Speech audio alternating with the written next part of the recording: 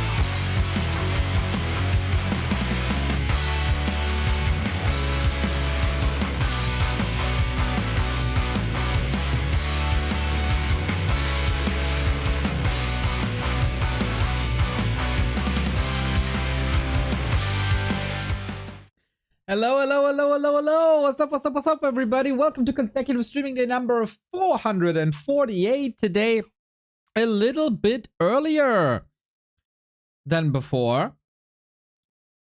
Usually we start at 1 p.m. Now it is definitely earlier, 2 hours earlier.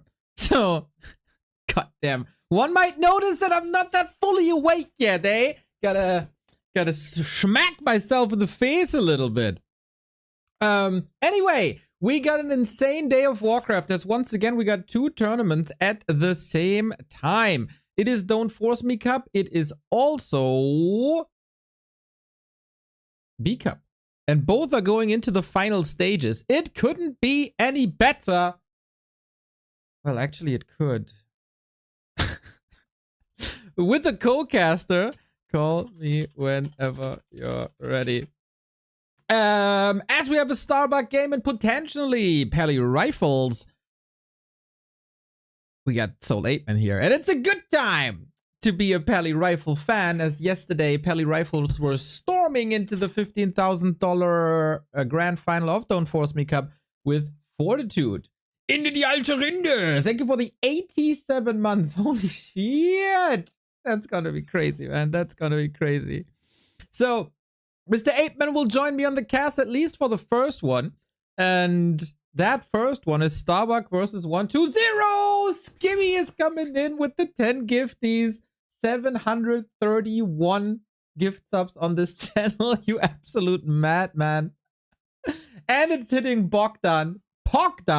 As I call him. Wait a second. /VIP Bogdan underscore. No, Bogdan W underscore 3. That. Oh, he is already VIP. Of course. How could he not be? So, Mr. Skimmy, I hope your Dolphin into Butterfly tournament was exciting and you had some good games. Mr. 8man was covering quite a bit of that, I saw.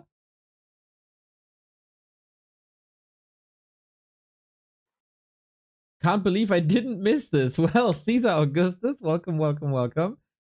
One game? Nice! Yeah, that's worth the alarm, isn't it? That's worth the alarm. For sure. So I got the collab up. And waiting for Mr. 8man to join us here. What happens if I start sharing chat? Share chat. Maybe it works. I don't know. Hello. Hello. I think this works. We are very professional. Oh! I almost missed the call. Mr. 8man, welcome. Hello, Mr. Neo. I need to adjust some settings. And I think we are good. We are feel good. And are you excited for the B Cup? Today, we have final of B Cup and we have like semi-final of Don't Force Me Cup. It's like the most active day in Warcraft recent history. It looks like it. I just see the schedule for the B Cup. And yeah, apparently they are finishing everything in B Cup today, as well as 2 matches in Don't Force Me Cup. It's a busy time for busy Warcraft casters. Yes, and I saw on B Cup Liquipedia that when there are 4 players left in the tournament, all of the series in B Cup are going to be best of 7 as well. And we have Undead versus Human now, and Undead versus Human is a pretty long series usually. So welcome everybody, my name is Soul 8man. Thank you, Mr. Neo, for the invitation for the cast, and yes, I'm excited for today. Me too. You've been casting for a couple of hours, right? Casting the Dolphin into Butterfly, whatever animal there is cup. Well, for the viewers, they don't know, the Chinese community has a very cool like morning hours, like in Europe, tournament called Dolphin into like a cocoon into butterfly cup, basically. So the rules are that top 15 ELO players are like forbidden to participate, so there is like motivation for those like semi-pro players to take part. And I was watching Hazy. Do you know Hazy, Mr. New? He's the Chinese orc. I didn't know him before, and he won versus Lukael in like a very long game. So that was very impressive, very cool moves by him. And yes, this Saturday and Sunday usually they are very busy in the Warcraft reward. But yes, today again is a really special day because it's a final of B Cup and semi-final of Don't Force Me Cup. Mamma mia! Exactly. So on the menu is Starbuck versus 120. The winner faces Happy. The winner faces Lin. Plus 120 versus Happy potentially twice, because that's also the match in Don't Force Me Cup, where the winner would then face Kaho. So if I'm calculating this correctly, we could have 32 maps of high-class Warcraft today.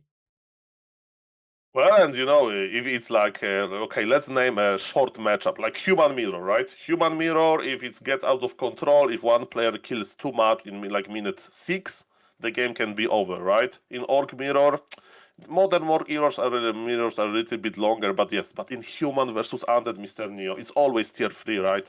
Always tier 3 versus tier 3, so almost always. So yes, the games can be extra long on top of that. And one technical question, are we casting on Flow TV or what's the idea? Yeah, Flow TV seems to be working a bit better, at least from my place. I don't know, if I join the lobby, then I lag, and then people insult me for lagging, and it's too complicated, I think. But I see on your stream, the game has started already, 2.5 minutes. But before we go into that game, Mr. Apeman, I heard you and others saying, Pally Rifle is dead, Pally Rifle is dead, we can't really do anything anymore. And then Fortitude defeats Lin with Pally Rifle. Yes, we need to use now in Pally Rifle University the old school Undead reasoning, so Undead, according to Undead, is the worst race, but they have Happy, the chosen one player that is like breaking every rule of Warcraft, and nobody can recreate how Happy plays. Nobody can play as good as him, and he can still win because he's the chosen one. So, well, Pally Rifle feels weak now, but in hands of Fortitude looks strong, and who knows, maybe it's possible to recreate him. But yes, we know that Fortitude is basically growing to be the second Happy in the Warcraft scene. So this guy that can just out-micro you, and you don't even understand his decisions, but he's still winning.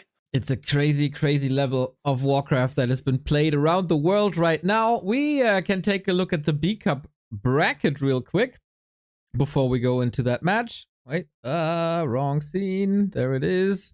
So, Lin defeated Happy yesterday. That was a class match with lots of Blade Masters, which we like to see.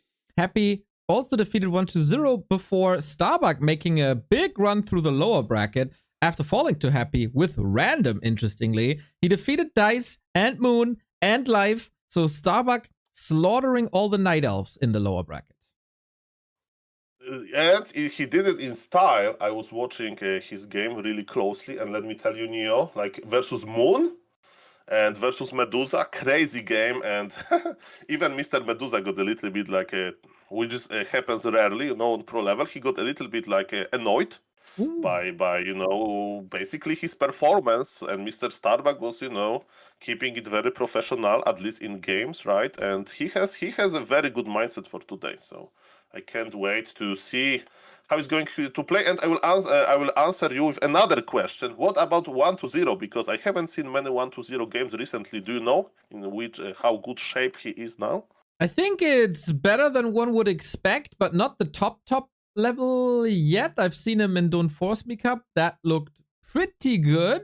Not that I would say that he's a tournament favorite all of a sudden and that he's playing out of his mind, but he's playing above average, I would say. Surely top 5 possible, but for that, it seems like the top 5 spot is currently up between 120 and Starbuck, and we'll answer today who the 5th best player in the world is after 40, Lin, Happy, and Kaho.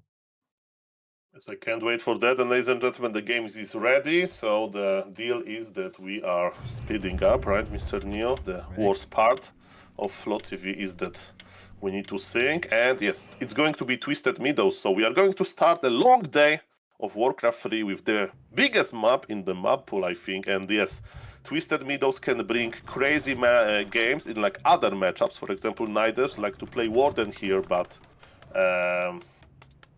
yes, this is not going to be the case because in other matchup. But my point is that the games can be quite long. What about a Dreadlord though? Maybe there is a chance, and maybe there's a chance for a Mountain King. Can never rule that out.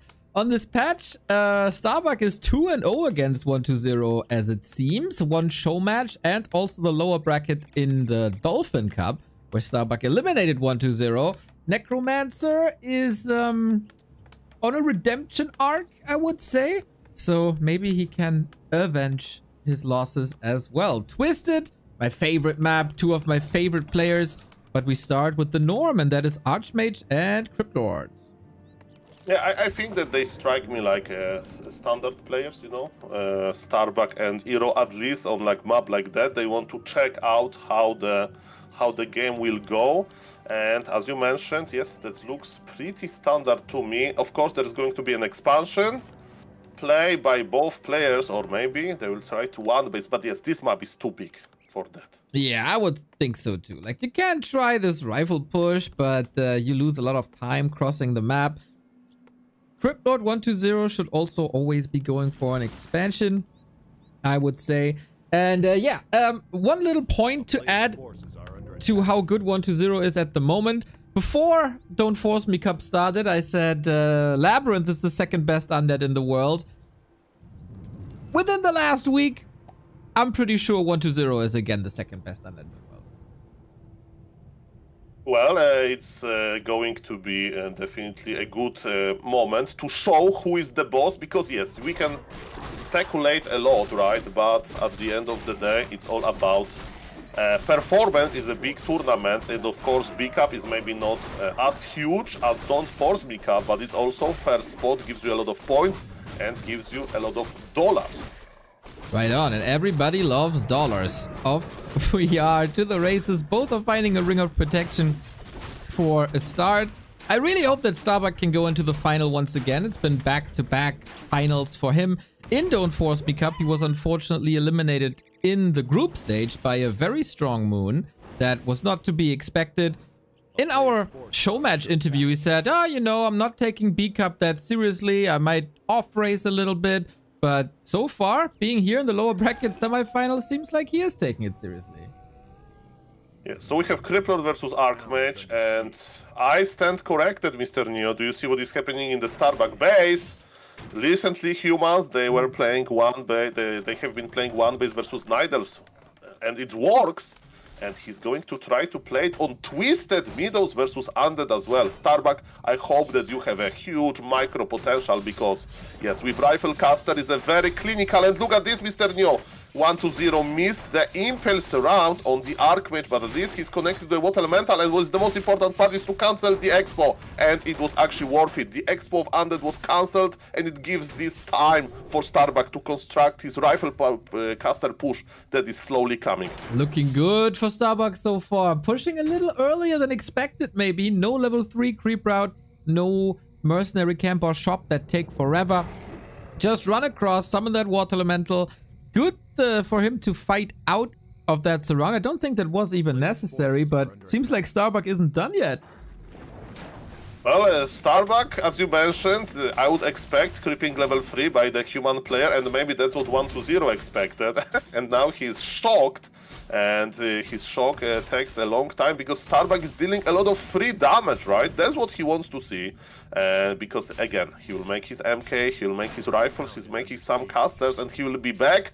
But if 1-2-0 is not going to punish his like harassment, why to creep if you can still be annoying and slowing down tech of Undead, slowing down, like, you know, graveyard production. Look at this, even 1-2-0 is losing mind games. At his expansion, he has 5 AFK ghouls, basically. So he's scared, he's terrified, and amazing start for Starbuck. Yeah, this couldn't have gone much better. Even the footmen are safe to the left-hand side, not feeding the Cryptlord to a high level. The Acolytes had to leave the Haunted Goldmine for a long time when you really, really need the gold for extra production. of Acolytes. He's still only at 7. Water Elemental chasing, Footman chasing. This start is a disaster for 1-0. Yeah, and 1-0 is paying the price for having AFK ghouls. And the price is, of course, low lumber. This is the penalty. So AFK ghouls penalty means no lumber, and Starbuck, look at this, Neo, MK is already on the way, Arcane Sanctum is on the way, and the first rifles are coming. And yes, the only thing that can go wrong for Starbuck is that he won't be able to break the expansion, right? At some point when Starbuck will be around 50 supply, now he's on 41, so it's going very, very well. He will have to cross the map and push. And look at this, Graveyard before Tech is on the way for Orange, and happy approach versus one base is to make a lot of fints and stay on tier 1 for a long time with towers. Of course, human can react to it with a proxy workshop because you have the blacksmith already. We'll see how it will go, and maybe 1-0 will have another solution that Happy presented. Ooh, yeah, first it's interesting to see what Starbuck is doing. Expansion play on tier 2, that's something I've seen once from Sock. And I think, was it Dolphin Cup? No, it was a previous B Cup. That can work if you have the time. And after this early game, you surely have the time. Why risk anything with one all-in if you could just catch up on expansions with that power build, resources are available, and then you have the tech lead, and you have the economy lead, and your archmage is looking good. But yeah, looks like Fiends might be coming. We have a shredder for an undead. I didn't know we have this technology. So the game is getting more and more interesting. So I think that Starbuck reasoning is as following, right? He dealt so much damage in the early game that he actually thinks that he can easily, you know, expand. But the problem is, Neo, how good are rifles versus level 5 Criplord? Not that good, right? So Starbuck invested into like two different things. He wanted to make mid-game army, but he's expanding for the late game. Maybe it's still going to be rifle caster push, but the longer game goes, rifles are going to be a problem, right? Because high level undead heroes are amazing versus rifles. That's what you need knights, that's what you need Gryphons usually. True that. You can bridge that gap with heal scroll against Impale and potentially Nova down the road. Inner fire rifles always incredibly strong, and the priests are coming. Just tier 3 missing, basically. But yeah, Starbuck expansion is up. 1-0's tech is at 1/4, I think. Alta has been rebuilt alright. Now the first aggression by 1-0, but that shouldn't really be a threat. It's just to buy time. Beetles are annoying, and look at this melee damage. That's actually a lot. Mass repair is forced, but yes, they are slowly dying. Yes, I really wonder what 1-0 is going to do and what Starbuck is going to do. There is so many questions, but MK is not going to ask any questions, Mr. Neo. He's going to clap and bolt all of those ghouls. That looks juicy. Oh, so well done by Starbuck. Defending at home, aggression across the map. You can see rifles still deal some damage with the almost clean surround. There was a little gap open, but the Mountain King has another Stormbolt. No burrow, and that's the feed gone. 200 gold just down the drain with a hold at the expo.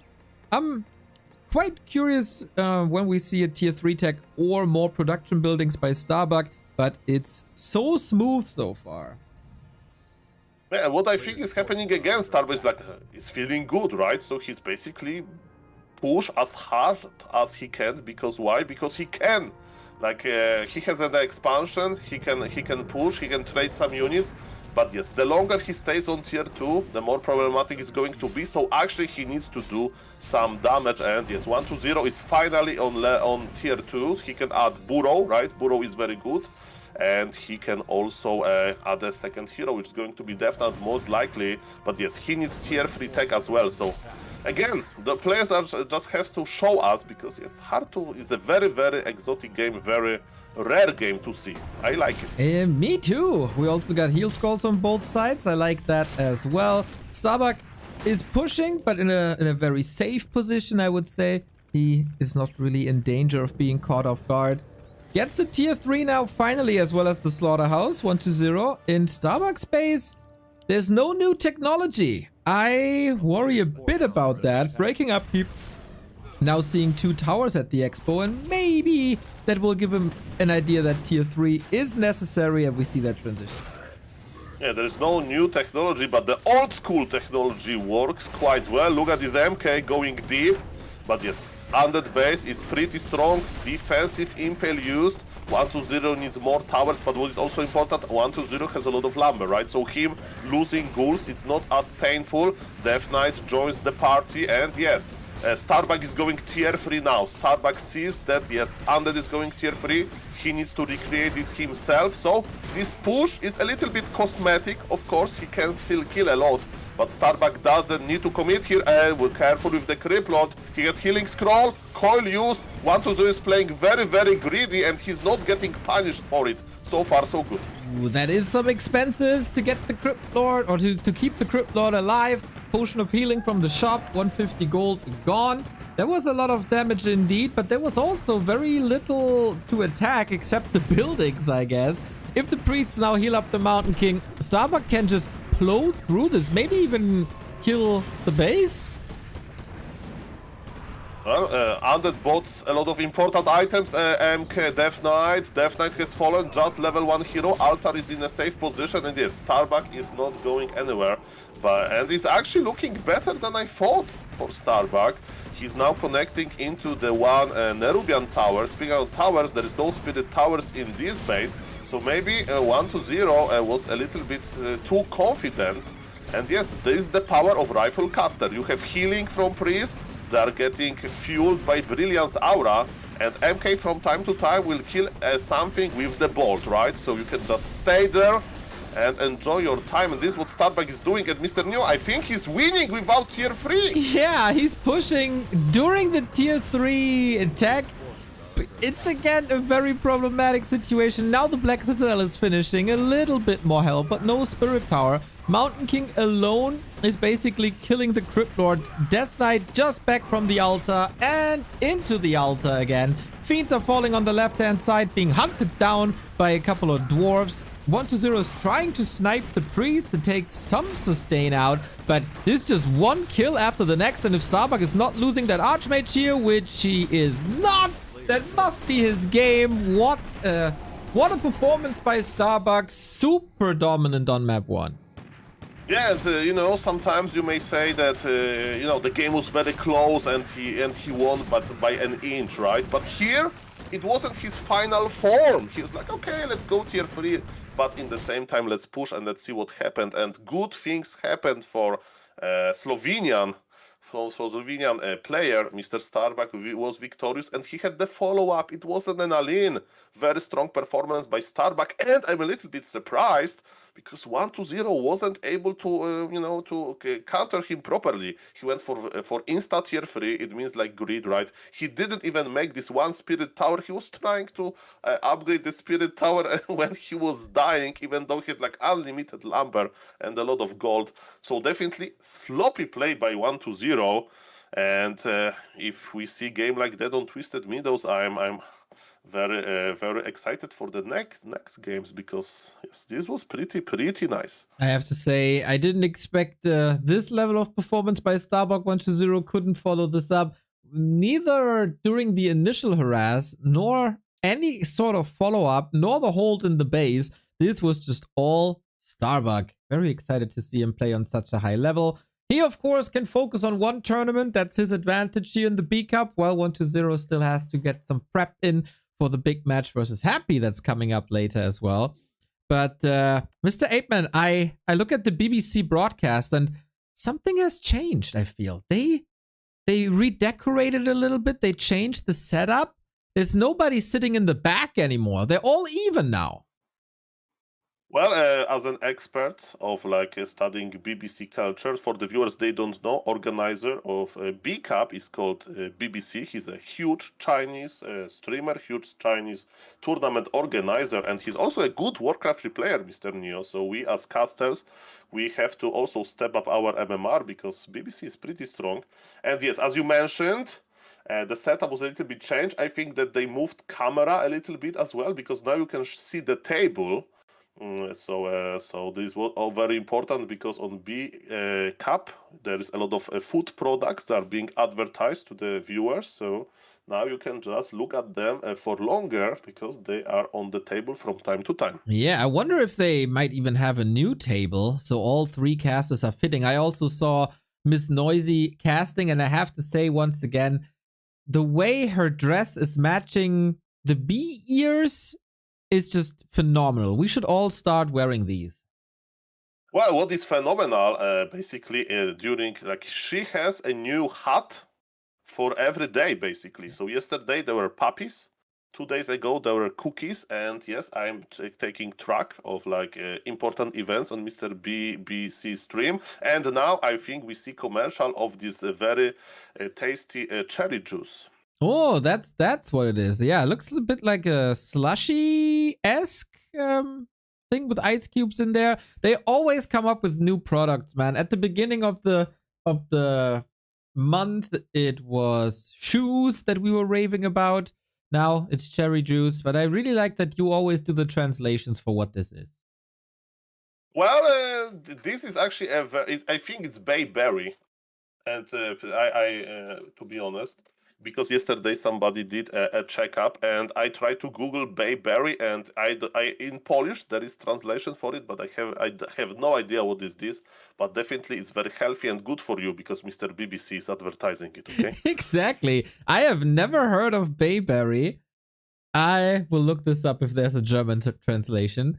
But yeah, always wait, bayberry. I've never heard of Me that too. fruit in my life. Yeah, it has to be exotic. It's from China. Okay, Exactly. If the food around the world would be the same, would be boring. That's right. So Google says it's sweet and very sour. Okay, it's a good mix. Love to see it. BBC, what a legend. Okay, so do you know Magic Yang? Of course, you know him in the middle, right? Yes.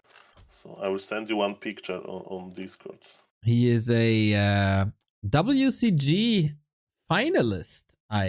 So Magic Yang is so nice and so polite that in order to eat beef jerky, he's putting gloves, basically. That fits him. That fits him so well. Also, the shirt completely buttoned up. Of course, if you button up your shirt like this, you also have to wear gloves to stay clean. Yes, that's very true. And the game number 2 is loading for the viewers, of course. If you don't know, there are big, long commercial breaks between games on in BCAP because they need to advertise those products. The prize pool money is not going to found itself, so it's a big challenge for casters like Mr. Neo and me to keep you entertained. Any ideas, Mr. Neo, what we can do in those last 2 minutes because the game is already on Flow TV? Yeah, 2 minutes, not too much time. Maybe you can do a TikTok dance? Well, I'm going to attend TwitchCon Rotterdam, so who knows? Maybe I will come back as a changed man. Next time we are going to talk about casting together. I will send you my manager first. Yeah, after TwitchCon, Soul 8-Man will be Soul Famous Man. Can only imagine how many new collaborations you will form at TwitchCon. So yeah, I hope you will not forget about us, the small streamers of the Warcraft community. In 1 week, maybe you're just hanging out with, I don't know, PewDiePie, Turin, Grubby, who else? Nobody from the people you mentioned goes there, but but yes, there's a lot of Warcraft 3 related people. Mr. Sing Sing, the winner of second Grubby streamer tournament. Miss Annie Fusia, right? She's like actually a featured streamer there. So she's like on the top of the list of streamers. Very nice to see. Mr. Guzu, and yes, Mr. Rotterdam, so OG StarCraft 2 caster and ex-Warcraft 3 org from Holland as well.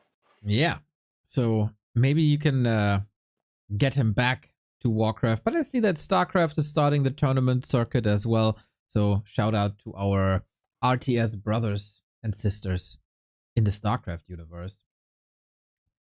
Yes, we need a showmatch Hardstream. He's also an orc from Netherlands versus Rotterdam for the pride of Netherlands orcs, and the winner plays versus Grubby. Yeah, they could be on pretty even level, Harstem and Rotterdam? I think Rotterdam hasn't played in years. Yeah, but he plays StarCraft 2, right? So he has this like he's not a rusty gamer. Let me tell you that. Okay, in 40 seconds we'll go live. We see Springtime as our next map. Yes, Springtime is the most like who makes Springtime? Was it Safe Orcas who the map Yes. creator? So yes, in Springtime, all action is usually built around this small middle green camp because it's so necessary to get level 3 efficiently. And for example, in Night Elf Mirror, we see all the time Demon Hunter and 2 archers are staying on the one side of this like middle like spot, middle expansion, and the other Night Elf is staying in the same position, just looking at each other because they know that getting this green camp in the middle is so important. And let's see if it's going to be the case in this matchup. And maybe there's a chance for Pally Rifles. Game has started 1-0 for Starbuck, who took no prisoners in map number 1. Just as in the previous 2 matches of theirs, he was successful 1-0. While he's good in most matchups these days, the matchup versus Human Man, he seems like he just can't figure it out. This is true, and ladies and gentlemen, I see a blacksmith because I'm already on, speed up. I don't know if you are Mr. Neo. Yes. I'm on 50, if you can send it to 52, 53, Yeah. 54. Yeah. And it's going to be exciting. Last time Starbuck played Pally Rifle versus Undead, it was versus Happy. Happy played Crip Lord. No, Happy played Lich, sorry, because again, if you are facing a human hybrid, and what is the human hybrid? A player that can play both Archmage and Paladin, then you need to make a lot of mind games, right? As Undead, which kind of hero you want to make, and in this case, it's not Lich, it's Criplord. According to the Undead, Criplord is the best anti-Pally Rifle tool, but you need to play Criplord in a very specific way. And it's often a solo Criplord, like very, very heavy laming style. And yes, Starbuck didn't have much success versus Happy in his one game, but it was only one game, so this big cup, this is a big tournament. Starbuck wants to make it more spicy with adding this exotic and exciting strategy. Yeah, I don't know if you listened to our cast yesterday of Fortitude versus Lin, but I think Pally Rifle versus Orc is currently the most exciting matchup in all of Warcraft, and I love seeing Pally Rifle. Yeah, I heard this quote exactly, and Mr. Remo said that it's because it's balanced now, so maybe. Maybe that's the case. Ladies and gentlemen, on the top, we have Criplord going into the expansion direction. Straight up Expo is going to be the case, and 1-0 knows, ladies and gentlemen. He has the Acolyte, he sees that Starbuck is creeping already. That was a modern version of the fast Paladin. So yes, but what are you going to do with the Paladin? Usually you have 2 options. Either you try to cancel the Expo, or you creep level 3, and so far it looks like Starbuck is going to creep. Of course, there is still a window of opportunity, but the saying goes, the better scouting from Undead, the less chance you have to cancel the Expo, because Criplord with all of those summons can just impale surround your Paladin, and then what? That's a good question. Then you die and we go for the next map, most likely. We have to say that Starbuck is one of the best Pally Rifle players in the world. 1-0. Unlike a Labyrinth or a Happy, is not one of the best anti-Pally Rifle players in the world. At least he wasn't last time I saw it. Mr. Neo, sorry, but it's very important. Look at this. The Beetle confirms where Paladin is, and 1-0. Don't creep the mammoth. You need to act quickly. Yep, otherwise the Paladin is just taking care of that Acolyte on the right-hand side. It's still a fragile expansion, but... He's pulling back. Look, he's pulling back. Okay, he saw the scouting. He's like, okay, I'm not going there. There is a lot of Undead. The Last of Us Season 2 is running, so I'm watching a little bit, and yes, if there is a room full of those zombies, you don't go there usually. I hope you don't trap into one of those rooms in your nice little hotel in Rotterdam. That would be very tight, I saw. Big loss for Warcraft 3 if it happens. And Starbuck lost one militia. This is also a big loss for Warcraft. Well, Well, it's alright, right? I've seen Pally Rifle win with 3 workers only. He can spare 1. But yeah, a little bit of an oversight instead. He gets Pendant of Energy. Very good. For 1.5 more Holy Lights. Double Claw on the Crypt Lord. Also sweet. And I don't think Starbuck can go to the upper right-hand side position to do anything against his Expo anymore because he's under pressure himself. Okay, so 1-0, what needs to do now is to not fight Starbuck army, especially when he has 2 ghouls only. As you can see, he's trying to do a very greedy move, so he will have a lot of Rumber because a lot of ghouls are at work. Starbuck is not holy lighting, and this is just a smoke screen, this fight by 1-0. He has so many ghouls inside of his base, and he's just going to retreat. He's after this fight. He has just beetles. He's trading mana for time, basically. He's forcing Starbuck to use some mana, and look, very healthy economy for Mr. 1-0. But is it enough? We'll see about that. Because what's Happy does, Happy would lame now. Happy would buy Staff of Teleportation. He would take all of his ghouls, literally all of them, from his main base, and he would go to the human expansion, to the human main base. Because look, Mr. Neo, there is no Arcane Tower, and Starbuck still needs lumber. So in the past, basically, what was very bad for Undeads, they decided to fight. They decided to fight too early, and Mr. 1-0 is fighting. Let's see if he's right, because it can backfire quickly. Yeah, it's also a different build than Happy does, right? No big Spirit Tower upgrades, a very late Graveyard only after the tag, but the Paladin is surrounded here, is able to fight out due to that absurd damage output that Rifles, of course, have. First Ghoul already down. He sends a very hurt one back in. Yeah, now he realizes his mistake. That would have done anything. But again, 1-0 is buying time. Yeah, he's buying time, but if he's losing ghouls and not killing anything, it's not really buying time. It's like preparing for the bad things in the late game. Because look at this. Pala Rifle player is still trading, and there is no lames. There is no lames. That's the difference between 1-0 and Happy. Trust me, Mr. Neo, Happy would be so aggressive.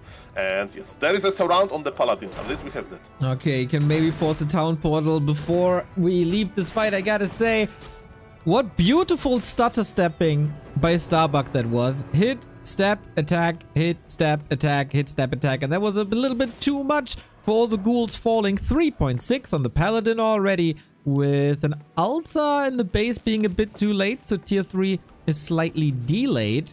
Still no Spirit Towers anywhere, and Starbuck isn't done with the fighting yet, now that the Blood Mage is out. Check the lab. 1-0 bot Shredder. Okay, in my book, buying Shredder means laming, right? Because you want to take all of your ghouls. You are not going to, get lumber from ghouls anymore. You will get lumber from the Shredder. Are we buying Zeppelin as well? Because this is the decision moment, right? 1-0. Are we fighting? Are we laming? I think laming is still on the table.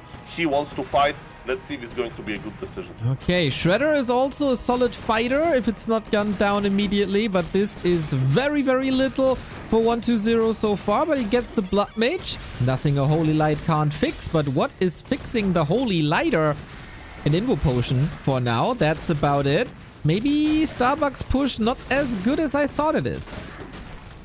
So far it's looking good, Neo, because Blood Mage is alive, mana on the Crypt Lord doesn't exist, and this is the power of Pala Rifle, Kite. The amount of rifles is very healthy, tier 3 is still far away, and I think this is a clear example why straight up 5 can backfire. Now 1-0 is pulling back close to his towers, but the damage was already done. Starbuck is having this snowball effect, right? He's getting stronger levels. Now he is bringing his militia in order to make a shop, and he will be back. Right on, and we have level 4 and level 2, more Devotion Aura, and Flame Strike technology. I love that new addition against Undead especially. That's the problem if you lame these days as an Undead, you get caught by Flame Strike, and then everything is being grilled on a Saturday afternoon. We also have Rune Bracers for the Paladin, more sustain, and more mana soon. And of course, Flame Strike can also deal with these towers. Starbuck is indeed making the anti-base layout with the flame strike. I think it's, of course, it's good to cast on ghouls, but I think it's more a friendly versus structures. But look at this, Starbuck is hesitating. Maybe he's not selling ground bracers, which is interesting. I agree that versus Coil Nova is amazing, but there is Death Knight, but level 1, so it's not that dangerous. And let's see if he's going to sell around bracers. Not really. Human will never ever sell around bracers versus undead. Noted. Okay. Now we got level 3, level 2 Flame Strike unlocked. Potion of Mana as well. Plus towers. Do we get any militia? Not really, right? A couple of them are still here. 120 is in deep trouble, losing the Shredder, losing so many units. It is level 4, but only level 4. At least he gets a good-looking impact. He is in trouble, but tier 3 is online, Neo. This is going to be the moment of decision. Look at this. Ghoul Frenzy is on the way. And Professor Lemes said that after Ghoul Frenzy you can try to kite, but it's almost impossible because those ghouls are quite fast. 120, wait a little bit more. Flame Strike connects in an amazing way. There is Mana Potion on the Blood Mage, and the next Flame Strike is a game changer. Come on, here we go. 120 with a good dodge. Spirit Tower is down, 2 Ziggurats falling. But Frenzy is ready as well. 17 ghouls flooding. What about the guard towers? They're almost finished, but not just yet. Holy Light on the Blood Mage as well as the Potion of Healing should be safe. No mana for the Flame Strike at the moment. When are these towers helping out? Starbuck made a Pala Rifle tent in this undead wilderness. And look at this. He's trying to hide in it between those towers. Flame Strike hits very, very well. But yes, now Undead is tier 3, now Undead is operational. Of course, Mr. Orange is supply blocked after losing a lot of his Ziggurat. That's why we don't see Orb and we don't see Leech, which is like the next logical move here. And let me tell you, I thought that Starbuck early game was very good, but still 120 is showing that he is ready to go into the late game. And you know, he's not trading too well, but he's killing the tower. The tent is not longer operational, and yes, the game is still open. Ooh, another mana potion for a Holy Light saves another rifle. I was wondering if he's going for a heal scroll. Maybe that's too expensive. Would have been a great help. Not much mana available anymore for the Siphon. Might work on that now. We got the heal scroll available for 120 against that Flame Strike. And yes, he lost a couple of Ziggurats, but the mining was uninterrupted. The ghouls are healing on the Blight. 120 in a good spot. Okay, so now what Human can do is to consider going tier 3. This is possible after a good early and good mid game. You can actually go tier 3 and add Gryphon technology. Because one Gryphon and MK with Bolt Club can actually help you versus ghouls. And we can even survive like 25 supply advantage for the Undead if Undead has pure ghouls. But without tier 3, the time is running out because there will be more and more ghouls. The only thing that I am wondering about, why there is no third hero yet. 120 is upgrading his ghouls attack. He's making one slaughterhouse, adding some abominations, maybe an option. And yes, the question is, how is he going to play this? Look at this, Paladin is full of mana with level 5. Yeah, but level 3 Devotion Aura, not level 3 Holy Light. That's interesting to me. I thought against Undead it's always Holy Light. Yeah, that's very rare. It may be the muscle memory misclick, because versus Orc you almost always go Devotion Aura level 3. We may ask Starbuck someday about this, but yes, Nuke is amazing because like it's 300 damage to units, right? Ghoul has 340 damage, so like you almost one-shot a Ghoul with every Holy Light. And Banish, I mean, there is no Banish, but Holy Light on hero is also good. And look at this, the Flame Strike to start the fight. Let's go. 7,000 damage on the Blood Mage already. This time Starbuck has a heal scroll. Needs to stutter step, needs to kite. The StarCraft skills are coming to show now. Is there more mana? He takes care of a lot of that. No more Impale Flame Strike again. Oh my god, 8,000 damage all of a sudden. This is getting crazy, this is getting out of control, but the ghouls are still being produced. Remember, there's a double economy, but there is no this oomph, there is no this kicker by Undead, and Starbuck is still able to kite this, which is crazy, and Blood Mage got surrounded. Blood Mage will be Holy Lighted, but there is no follow-up, and slowly but surely he will die. Starbuck is going to give him the invul, he was not able to pass it. Maybe now another Holy Light used. But look at this, 1-0, if he's not able to kill the Blood Mage, is going to backfire. There was the last Holy Light for the Paladin for now, but there is invul on the Blood Mage, and Starbuck is out trading. Let's see about that. Hold position around the Blood Mage. 1-0 really wants to get him, and I think he will get him, and Flame Strike to finish it with a blast. Oh, he even tried to deny himself. Nicely done. 5 and 3 now on the Undead Heroes, marching forward. 1-0. Breaks the Pally rifle. Well done. A million times better than the last game I've seen him play against the Pally rifle. And it's an old habit of 1-0 in big tournament matches. The first map is a little underwhelming, but all of a sudden, here is map 2. 1-0 is online and showing his best Warcraft. I'm surprised that it worked, to be honest, because he went for like very greedy, very slow setup to go into tier 3, you know? And he was able, because Starbuck had good early game. He had good early game, good mid game. But yes, maybe he hesitated a little bit too long, right? He was able to kill those 3 Ziggurats at the expansion, like this final push moment, but afterwards, maybe the Pala Rifle tent idea, you know, with all of those towers, maybe it a little bit backfired. It was genius on paper, right, to kite back into it. But even though it happened, even though 1-0 was like in, like, let's say, human territory, he still was able to eat through, literally, because the ghouls, they can cannibalize. Maybe not in this game, but they ate through the rifles. Yeah, very cool Warcraft played on both sides and very good support coming in here. Thank you, Mr. Happy XD for the 2 years, Mr. Fick Pucker for the Prime, and Farzod for the 37 months. Love to see it. Just like we love to see this series. It's best of 5, right? So both players... According to Wikipedia, it's best of 7, but I may be wrong. Oh, this one... Oh, wait. Oh, yes, you're right. So I was wrong, and you were right. That means we could potentially get 35 maps today. Jesus. Well, more work. It's Saturday, Mr. Neo. It's Saturday, you know. Even busy people can watch some Warcraft in Saturday, so there is nothing wrong with that. And it's amazing, like how many tournaments we have. That's why B-Cup has started much earlier today, right? Because the later, it's first thing first going to be a long series, long tournament, and also there is another tournament coming. Yeah, Don't Force Me Cup later. The highlight at the moment. Oh, I see. What do we have? Honey melon advertised now. They always come up with fresh food. Fresh fruit. Sometimes it's mango. Sometimes it's honey melon. Very nicely cut as well. Excellent, excellent.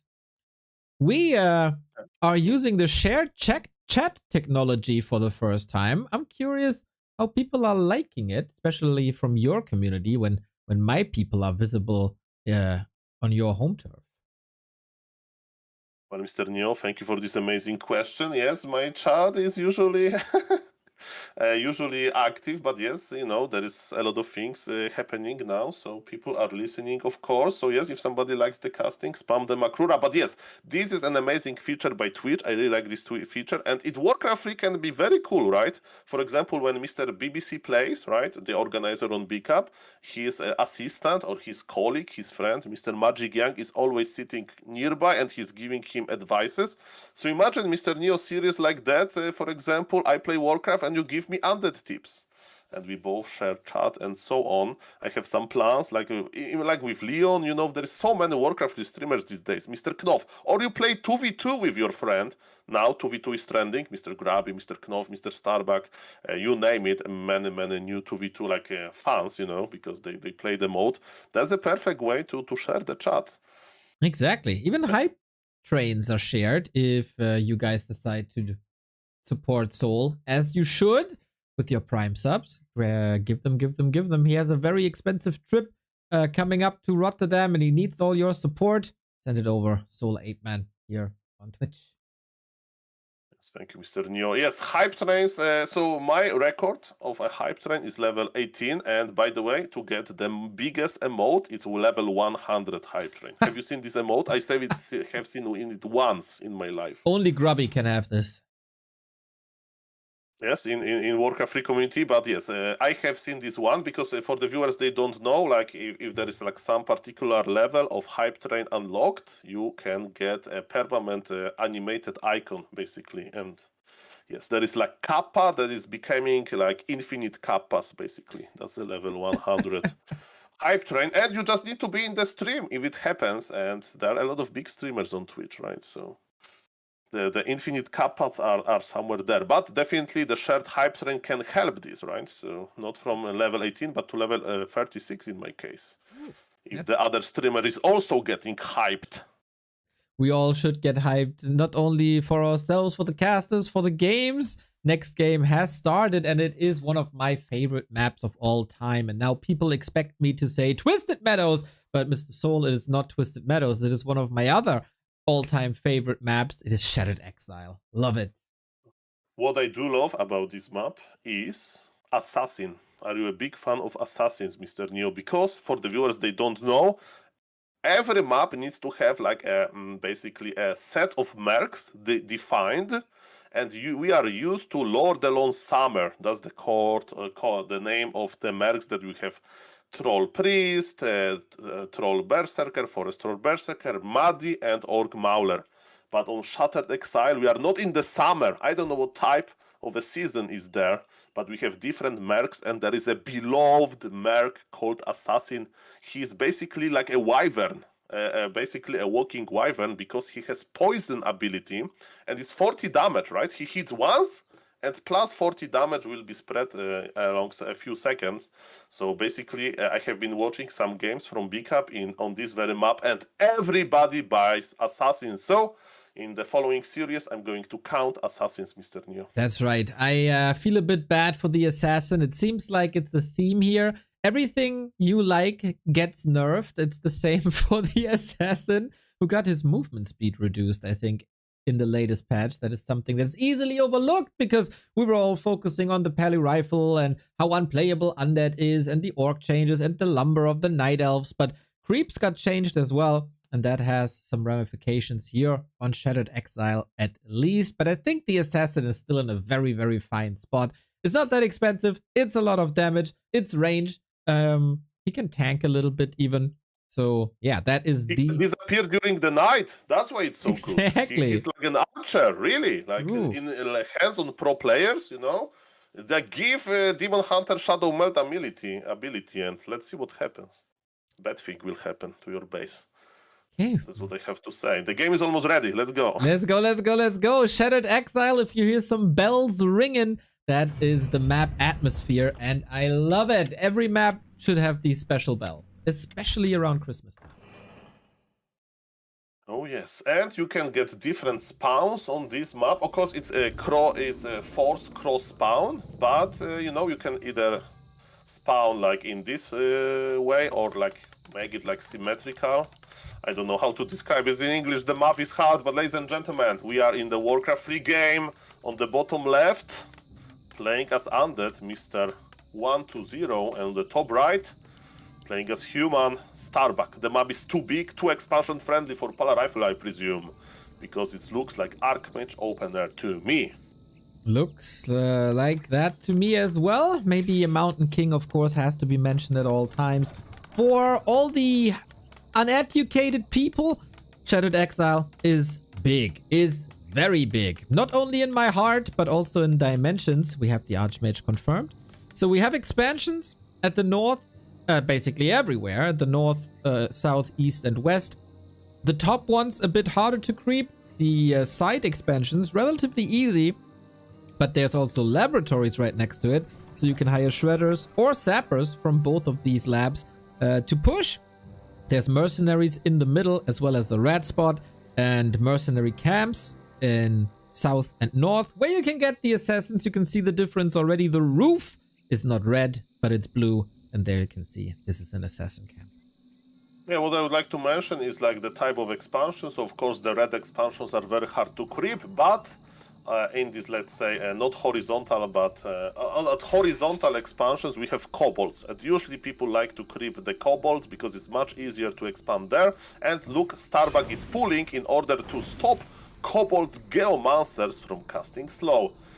That's already a nice start by Starbuck. I agree. So let's see if 120 does the same. Shattered Exile has been in the War 3 Champions map pool for a while before it got replaced, which wasn't a bad call. It was time for Shattered to take a break. But then once it was out of the map pool, they included into B Cup some interesting reasoning. I don't know if it's available on the KK letter. Whoever decided to include this, I very much commend that decision.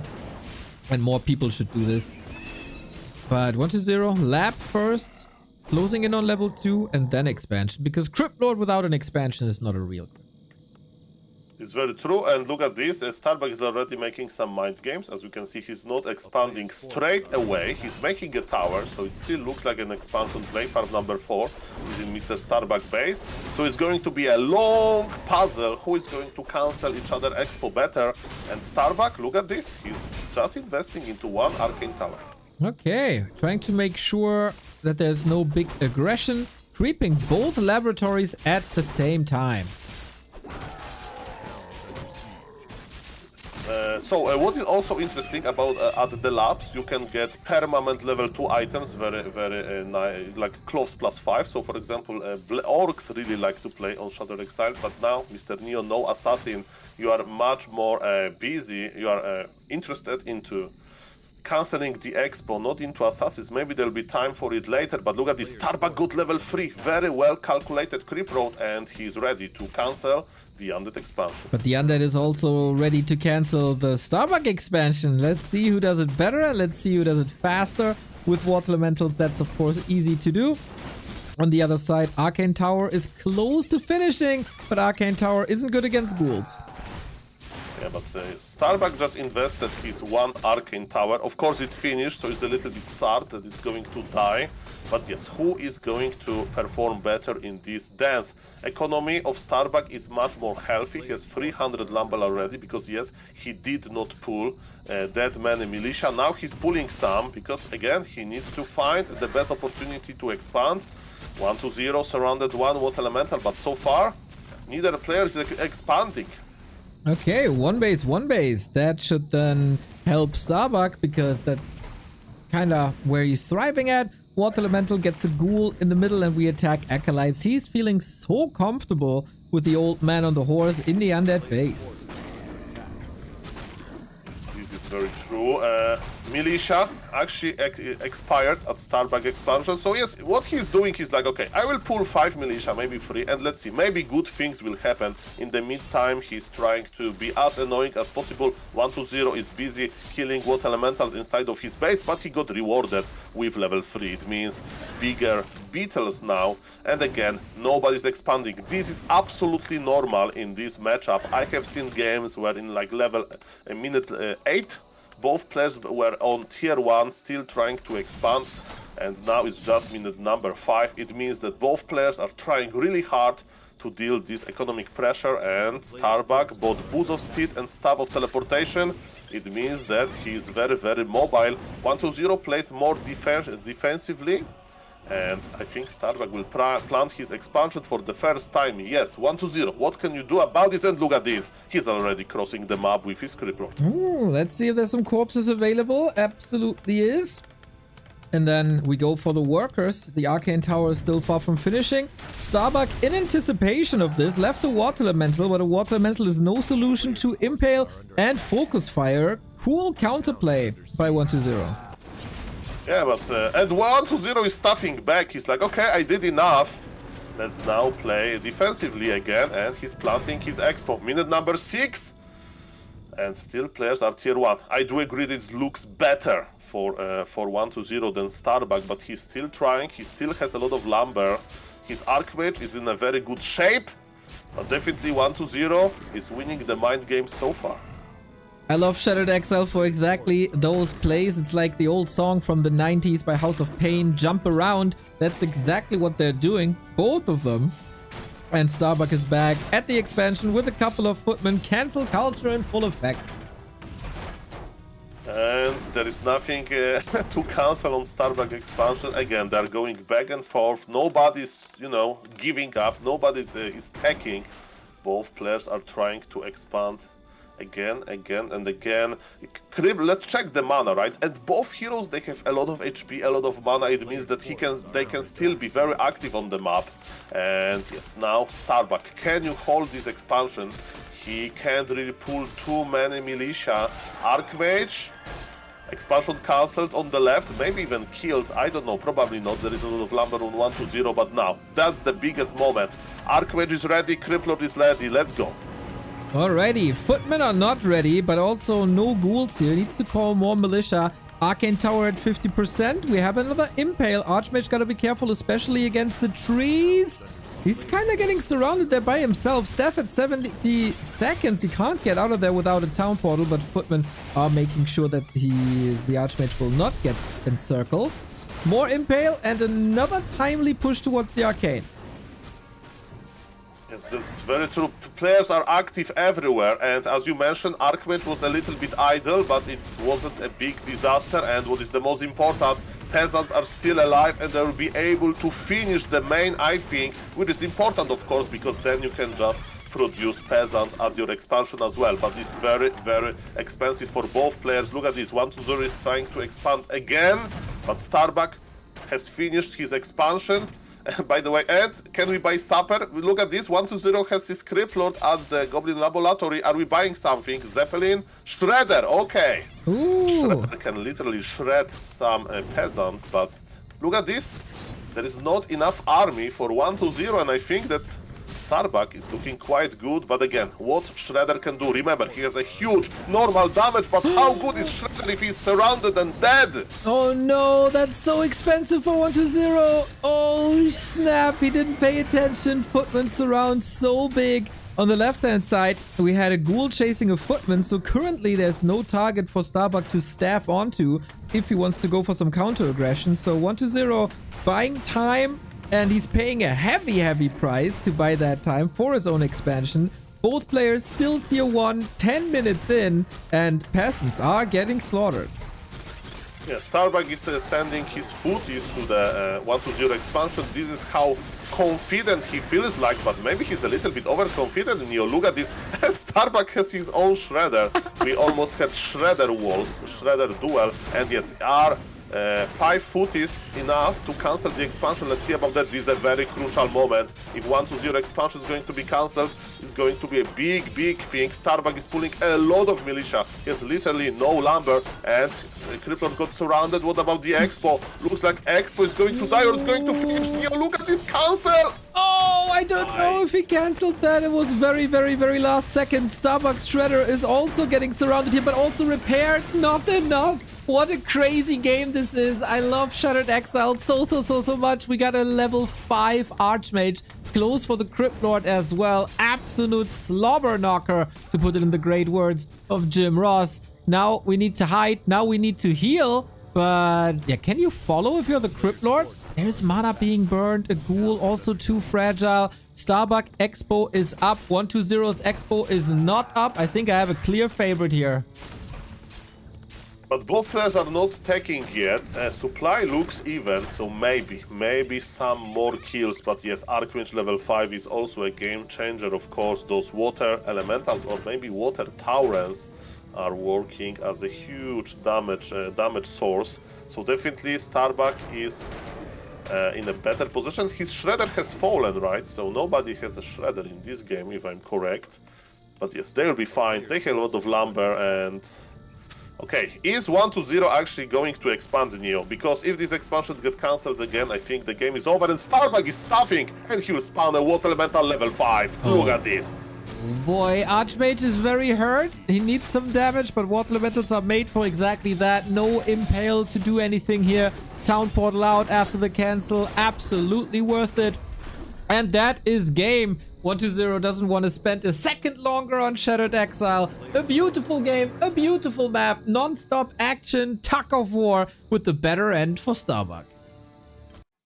I would like to appreciate both players for doing so many like those mind games moves, and at the end, Starbuck was victorious. Hard, like if somebody says, "Oh, how to play better in this matchup? What I should do?" Like it's so hard to recreate all of those small decisions because there is so many of them. But yes, the TLDR is expand and deny expansion for your opponent, and how to do it exactly. That's quite complicated. Oh man, maybe an earlier staff, maybe take more care of that shredder and not getting surrounded immediately. Could have been a way, but it's hard to say. Right? It was so chaotic. There was so much decision making in, so many little micro moves. If he traps that Archmage against the trees, that's a problem. But yeah, this was a high level and the perfect example why Shadowed Exile is so cool. And we haven't seen any assassins, so as you can see, there is no time even for assassins in this matchup. Not yet. Yeah, we need more maps with the assassins, maybe. They're really nice. Just like the subs that are coming in. Kratos, thank you for 64 month, and Meister Ada 89 with the 62 month. And we are back on the BBC broadcast.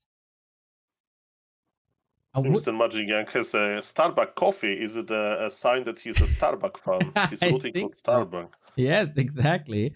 I'd love to know what's on Miss Noisy's shirt. I love, but not, is what I can read. But now we're advertising the empty plastic container, the premium product of the BBC broadcast. If you ever wanted an empty plastic container, this is your chance, everybody. Cernio, the beef jerky is so tasty. It needs to be sealed to not smell too nice. Everybody would just open it in the store. I think there is a lot of beef jerky, and yes, it's wrapped in some plastic bags, of course. But yes, for the viewers, they don't know, this is the main sponsor, and now Mr. BBC is showing his autograph. Have you know, Neo, that BBC autograph starts with a capital B, followed by a small b, and then small c? That is some attention to detail, Mr. So if you try to ever buy an autograph, like on eBay or something from BBC, keep eyes not like in all capital letters. It's definitely not him. Okay, I will pay attention. I think he learned that from me. I also do it the same way. Capital N and small E and O. Great minds sign alike. It's perfect. Myself, I signing some Makuras actually from time to time. So yes, I can share this experience, and I don't remember what I write. I'm too shy to even. We can check that out. Monka S. I always have the Makuras very close to me. Actually, you didn't sign them. Well, that's the idea. You just give them with some nice dedication, right? That's right. But no personal sign. The first one says, to the 2,700 MMR caster, 300 points deducted for a clearly wrong opinion about Pally Rifle. So I have changed that now, Soul. Does it mean I'm a 3,000 MMR caster now? Yeah, that means that you need to do some miracle and make Raraland in 2025, so I can provide an updated Makrura card for you. Yes, that would be my third. Then I, of course, am the owner of 2 Makrura cards. Second one, so lovely. That was a genius invention, and of course, very near and dear to my heart. Well, I hope that I'm going to give this Makrura to CEO of Twitch and to see his reaction. We'll see about that. Maybe we can get Makrura hype train emotes. Makrura to Bora Bora. That's my. Maybe somebody from TwitchCon will go to Bora Bora vacation, actually. So the next map, Mr. Neo, is going to be Concealed Hero. And it's a map which is very hard to expand, but actually, to my surprise, Fortitude never plays Pala Rifle there. So I don't know what to think. Even versus Orc, I remember he was refusing to play Pala Rifle. Maybe he doesn't like the creep rolls. Maybe he doesn't like this free healing that Fountain of Healing can offer. So that's quite interesting. So far, very cool games, very long games. 2-1 for Starbuck. 1-0 needs to act quickly. And yes, I'm excited. 2 minutes. Here on Concealed Hill, we oftentimes see one base play on the human side with Archmage unlike a couple of years before, where it was always an expansion 1-0. I got a feeling that he won't change too much. If he wants to change something, once again, I'm advocating a Dreadlord. A Dreadlord felt super good in the hands of Labyrinth. I've also seen good Dreadlord games by 1-0, especially on Autumn Leaves, but also to a degree on Concealed Hill. And just like with Pally Rifle, life is better with Dreadlords. Well, there is the buff to Dreadlord was important, but still in the early game, Dreadlord can struggle a little bit. For the viewers, they don't know, Carrion Swarm buff is only on level like 2 scale, right? So level 3 Dreadlord, it deals actually 10 more damage per target, which can be important for some breakpoints and in overall strength of the spell. But so far, definitely Dreadlord is one of those heroes that is pretty sad. And before we go to the game, actually, Mr. Neo, I have a story for you from yesterday. Happy versus Lin. Probably you casted as well. I don't remember. Yes. But Happy played versus Lin on Shattered Excite. And do you remember Dreadlord second in his hands? I did see that. Yes, it was not very successful. But the idea, he was like mass sleeping Blade Master because he's like full of items, and then he decided to mass sleep Tauren Chieftain because Stomp is very dangerous versus ghouls, and Happy was trying to play mass ghouls. So definitely a very interesting idea to make a Dreadlord as a second hero, right? Because it was a second hero addition. It didn't work after all, but definitely very interesting, very creative idea by Mr. Happy, and Happy is proving again that he has some creative idea prepared. Exactly. I know that Mr. Darkness from Germany was playing that against Pally Rifle a couple of months ago, but otherwise haven't seen it in a while. But we also remember Happy versus Fortitude from Dolphin Cup.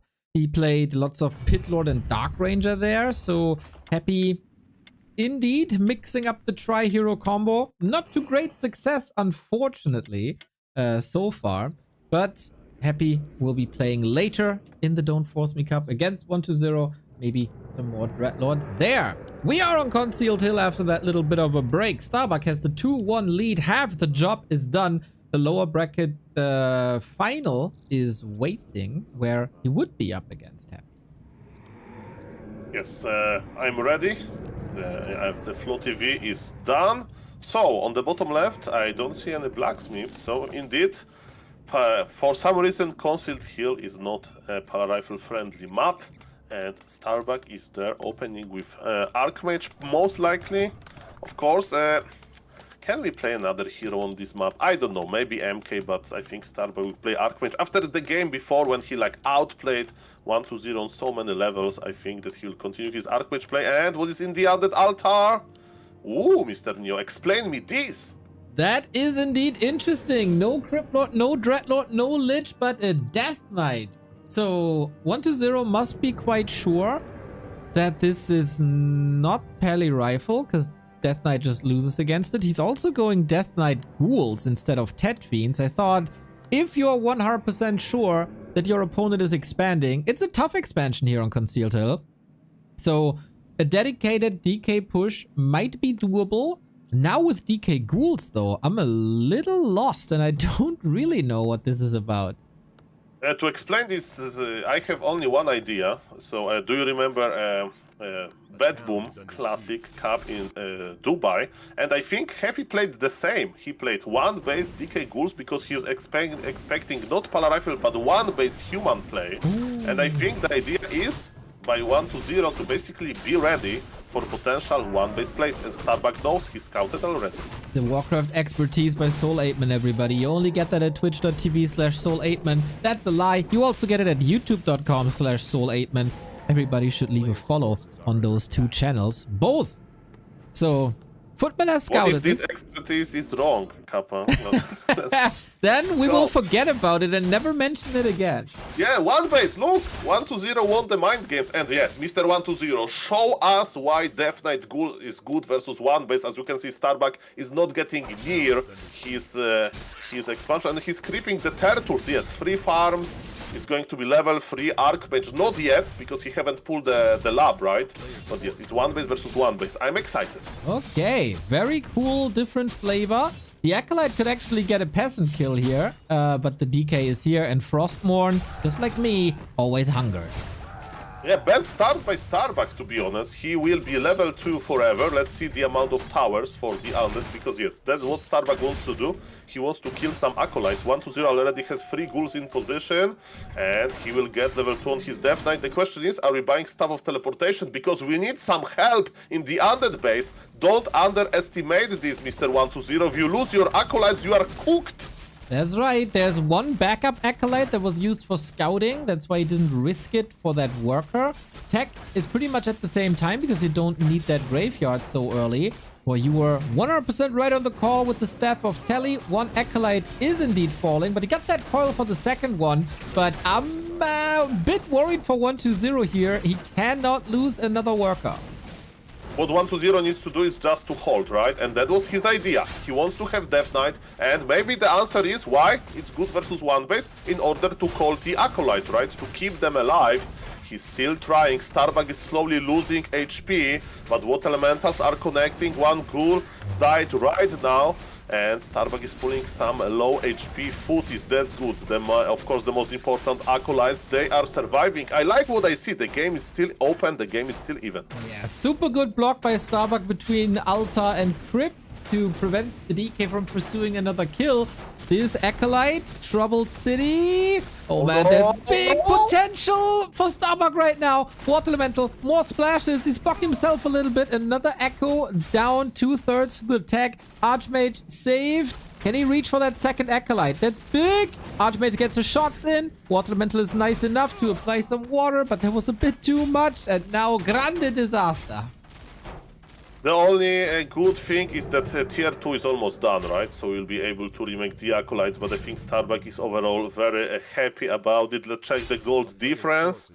9,500 for Starbuck. Okay, 500 gold difference and counting, because yes, it's only 3 Acolytes for now. And the gold difference is the most impactful in the early game. Incredible, again, what the UN player is able to do with Archmage and Footman. All the gold will be spent on 2 Acolytes now while still having diminished income, so no instant Slaughterhouse, no instant Lich. The Graveyard has only been started now, so we couldn't even build a Slaughterhouse if we wanted to. Tech is delayed, everything in shambles for 1-2-0.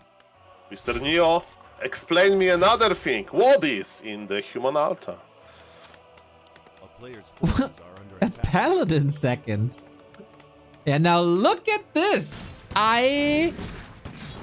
This must be a tier 2 push then. Rifle cast a tier 2 push with the sustain of Archmage and Paladin.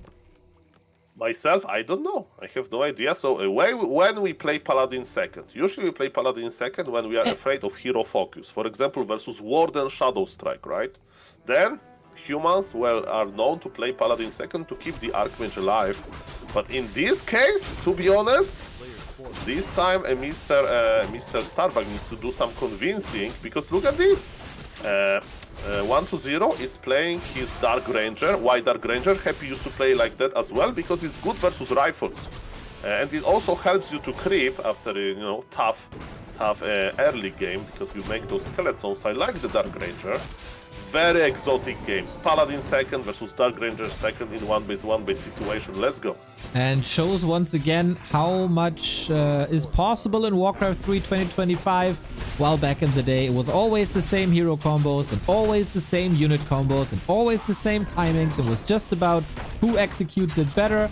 Here we have different options and different tech branches to unfold. Big healing potion for the Paladin is amazing. With Devotion Aura, Starbuck also getting the red. His levels are getting closer and closer. Katka's Pipe, of course, a bit unfortunate, but at least the Undead isn't getting it. Then we see the first Sork Lady of the cast. Oh yes, Sork Ladies, of course, are very strong, but Dark Ranger is not very friendly towards Sork Ladies, because yes, it's easy to change them into skeletons. And yes, stealing the pipe from Undead and creeping Paladin to level 3 is also very good. Okay, Mr. Starbuck, it's going to be an interesting game. 1-1. Starbuck is staying on tier 2. He's playing Rifle Caster, as you mentioned. But yes, his Paladin is getting some experience. Not going to be level 3 just yet, but of course Dark Ranger is not level 3. Won't be level 3 for some time. The question is how big tier 3 power spike for Undead is going to be. Because look at this, Starbuck, as you mentioned, it's going to be rifle caster push. Looks like, but with the Paladin. Yeah, very close to level 3 on that Paladin. Risky for 120. Needs a lot of healing. Heal scroll and invul potion bought by Starbuck at the shop. Great inventory, great army. We have the first statue out. Not too many ghouls, to be honest. And now Starbuck knocking on his door onto the ghouls, applying the first slow already. While 120 is traveling home on the way to tier 3. Everything is delayed. Starbuck trying to seize the opportunity, and this start to the push looks really good. Yeah, it's hard to say what 120 can do actually. Maybe upgrade Spirit Towers because they have a very, very big DPS. Of course, Lich is in the altar, we need Orb and so on. And yes, Nova Coil used to kill some rifles, but as you mentioned, the ghouls are dying and we can't even dream about destroyers. Look at those water elementals. Yeah, punishing ghouls, punishing the statue far in the back. We can't really build anything either. 120 has a lot of gold though, could spend it. Maybe waiting if he needs it for potions. Mana is looking okay on the DK, but what does he have left to defend with? He's just losing every single unit that he got.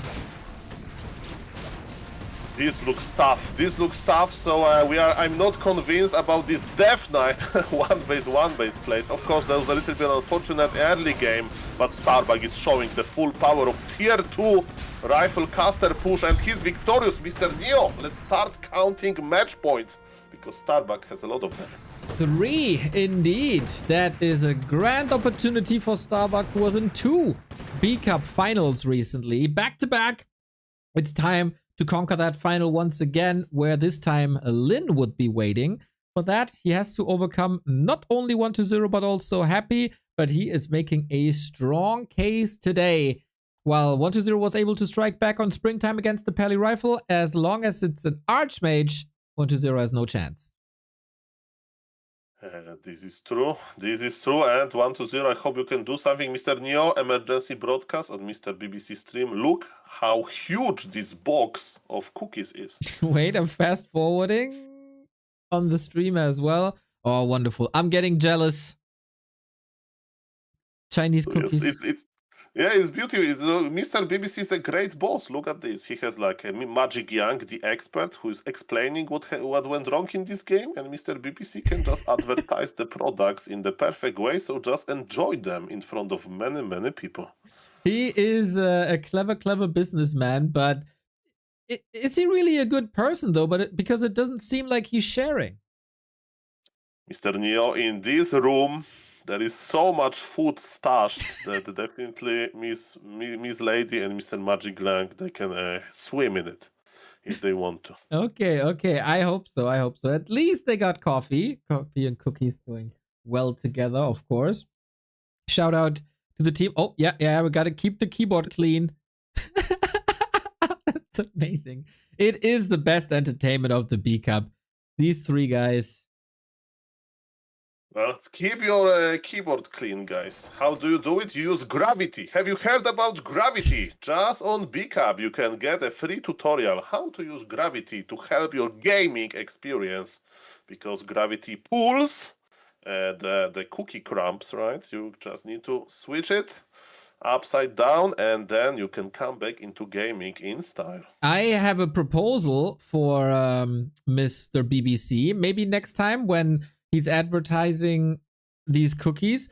You know, there's these cleaners for keyboards that work with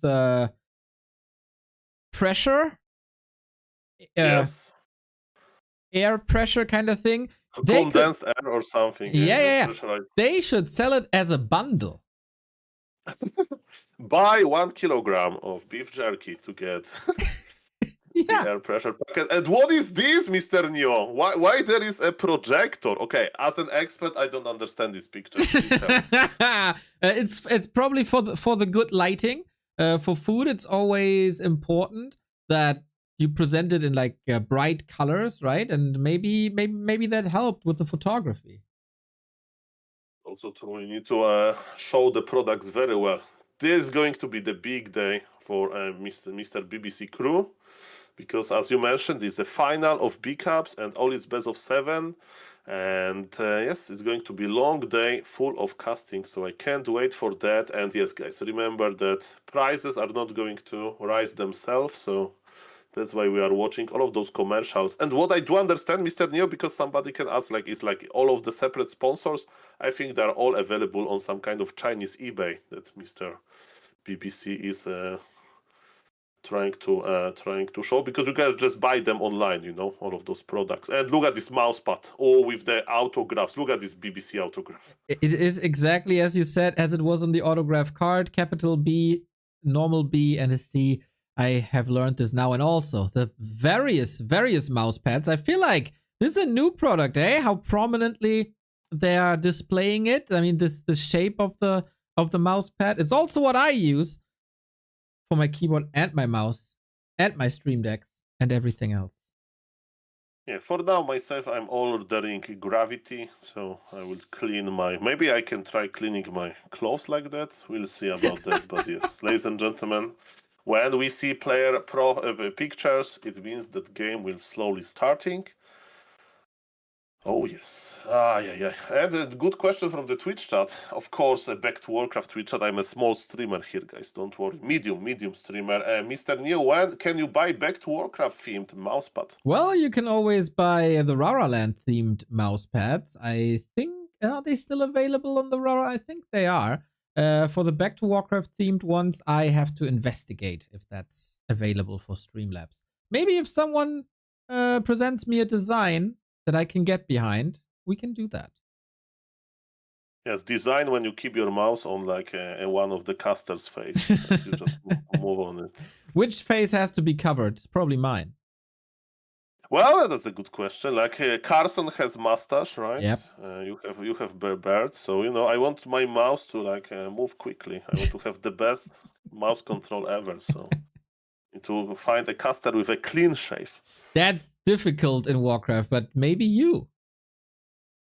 Well, I have a clean shave not because I choose to, but because that's the genetics, Mr. Neo. I can't grow a beard. If I see like a Dumbledore from Harry Potter that has this beard like Omega high MMR in the beard department, like my MMR is like 100.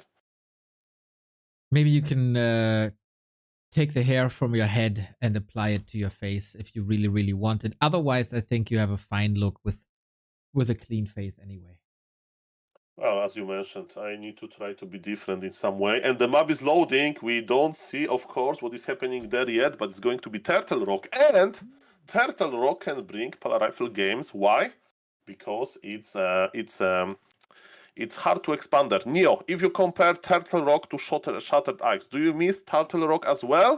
Or do you think that Shattered Ice is just much better and Turtle Rock should be extinct? Well, I have a strong opinion about Turtle Rock, that it should probably be removed from the map pool. I know that our Chinese friends are very nostalgic when it comes to Warcraft 3 maps, and they tend to use older maps. But yeah, it feels like Turtle Rock is a bit outdated and overplayed at the same time. But I like that it offers the human players this wonderful opportunity to go for Pally Rifle, because expanding on this map is incredibly difficult. Usually I like my Warcraft with more expansions instead of with one base, but Pally Rifle is of course a difference. What if you make a Turtle Rock Hardcore Edition only close spawn enabled? You think that's a good idea? No, but it would be something. It would lead to shorter games, and we all have limited time these days now that we're older. So maybe that is a good update. We should think about it. Yeah, if the tournament runs too long, tournament organizer just loads the Turtle Rock Hardcore Edition, and let's go. Mr. Soul 8man, as always, I envy your creativity. Thank you, Mr. Neo. And I would like to be as creative in my gameplay as is my let's say commentary. But you know, during summer, maybe we can organize a caster tournament. We need to invite Angeline, Shang Kong, BBC, Magic Young, Remo Demo, Neo, Carson, and you name it. You know, other like not pro players but casters, and Maybe it will motivate us to grind. Sparta. Sparta, of course. Witty. Witty is pretty good. Witty. Yeah, Witty, yes. Witty will be exactly. playing today, everybody. For everybody who doesn't know, there's a clan called Donkey Business from Germany, and they host an invitational today at, I think, 8 p.m. Might be a little earlier. I'm not 100% sure. And Witty is playing that invitational. One-on-one Witty tournament. 7:30 p.m. Donkey Invitational with Witty and a lot of Donkey players, of course, that is. I'm definitely going to tune into that one. Yeah, that sounds crazy. I like it. I like the idea. Perfect. Okay, 14 seconds and we are going to see some turtles. Oh, yes. And on the modern version of Turtle Rock, you have critters, right? So I do understand why before it was not so cool. But now you have critters, right? It's not that bad. Yeah. Undeads need the critters to create their skeletons. Otherwise, you can't creep. It's unfair. We have that necessity. But instead, we don't have Watcher Wards anymore. We don't have the heal rune anymore. Some upgrades also mean that stuff has to be deleted. And maybe 1-0 will be deleted from this tournament if Starbuck wins this map or the next or the one after the next. Then he is in the lower bracket final versus Happy to challenge Lin in the grand final, and 1-0 can focus entirely on Don't Force Me Cup. Yeah, great question from the Twitch chat. Maybe Neo would like the Turtle Rock better if there would be a turtle critter. Oh. But let's finalize the pre-game talk. I'm speeding up to have no delay, and there is no close spawn. Of course, it's forbidden. We have cross spawn, you know. And on the top left, I see Mr. 1-0, who is not opening Tedfins. And what is going to be the hero? Death Knight again. I hope this time he's going to defend his acolytes better. Wow, that is indeed interesting. No ghouls. On the other side, it is also no Pally Rifle. So we're pretty much playing what we wanted to play on Concealed Hill as well. It's DK Ghoul Opener versus Archmage. I would be very surprised if Starbuck is going for an expansion just because it's that hard here. We got the turtles on the back, which are hard to creep because they have thorns and are level 7 and powerful with chaos damage. And the opposite spawning position is also kind of hard to creep and relatively easy to push for the undead.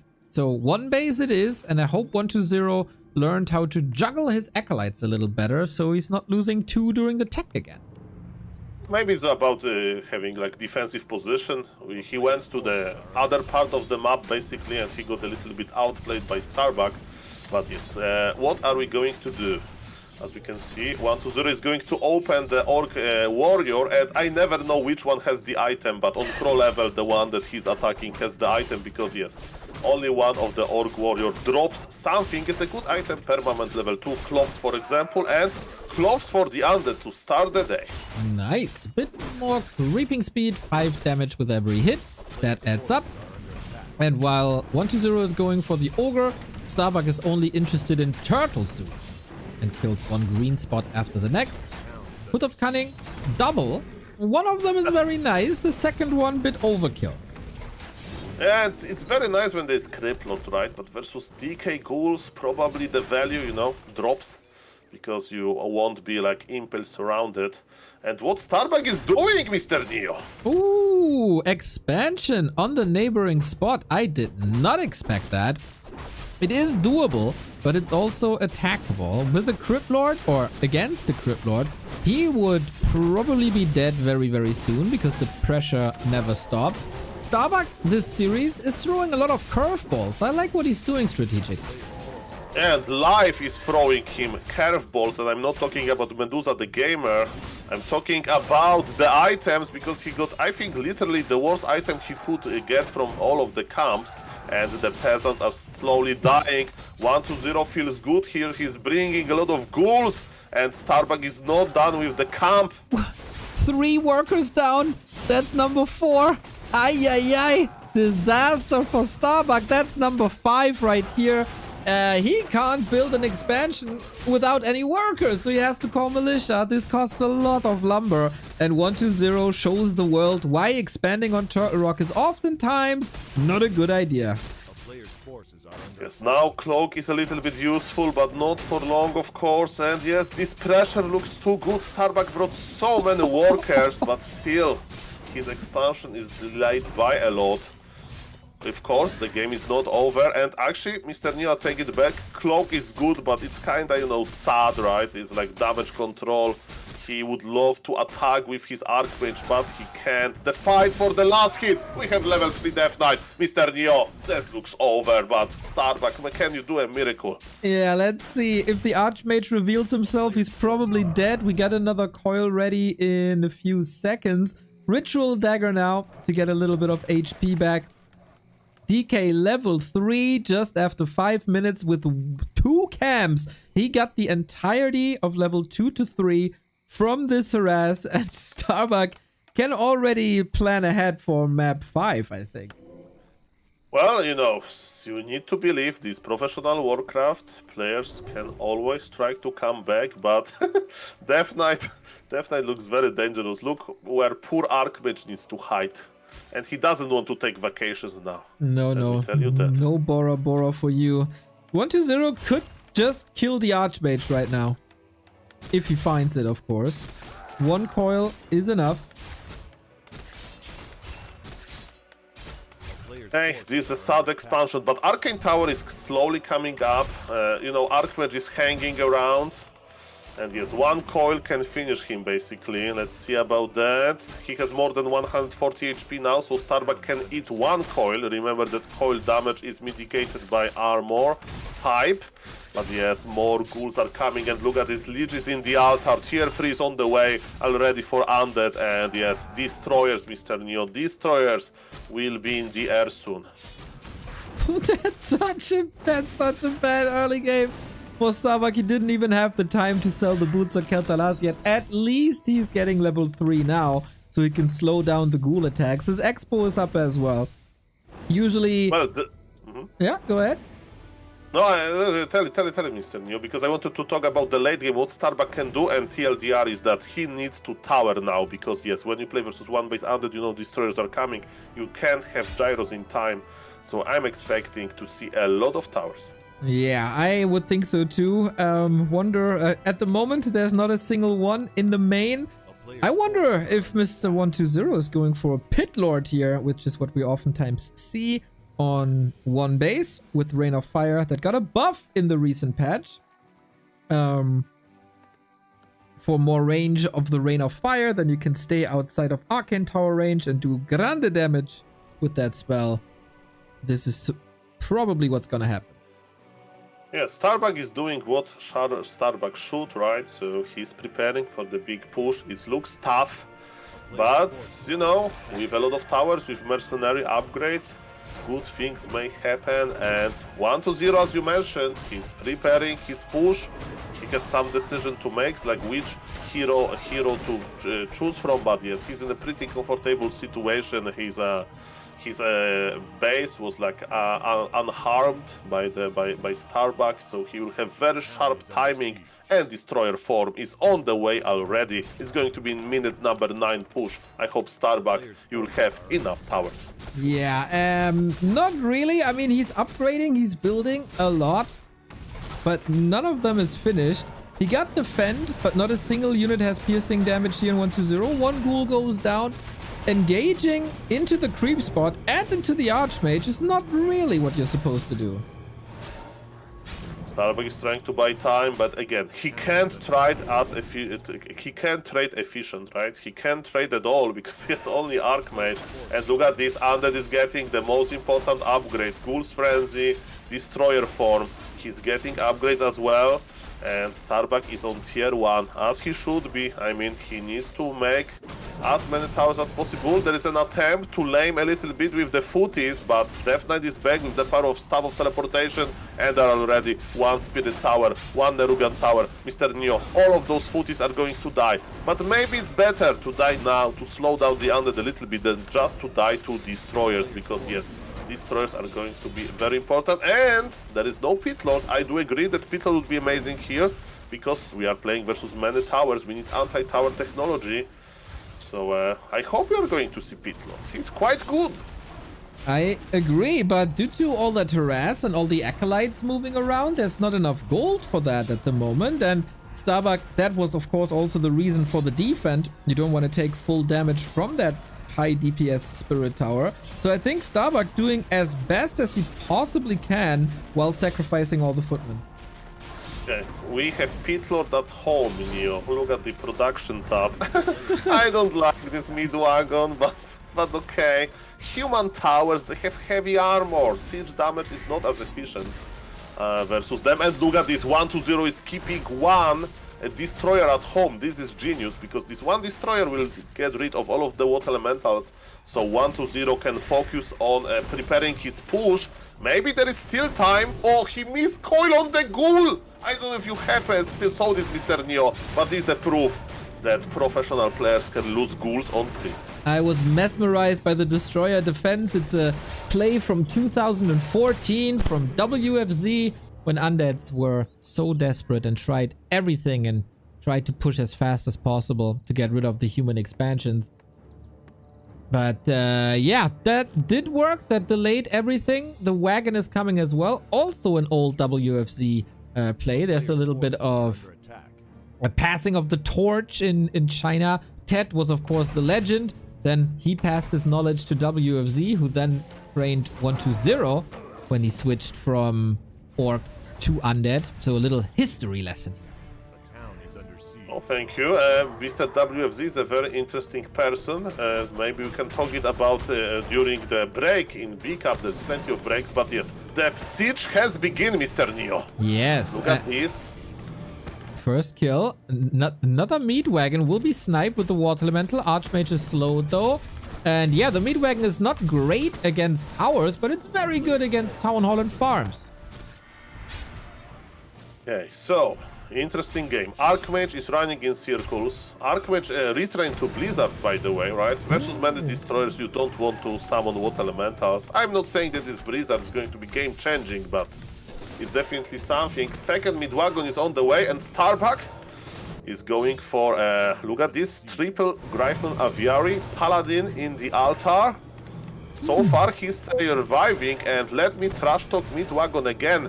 Imagine Rain of Fire on all of those peasants. Yes, it would be amazing. Or Disease Cloud, but he can't really afford that. Very, very low lumber.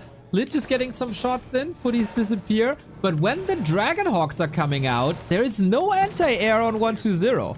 There is a chance for Starbuck to still win this game. Well, he's definitely, as you mentioned, making the best of what he's dealt with. And yes, Disease Cloud is coming. We like it a little bit. What I would like to mention is, of course, that Dragonhawks are enough, right? Because versus Destroyers, you prefer Dragonhawks over Gryphons as well, right? And versus the other ground army, you know, Gryphons would be better, but you have Dragonhawks immediately. Starbuck is not going tier 3. He feels like he can't afford this, and slowly but surely, damage from 3 mid-wagons is adding up. But Mr. Neo, mid-wagons can, backfire if Starbuck makes enough army. But yes, look at this damage. This damage is big. Nova can connect into the workers. Maybe not yet. Starbuck is trying to buy some time with Blizzard, but the main is slowly dying. Paladin, welcome to this game. Kinda tough. He dies immediately. Where are the Dragonhawks? They're flying in. Who is trash talking wagons now, huh? This is so much gold, so many resources gone. Love that Archmage play. This is something that Infi liked to do in the past. Absolutely genius. Now we do get the Disease Cloud, so the peasants will suffer. Coil aggressively, no Nova follow-up. How long can Starbuck survive on 2 base? Okay, Starbuck is going in. The one mid-wagon has fallen, Mr. Neo. Maybe we are coming back to trash talk. Are you ready? Oh, there's no frost armor here to increase it. Very, very late response by 1-2-0. The town hall is still up. 1-2-0 might just be eliminated here. He can't deal with it. Passing the orb towards the DK, so some right clicks, but more and more Dragonhawks. Starbuck doing this well. Starbuck holds. No way. After the early game, nobody would say that it's possible, but Starbuck knew the most efficient response. By the way, look happening in the Starbuck base, he has like Omega stack peasants. It was funny for the mod because one peasant blocked them all, and Starbuck still needs a lot of lumber. By the way, maybe we don't agree about trash talking mid wagons, but we do agree about Turtle Rock a little bit because the tree layout on this map is terrible. I have no opinion on tree layouts, Mr. Too Thor. little trees. You run out. You need to make triple lumber mill, okay? Or you will play Nidelf. Then, okay, you love Turtle Rock. Of course, of course, of course. Oh man, what a game this is. I think nobody expected that. 1-0 stemming against the defeat now. He's still 10 supply up. He's transitioning into Fiends, which usually was the play when you go for a push like this. It wasn't with Ghouls, it was with Fiends. Because Ghouls don't do much against all these towers. If they fly in, then they get wrecked. So yeah, with Blizzard, this should be an easy defense actually now. The game is still open. As you mentioned, Fiends, they provide control of Dragon Hawks. And 1-0 is getting impatient. He wanted to focus on the main and he failed. Double level up for Starbuck, that's big. That's big. Say bye-bye to your mid wagons. There is only one left. Blizzard connects in the middle of everything. Some Dragon Hawks are dying. But remember, ladies and gentlemen, that Undead is on one base and Starbuck can afford this. Yeah, Starbuck was also scouting. Nice heads-up play. If there's an expansion in the north, there isn't. All of a sudden, though, lots of Dragonhawks disappeared. They are not good units at all. He lost like 4 of them. Grande disaster, I would say, with the Dark Ranger coming in now. A little bit more longevity and a better answer to Dragonhawks than the Pit Lord would have been. Only 1 wagon, but lots of regen, HP and mana, and the Fiends do such a good job compared to Ghouls.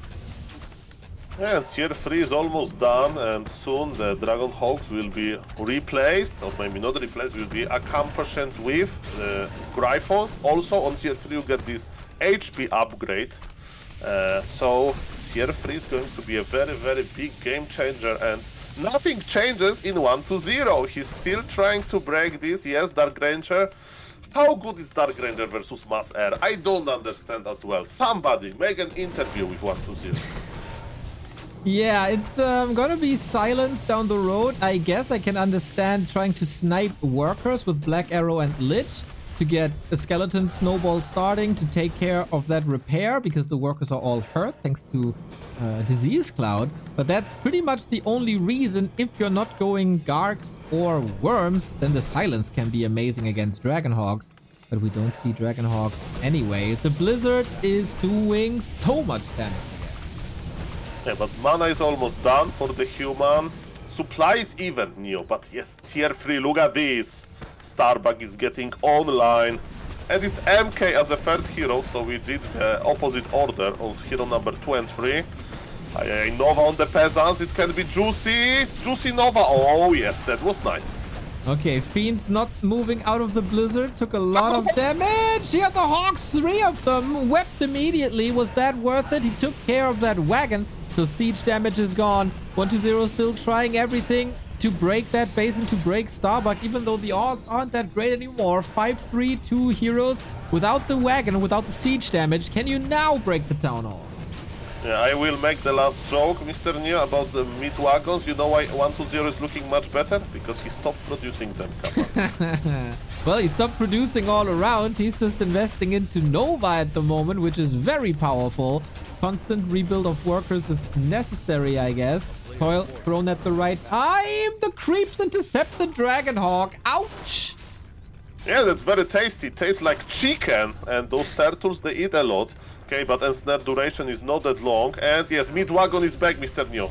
Okay, It more means that pressure. 1-0 will start losing now. Yeah, we'll see. I feel like he's in a way better position than just 5 minutes ago. Big mana potion still up for grabs as well. Love the telestaff play. So many corpses around that town hall. Not easy working environment. This is a big fight. Starbuck is not kiting anymore. Look at this.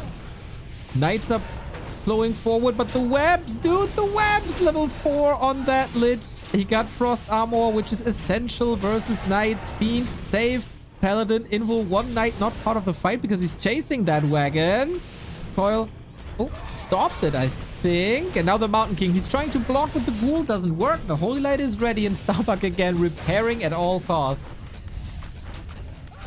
Well, we are coming back to the scenario from the start of the game, and yes, I don't know if an overlay exists that can show how much damage this town hall has taken, but it's like in thousands. Yes, and well, maybe 1-2-0 is eating through. I think Starbuck doesn't have enough. Mr. Neo is looking bad again. Oh man, after this early game, it was a miracle that he's able to survive for so long. Blizzard didn't help him, Dragonhawks didn't help him, Griffins didn't help him, Mountain King also in a bad spot. Now the wagon's still alive, unlike the Town Hall, so we have a clear winner in that regard. Lich getting saved here, nice coil, and with that, Starbuck has to tap out. What a roller coaster of emotions here. Disastrous early game for Starbuck after this harass. Then he stabilized, was able to delay that Pit Lord push with the Footman dive into the base. Then was able to hold against all odds with Blizzard and Mass Air. But in the end, the power of the wagon was too much for Starbuck to handle. This is true, and yes, the never give up. Basically, that's the lesson. Starbuck made it like playable. He made it close, but yes, even though he was tier 3, 1-2-0, was very patient. And yes, I don't know. I thought that Pitlord would be much better, but can we judge a winner, Mr. Neo? I think we can't. I think we all won watching that game because it was exciting and exotic, and that's exactly how we like our Warcraft. And this how exactly like we like to have our fruits served. If you are watching Mr. BBC stream, he has beautiful platter full of delicious fruits. Oh, and this time Magic Yang is able to eat as well. Maybe just Miss Lady is not allowed. You know, it's like a cargo, you know, like Miss Lady has limited space for beef jerky and so on. By Mr. Magic Young, he's like me a little bit in this regard. You would share your fruit 1000% though. Yes, for sure. And look at this fruit, Mr. Neo. So juicy. Actually, I have to say, last season we had mango. This season we have honey melon. I'm a way bigger fan of mango than I am for honey melon. I'm a big watermelon fan, but honey melon, others can have it. Well, a little bit of backstory about Warcraft 3. When Happy went to China last time for the offline tournament, I think it was Stars War tournament, if I'm right, Mr. Happy went to a big official dinner with all of those tournament organizers, all of those players. So Fortitude was there, streaming on Chinese TikTok with colorful. Sky was there, Lin, you name it, everybody, okay? And you know, on this like very big, I don't know, feast, you know, there's a lot of food on the tables there in the restaurant. You know what Happy ate? Watermelon. That was his choice. He didn't eat this, with all due respect, weird looking food. He went for watermelon. Watermelon is good. The great undeads of this region think alike. Can't say no to watermelon. It's just so annoying to cut it open because it's so big, but I think there's ways around it, and Happy personally has an assistant who does it for him. Shouldn't be a big problem. Okay, so from 3 match points, we have 2 now, and let's see, you know, how Mr. Starbuck is going to play. And this time, 1 base was successful. Turtle Rock is gone, so I think we are going back to some more standard maps. And well, I'm wondering, like, how are we going to see Polar Rifle, right? So far, we have seen 2 times Polar Rifle. You know, in the big tournament after the new patch, at least I saw it 2 times by Starbuck, and he lost 2 times. So maybe he will try to play something else, but we'll see. We will see. Yeah, the Archmage looked really good. There's no real reason to change that up, is there? But you wanted to talk about WFZ. I'm curious. Ah, that's a very good. Okay, let me check, Mr. Neo. Let me check if I'm okay. That's him. Okay, so Mr. Neo, can you open Liquipedia? We have still 3 minutes, right? Can you open Liquipedia? I will send you of this gentleman. I'm just restreaming you. You in full control. Okay, it's full control. So can somebody explain me this annotation? nicknamed the German because he had a wife and kid living in Germany. So what happened to them? I hope nothing bad. I don't know the details, but I met his wife. She was a very nice lady. I don't know. It sounds like they broke up, but unfortunately I don't know any details. Okay, because like I was wondering, is like just the wording, or like, but yes, ladies and gentlemen, if we have somebody from the Chinese community that is called the German, so he doesn't play that often, but when I see Mr. WFZ, I always remind myself that that's his nickname. And no spoilers. Let's go to the map number 5, and there is no Flow TV delay, Mr. Neo. Or we are talking that long. Tide Hunters, let's go. It's so weird, man.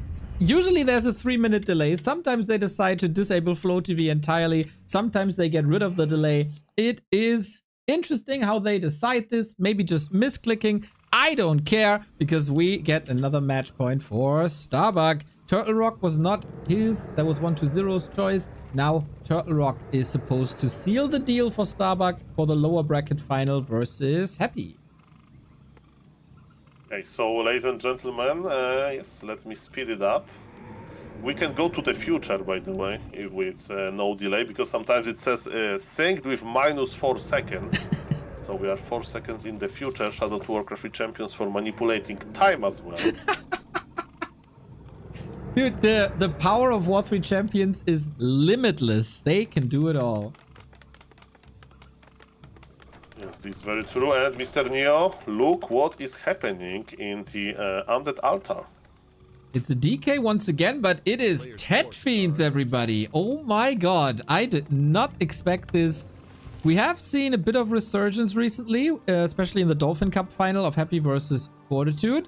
This wasn't mega successful that it paved the way for a new meta, but as a surprise, this can be good, and it's maybe a little bit adaptation from Turtle Rock, where DK Ghouls wasn't able to bring too much success, but Fiends then did. But Starbuck, with excellent scouting, figured this out, and Tet Fiend openers are, especially when it comes to XP, rather slow. Hey, what Starbuck is doing? Is it going to be one base again, or is he going for the turtles? It's turtles, Mr. Neo. Huh? Maybe not? No, he's going for the Murlocs left-hand side. Yeah, but with Militia? Okay, he wants to be very fast and furious, maybe. Yeah. Yeah, so he gives the turtles 2-1-2-0. That is exactly level 2. And oh, speaking of 2, thank you Bump Time for the 2 gift subs to the community. Much appreciated. Oh, Starbuck, he got him blocked, no? Maybe? Mr. Undead, you need to squeeze through. Oh, he finished the surround. It's so important. That is so bad. That is so bad for 1-2-0. What a brave fight it was on map 5. And now the first aggressive encounter, and he's getting surrounded immediately. Not a good sign here. But these Tet Fiends, Mr. Neo, with Tet Fiends, usually the games are looking like you are behind, you are always like lower supply and so on. But what do you have with Tet Fiends? Very fast tier 3, right? And with tier 3 you have a lot of goodies. So my advice always, if somebody is playing, you know, like on GNL, on some lower MMR Tet Fiends, don't give up. Wait until tier 3, make your destroyers, they take a fight. Of course, Mr. 120 doesn't need any advice from me, but yes, that's what he's trying to do, and let's see how much time Starbuck is going to give him, and the first Makrura of the series goes to Starbuck. Okay, Makrura Prophecy on Tide Hunters. Everybody knows who gets the Makrura gets the W, and that would then be the serious win for Starbuck as well. Tech is 2/3 done. We get the Sea Giant, which is kind of a turtle, maybe to a degree. I don't really know what that is. But yeah, careful creeping by 1-0. He doesn't want to be caught off guard anymore. And Starbuck is in a fine position. I think one base is, in his eyes, totally fine. Yeah, that's interesting. In the past, like one base was like very hard for humans, but in hands of Mr. Starbuck is looking quite good. Acolyte gave him level 3, and are we going to siege this undead base? That's my question. In this scenario, you need to have your lead as soon as possible. You need to wait a little bit with tier 3. Yes, Mr. Starbuck wants to delay slaughterhouse basically, and with water elementals and with wand of illusion he can deal a lot of damage. Ghouls needs to go to work even though it's Ted Fiends. And where is the Death Knight? He's running back, but he's full of mana and full of ideas how to challenge this. Mr. Neo, I like it. 0 damage, and now look at this Death Knight. He's ready to snipe some footies. Boom, first coil, first kill. Nice level 3 precision. Just got the level up, and also the surround. Look at this, well done. Starbuck trying to deny, maybe. Didn't get it though. Nice little trick by 120. Tech is running by Starbuck again, as we're going 1 base tier 3. Hard to afford, as everything is quite expensive, and usually that's why you build that expansion for the human. But yeah, I agree. Starbuck a little too late in comparison to like Concealed Hill, where the tech was running when he was striking. Also, Fiends helped to stay in a defensive position to defend all that. And the DK was back in no time. Thumbs up, 120. Yeah, that's looking good, even though the game started like in a very bad way. He decided to creep, he was in position, and as you mentioned, on Concealed Hill, Starbuck attacked with level 2, right? And he did more than with level 3. So sometimes timing is much more important than your hero level. Right on. So, where are we going now? More creeping? The marketplace, the best location on Tide Hunters for very low price of Orc Magi. You can get huge item. Okay, both want to snipe this. Mountain King is here, Lich is here. Oh, 120 exposing No his back TP. to Starbuck, and no TP. Oh no! And a lag or something. Oh. Okay, Mr. BBC is a tournament admin here, so we will just watch and eat our popcorn, Mr. Yeah, thankfully we're in no stressful situation here. But yeah, nobody dropped, right? Maybe just a spike.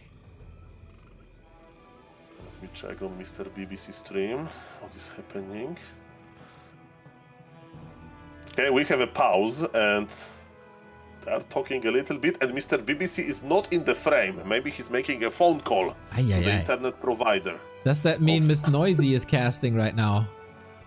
They're all casting. That's the beautiful. Okay, we are back. We are back. And it's an important moment because every bolt is a kill. How many fiends? 120 is going to lose. Look at those enraged water elementals. Scroll of the beast. Popped immediately. It's 1 base, 1 base. And 120 is repositioning. That's important. He's alive. It was not that bad as I thought. Only 1 fiend has fallen, but the item was consumed immediately. Ooh, Scroll of the Beast gone. There was 5 water elementals on one screen. Rare to see.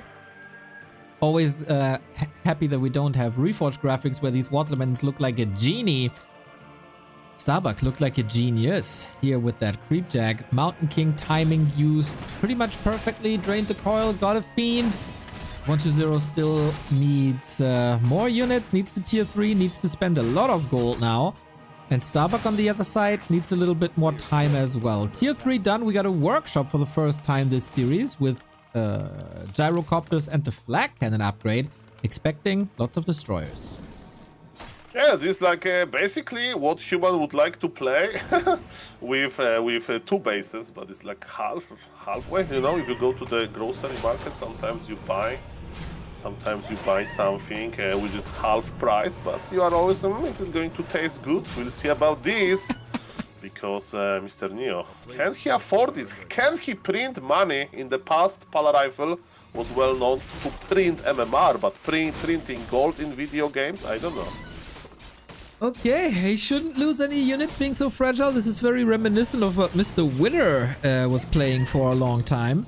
Now I think he moved back to rifles, all in all. Footies can be exchanged as you want knights anyway. And again, Stone Bolts are trying to get kills, but we got the Frost Armor and we got the coils. There's no real danger for 120 here. Yes, so 120 is kiting back. There is no destroyer form yet. He's waiting for this. So far, he has 2 heroes only. And let's see if he's going to add something. And yes, Starbuck is ready. Starbuck is operational. Frost Armor is nice versus knights and versus heroes, but yes, what is going to be the unit composition? Starbuck is doing quite fine, if you ask me. He was able to make this big army. And the question is, which army is going to scale better? Of course, hero levels are important. And look at this, creeping with Gryphons, or maybe with one Gryphon. It's amazing. Yeah, very fast, alongside Water Elementals to also speed this up. We go Dark Ranger against all the spells that are coming in. Paladin also as a third hero. Black Arrow first. Interesting to me. Doesn't add too much. Destroyer upgrade finally ready, as well as Web. 120 has some sick fiend kiting, usually, but the DK! Stormbolt surrounded, no way out! I think that's it. This is full HP Death Knight and you are playing versus Starbuck. Starbuck is not going to give you a second chance, let me tell you that. One base play, shout out to Mr. Winner. If you don't know, he's a streamer who likes to play like that, and it works. Mr. Winner, the visionary. He saw the rifle pushes working, he saw this one base play working, and Starbuck is copying and refining from the best. DK down, Fiend falling, Statue is not looking too good. We got Gyrocopter anti-air, the Frost armor is not strong enough, and Knights are dominating the ground. Paladin might just die, but it's only a level 1 hero. It doesn't really matter. As now the Fiend is falling. Archmage plays it safe before he's getting nuked from that level 1 Nova. And 120 stays in the game because he's facing elimination, but it's looking grim. I mean, when we check the supply, 45 for Starbuck, 38 for 120, but yeah, this Death Knight, it gave so much experience, right, to Starbuck. It's looking bad. But yes, let's see. It's still one base human, you know? Maybe it has some limits.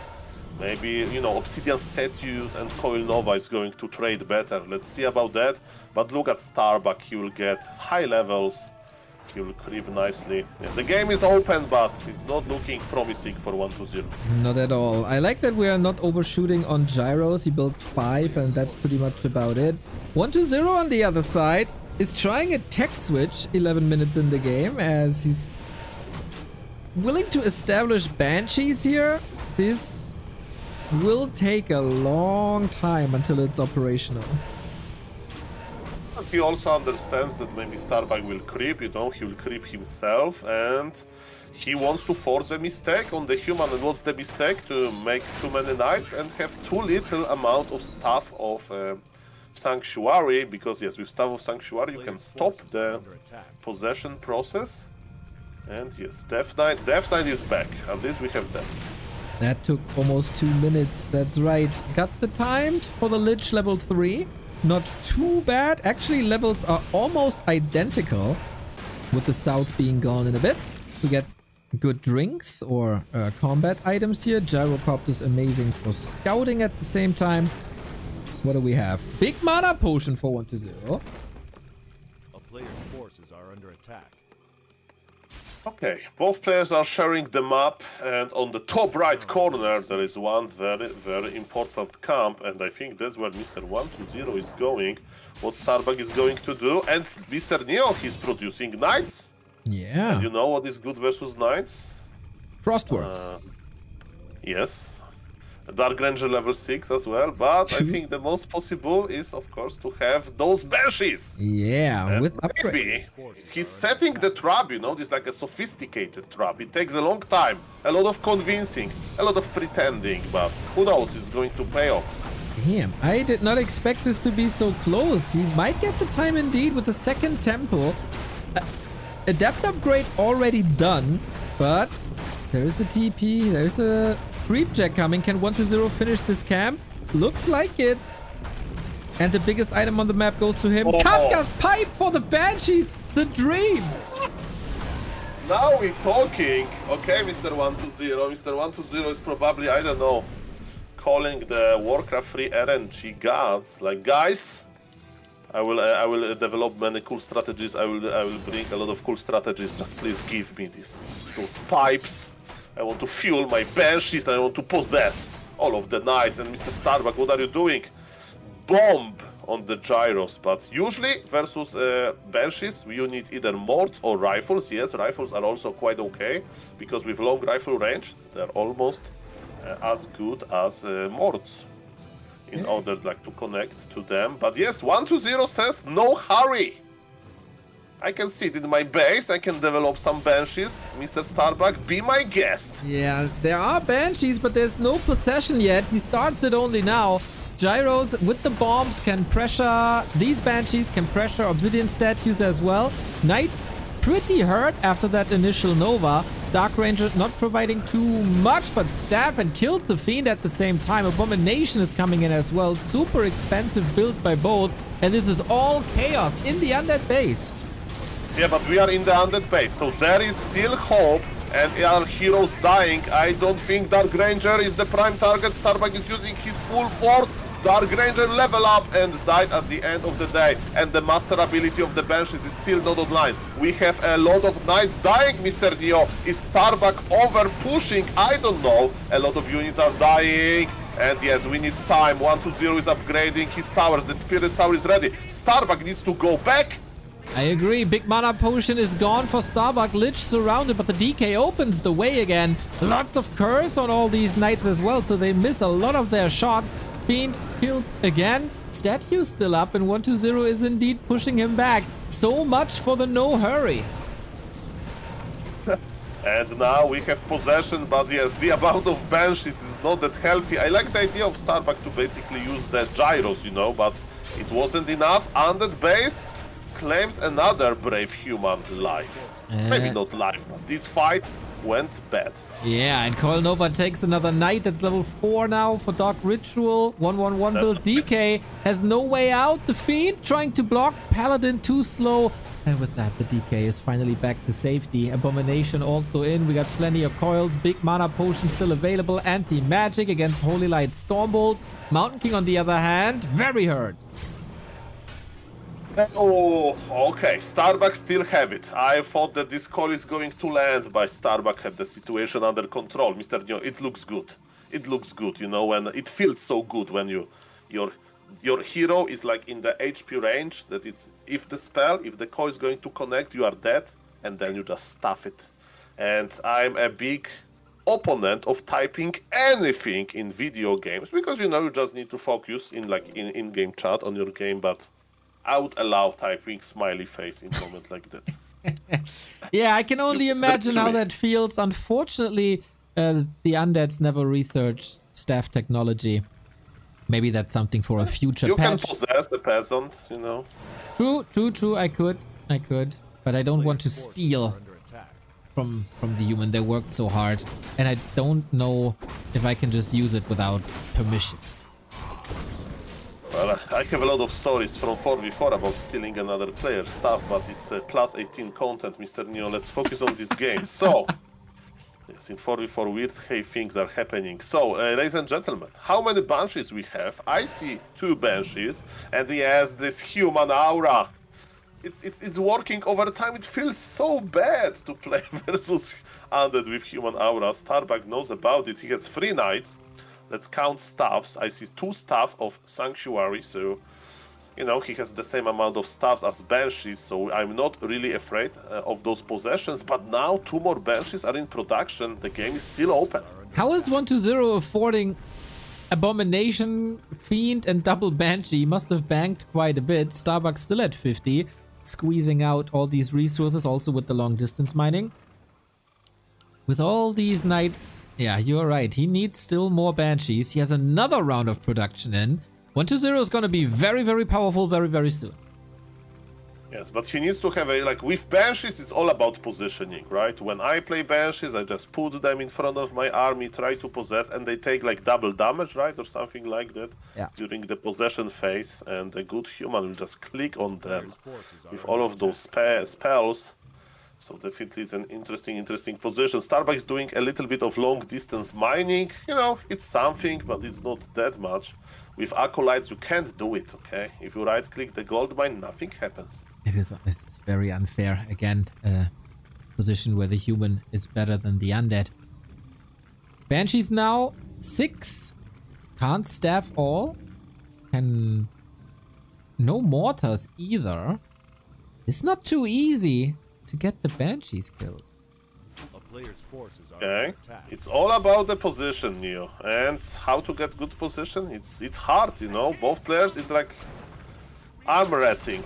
In arm wrestling, you know, I know it from YouTube videos, not from my own experience. They have this judge in arm wrestle, and before players get the position, it can take like 10 minutes, you know.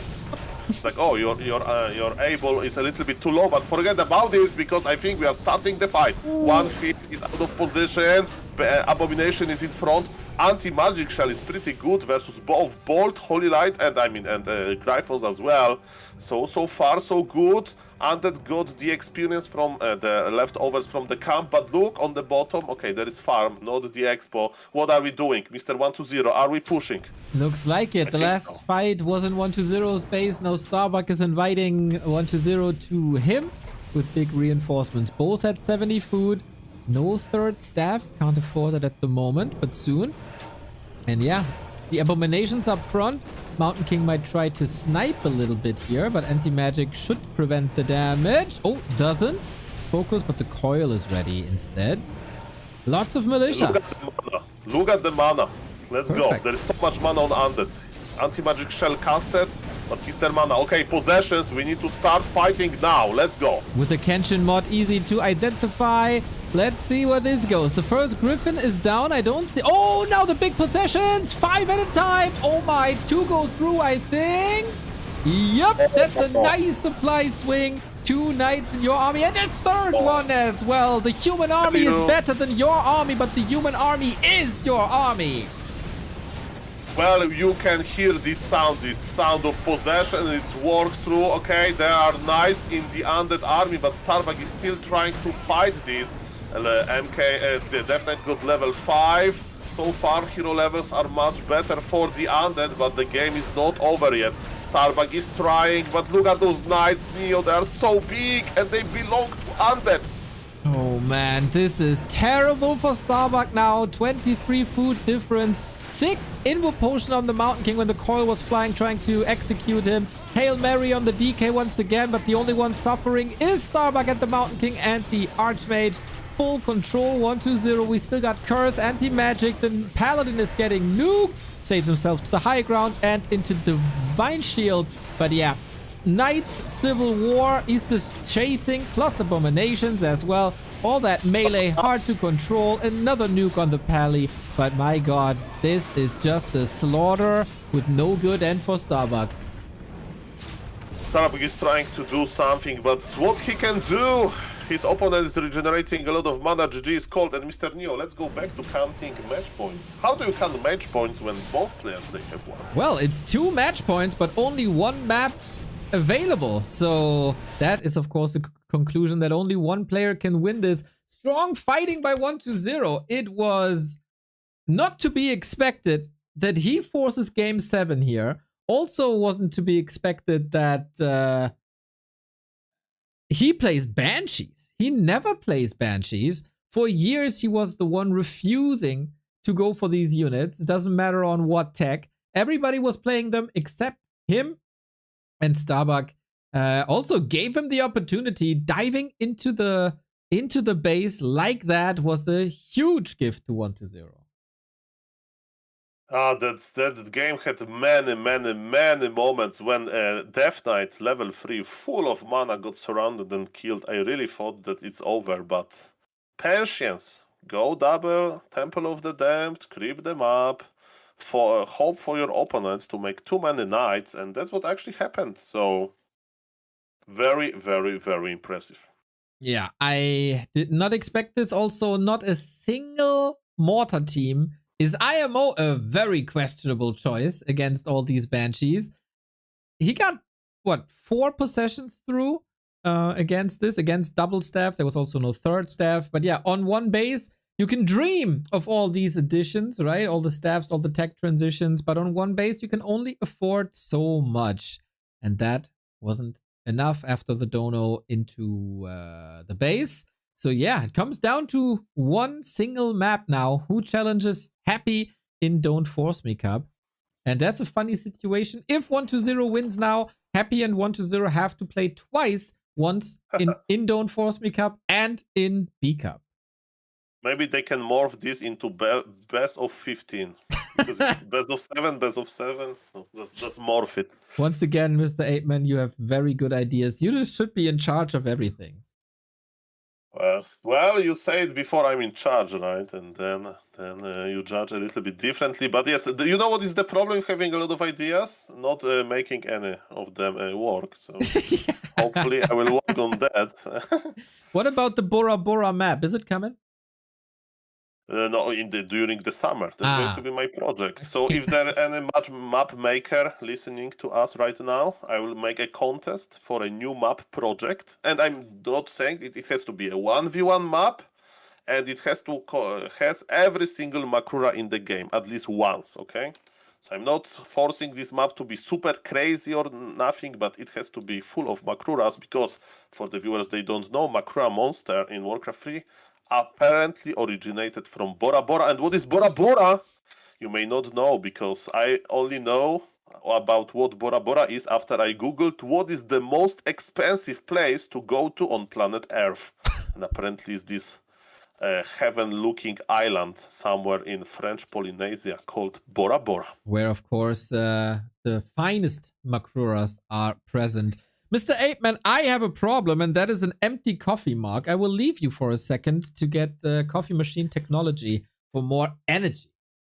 Yeah, I forgot my staff of teleportation, so I can't stuff you my coffee and staff preservation, actually. So, okay, thank you, Mr. Neo, for trusting me with the Back to Warcraft stream. So what are we guys doing?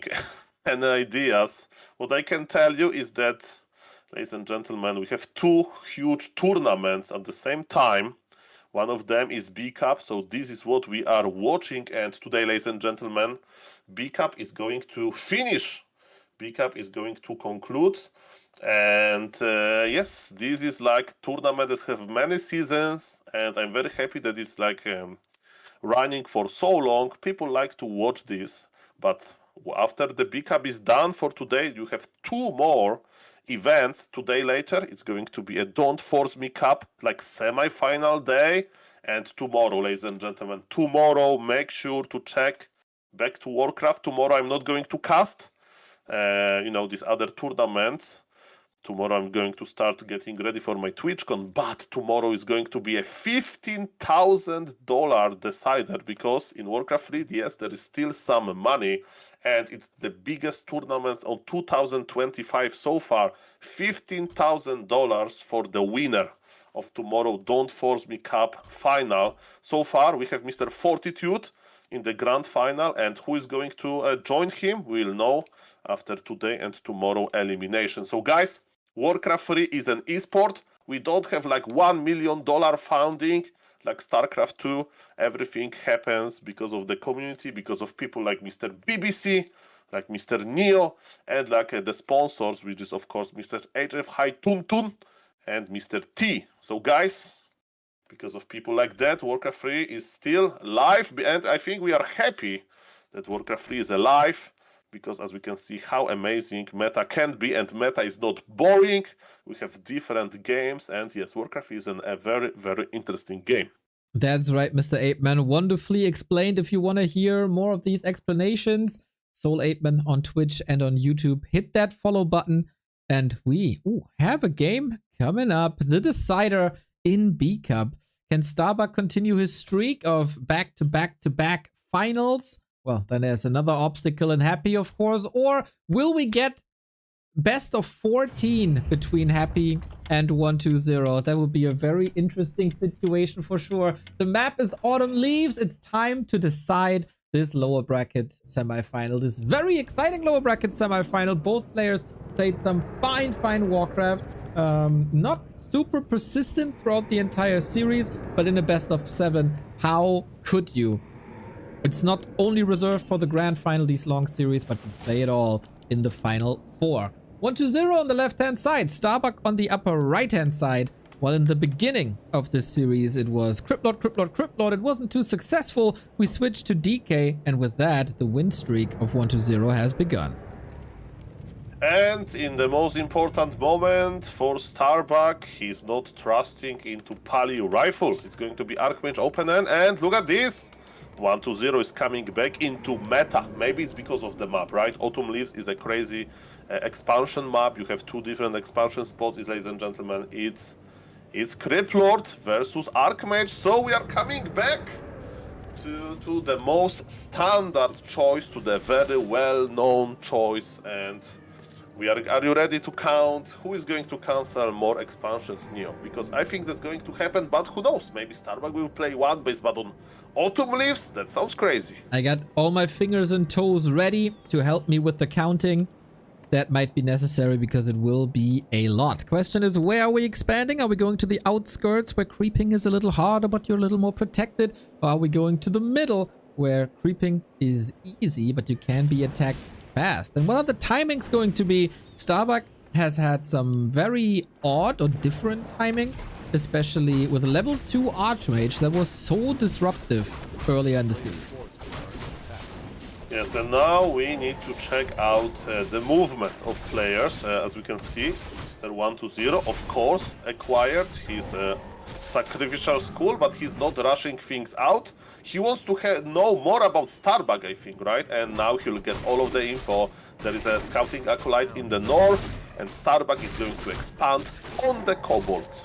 Okay, there's also the big bounty, a better item that can help you a lot. Claws plus 8 come to mind. So we'll see.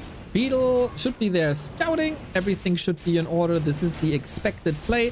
Also with the undead not going to the outskirts but rather to the middle of the map. That is also the expected play. So far, no surprises. It's just about who executes it better.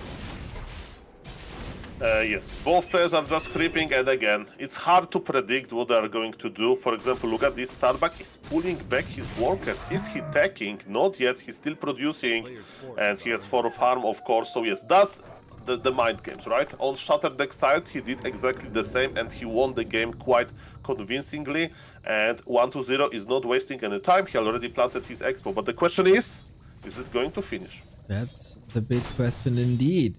Can the Archmage do something about it? We're both at the shop. Are boots and staff ready yet? I don't have a clock in-game, like an in-game clock. Shouldn't be just yet. Starbuck is creeping at the same time on the right-hand side for level 3, and 1-2-0 is doing exactly the same on the left-hand side. Yes, so Starbuck is not expanding yet. He sent back all of his workers, and level 3 Archmage, Mr. Neo, is looking good again for Starbuck. Expansion is going to be cancelled, and he is not even spawning a water elemental. Look at this, he's saving his mana for later. Or Actually, not. no, or maybe not. Caster cares, let's go. Water Elemental is really good against ghouls. You want to take the undead force away as much as possible so there's no counterattack. Starbuck, very satisfied with the early, produces another farm. That is then 4 farms, and this should give us the indicator that an expansion is planned for Starbuck as well. And yes, Starbuck is still trying to expand. He pulled 6 militia as we speak. Another expansion attempt by 1-2-0. So far, 1-2-0 is playing a little bit more defensively, right? Yes. Where are the militia going? Okay, he just sent them a little too far. Beetles get the information, but for 1-2-0, Archmage. defense Aye. is key. Expo cancelled again by a human. Very well played by Starbuck. And is he going to now try to expand himself? Yeah, this is a rough. I don't think 1-2-0 can afford to split too many ghouls to the north. Level 3 though, and slow. Ooh, I saw the impale animation already, but the ghouls maybe not in position to go for a surround. There's also a staff. Is it finally time for 1-2-0 to get this expo up? 2 cancels, lots of time bought. Beetles nibbling away. It's only 1 worker at the moment working for Starbuck. The others are taking a break. Yeah, 1-2-0. What are you going to do now? Let's see. He has a lot of ghouls in his base. Yes, he's taking the ghouls. Okay, 1-2-0 is going to brawl. 1-2-0 is going to fight, as he should be. And yes, he's sending some forces into Starbuck expansion. Impale, we are going to judge you. And Impale Impale missed, and Starbuck is repositioning to summon another Water Elemental. The big blocks! Can you block 2 Water Elementals? You know how hard it's to block water, Mr. Neo? Water is very, like, fluent, liquid. It's not that easy to stop it. You need a sandbank. Well, it depends on the temperature, but yeah, for sure, that was pretty much impossible. 1-2-0 under so much pressure. It is not fast enough, this build time. He's trying to go for the Archmage once again. If that's a vanilla surround, all of a sudden Starbuck is in trouble. Can he get a foot in the door? Impale is necessary. No stab. That surround must be close to force a TP. Maybe finally time for 1-2-0 in the 4th attempt to get this done, because Starbuck expansion is running already and Starbuck did the early game job. Yeah, he is ahead. Starbuck is ahead, that's for sure, and now he needs to be a little bit more careful because TP is gone, but his power building, Arcane Vault, Human Shop, of course, and yes, his economy looks much better, but now Mr. 1-2-0 is going to try to take revenge, and he even bought Circlet. He understands that he needs to kill a lot of units, and he's now in a good time, because maybe he can stop this region, but in order to do so, he needs to go deep. And there's only 1 Arcane Tower already, and he's not going deep. I think he's giving up on it. Militia is coming, and yes, his expansion may finish, may not. We'll see about that. So far, if Starbuck plays it cool, I think good things are ahead of him. No hurry indeed. Maybe he wanted to position that footman to be able to staff in again, as the staff is ready, but 1-2-0 shut that down. Tech at the Expo now. Interesting sight. Can call militia then there, but not in the base, which might be a bit exposed down the road. Hard to say how big 1-2-0's chances are now. He definitely has some heavy lifting to do. They definitely exist, you know, it's proven. He's still in the game, he's still moving, and now the supply is even. He's getting a little bit behind in the economic way, but remember, smart technology switch and so on, the game is of course open. If his expansion will finish, and it's going to finish, right, there is almost done, so the game is still up. Definitely the early game award goes to Starbuck. Oh, I thought back to Warcraft. I'm so used to hearing that we won this award. But yeah, happy for Starbuck as well to get this done. Maybe next time he can be non-mainstream streamer of the year as well. He is indeed pushing again. Base is up, can be repaired now. There's towers, and the second one coming up as well for some damage. But never underestimate footmen when they try to slaughter these innocent acolytes. Yeah, the Starbuck needs to be careful actually, because yes, he's fighting in the undead base. There are 2 towers ready. Of course, he can kill some acolytes, but Necropolis is going to finish, so he can't donate every single footman, right? Because it's going to be too much. I'm checking experience on both players, and to be honest, you know, Starbuck is not that ahead in experience department. Of course, acolytes are dying. This is annoying, and vanilla surround is not possible, maybe. And look at this Archmage, he's playing with fire a little bit. Crippler still has enough mana for Impale. What elementals now are going to deal a lot of damage, but also when they are dead, they provide a lot of experience. Both players are trying to do as much as possible, and yes, Necropolis is up, and 1-2-0 can start remaking. So far, so good for both players, and level 4 goes to Starbuck first. Yeah, very sick push. Level 4 is amazing for that level 2 Brilliance Aura for more Water Elementals. Gets the deny out. And Starbuck is also getting rich. Mountain King coming, tech to tier 3, queued immediately. Still running circles about that slow Crypt Lord, who might have needed boots in the process of this game just to be able to follow. Yes, and what is funny, Starbuck is taking tier 3 on his expo. Yes, it's possible. You can choose when you go tier 2, and then you are forced to go tier 3 there. And yes, footies with defend, they are a little bit more durable, but of course it doesn't work versus ghouls and Criplord. But yes, as you mentioned, and we have, by the way, an... oh, this is interesting. This is... Mr. Neo. Double Barrack, double Gryphon Aviary. Usually it's either double Barrack, double Workshop, or double Gryphon Aviary, double Workshop, and then we forget about Barrack because it's only one and we don't produce Knights. Starbuck wants to have everything. Okay, let's see if his wishes will be fulfilled, if he was a good boy and Santa is bringing all the units. One slaughterhouse cancelled. Big delay. 1-0 with that. Trying to go for a timing push with destroyers. A big destroyer bust.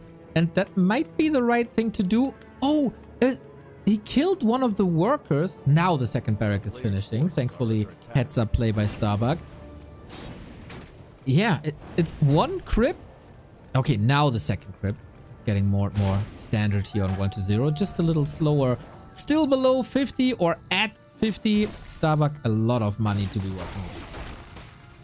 Yeah, so why I mentioned this unit composition, because Happy showed me at least many times that if humans is not going to invest into enough gyros, into double workshop, what Undead can do, he can slowly accumulate a lot of this Death Knight, his full mana, defensive impale forced. Okay, Death Knight survives, but yes, my point is mass destroyers, Mr. Neo. Yes. He's not going to... It's in the air. It's in the air, okay?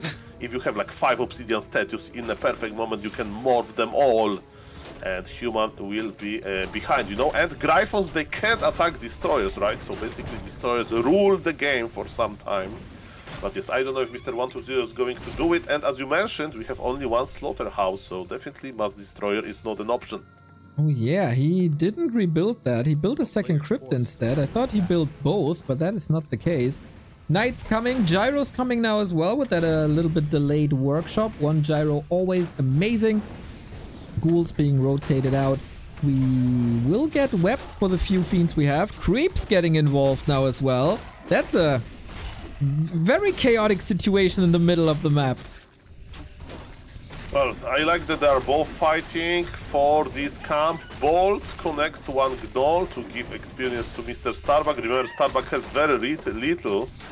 And the last hit this time goes to the Undead. We need level 2 on on Death Knight. And the fight over Energy Wild King. Maybe he will live a little bit longer. We'll see about that. Okay, item goes to Boots of Quel'Thalas. Not that good, but at least Aura was unlocked. And yes, I think Starbuck unit composition is much better, and I think there will be no mass destroyers by a 1-0. So 1-0 still has a chance, as you can see. Supply is very close, but Knights, Gyros, the Knights, Gryphons, they are very powerful. And 1-0 doesn't have any, as you mentioned, anti-technology. No Banshees, right, to possess.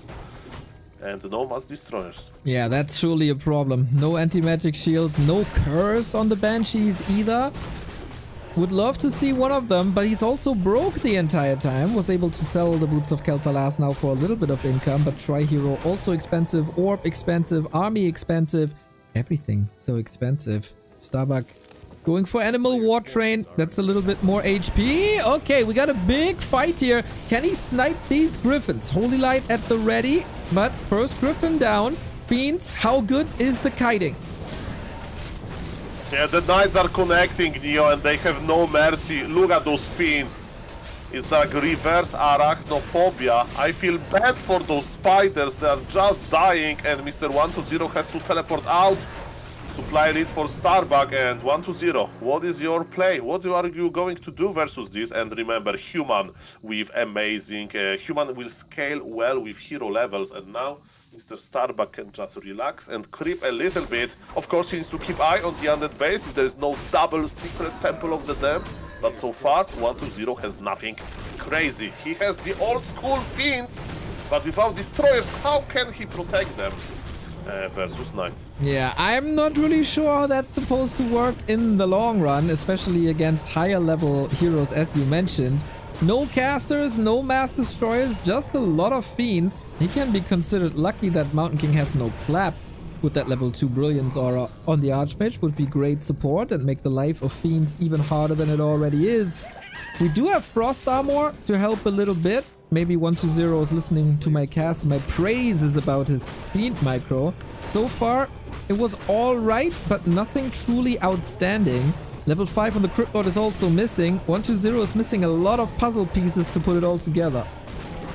Yeah, maybe he is not listening to you, but his hired translator, English to Chinese, is listening. And this translator says, yes, I can forward you this Neo guy tips, but Soul Ape Man, I just can't understand. Of course, nobody's listening. This is a professional Warcraft 3. And guys, again, I'm afraid about 1-0, right? This decider game, this full best of 7, and he's trusting his life with Mass Fiends versus Mass Knight. In theory, this doesn't sound that good, but somebody thought, okay, let's use this rock that we can dig from the ground, and later we can change it into the way that you can play Warcraft 3 on it. This is how computers were made, so also strategy that kinda on surface look back but can work. Let's see about that. There is a lot of Gryphons, we can web them, and the Fiends are connecting now. Okay, reinforcements will spawn into Starbucks back. Impale on Knights is solid. We're more interested in these Griffins at the beginning of the fight. Fiend safe to the side. Now the micro's looking fine. Lich gets level 3. Not super easy for Starbucks. Supply is rather even with another Knight falling, providing lots of HP. Coil last second. Frost Armor is a blessing. And this is a lot of Knights falling. Yeah, and Criplord got level 5. We have Mana Potion on Criplord, and Impale is of course amazing versus Knights. Maybe that was the idea. Use Fiends to kill Gryphons, and then heroes can get rid of the Knights. I think we are going to start seeing Impale soon. But wait a moment, both players are trading. Supplies even. Impale used. Staff of Sanctuary used as well, but there is no more charges. And both players are trading. It's 2 base versus 2 base, Mr. Neo. This is amazing Warcraft. This is a game-deciding Warcraft. Lich needs to be careful. Coil connects. Big Mana Potion use on the MK. Look at those Water Elementals. We can't do much about them, but Starbuck has to retreat because his Archmage was in danger. Both players basically lost their entire army. Starbuck was a little bit of a misrally. If only he had a Banshee with possession here now, but that is probably a freebie if he gets a little bit more control. No, Knight too sturdy, too tanky. Would have loved to see Burrow here. But then there's also probably going to be some flying machines to reveal. That statue, full mana, ouch. Also a little bit of misrally here. Divine Shield used to not get the clarity cancelled. Interesting choice. Yeah, who is getting a freebie? It would look like one Knight will be gifted to the Undead, but it was the opposite. And yes, do you see any Gryphons, Neo? I see only Knights. And yes, Criplord better do a good job here, because you need to protect your Fiends. Oh man, that Lich is in trouble. He has an Ankh. Can he pass it? Not just yet. Stays in. Archmage, very low mana. Nuke on the Knight and Mountain King. Can't get out there, can he? Little bit Stormbolt. That must be it. He transferred the Ankh. Last second. Super important for 1-0 to stay in. This Fiend untouched in the back. Lich is back. Maybe a bash. The Holy Light. The nuke. Lich wiped, and he couldn't TP out before. Split second. Bad luck for 1-0. And Starbuck now in a commanding spot. Well, that was big. 10 supply ahead. Starbuck he can creep now a big red camp, and again human heroes are scaling very, very well. I'm surprised that 1-0 army composition looked, I mean, it was playable, it was definitely playable, but good news for Undead fans, good news for 1-0 fans. As you can see, 1-0 rebought his Lich very quickly. He's behind in supply, but he will creep a lot, right? He has also red camp, and there is no non-crept expansion, so there is still time. And yes, Death Knight level 4 is good. Lich level 4 gets some intelligence, so there is still hope. But yes, I agree that it's not looking that great. Speaking about great things, we have a Kodo Aura for a human that is on 80 supply. This is very sweet. And also Orb of Slow makes an appearance in this series in game number 7, minute 20. Oh, this item is not that popular as we thought. Okay, Cloak of Flames, but more importantly, Mr. Soul, it is finally time for the Banshees. Banshee lady, curse ladies, I guess. A double temple, super late transition, maybe too late in hindsight. What a curse could have done 2 nights, what anti-magic could have done for the Lich when he was nuked. That is problematic for Starbuck if he is allowing this, but the movement across the map indicates he wants to seal this lower bracket semifinal right here, right now. Yeah, it takes a lot of time to get into Banshee tech. And look at this, there is one Fiend, one abomination. Man, let's do math on stream. It's 6 plus 4. It's 10 supply for nothing. Ay, ay, ay, ay, ay. That was so rough. Ay, What a ay, ay, snipe ay. by Starbuck, knowing exactly where the opponent is creeping. We have a heavy air army once again. 120 can just huddle up in his base where he has already won a fight against Starbuck on Tight Hunters, but Starbuck is smart, not doing the same mistake twice, rather going to the shop and to the blacksmith where the third attack upgrade is coming. Griffins and knights are gonna do so much damage, plus the battle bongos that you mentioned. Yes, and in the game on Tight Hunters, right, when a mass Banshee's tag was successful, there was only one undead base, right, to defend, and now you have two, right? So I think that Starbuck, if he wants to, he would be able to like kill the undead expansion, and then you can't really make your Banshees because you can't afford them. But yes, again, 120 is trying to be very patient.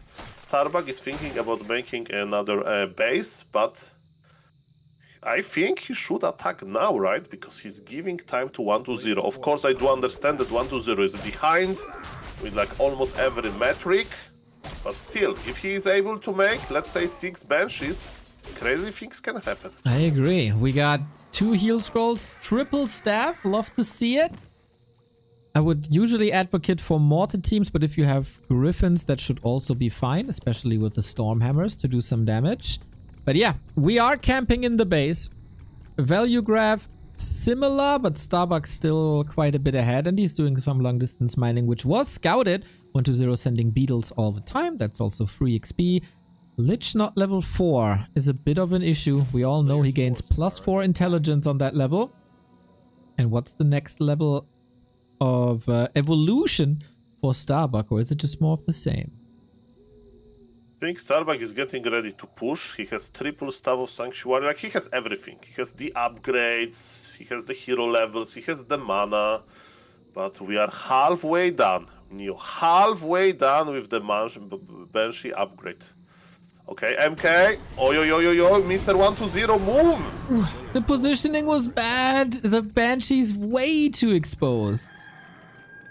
But it was just the first taste for Starbuck. And what is he doing? He's expanding, so he wants to attack.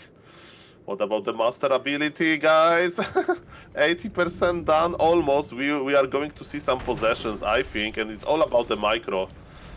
It's all about the micro, man. It's not easy task for Starbuck because, yes, he has the advantage. People, we see it. Okay, Impale, are we starting the fight? Look where the Banshees are, in the back. Okay, ladies and gentlemen, in this educational game, you are going to learn about how professional players are trying to find the perfect position before the fight.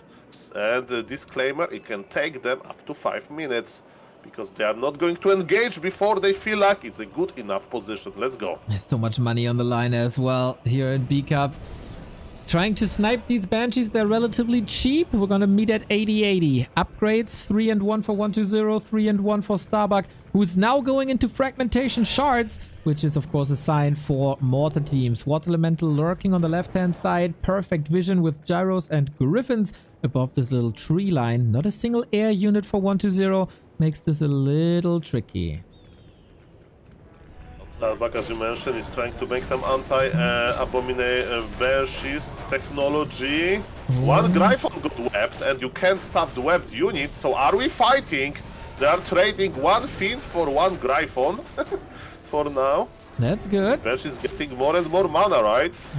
More possession. This time, no Archmage Aura for the undead. We got some anti-magic shield as well. Mortars coming. You're breaking upkeep. Invul Potion or Divine Shield usually going for the Lich. Exactly. Impale. Nuke. He gets the coil out. And now possession. But the staff ready. Mountain King behind enemy lines. He's surrounded. Invul Potion saves him. Super crazy situation here. And the staff is ready. But a staff on a Mountain King means you can't use that staff on a Knight. And that's why Starbuck disengaging. Okay, but we need to remember that Starbuck is up one base, right? So I think that 120 is in the pushing mode. I think we are going in. I think, yes, we need to go in. Lich has Dark Ritual. I mean, you can also consider expanding yourself, right? That's an option. Yes, there's so much on the line. The winner can't wait to play versus Happy, and we know that everybody loves to play versus Happy Kappa, but of course I'm kidding, but yes, this is the game. Okay, the Mortar team, no, the Mortar team! Not punished! Oh, now with Nova and Impale, he gets one, he gets two! That's crazy! Oh my god, possessions coming in as well! 1, 2, will they go through? Oh my god, the staff last second is so sick! No, the Nova! So much damage on 1-0. Look at him go. The Mortar team from the left-hand side. Killing... Oh my god, so many badges. A Fiend is falling. 2 Fiends falling as well. That was the hold for the lower bracket final, most likely. Well, I was excited to check out the Knights that Mr. 120 was able to possess, but no! Nice defense by Starbuck. The Mords were exposed, but Mr. 120 also like maybe went a little bit too deep. One Knight, a freebie now goes to 120, but supply doesn't lie, and also economy is much better for the human. Expansion is going to be cancelled for the Undead with 1 Knight and 1 Elemental, even though the Acolytes are trying to surround him. And yes, this is 120 final push, I think. If he's going to get demolished here, there is no coming back. His counter expansion got cancelled.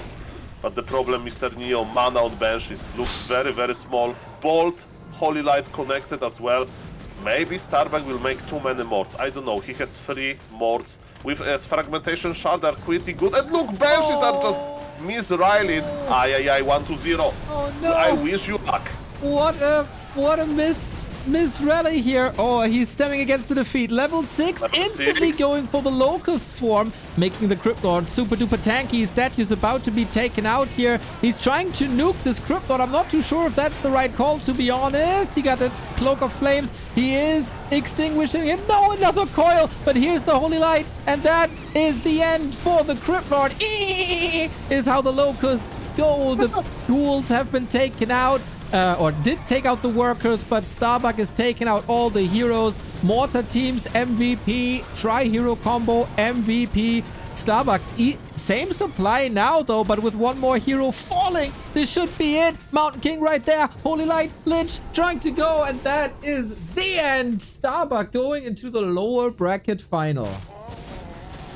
And in the lower bracket final, another Undead is awaiting. GG to Mr. Starbuck. What a series, what a long series. And you know, first thing first, congratulations to Mr. Starbuck, but my another serious question is, Mr. Neo. You know Happy a little bit, and can you tell me, are you going to? Do you think that Happy was watching this series or he had better things to do? Is he prepared? Do you think that he has ideas? Tell me.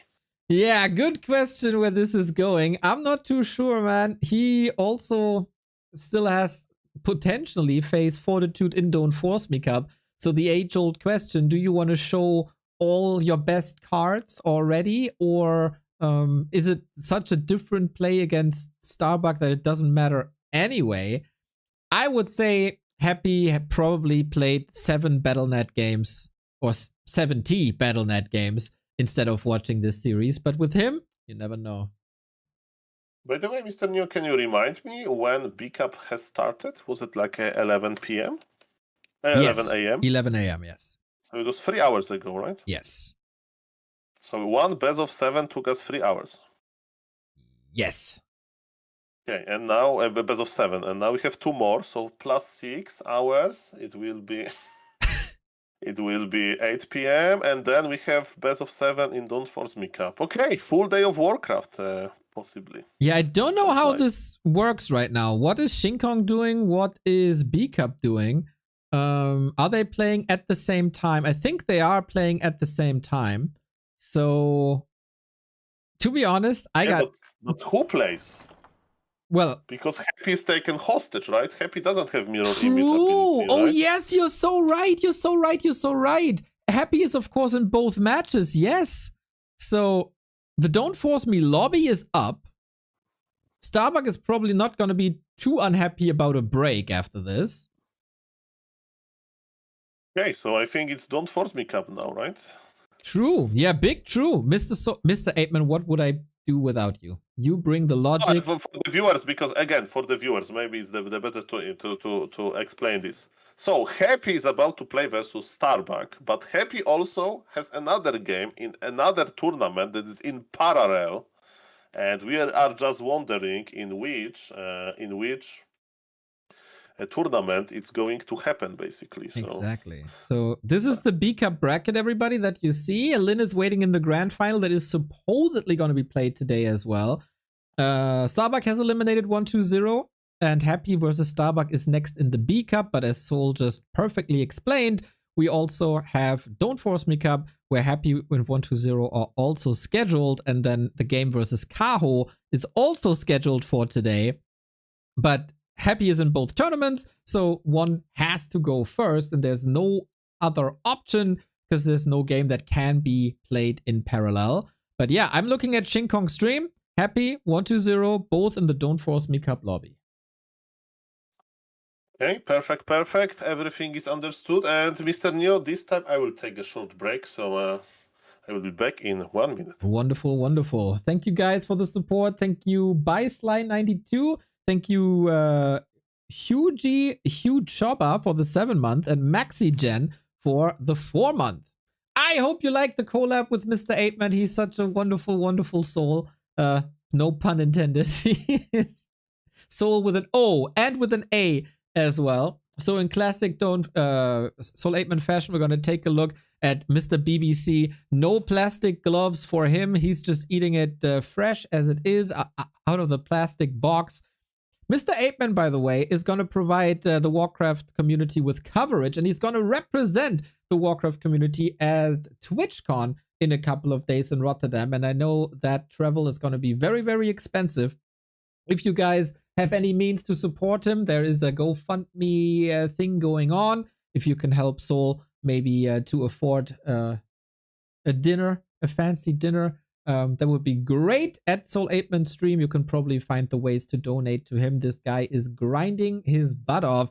This guy is casting for 4-5 hours now, I think, bringing us the Dolphin into Banshee Butterfly tournament earlier from 9 a.m. on, and he's probably casting more than we do right now. I see him online every time, and he needs your support to make that all worth it. Thank you, Qualtering, for the Prime at our stream. Of course, if you want to support Back to Warcraft, then the best place to find all the links is backtowarcraft.com/support. Easy as that. For the Patreon, the Twitch subs, the YouTube membership, Dono, Crypto, and merchandise. But what is also very important is to support the W3 Champions Finals. We are exactly 1 month away from the season ending, and that means we're 6 weeks away from the finals. But that crowdfunding pretty much determines how big the W3 Champions Finals are going to be. At the moment, we have basically $1,000 in, with 500 flooded over from last season. To be able to invite the top 8, we need 1,500, and that is then a 3-day event. If you want to blow it up and make it big, we are aiming for a prize pool of 3,000, so quite a little bit of a journey to do. For you guys, it is !W3CFinals in our chat, and hopefully you can support us, because organizing and running W3 Champions Finals together with Soul 8-Man was one of the best experiences that I had in Warcraft this entire year. So hopefully we can do that again. Yes, I'm back, Mr. Neo. Thank you for the nice words. And the game, I think, is going to start soon. The first map, Hammerfall. Yes, 2 minutes is what we got on the clock. So this is then Don't Force Me Cup. We're gonna switch. Don't Force Me Cup. I gotta switch some overlays here. $28,000 on the line. It is the premier tournament. We had to wait for this game for quite some time, as there was an overlapping schedule. Maybe we can recap the tournament so far from both of these players. Happy went into this as one of the big favorites, as one of the big contesters for the title, coming from a top 2 finish in Dolphin Cup. He got an easy group, to be honest, but struggled a bit against Life. Did not struggle against Infi. Did struggle very much against Kaho, where he, to be honest, was supposed to be eliminated already, if not for Kaho making grande mistakes. He then proceeded against Lin, and let me tell you, the Wyvern were way too strong for Happy to deal with them. Once they were out from their cage in the Beastery, they destroyed Happy in an interesting series. 1-0 was surprisingly good in the group stage, eliminating Sok and also Kaho, which I don't think was to be expected. Fell then to Life in a very close and competitive series. Had a solid lower bracket match versus Focus, who did not play Wyvern and therefore is responsible for his own death in lower bracket round 1. It's again the question, how good is 1-0 in the mirror? Because Soul, you have seen this exact match yesterday or the day before in B Cup, right? Yes, Mr. Neo, I have insights, and of course we can speculate a little bit, because for the viewers, again, this is another tournament, Don't Force Me Cup, and with all due respect to the B Cup, in this tournament the prize pool is much higher, so maybe Mr. 1-0 was a little bit hiding, you know, his strategies, but indeed what happened, Mr. Neo, 1-0 with Ted Fins, right, who is playing DK, Fins, stuff like that, and Happy was playing his Leech, Ghouls first, and Happy looks so good, let me tell you that. Haven't seen Happy in an undead mirror in quite some time, I gotta say. I mean, I've seen some matches versus Labyrinth, versus Lucifer, but that's about it. 1-0 clearly another level, and even in times where 1-0's shape didn't look that great, he always had new ideas, new timings, new late game compositions, sometimes even second hero changes. Everything seems possible when they clash, from a 4-0 in one direction to maybe a 4-2 in the other direction. We might see it all. These are the two best undeads clashing in one of the most beautiful mirror matches that you could possibly imagine. Undead mirror, of course, everybody loves it. An elimination for Happy would be quite a disaster for him. He wasn't able to win a tier 1 tournament in a long time, and now the competition got a lot fiercer, with Kaho on a rising level, with Lin being back in stellar shape, with Fortitude still in his way, and also 1-0 finding his grip once again. Did he find enough grip to win 4 matches here? We'll see.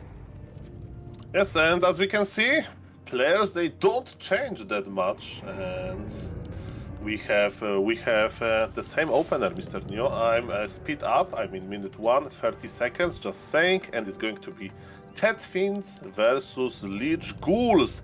For the viewers, I would like to say that from my experience, from my observation, Happy doesn't like to expand. It's possible.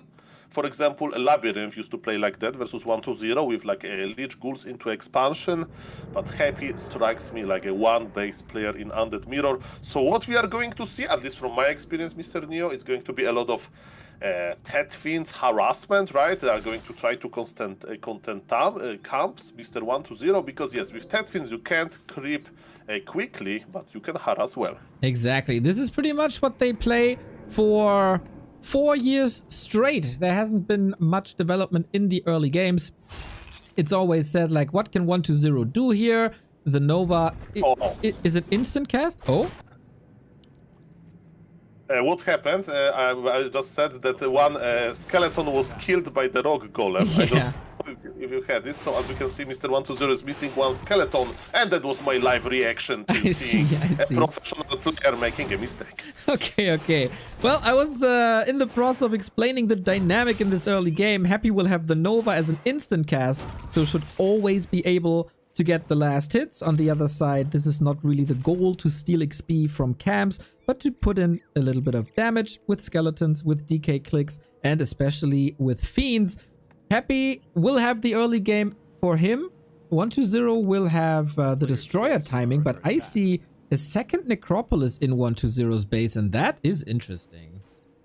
Well, there are two explanations. Explanation number one is that he's a little bit afraid of Happy going for the Acolytes, like when he has like level 3 Leech, and to like stop his tech, but on the other hand, it's a little bit early, so I don't know. As we can see, Happy is already trying to annoy 1-0 with some skeleton harassment, and yes, 1-0 is still on level 1, but Happy as well. I know this is a small thing, but I think that Happy is behind a little bit, because he should be creeping, he should get powerful levels, but now he has shop control, and he got what he loves, Circlet. Exactly. I think another explanation for that Necropolis is it doesn't cost lumber, and 1-0 is always trying to get the fastest tech possible, that's oftentimes limited by lumber and not by gold. So saving this 50 lumber might enable you a faster tech, might enable you a faster slaughterhouse or a faster destroyer push. Wonder if that's the reason. Well, the problem is that I don't really have the different TED Fiends build order node, but we can check the, as you mentioned, timing of the tech. It looks fast. Yeah. And what is also looks nice is like a Makrura creeping. If you know, of course, Makrura gives a lot of experience. And Mr. 120 is doing quite well. Both players are creeping, so yes, nobody's expanding. And the real question is, what Happy is going to do with his Leech level 3, right? Because he can now harass pretty well, he can creepjack pretty well, or he can go for the economy. No Staff of Teleportation for the Leech, so probably he's not going to enter too deep into the undead base, to the opponent base. Probably he's going to try to contest Mr. 120 level 3 Creep Road. Okay. This is, of course, the power spike for Happy in the early game. Nova level 2, super strong, and oh, he's reading this so well. There shouldn't be a chance, really, for 120 to get this creep route finished, and also pressuring on the DK. Easy. I think 120 has to give this up, especially with Ensnare coming in.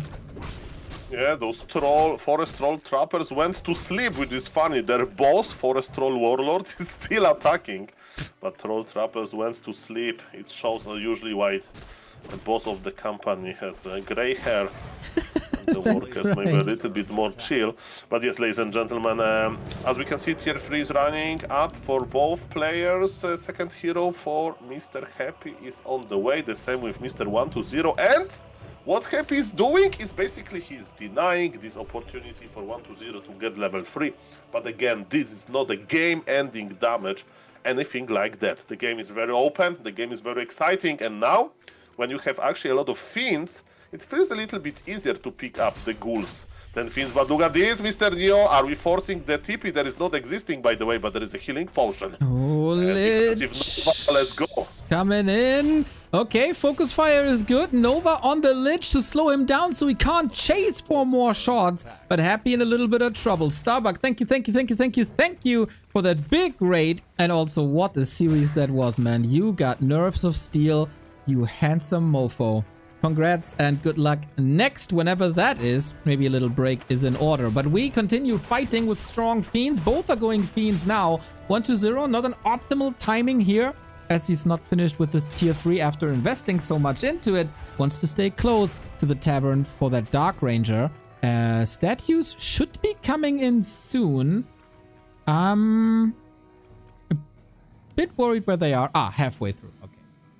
A player's forces Yeah, are under attack. there was a very one close moment when Lich of Mr. Happy almost died. That's why he used defensive Nova on the enemy Lich. And yes, both players are like, okay, enough war, let's have some time of peace. And they're both creeping Forest Troll Warlords. Mr. Of course, it's 8-Man, better for... how is it peace when you slaughter these innocent creeps? Well, the good part is like, you know, it's like fishing, Mr. Neo. Like, you take your fishing rod, you use it, and if you are, you know, not overfishing, next year there will be still fish there. So that's the good part. People always ask me, Sol, how do you feel while you are creeping Makruras? But they're coming back, okay? True. Don't overdo it. Like Jesus also. We have another contested camp here. This time, the Goblin Merchant. Invo Potions, one of the most important items in this entire game. Between two undeads, as hero focus is so important. We get a Dark Ranger for 120 as expected. Happy, not yet. But Happy is investing into a very early Temple of the Damned. Yeah, that's pretty interesting. So, for the viewers, they don't know why Banshees are so cool in the Undead Mirror. That can be cool, okay? It's because Destroyers can't dispel Anti-Magic Shell, right? So Anti-Magic Shell ability from Banshees is pretty good to keep your heroes and Fiends alive. Even though it was nerfed, you know, this Anti-Magic Shell. According to Happy, in a huge tournament, when there is a lot of money on the line, it's still worth it. So let's go and Happy with the Creep Lord as a third hero. So maybe I'll talk a little bit about the third hero options here. You have a hard option, advanced option, which is a Dark Ranger, because with Dark Ranger it's all about casting the perfect silence. Criplord is a little bit easier because you can spam. If you see a lot of enemy units, you just use Impale. Of course, Happy can play both. Happy is the master of both, but in this particular case, he prefers Criplord. It's not because he can't use Dark Ranger, but he prefers it. So let's see how it's going to work for him. That is super interesting because for a long time it was the other way around. It was 1-0 going Criplord and Happy still going Dark Ranger. Now tables have turned, and also in the past 1-0 was always going for a super precise destroyer push. That didn't really happen. There's still 7 ghouls. The next fight is brewing. Happy wasn't engaging, playing into a later power spike, giving 1-0 a little bit more time to creep. DK though! Oh my god, he's running blind into an Impale. What a disaster. 1-0. Maybe a little tired from the best of 7 versus Starbuck. That is not allowed and instantly punished. Okay, so... Okay, the only explanation I have that Happy in the interview would say, I went Criplord because 1-0 doesn't scout. And he goes away with his Death Knights, and I can punish. So... What a mistake, 1-0, man. That is not allowed to happen in a $28,000 tournament. I got that slither of hope that, you know, his first map is always the weakest in an entire series, but yeah, that was almost Night Elf-esque. Well, Night Elf-esque. Strong words, okay? Undead can lose his hero sometimes, but don't call them Night Elves. Nobody wants to be called a Night Elf, I see. Big mana stone for the Crypt Lord is fantastic. Close to level 3. Of course, the big XP donation from killing that DK is gonna have a ripple effect. Dark Ranger level 3 soon as well. But everything points into a 1-0 direction for Happy, with Master Training for Banshees coming. Luxury upgrade. Yeah, but we need to wait a moment, right? Because yes, Death Knight donation was very annoying. But still, Happy is not going to like finish the game now. Look what Happy is investing for. He wants to bank money. Happy is saving his money. Look at this. In order to save his money well, to manage his money well, he made a shadow, a shade, but look at this, 1-0 broke the supply. He's 10 supply ahead and he's pushing. This Dark Ranger was in front again, but not punished.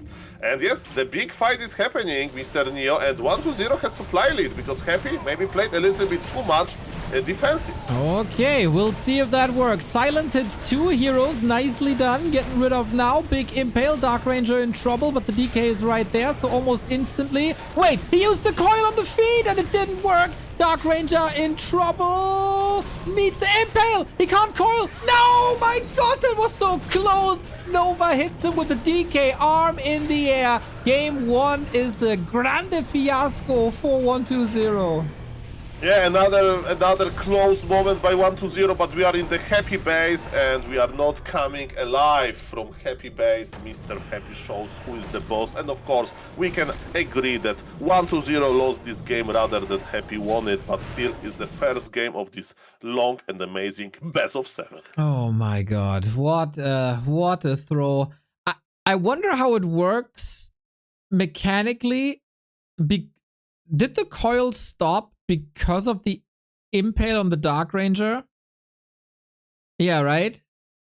I feel like projectiles are not cancelled, so they still go through, but the coil was, and that was just the perfect timing by Happy for that Impale. Insane skill by Dimitri Kostin once again, and a very well-deserved 1-0. Mr. Dimitri Lakostin, as some people call him, and Mr. Neo. What is the difference between B-Cup, that is now on pause, we are waiting for B-Cup to resume after this series, and Don't Force Me Cup, the downtime between games? The another game is already in the making on Flow TV, and the map is going to be Tide Hunters. I'm excited. 80 seconds. Toxic coming in with the explanation. Impale doesn't cancel mid-air. If the projectile is going on already, it hits, but the spell casting gets cancelled. That is some expert insight. Thank you, Mr. Toxi. Thank you for everything you're doing anyway, and good luck in the finals. I think today, because not only do we have Exquisite Warcraft, but also the Champions League, and Toxie is basically participating. Oh, is that today? Or is that someone else? Well, the first time you said about this, I thought, am I missing any Warcraft 3 tournaments? No. Maybe that says the most about my involvement with it's next Champions League. Next week. Today is, I don't know what is today. Just Warcraft. BT Cup. Donkey Cup. Donkey Cup. Zug des Lebens 3-3. It's a lot of action going on. And of course, 600 best of sevens here in the Chinese tournament. Well, the first best of 3 took us 3 hours, so yes. By the way, best of 7. I'm sorry. Yeah. Sorry, I'm a little bit confused because I'm looking at the Mr. BBC stream, and Magic Young is eating noodles with chopsticks. I haven't seen it before. That is, of course, mesmerizing. We can't keep up with the production value that we have on the BBC stream, but we can keep up with the games. 120 is donating the game to Happy, who gladly accepts that invitation. And now, map number 2. This is the normal development of a series between Happy and 120. It's always been that way. Happy wins game number 1, and that's where the series really starts. Hopefully, 120 is able to iron out the kinks of his game 1. It is his preferred map. It is Tidehunters. I would expect the same builds again on both sides, but hopefully fewer mistakes.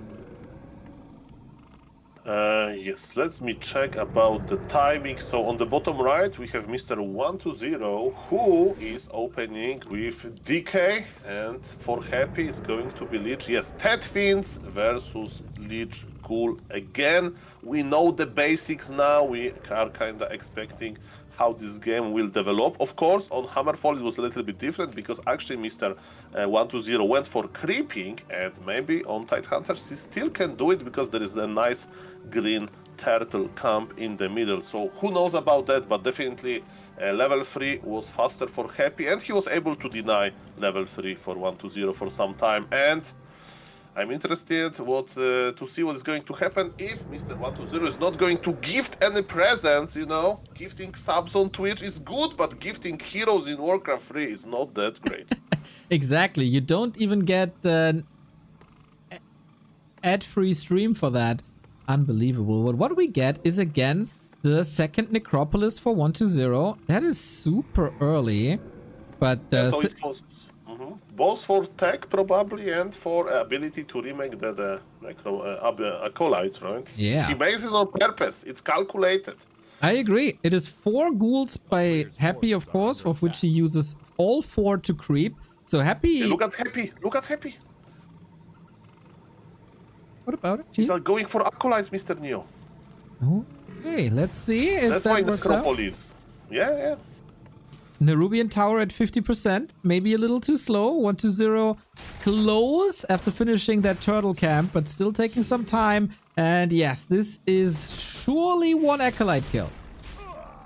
Yeah, so I think we have the answer about this second Necropolis. Right? With Ted Fins, you love one thing, and it's tech timing, right? And Fins. And Yep. Ted as the creator of this strategy, okay? So maybe 3 things, but...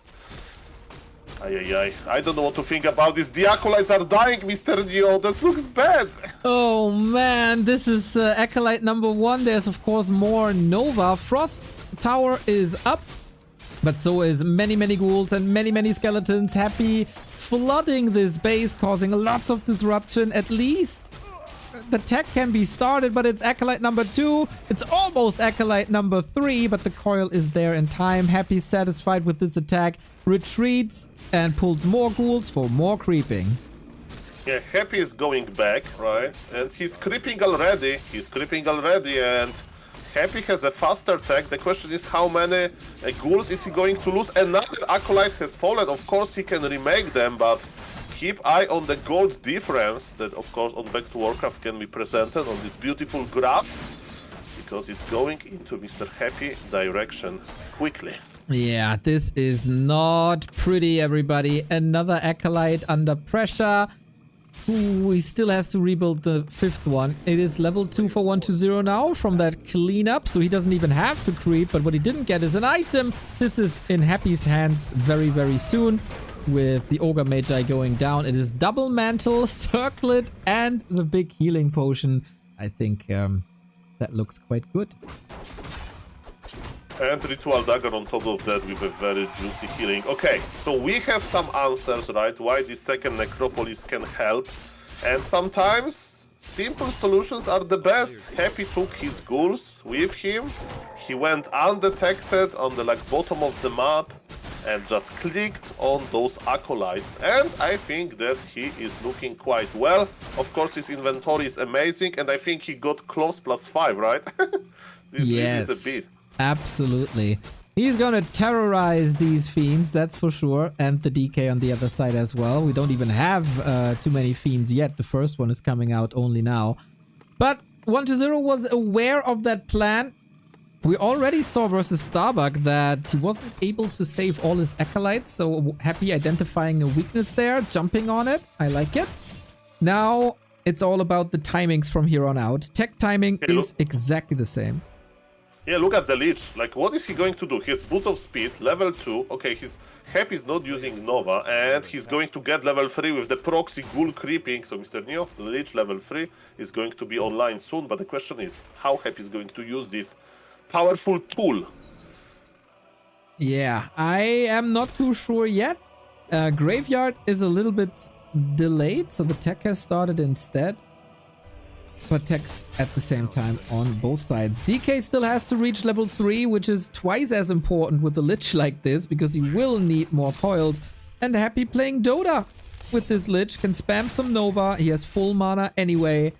This is not a pretty game for 120 again. A very interesting moment. Death Knight almost level 3, and I think Happy wants to force the healing potion, but not really successful. Okay, the game is getting interesting. We remember what happened in game number 1. Happy Lich almost died. That was a very nice defensive play by Happy later. And Lich of Mr. 120 is almost out from the altar, so Happy, be careful. I mean, he has big healing potion, okay, never mind. But you also don't want to lose this item before some big, impactful fight. It's definitely too early. But soon there is going to be a mobile healing potion, which Death Knight represents. That's true. Can't always rely on it, as we've seen on game 1. Wonder if that will make 120 switch heroes, maybe? He was also a fan of a Naga for more burst damage, but that's usually meant for a second hero. I guess it's gonna be Dark Ranger once again. Lich lurking around. Oh, if he prevents level 3 here. Oh, he can't. Nova exchanged. And yeah, he is willing to contribute the big healing potion to slow that DK down. Okay, very interesting. Death Knight of Mr. Happy is creeping in the accomplishment of ghouls. So this Lich of Happy is cosplaying like a Blade Master with Windwalk, basically, just keeping eye on the enemy army. And can we agree that entire army of 120 is very threatened by this one Lich? Nova by Happy to steal the experience. So well done, man. He is playing this pretty much perfectly, grinding up to a level 2 DK, always keeping the distance to not be slowed too much. And this is so much time bought. How fast you can creep with Fiends and Lich, we've seen before, but Happy shuts it all down. And also is probably gonna drain some Novas to make sure that 120 is getting the kills. This is usually taken a couple of seconds, now it's taken minutes. Gnoll Overseer goes to 120. He got circlet. And how is Mr. Happy Death Knight doing? Almost very close to level 3 after the Gnoll camp. And Happy is not done, but Orb is in possession of 120 already. So creep jacking will be a little bit harder because the Undead army has plus 20 damage. Now the blue Undead army, Mr. 120. Happy still keeping eye on some Murloc, on some creeps, and both players are just creeping. And again, Mr. Neo, Creep Lord for Happy, and for 120 so far he He's going to the tavern. It's going to be the same, Dark Ranger. Yeah, that is also now level 2, otherwise Happy would have been ahead 1 level. That Dark Ranger also means you get shop control for an invuln. That is very important, but not in a position to really strike. A creep check here on the left-hand side would have been nice. Cryptlord is not there yet. Ghouls were all hurt, but also the Lich and the DK. So more creeping necessary. Interesting that 120 is shifting his power spike attack a little bit, even though Destroyer upgrade was finished. Yes, that's going very, very well for both players. Like, the only difference between them is, of course, the experience on the second hero, as you mentioned. The game is very open and Happy. Again, he's trusting his life into Banshee's hands. Does Banshee have hands? I don't know. Yes. But yes, that's what he's going to do. And again, it's to get anti-magic shell. And Rune Bracers, so the heroes shall be saved. Big Invo Potion as well. On the other side for 120, we get an Ankh, which he sold. Nova, was it stolen by Happy? I don't know. Oh, that Nova prophecy. Nobody will know. Forever. Sendorian, thank you for the sub. What a contested camp this was. Cryptlord wasn't leveling, but maybe was out of range. Kind of hard to see. Invo Potion, 45 seconds. Happy doesn't want to fight yet without Destroyers, without Banshees. 120 at 50, working on the levels. Fighting without level 3 Lich is pretty much impossible. Yes, so selling Ankh is not very obvious thing to do. Like, if you think that you will just keep your heroes alive, you know, with with coils, with position, sometimes it's better to sell your Ankh and maybe get more units. But of course, don't do it if you don't have at least 2,500 MMR on Warcraft Champions, because it's very, very hard to do, myself included. And look at those ghouls, they are tearing apart Nerubian Tower. Happy wants to brawl, but he doesn't have his abominations yet. Is Happy laming, Mr. Neo? Okay, he has a town portal. He can easily get out. He keeps 120 supply blocked, who can also now not morph a Destroyer. Oh, he morphed both at the same time. Interesting by Happy. A little suboptimal, rare to see, but that is, of course, great damage against ghouls and very little anti-air, even though Web is ready now.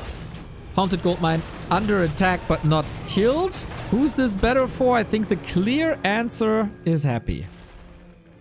Happy has 51 supply. What he's going to do about this? Because, like, can he kill a ghoul? No, he's losing a Or he fiend. wants to break? Oh, where? Wasn't part of the portal in 120's base. Ah, it was calculated. He wants Of to be under course. 50. Yes, of course, of course. I don't know, Mr. Neo. Is he going to lame again? Okay, he got scouted. 120 is pulling back. You know, that's the worst part of lamers, that, like, you know, at least in TV shows, they're always coming back, you know? Always coming back. If somebody lamed you once, he will come back. Ooh, and that's not going to be too easy without the Nerub Tower. Happy stays here, creeping. He has a town portal. It would be amazing for 120 if he could snipe this. Item is already gone, though. Last turtle goes to Happy as well, and 120 sees no chance anymore. Not interested in fighting this out. Happy goes 2-0, and let's be honest, he's dominating both maps. Okay, so for the viewers, what happened? I was a little bit surprised in the first moment they left the game, but yes, what 120 had? No Banshees. Okay, worse hero levels, yes. He got lamed and he had to rebuild. And also Happy stole his item in front of his very eyes and he teleported out. And Mr. 120 maybe is like, okay, he's just going to repeat it and repeat it and repeat it and like, let's just start the new, fresh game. I think that's what happened. Hard to blame Mr. 120 for that. And yes, the next game is going to start soon on Turtle Rock, because in Don't Force Me Cup, they are not eating beef jerky, if you know what I mean. That's right. It's also this entire strategy by 120 seems to be designed around the Destroyer push. And that wasn't possible at all. Like, Happy didn't give him an opening for that. Then he destroyed the Ziggurat, so he couldn't morph any Destroyers. And then, of course, everything that you said before was also in Happy's favor. Like, it is crazy how close this matchup was a year ago and how one-sided it is nowadays in favor of Happy. I mean, Definitely, Happy is doing very well. And remember, for example, in Dubai, in 2024, when they met and actually 1-0 won versus Happy. That's why then later we had Starbuck versus Happy, of course. That was Tedfin's mirror all the way. Maybe Happy doesn't feel like playing Tedfins, As we can see, Lich works well for him. He can be like this big, oppressive Lich player. And the game is loading. And Mr. Neo, we are back in Turtle Rock. Yeah, interesting to see. Ghoul creeping versus Fiend creeping should go very clearly in one direction. This might be a map where you divert a little bit from the norm. But yeah, it's down to 1-0. I don't think Happy will change anything. And why would he? He's hard countering 1-0. Both sides, he's finding his own timings and he's not giving 1-0 any openings. Maybe 1-0 was focused on Starbuck and finding a solution to that problem. And that is the downside, of course, of playing 2 tournaments at the same time. Preparation is hard and lots of work. And sometimes you have to focus on one, and that's not going well for 1-0 so far. Nicely put, Mr. Neo. And you said that we can see something different, but no. They both want to commit into their builds. 1-0 with Tedfins, Happy with his beloved Lich. And to be honest, because creeping green camps on this map is quite easy, maybe we are going to see just more creeping by Tedfin's players. We'll see about that. And it's much harder for Happy to squeeze undetected, right? To like on a previous map on Tidehunters, he like went through the bottom of the map and he connected into the acolytes nicely. On Turtle Rock, I don't think it's going to be that easy, but let's see about that. Exactly. So what I can see here and what I've seen in the past is 1-0 playing Naga second. I kind of pointed towards that on the last game already. For tier 2 timing, to stop Happy's tier 2 timing, that only works though if Happy is not destroying you in the time before that tier 2 is finished. So surely some options for 1-0, but he has to step up his game big time. Yeah, 1-0. We are expecting more from you. That's right. Did you know, by the way, Mr. 8man, that yesterday was the International Day of the Turtle? Wow, that's I don't own any turtles. I like them, of course. And congratulations for all of turtles for still being here after that many millions of years. We can't say the same about dinosaurs, can't we?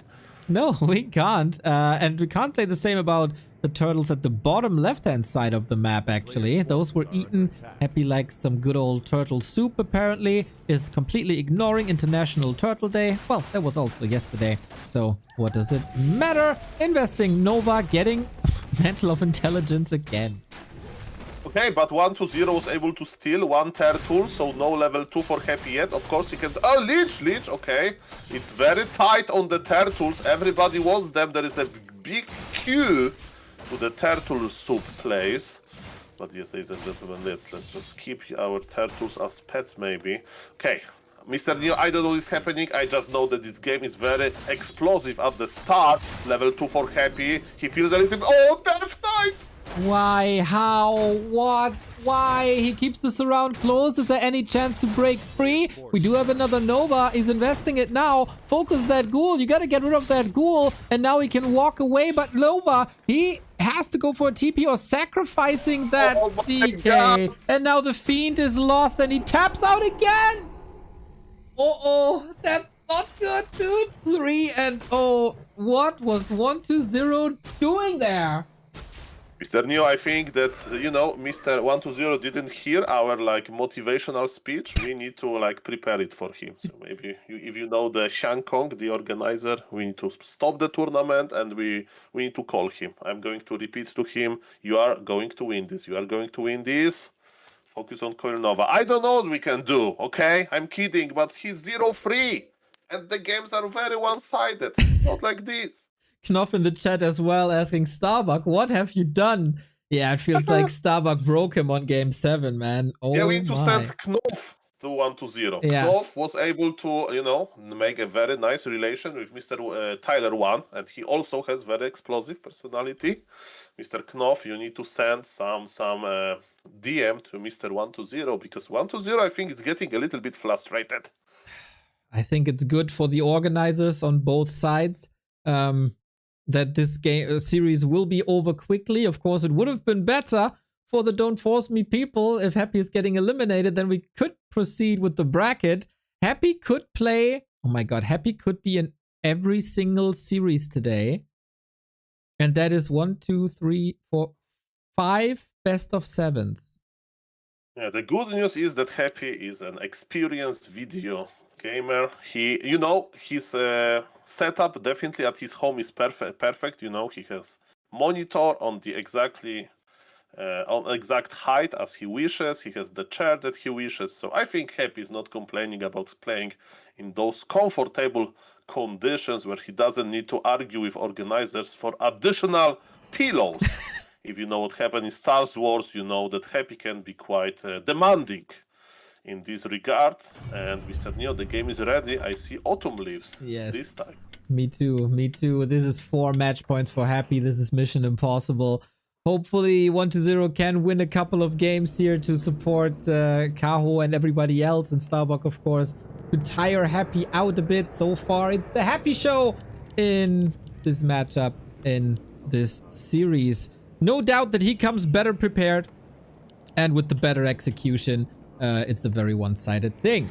Thank you, Zendorian, for the 20-month and Shalaba for the 14. Why did they have to sabotage our boy Lin like that? Yeah, he had to play late hours yesterday, but that is nothing in comparison what's awaiting Happy here today. 30 maps of Warcraft potentially, no problem. 1-0, I know you're a master of your craft. You have done miracles before. But if you defeat Happy now 4 times in a row, I don't know. We need a national 1-0 day in China. That will be remembered as a D reverse sweep. Mr. 1-0, of course, is a professional player. He can do some good things. Look at this. He's pulling already a camp that Happy wanted to creep. Well, look where the green camp is. Mr. Happy can start creeping just yet. Of course, it's a quite small thing, but yes, he definitely moved them a little bit. 1-0 is creeping himself. And again, the question is what they're going to do next. Happy wants to creep level 3 first and then harass. Maybe 1-0 can stop this. Okay, that is the plan at least, but plans only work as long as until you get hit in the face, to quote the wise Mike Tyson. Well, coming from him, definitely he knows what he's talking about. And yes, we are creeping, Mr. Neo. Of course, with Tedfins, you creep a little bit slower. Mr. Grabby is cycling his ghouls. Well, let's check the items. Glove of Haste is a pretty nice item. Scouting Acolyte is down. Not the end of the world. And Half Circlet at the ring +3 for Death Knight. That's also quite good. Death Knight is tanking a lot during the creeping process. The game is open, and definitely this game is looking better for 1-0 than game number 3, but it's like saying that, I don't know, Earth is round, but it's controversial in some circles. That's right. But we shouldn't listen to these circles, of course. And we should also not argue with Mr. Mike Tyson. That is 2 things that are for sure. More creeping. This is the early game that Happy wants uncontested, and then at level 3 he will flip the switch, but Happy lost ghoul on creep! Oh my yes, god. We all seen this. He's getting distracted. Spanish. He's getting distracted from our flat earth talk. That's official. Happy lost ghoul on creep, ladies and gentlemen. Make a clip. And even for Happy it can happen. Of course, creeping kobolds with ghouls, it's hard, Ghouls have low HP, kobolds can bash, but ladies and gentlemen, Happy is mortal after all. Did the creeps now get more ghoul kills in the early game than 1-0 in this series? In the previous game, yes. Definitely. The trophy is in creep hands. Who from creeps would get the trophy? Somebody from Kobold family. Because they guaranteed the kill. Shout out Let's to the see. Kobolds, giving 1-0 a chance. But if you look at that Lich, I wonder how big of a chance that really is. Oh, no. Circlet. Oh no! He gets the kill again. Half a level ahead with Claw +8 and boots and gloves. This is again such a sick early game. Ay, ay, ay. Ay, ay, ay. Okay, and oh no, the ensnare as well. Oh, that's just annoying. Ay, ay, ay, ay, ay. Mr. 1-0, stay calm. Okay, take a big breath. Think about something nice, like for example, using Dark Ritual on a Frostworm or something. And yes, please continue. Don't get angry. Happy is back again. The nice level 3, 60% ahead. Finally, that got coil secures the kill. Oh my, but so much had to be invested to reach that level. Ay, ay, ay. Okay, it's not over, guys. It's still close. And I'm saying for real, right? Happy has good moments. Happy is being annoying, but of course, there is still entire mid game and the late game. 1-0 got his level 3. It's not terrible. He has not lost any single fiend yet. And with 10 fiends, you need to respect your fiends the most. Okay. Trying to stabilize now, 1-0. He is maxed out. Lich is out. No Naga play.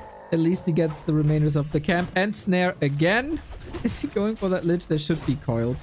Oh my god, he gets that Trapper. The Trapper was helping him with that end snare on the Fiends, and that's what you get. What we learn from this? Never be nice to Happy. Happy is like this pharaoh that made pyramids, and the Trapper was the builder, you know? It's like, thank you for your nice work, pyramids are magnificent, but for the greater good, we need to hide every secret. Yeah. Bye-bye, Also engineers. The visitors of the funeral of Genghis Khan. First we mourn a bit and then they're all getting killed. Happy is a bit like Genghis Khan in this game, I gotta say. I think they may have similar life mindset, but let's not go there. Okay, ladies and gentlemen. So, as we can see, now we have the same heroes with reverse levels. Level 3, Lich for Happy, level 1 Death Knight, and the opposite on Mr. 1-0. Happy is also making a few fiends, but not that many. Very nice ritual dagger. Happy is the master of like these valuable ritual daggers in the perfect moments, and because of this, look at this. Death Knight level 3 can't heal himself, and Mr. 1-0 is probably going to have to retreat. Nova used to stop all of the healing, and yes, the game is getting spicy. Ooh, okay. There is a little bit of fighting spirit left in 1-0. He needs that lab. He needs XP. Otherwise, the Lich is soon very close to level 4. Who gets the fast fingers? It is, of course, Happy. Trying to punish it now with the nuke on the DK. Well, his own DK is far away from the pack. But now... Yeah, Happy got experience and the item, so now he can just go back because the main part of the camp is gone. Both players are tier 3 now. Happy with Criplord again, and 1-0 is not changing his strategy. Dark Ranger for him. Okay, more of the same. Also with Black Arrow first. Maybe of the opinion that he can reliably creep level 2 because he doesn't want to engage before level 3 Lich anyway. So far, he has missed all of his destroyer timings against the ghouls, and it looks like Happy is doing some evasion creeping. Get the healing back up, get the mana regeneration up, and of course work on the Crypt Lord.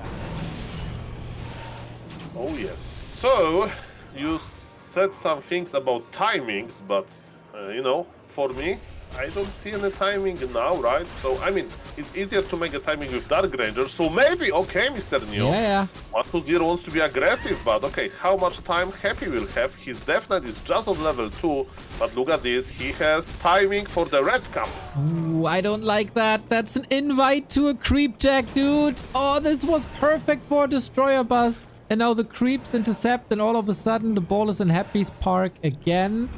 Is he willing to engage? There's no web just yet. There's no Banshee out that he's been working on. The Crypt Lord only joins now. The DK isn't level 3.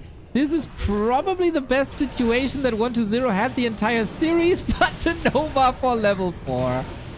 Yeah, but 1-0 is squeezed between the camp and Happy now. And guys, this Impel, guys, don't blink. It may be the last fight of this series. The Finns are dying. 1-0 wants to focus Happy Death Knight, but Death Knight survives well for now. There is no web, or maybe they are not casting it. What about the Death Knight? The blue Death Knight of Mr. 1-0 got sniped, of course! And Mr. Happy is not taking any prisoners. What a terrible, terrible creepjack. Why would you expose yourself to Happy like that? I think the only reason is that he wanted this series to be over with. Catastrophe for 1-0. He was begging for this creepjack. He got what he wanted and he got what he deserved. This is probably the fastest best of 7 that I've ever cast in my life. We went from very long and crazy best of 7 between Starbuck and 1-0.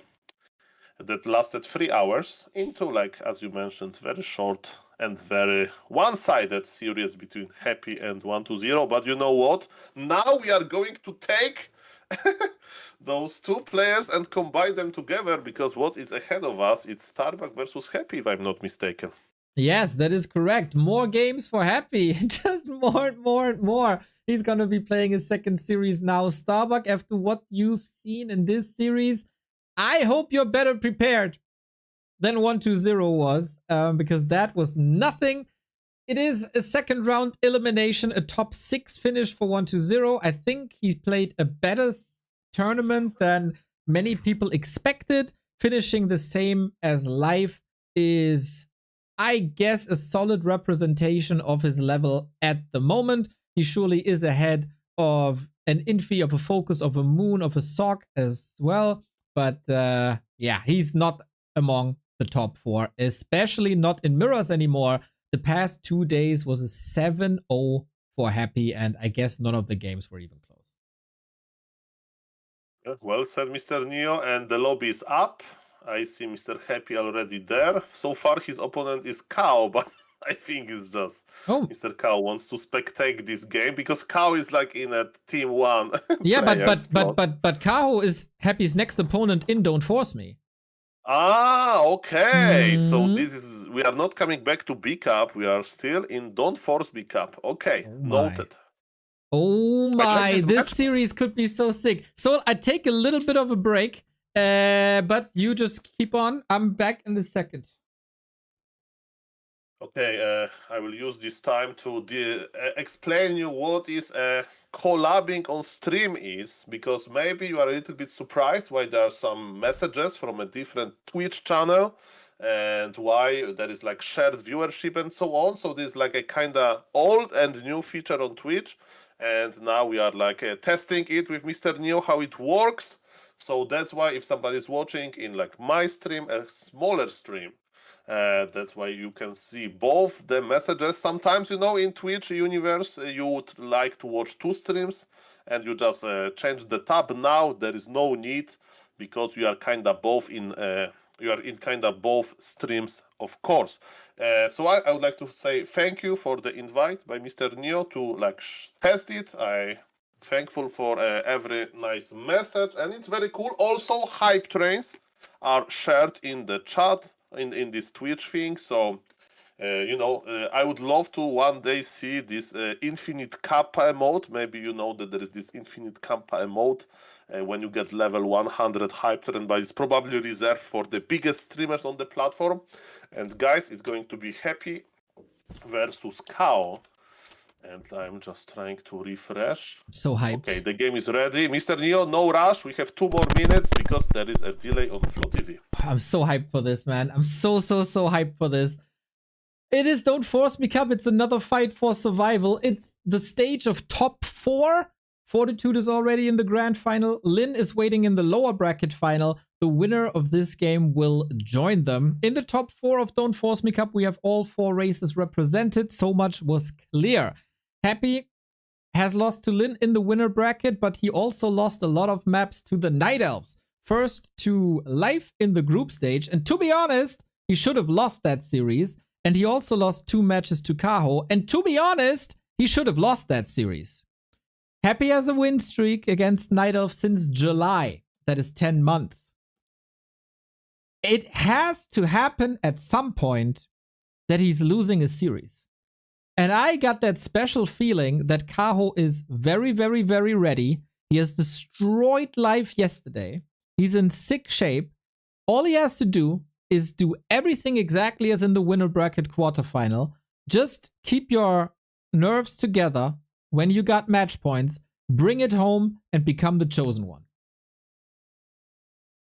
Well, this is very true, and yes, this is the different patch a little bit, right? Definitely Night Elves, even though the hunts are not used that much, but Wisp buff is there, so who knows how it's going to go.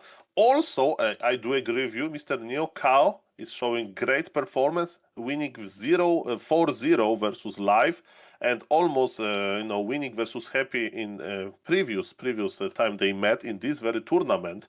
That was very impressive. He is ready. And yes, Happy already played one series and Mr. Cow is fresh. So this can be very, very amazing. And I see gifted subs. Yes, I see gifted subs as well. 10 gifted subs by Kilgrim. Thank you for supporting us for such a long time already. Much love. 156 gift subs on the channel. You are an absolute sweetheart and much appreciated. Just like our gamers here. Here is the tail of the tape, everybody. Don't get fooled by these numbers because the numbers are clearly in favor of Happy. He's always winning, but Kaho is making it closer and closer and closer.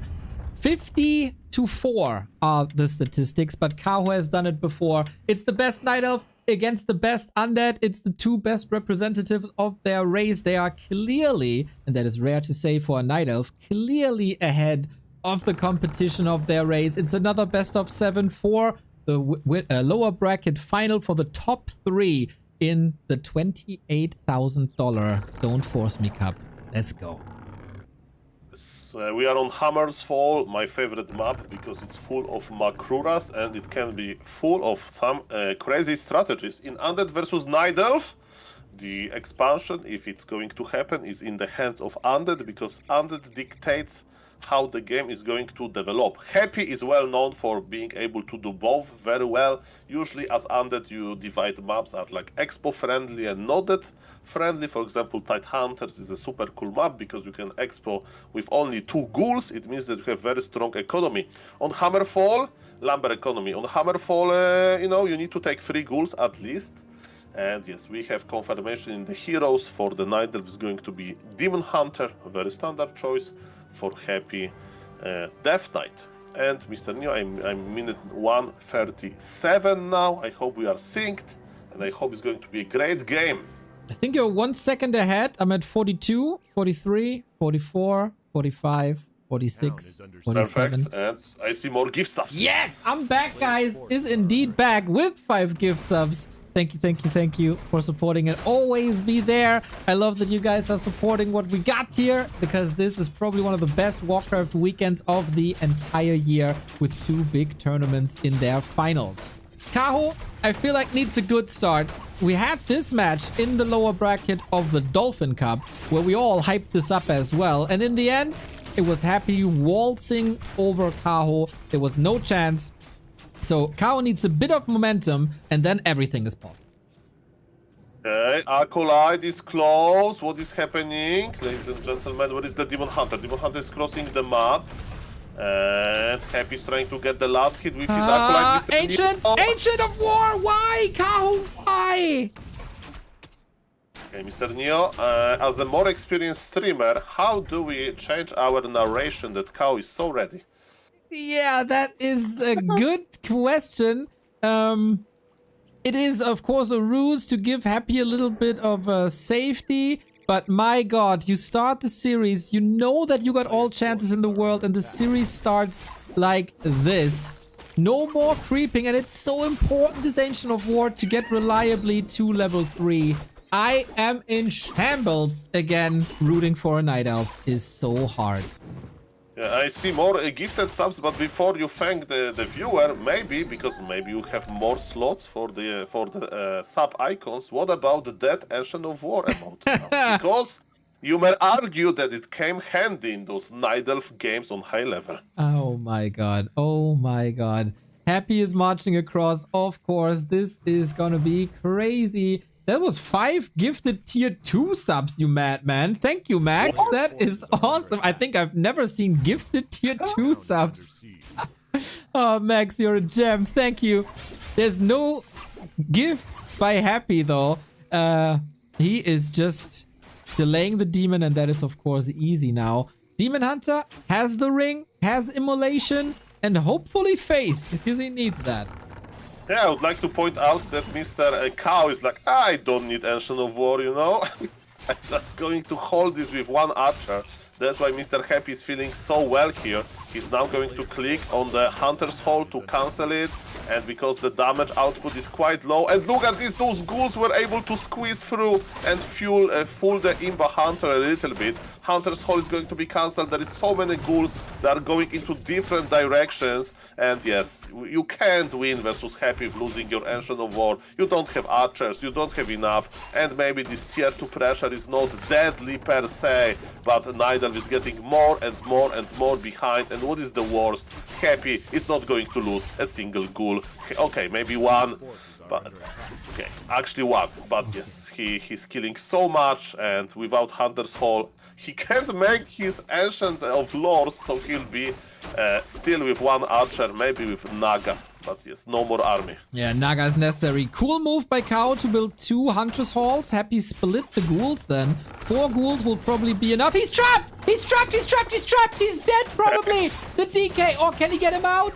No! Oh, of course, that's also not working because Happy is adjusting perfectly.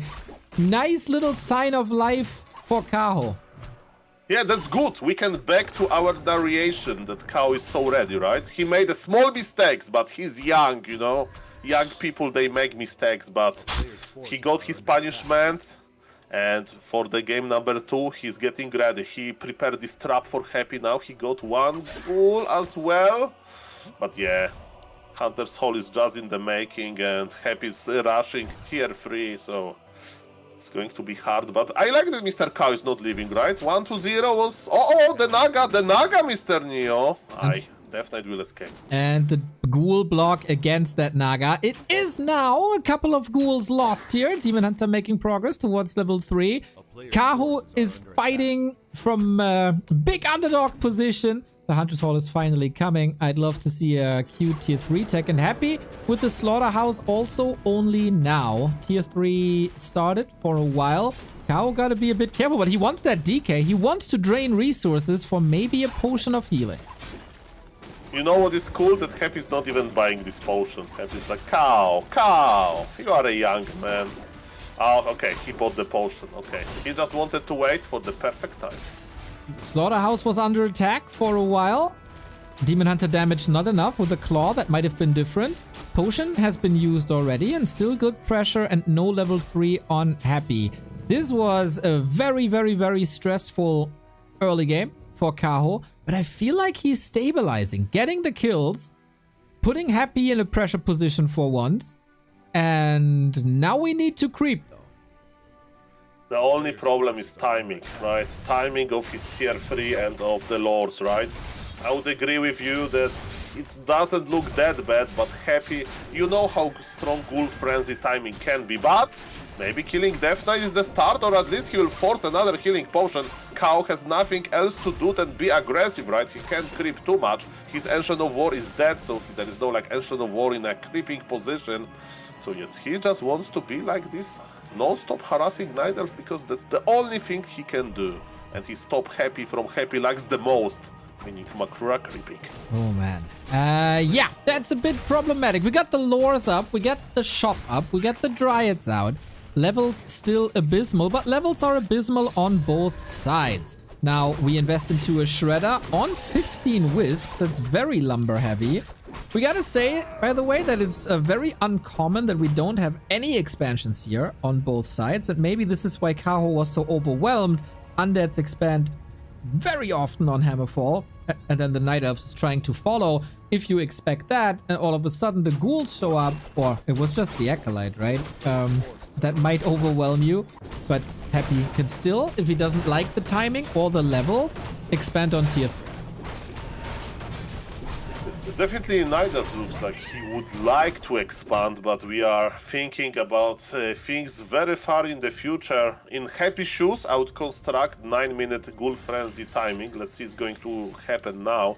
Look at this. Happy got level 3 Death Knight, level 1 Lich with the Orb.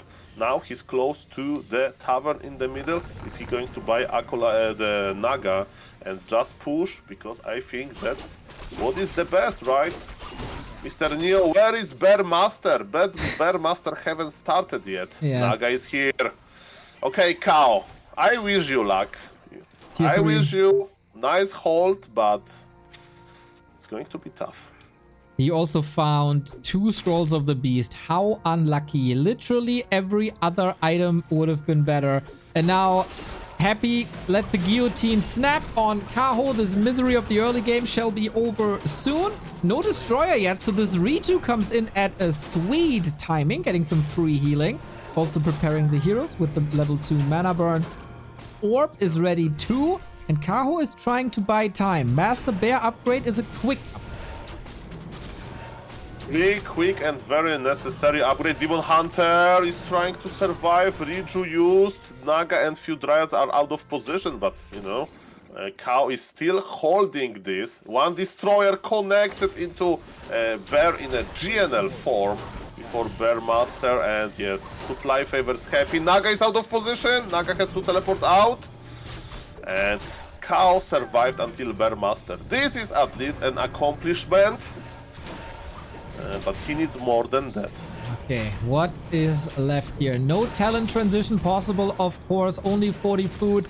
Pressure on the Demon Hunter. Moon Juice is empty. It's still daytime. No regeneration. I think Happy is chopping that Demon Hunter off. And it's again, unfortunately, Kaho's fault. This is kind of repetitive from what we've seen in the Dolphin Cup in the top 3.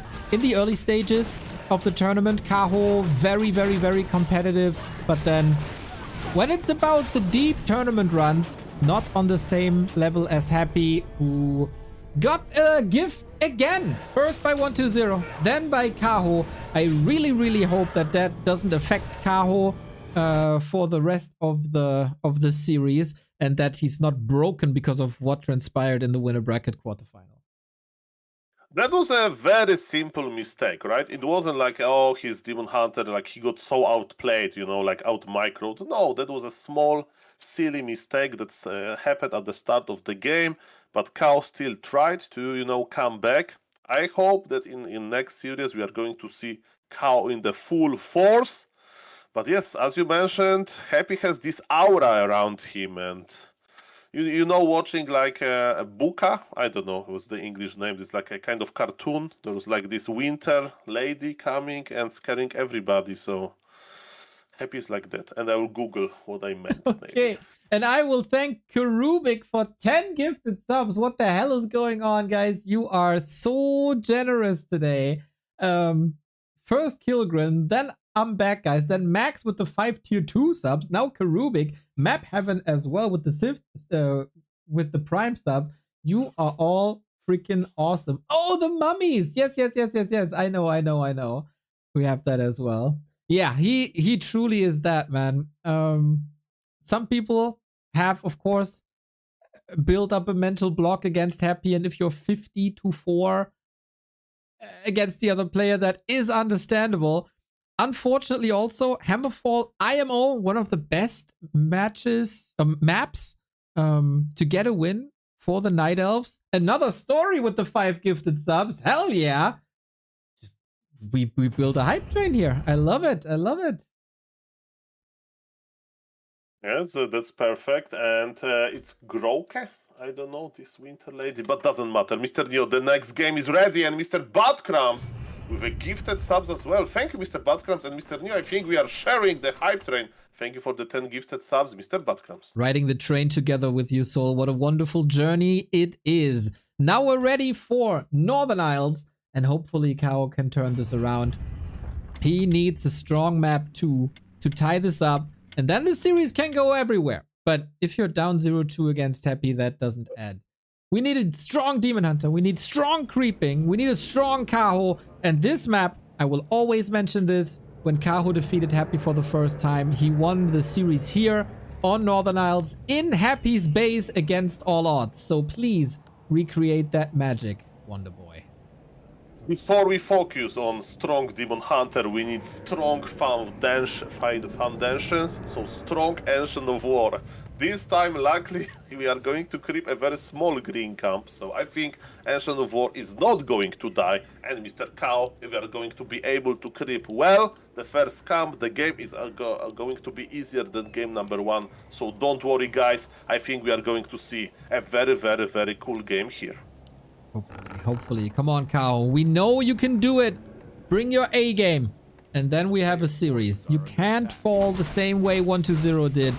It's supposed to be the most hyped tournament day of the year. We don't want this ruined with 2 quick matches. Is Happy getting tired at some point? The answer usually is no, but we never know with him. The first series was, of course, a quick one, so we shouldn't see signs of fatigue. But we see a Sithrin sub. Go, go, Cow! Take my 2-year Prime sub magic. Sithrin, you sexy beast. Thank you. Thank you. And I'm checking Death Knight inventory. There is no sacrificial school. 1 base play by Happy. It means that Demon Hunter has more time for creeping. I'm checking Demon Hunter inventory. Not that bad. Close +5 and +3 strength. Of course, at some point, Demon Hunter is just going to cosplay a tank, you know. Tank from like World of Warcraft. His job is going to be just eat Coil Nova and go back to the Moonwells. But we have level 2 Mr. Neo, and can Happy get level 2 without issues? Demon Hunter is going to try to slow him down. Not fully, but at least to make this expensive. Let's go, Demon Hunter. Don't get yourself surrounded. Interesting situation. Cow has 4 wisps on the map, totally expecting an expansion. Detonate coming in could be a good timing. Always a good tool to get out of surrounds, but not if it's getting sniped. Also, these immolation builds are usually reserved for 2-base play. I wonder if Kaho gambled on the wrong horse here. I mean, there are some different schools of Night Elves. There are some Night Elves that like to keep only 2 wisps, you know, outside of the main base. And there are some Night Elves that like to watch tutorials about where to keep those wisps. For example, Hitman, who is like maybe not original Night Elf, but he switched his race fully. He likes to keep like 6 wisps on the map, you know, in those perfect spots. But yes, look at this. Demon Hunter is using this opportunity for Death Knight to not be in the middle of the map, and Immolation creeping on the Ice Troll Warlord. Happy in the meantime is creeping also a big cap. So as Back to Warcraft says, welcome to Creepcraft. Exactly. Bit of PvE action. Mana Stone sold. This is very important that Happy doesn't get this item. Went on the cost of lots of mana and also lots of HP. Happy bought a Telestaff, which I find very interesting.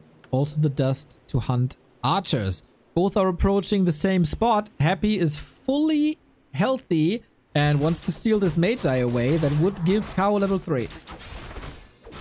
Okay, so Cow knows where Happy is, but he can't do much about this. The last hit goes to Happy, of course. That is quite easy, and he can also start working on one of the archers. Cow is coming back, but he's like going around. But maybe archers can survive. Happy has dust. At least 1 charge was used. Coil connects. You may say Archer was very low HP, but yes, Happy was about to be mana drained anyway, so it was better to use the coil than just to lose mana. Again, it's not looking bad for Mr. Cow. There is a lot of fighting in the middle. You may say that yes, Happy got level 3, but it's very hard to stop Happy from that. And Happy with the Naga. Happy wants to brawl. Happy wants to get map control. Lich is going to be the 3rd hero, and look at Happy. He's getting ready to make some big moves here, but yes, Naga is also possible for the Night Elf, of course, but look at this, Happy has the map control, and Mr. Neo, Cow needs to do something. He's just on level 2, he's not creeping.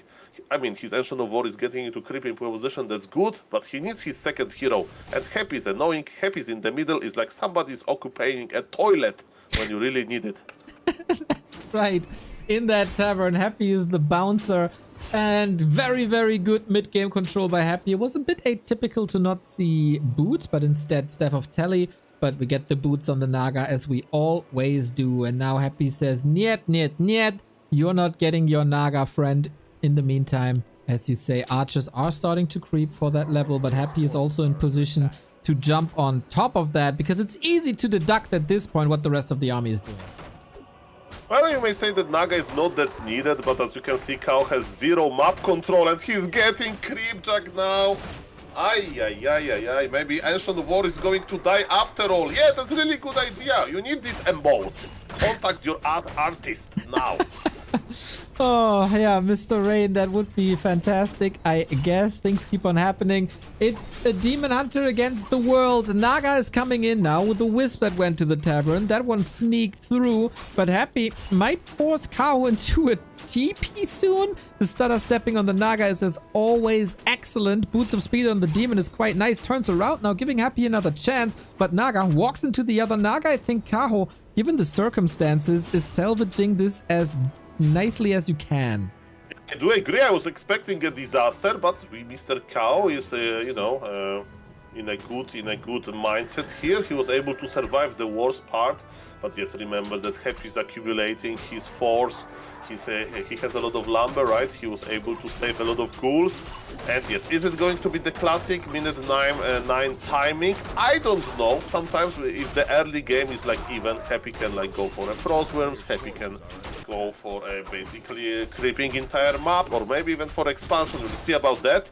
So far, we are coming back to Creepcraft, and yes, Demon Hunter still needs level 2, so he can't even harass around the map. And to be honest, another bad item for the Night Elf, because he has to sell big mana potion. Demon Hunter needs survivability, he needs like big healing, maybe invul. So far, he's not too happy with his items, but good news, when you are Night Elf, you have such a good item at tier 3 at your shop that you can just sell the normal items and buy orb, staff of preservation, and so on. Exactly. Lich items looking fantastic. Happy at the moment, no TP. Demon Hunter trying to create some space with a very solid mana burn. Invul potion as well. Hopefully he's gonna use it too when he needs it most. Happy is expanding as suggested. There's a crystal ball on Kaho. The wisps were slaughtered before, so it's not that easy to read, but the crystal ball helps for sure. And Kaho needs more time. We do have Master Bears. We do not have any Fork Lightning, which makes this a little tricky. Yeah, that can be a long game, and look at this. Last hit went to... Okay, Cow is back, guys. It's official by Soul Apeman. Cow is back, okay? It was looking bad for a moment, but he's not going to die now. Of course, Happy is investing into expansion, but Mr. Cow, Neo was very impressed about your Wisp positioning on the map. I hope Cow is going to scout this expansion at some point, because he really needs to. Yeah. Now he has only one Wisp out, and it's not enough. But the crystal ball, he can just use the crystal ball. He must know this is Ghoul Frenzy timing. If you're not in my base, what are you doing? And I'm waiting for that charge to be used, but I wonder if he's at that lab because he's expecting it already. Going for... He doesn't really have the resources for sappers. Oh, demon is coming. But you know, 200 IQ... Okay, he's not going. He's going to Creep Red. But 500 IQ idea, how do you cancel the Expo if the Expo is still fresh? With a Sapper, so he can't cancel. And Sapper is free of charge. Okay. That would be nice. Happy has no TP. That will be rough. Claws plus 12 on Happy on the left-hand side. Kaho of the opinion that without Naga level 3 he can't do anything. But yeah, that is a huge opportunity to cancel that expansion right now. And now Happy will fortify this, and it always gets a little harder. Item for Kaho, a little bit of strength and intelligence, which is solid for the Naga, but not perfect either. Calm before the storm. Yeah, Happy got Claws plus 12 from his red camp, and he has a Super Naga and Super Lich, by the way. He has so many Claws of attack that he's splitting them between heroes. And look at this, Cow wants to expand himself as well.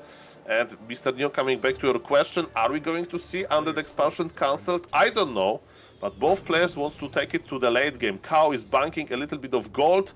Happy already broke the supply. Happy is stronger, and Crystal Ball Scout went too late. Oh boy, what a missed opportunity for Kaho. He will kick himself knowing what he just missed. I think he could have still gotten the red spot.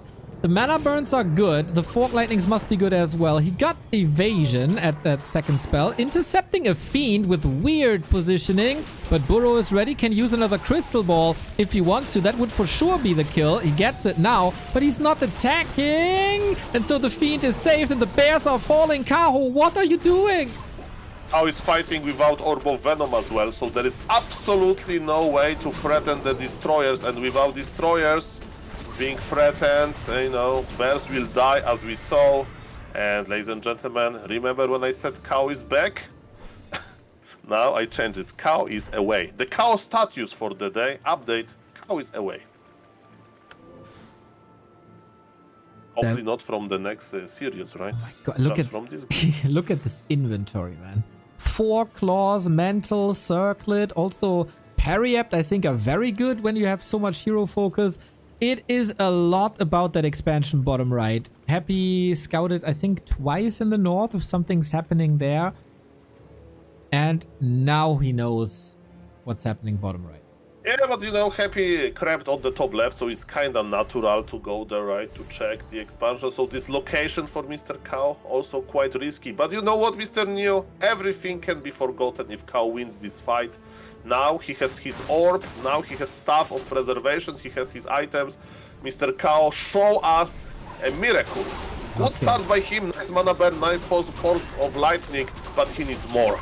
Yeah, way more. The bear out of the fight, so are the ghouls. The Dryad splits look fine. It's all down to the Demon Hunter, but with so few bears, how can you replenish this? We have a TP that might be used soon. The supply is clearly in favor of the Emperor. Reveal used Fork Lightning. This time he gets the kill, but Happy immediately with the counter kill on the Dryads, or at least the threat. The Fiends are always connecting, except if they're dead. And that is happening here now. Kaho slowly closing the supply gap. Yes, and remember, supply in Destroyers is quite fragile, but can he kill them? Probably not. All of the Dryads are no longer here. Demon Hunter is stuffed back, but Mr. Neo expansion of Kao survived. If you are looking for a miracle, it may happen actually, but Mr. Happy, he says that Santa Claus doesn't exist, and he's going to prove it by killing this Expo. That is pretty sick indeed. The strong Tree of Life. Respect to the performance of that Tree of Life. But yeah, the Expo for Happy is running for way too long. He's trying to repair, but the Wisps have to come all the way from the main. Not prepared well enough. Overwhelmed. Expo down. There is no TP on Happy. With the hero focus, maybe there's a slim chance, but the reju is dispelled immediately. The focus fire is crazy. Naga doesn't really have too much damage. Can the other Naga be killed here though? With the zap gets the kill. Okay, that's the start. Definitely. The most fragile part of the undead army has fallen, which is Naga, of course. What about the Lich, Mr. Neo? How good are claws if they don't die? Kao is showing us that he has it, that he has the potential, and supplies even. I can't believe this. But Kao, you need to continue this because Happy still has an operational expansion, but 2 heroes went down. 1 Demon Hunter to rule them all now. Dryads with lots of control. Another Fiend almost falling. Abominations coming in. There's no disease cloud yet. Reveal, kill, reveal, kill. That is 6 supply gone. The Demon Hunter is approaching level 5. The Naga is alive too with mana shield actually. 1 Dryad to the side, getting sniped, but I think that trade is worth it as this is distraction. Kaho, Wonder Boy, what are you able to do with the situation? Yeah, Wonder Boy. Mr. You know what was Kao plan for this game? To, you know, bad start, bad mid game. I would just out micro Happy. Usually, we would say it's not the best plan, but it actually works. So, level 5 Demon Hunter is getting ready, Mr. Neo, and Naga of Kao is full of mana. 40 seconds till Naga. Lich is back though. Fork Lightning for how long is the question? Mana ready. Counter nuke. No invo potion on Kao, only the staff. No tele staff to get back in. Destroyers still threatening bears big time. Damage on Destroyers is looking fine for now, but easy retreat of course. Happy using that mana potion, that was the last one. Reju running for a little bit. Last bit of healing on the Demon Hunter. He wants to keep him in the game for as long as possible. Invo potion ready. That Demon Hunter is out of the fight soon, but not without this Destroyer. Yeah, destroyers are slowly dying. Demon Hunter is back in the base. Moonjuice looks okay, not great, not terrible, but Naga is left alone. Naga has the TP, so don't worry. And Mr. Cow is teleporting back. His Dryad, some exit kills are there. Two Dryads has fallen. Supplies event, but Mr. Cow, time is running out. Imagine, Neo, if the Tree of Life of Cow would survive. This is how close those games are, right? Incredible. Incredible.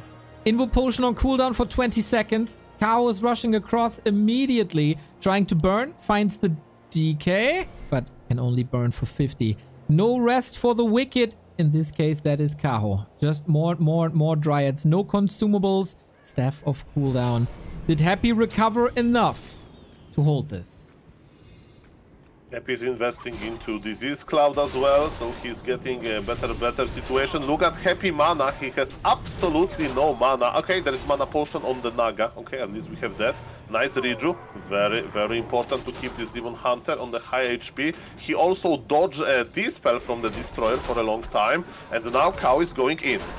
With how bad of an early game this was, this is a very competitive situation. DK is getting blocked. The bear block in the middle of the fight. Riju again, going through way too long. Heal scroll available. If the DK falls, everything seems possible. Zap! Now the Demon Hunter staffed out. How do you get back is always the question. No coil available. No Unholy Aura available. That's a lot of movement speed, but also slowed by the Naruk Tower.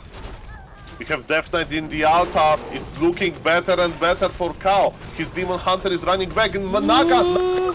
Mana shield to lure them all. Look at this Mana shield, MVP of this game. And Naga of Mr. Happy is dead. He's reduced to leech only. And Demon Hunter is back. And he's ready. No way. Is he ready though? It's at 40%. He needs a rejuve that goes through. Focus fire on the Lich is insane with all the claws and the mantle. Maybe he underestimated that a little bit. Staff must be ready. Oh, he's walking this off to save the bear. This guy got nerves of steel. Happy still ahead in supply, but yes, Riju is running, and Demon Hunter is level 5.5 or something like that, so we are slowly getting into level 6 territory. Happy has no lumber. Night Elf army needs a lot of healing, Mr. Neo. Yeah, that's correct. Against that disease cloud, you'd love to have a heal scroll, but you can't get that when you're on one base. Can the Demon Hunter survive somehow? Needs to be staffed out, and also the Naga can't do anything anymore. Huge effort by Kaho, but the early game was too bad, the mid game was too bad, and the scout against the Expo was too late. What would have been possible if he uses the crystal ball a little bit earlier, Soul? Yeah, I agree, and we see that he has the micro. He has the micro, but it's, you know, he also needs to be in a little bit better position. Like this expansion also is a like very risky spot, right? So a lot of questionable moves, but yes, we are here, and he shows us that he can take the series. I hope that game number 3 is going to be a little bit better, because Happy is not taking any breaks. With the game on Floaty, will be able in 100 seconds, going to be springtime. Rough spot though. Northern Isles usually a good map. Hammerfall usually a good map. I'm very surprised to see Cow not going for early expansions at all. This seemed to have shifted between them compared to earlier games. But yeah, it's a very rough situation to be in. But Kaho in the winner bracket was able to defeat Happy twice. He needs that now, and he kind of needs it back to back if he wants to have a chance. If we want to go by the series they played in the winner bracket, Happy also won Northern Isles and Hammerfall in the best of 5 they played. And if we're moving on to Springtime now, we can say that Springtime was also a Happy win. So for some reason, Kaho is picking the maps he lost in the winner bracket quarterfinal. Oh, that's very interesting. And Mr. Neo, what is very interesting as well, look at the Twitch chat. I was looking for some messages, but there are only gifted subs there. Holy shit! Karubik, you seem to be in a very good mood today, my dude. That is so much money. 20 gifted subs protecting 20 users, 20 users of the community from ads. You are a freaking legend. Thank you, thank you, thank you. Also, Pasta, thank you for the 14 months. By gifting 20 subs, you plant one Ancient of War for Cow because he's losing them all the time. Yeah, man. Ah, that is so heartbreaking. The question before this tournament was, will we have people that can threaten Fortitude and Happy? And the answer is, of course, Lin now. Then the other question was, will we have Kaho ascending or any Night Elf ascending into that top 3? So far, the answer is no. But Kaho, Fighting Spirit, Signs of Life. If we have a good early game, one good early game, everything is possible, and Kaho needs it now. Otherwise, you need to reverse sweep the dominator of this Undead versus Night Elf matchup.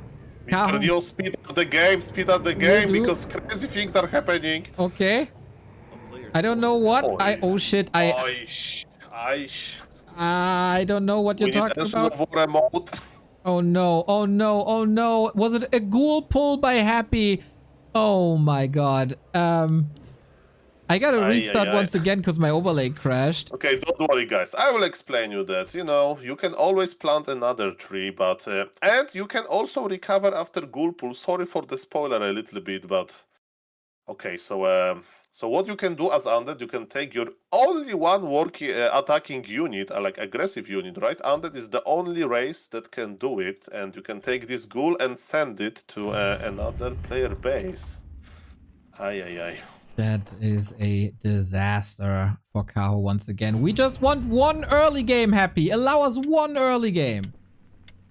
And I don't know if you are speed up, but look where the Ancient of War is being remade. As I said, you can always plant another Ancient of War, and you can do it in some crazy position as well. Okay, now we're on the way. Here is the ghoul pull once again. Creeps pulled, and yeah, this is... The Night Elves, they try to be so tricky with so much finesse and try to be so greedy, but greed has poisoned Night Elf's soul, and yeah, we will see what you're talking about in a second. That's another Wisp falling in the early game as well, and all before the heroes are out. That's mental. Yeah, do you see the Ancient of War next position? Yes, at the shop. Okay, I hope that we are synced now. Sorry guys for a little bit of a radio mode. I overestimated Mr. Neo's speeding ability, with all due respect, and yes, I will remember about this next time. But Mr. Neo, can this exotic position Ancient of War pay off? Let's see about that. At least Cow has a plan B. That's nice. I don't think Happy scouted this. The DK is not doing anything at the moment. He still has his TP. That is, of course, a result of the ghoul pull, because with that ghoul pull, you build the shop a lot later, and a second necropolis as well. So there is some time for Kaho. Look at this creeping with the archer from the low ground helping here. Then the second archer is in position, and the Ancient of War here as well. This is some sick creeping now. Okay, what is the most important? We have 2 archers, 1 Ancient of War, and 1 Demon Hunter, and 1 very strong creep camp. Let's see what is going to happen. Mr. Cow is repairing his Ancient of War, so fingers crossed that there is going to be not any tragedies. We have Circlet on Cow Demon Hunter. Happy is taking well, the same for Cow, and you know, the game is stabilizing. It's not the end of the world.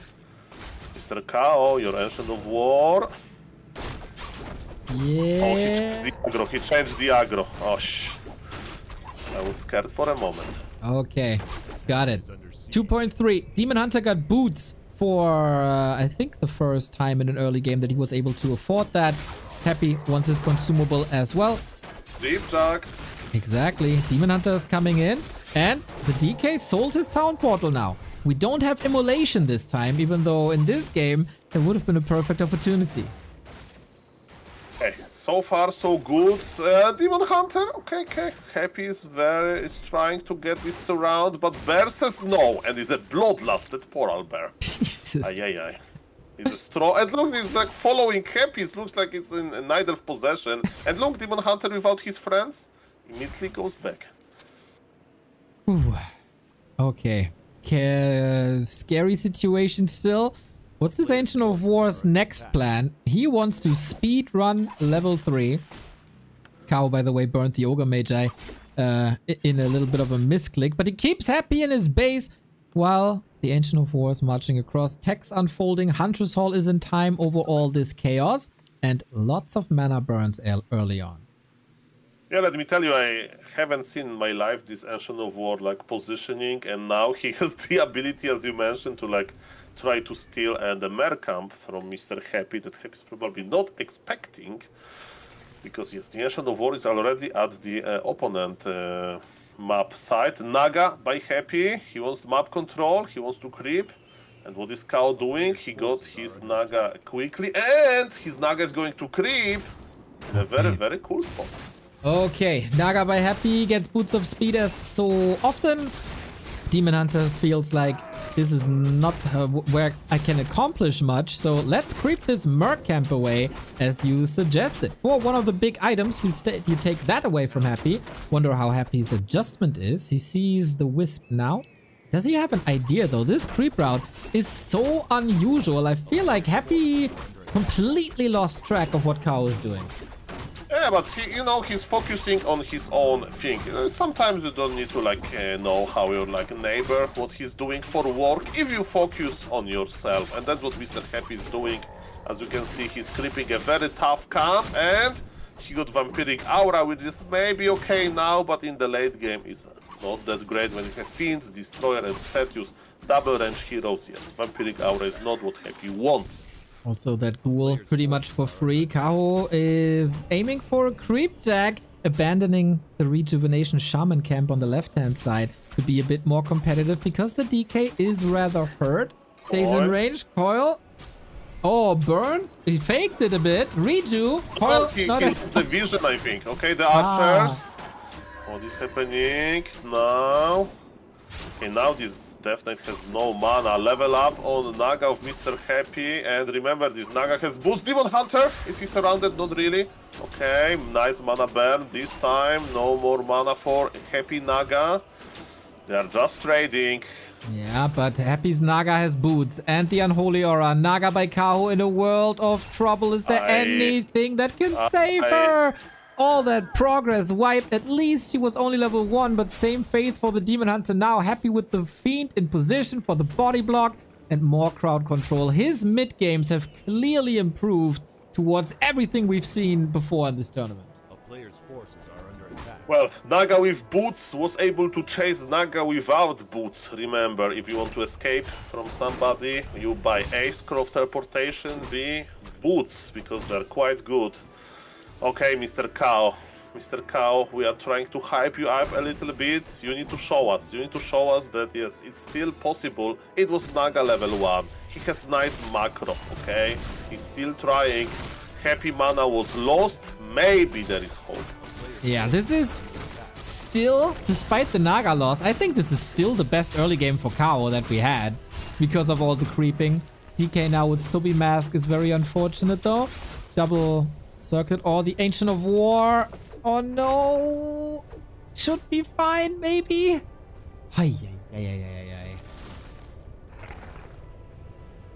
Hey, what I can tell you, ladies and gentlemen, that yes, Happy decision time, right? He needs to make his decision.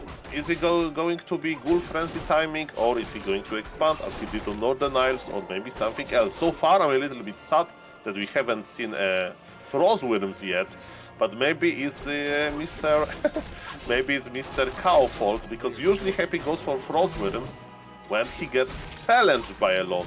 And so far, Mr. Kao wasn't able to challenge Happy really hard. Besides this multiple hero kills, that moment was good, but it was too late for the Frostwyrm. Okay. Yeah, also Happy's Frostworm techs don't have the craziest win rate, I think. Red spot on both sides. Important upgrades for both armies. Happy finished first with the Helm of Valor. Not ideal. Demon Hunter might get a little jealous though, except if he gets the same. Oh, Unholy Aura. That is massive. Okay, the Warcraft 3 gods are giving RNG to Mr. Cow, let me tell you that. Yes, Captain America mask. And interesting enough, Happy keeps Vampiric Aura. I would never say that.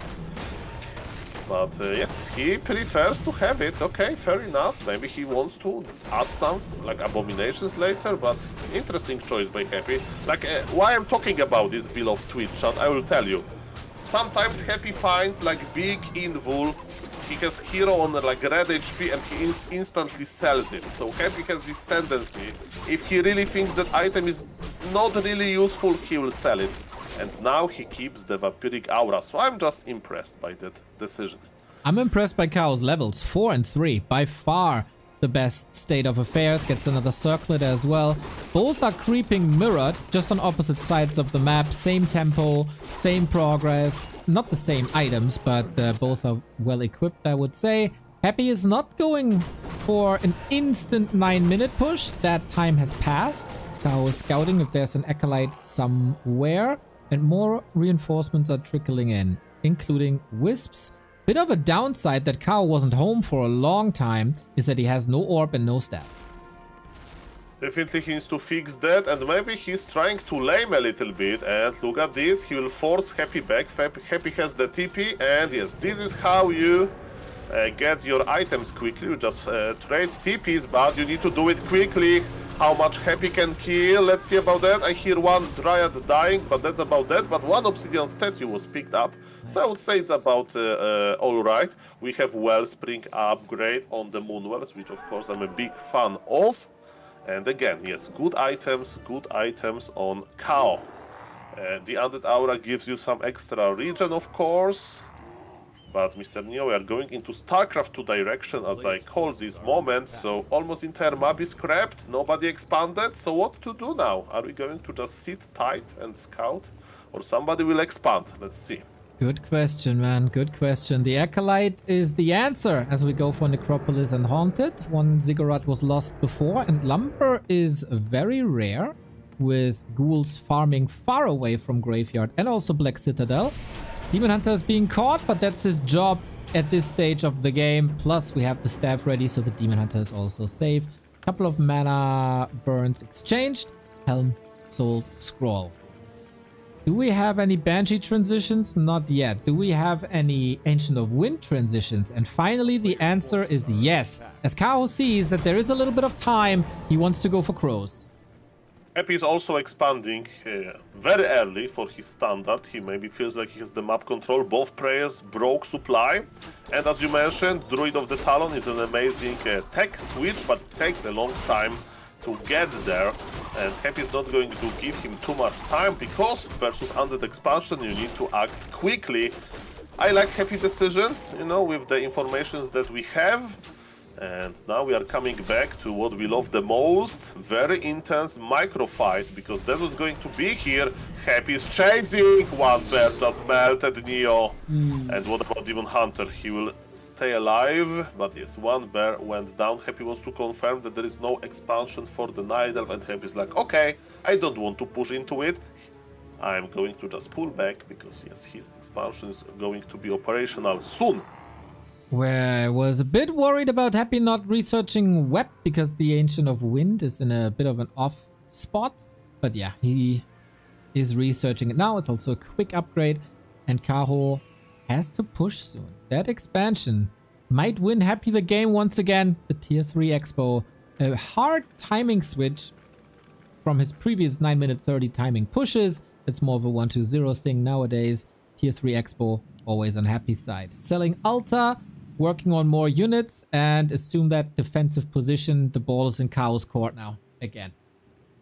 I love the small detail, Mr. Joe. Look at the Happy base. He sold his altar. Like, okay, I don't need this altar. I don't have any emotions towards this altar. Let's just sell it. You may say, Happy, but you have expansion, 2 mining bases. Like, but Happy's like, is this another small percentage of efficiency that's going to lead me to victory, hopefully. And yes, Kao is going to make a timing now. In his main base there is still 4,000 gold left, so he can't just move his Tree of Eternity, he needs to attack. But now he has Druid of the Talon, he has nice supply. Demon Hunter without Invul though. Yeah. I'm a little bit scared about this Demon Hunter, and there is no Staff of Teleportation, so I think he'll be coiled. Nova went back, and then we'll see. Yeah, I kind of like that he's not spamming Coil Nova on this Demon Hunter to preserve mana. Also, hero position was very, very good. Heal Scroll instead of Invul Potion for Kaho. It is clear that this is a big push coming. He went into Ancients of Wind, but never built a Hippo or a Talon. This is very odd for Kaho. Maybe it's because of the timing that he can't afford the Adept upgrade anymore. Yeah, I agree with you, Mr. Neo, 100%. And now let's see how this fight is going to go, because the most important one, for Lightning to start it. Subbears are dying, but this is normal. Man on Mr. Happy is getting lower. Heal Scroll use. Many things are happening at the same time. Death Knight, Invul Potion changed. Demon Hunter is still alive and kicking. Demon stabbed back immediately. Ooh, man. Heal Scroll still available. He's gonna need it against the Disease Cloud. Dryads are so far forward. Can he snipe that Dryad before the staff comes in? Not really, but Dryads are so exposed. They might just all fall here. Level 4 and Happy as well. Naga with Mana Shield once again. The Heal Scroll is worth a lot, but Happy is so far ahead. Unlike the fights on Northern Isles, this is a super clean, super one-sided affair. Kaho is running out of options soon. Yeah, the Emperor is showing us that he has the game under control. Successful Ghoul Pool started it all, and now Happy is getting more and more ahead. 3-0, Mr. Neo. Let's count the match points. I think it's a lot of them. Oh man, it's almost as many as I can count on one hand. 4 match points. Happy. What the heck changed compared to the previous stages? Yeah, the mid game is an adjustment. No early expansions anymore to give an opening to the Night Elf. But this seems like a different person, a different player. No struggle against Night Elf anymore, similar to the Dolphin Cup. Kaho is also not the same Kaho as in the winner bracket. He's also not playing on the life level that we've seen in the group stage. Something was very off in the beginning of the series, and Happy on the second final day of the biggest paying tournament is 7-0 against the Chinese elite. Chinese elite, as you said, like those are the best opponents that like the Warcraft 3 community can offer to Happy. Of course, there is one particular person that is already in the final of Don't Force Me Cup tournament. His name is Fortitude, and we know that he's quite a strong player. But definitely, I'm very impressed by Mr. Happy, and Mr. Kao. He feels a little bit helpless, I would say. Yeah, for now. We need a gigantic turnaround. There has been one instance of Kaho winning a match against Happy, also reverse sweeping Happy. It has happened before. I'm not saying it's realistic. I'm not saying it is what's going to happen and what the game suggests from here on out, but there was one series. It was the TP League, I think, upper bracket final, and given that it was the TP League, it shows you that it's a long, long time ago.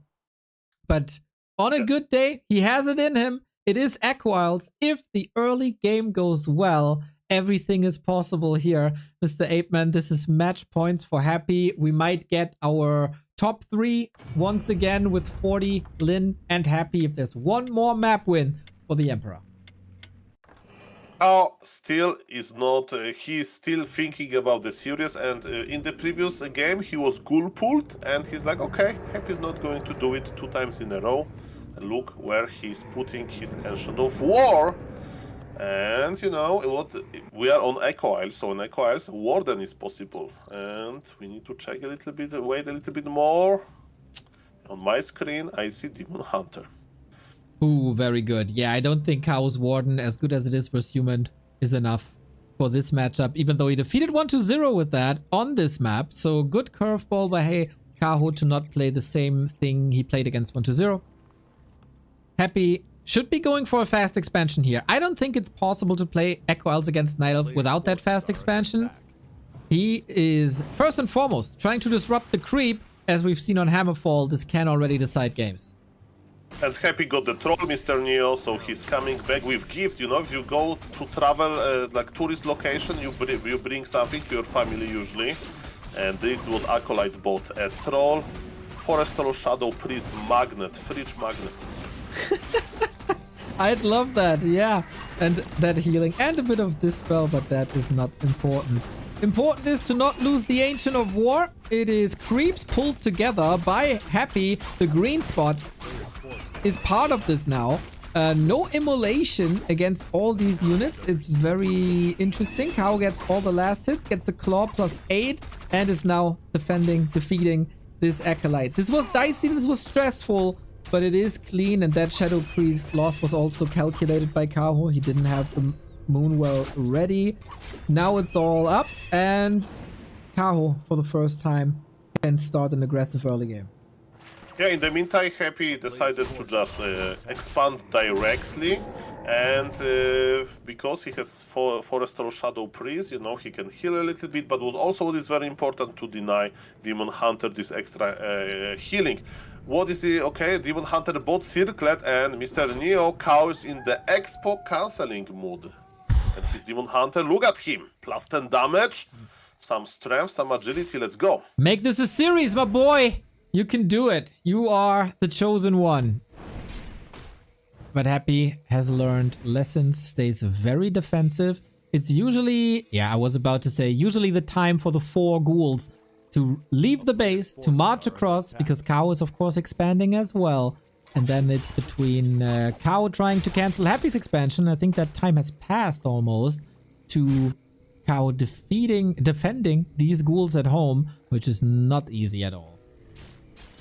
And we check the counter expansion. Happy, of course, is expecting this as well. But yes, it all started close to the Mer camp, you know, where the start of the game happened. And also there is also a tree of life that Cow wants to build, and Cow wants to cancel it. Happy is amazing with canceling those trees, but is it enough? It looks like it's going to be expensive. Let's see. This is very close.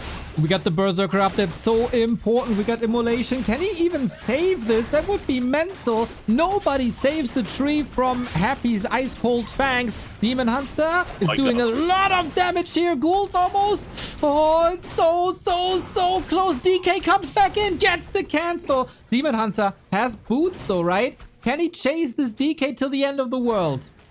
That was so expensive. You are right that Happy always cancels, but look at this. Demon Hunter is there on the collision course.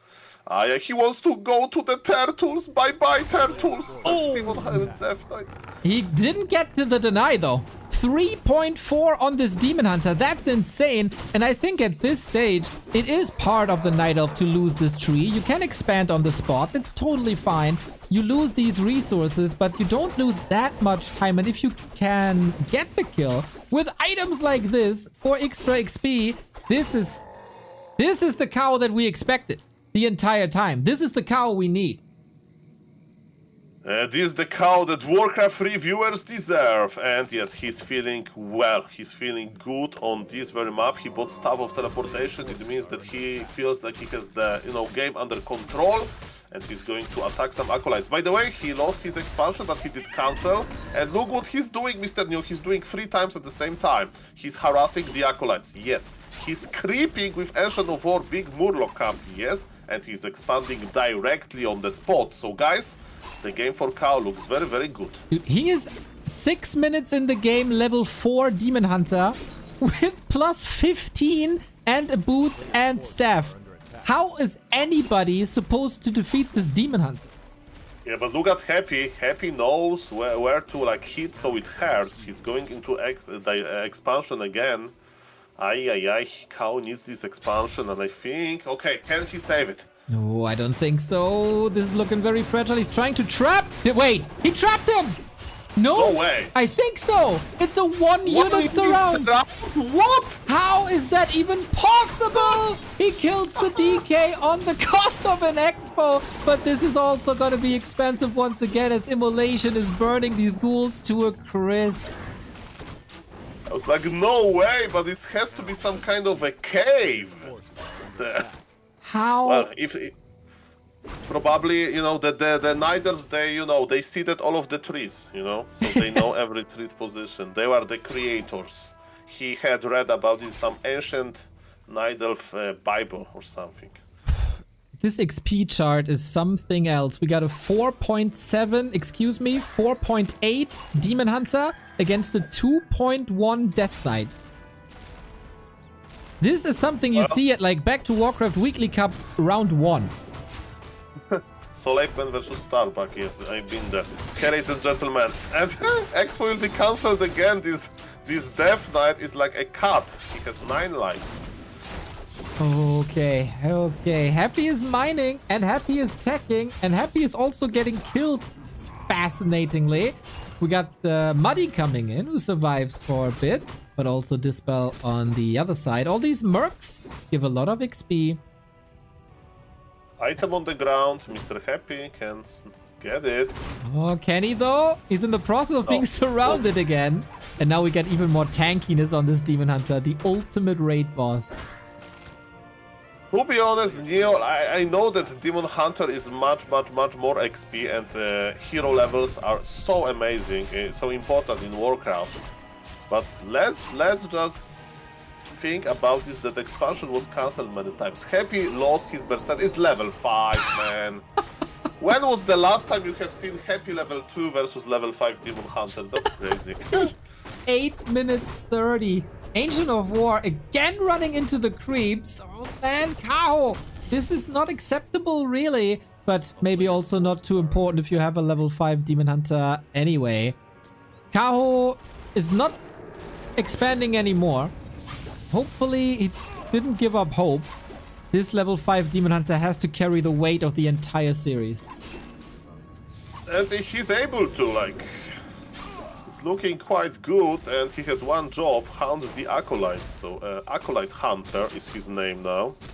But he needs to take a break to keep company to a Naga lady. I'm looking at the production tab. There's still no tier 2. Kao is kind of committed to this double lore. Now he's expanding again. And I think he will have the time, as you said. We got an Ogre Mauler plus the Naga. There will never, ever be a coil in this game. At least there shouldn't. Well, as we can see, Happy is in this game for a reason, right? He's like, okay guys, you casters, you viewers, maybe my hero levels are bad, very bad, but I have the economy. I can afford this. I have my towers. I have my units. And Mr. Kao is just expanding. Okay, Happy knows his craft. We all know that. But yes, I do agree that it's looking quite hilarious. Switching the claws to the Naga, which might have more opportunity to get some kills in. This is actually not that big of an economy lead for Happy at the moment. There's not all the Acolytes on the grid. He has to repair the entire time. But Kao, what are you doing? What are you doing? Why is there no mana burn? Why is there a coil? Massive mistake by Kao again. Yeah, there was a coil because you said there will be no coils. This is the classic caster curse. God damn it. It's your fault, okay? It's my fault. Yeah. It's every time my fault. Oh, God. Yeah, that's an invite, of course. Dryads are picking up. It's solo experience for the Demon Hunter, I guess. Okay, the Kao plan is, okay, let's get Demon Hunter level 6 and then we will think what next, I think. But yes, with Dryads you can't break Spirit Towers, so Happy expansion is now... He can't break it. And the good news is that yes, Kao expansion is slowly going up, but Mr. Happy has a huge gold advantage, 2,500 to be exact. Okay, by only 5 supply, and he's broke, going into Lich Fiends, into statues. Tier 3 didn't start, or did start for Happy, but only at like 30%. And Naga is back, of course, was only a level 1 hero. Kaho's Expo finally coming together as well. Okay, there is still a lot of time. This is going to be a long game, right? So Happy is now hiding inside of his base from Demon Hunter. Is he getting surrounded again by one unit? Probably not. Demon Hunter has plan B, don't worry, he has stuff. But don't overstay, you are still mortal, Demon Hunter. There is Lich. Look at this, Kao wants to get this one Acolyte and he got it, and yes, it's not enough. Almost. It's 100 HP there was. In the But mean- with the redraw, In the meantime, the Naga is able to creep the Murloc camp, level 2 for her. Bear in the base park there, so it's not sniped. Cow is working on his own expansion still. Mamma mia, what a game! Mamma mia! Oh yes, Grande Madonna. Demon Hunter level 5 is enough to cause a lot of trouble for the undead, and he's going to reunite with the Naga and Regius. There is no destroyers in the air, so every Regius is 400 HP. Happy did not buy a Wand of Negation to dispel Regius because, yeah, I do agree it's kinda unlikely to happen. And the item and experience goes to Cow, but the Orc Mauler has fallen. Demon Hunter. Okay, Death Knight. TP will be forced, I think. There is not enough mana for mana burn, but Demon Hunter has to teleport out, and GNL Bears will survive to see another day. Oh, Archer is surviving as well. There's still the turtle camp. You can still get the shop control. And I think good news for Kaho that Happy is not going Gargs, but Fiends. So Bears still have a good reason to be in this game. We got tier 3 done. Master Bears done. We're gonna get an orb. We're gonna get a staff. We have an insane inventory. We have insane levels. And no third hero for Happy just yet. I'm not saying anything because I jinxed stuff before, but I've seen Happy in better position. 100% agree with you, Mr. Neo. And now you may say, okay, so what about the gold advantage? Look, Cow has more supply and more gold. So, and he has mining as well. So Cow is so back economically as well.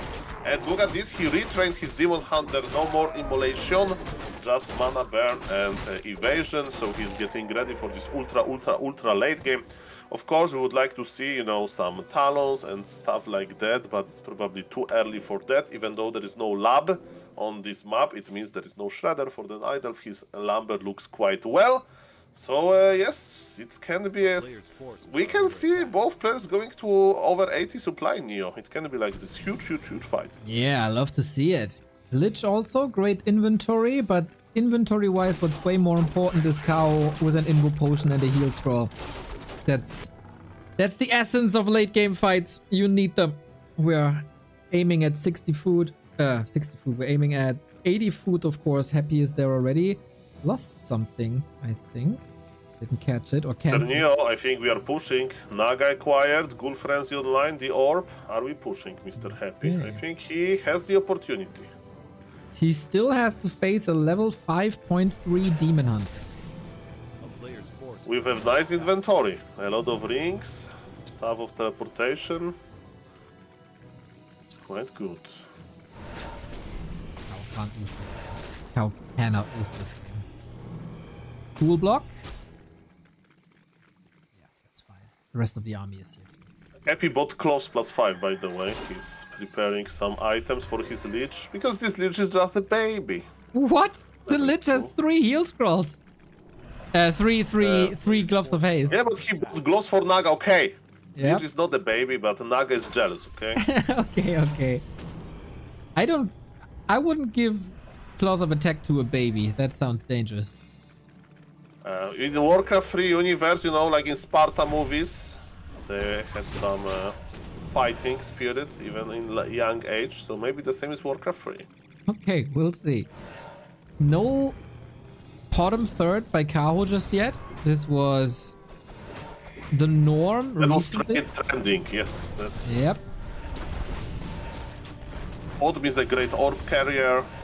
True Shot is good for all of those range units, and Happy's a little bit out of position. Wait a moment. No TP.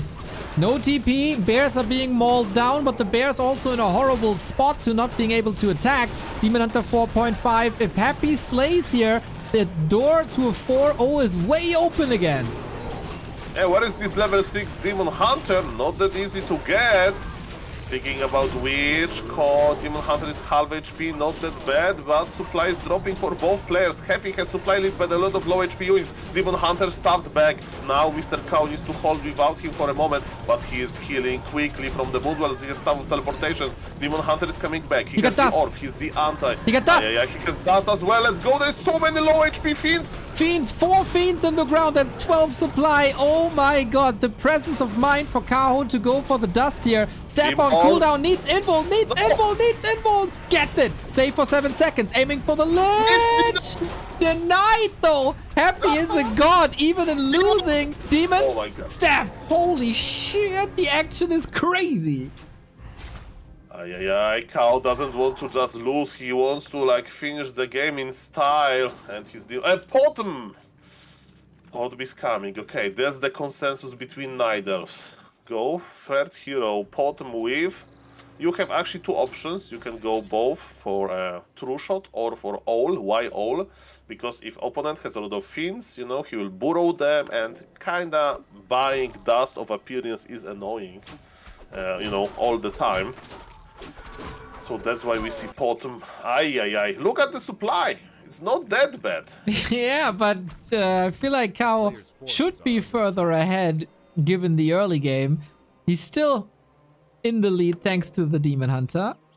Happy, did he steal the item? Yeah, he stole Invul and Heal Scroll. Very well done. In the meantime, he's hiding in the middle of the map. Invisible. Naga gets level 3. Sick inventories, of course. Naga and Potom with double staff, double orb. I'm a bit mad we see True Shot and not the Owl. Could bite him down the road, but Demon Hunter does what a Demon Hunter does best and is still trying to get some solo XP for level 6. Yeah, maybe. So there is always the option to creep the Potom. I would like to focus viewers' attention on Death Knight because he is invisible and maybe he will steal the item. It's like Blade Master. No. He has the slot. He has the duration. Double Temple coming as well for Happy. Okay, he will coil. Oh. But he got the item, I think. Cow Am I right or Sloppy, no? Sobi Maybe Mask. Yes, Sobi Mask. This is... Maybe Cow was looking somewhere else. This is crowd control now. Might use the staff or invul, but the Naga control isn't the greatest. Got stuck behind the rest of the bears. Happy is making moves that challenge Kaho, and this is way closer than it has any right to be. Invisible Death Knight using coil from a distance. See, that's why you go Owl. Go Owl first, Night Elves. Yeah, guys, you are as 500 MMR Night Elf, you want to know how to start playing. Remember, on tier 3, you always need to go pod with Owl first to counter Invisible Death Knights. Yeah, I think... This 500 MMR Night Elf will ask me, Sol, what is tier 3? I'm just pointing attention, it's pretty advanced concept, Mio, okay, but in your world of high MMR games, yes. All first to cancel Invisible Death Knights. Yeah, it would be so easy. I mean, now Owl is there, okay, finally. But it's unreal that Happy brings this game to a state that is... Can I remind people it was level 5 versus level 2 on the first heroes. And still, this game is so close. This is very true, and you know, this Demon Hunter, as you mentioned, is stuck on level 5 for a long time, but we know that why it takes so long, because level 6 is going to reward you with a huge power spike of Imba Hunter, and Banshee spotted. Except if you are an undead, then it's just Aura level 3. But what we get is Mountain Giants. Kao, I think, made the... scouted the Banshees before. That is a nice adjustment. You get a lot more tankier units that can't be possessed, unlike the bears. That does take some time and will push him above 80, but Kao's also banking, keeping Happy busy. Liege is a little bit out of position. Coil went through. Demon Hunter is making sure that there is absolutely no mana on undead heroes. And Mr. Neo, we are fighting MGs or not. We are still fighting before the Banshee timing, and Happy has to reposition. Okay, that's the second town portal in very, very quick succession. Lost the Fiend as well, but Kao lost Bears. But that opened up the supply for Mountain Giants. Actually, it was quite perfectly aligned previously. More upgrades as well for the second attack upgrade after the first defense upgrade. Pushing into this expo seems a bit reckless. Happy has a chance to backstab. Yes, Happy needs to do something. 2 MGs are on the way. Cow is still under 80 supply. And I would like to point out attention of the viewers that there is no wellspring on the Nidal, which always makes me angry, because the longer game goes, the better value from Moonwells you have, but it's a longer story. Why it's so important, Mr. Neo? Are we going to see a bear in Undead hands? That's amazing when Undead has it, because Roar then can be used. Okay, I don't really know why Cow is fighting here in the Undead base without the Mountain Giants. He has them produced. They are coming. Why fight now? I don't know. That doesn't make any sense to me, but Cow is a maniac aiming for the DK. Staff used as well. Dryad safe to the side. Lich! Invo potion safe. Yeah, maybe he wants to trade the bears before benches get too obnoxious, but now he's losing Dryads and supply is dropping very rapidly. You are completely right, Neo. Cow is overstaying here, but 2 MGs are there. Maybe they can tank enough damage, and remember that can also be used for the Death Knight has to TP again. Happy's massing the TP. 1,000 gold in town portals and a potion as well to heal the DK back up. Getting some slows from the Dryads. Mountain Giants are marching forward. No sticks in their hands yet. Yeah, the Banshees were used as a bear counter, but the counter to the bear counter is already there. Now, at some point, this will be about the top expansion, the Stalemate Breaker, and Kaho. This was the way to defeat 120. Happy is a little smarter and got the shade in exactly that spot when the Tree of Life starts. The timing is insane. Yeah, Demon Hunter is also on like a very high level, so maybe he wanted to trade a little bit to unlock the Demon Hunter level 6, right? Before the fight for the top. I don't know, hard to say, there is a lot of questions, but the only thing that I can comment for sure is that when opponent Undead has a lot of Banshees, you can't produce bears anymore in big numbers because they can be possessed by, but Mountain Giants with resistance skin upgrade, they can't be possessed, and all spotted shade. Right No on. more scouting for Happy. Again, why an owl is so amazing. The Banshees still provide protection from Dryad Poison and Orb of Venom Poison, so that is good damage mitigation regardless if possession works or not.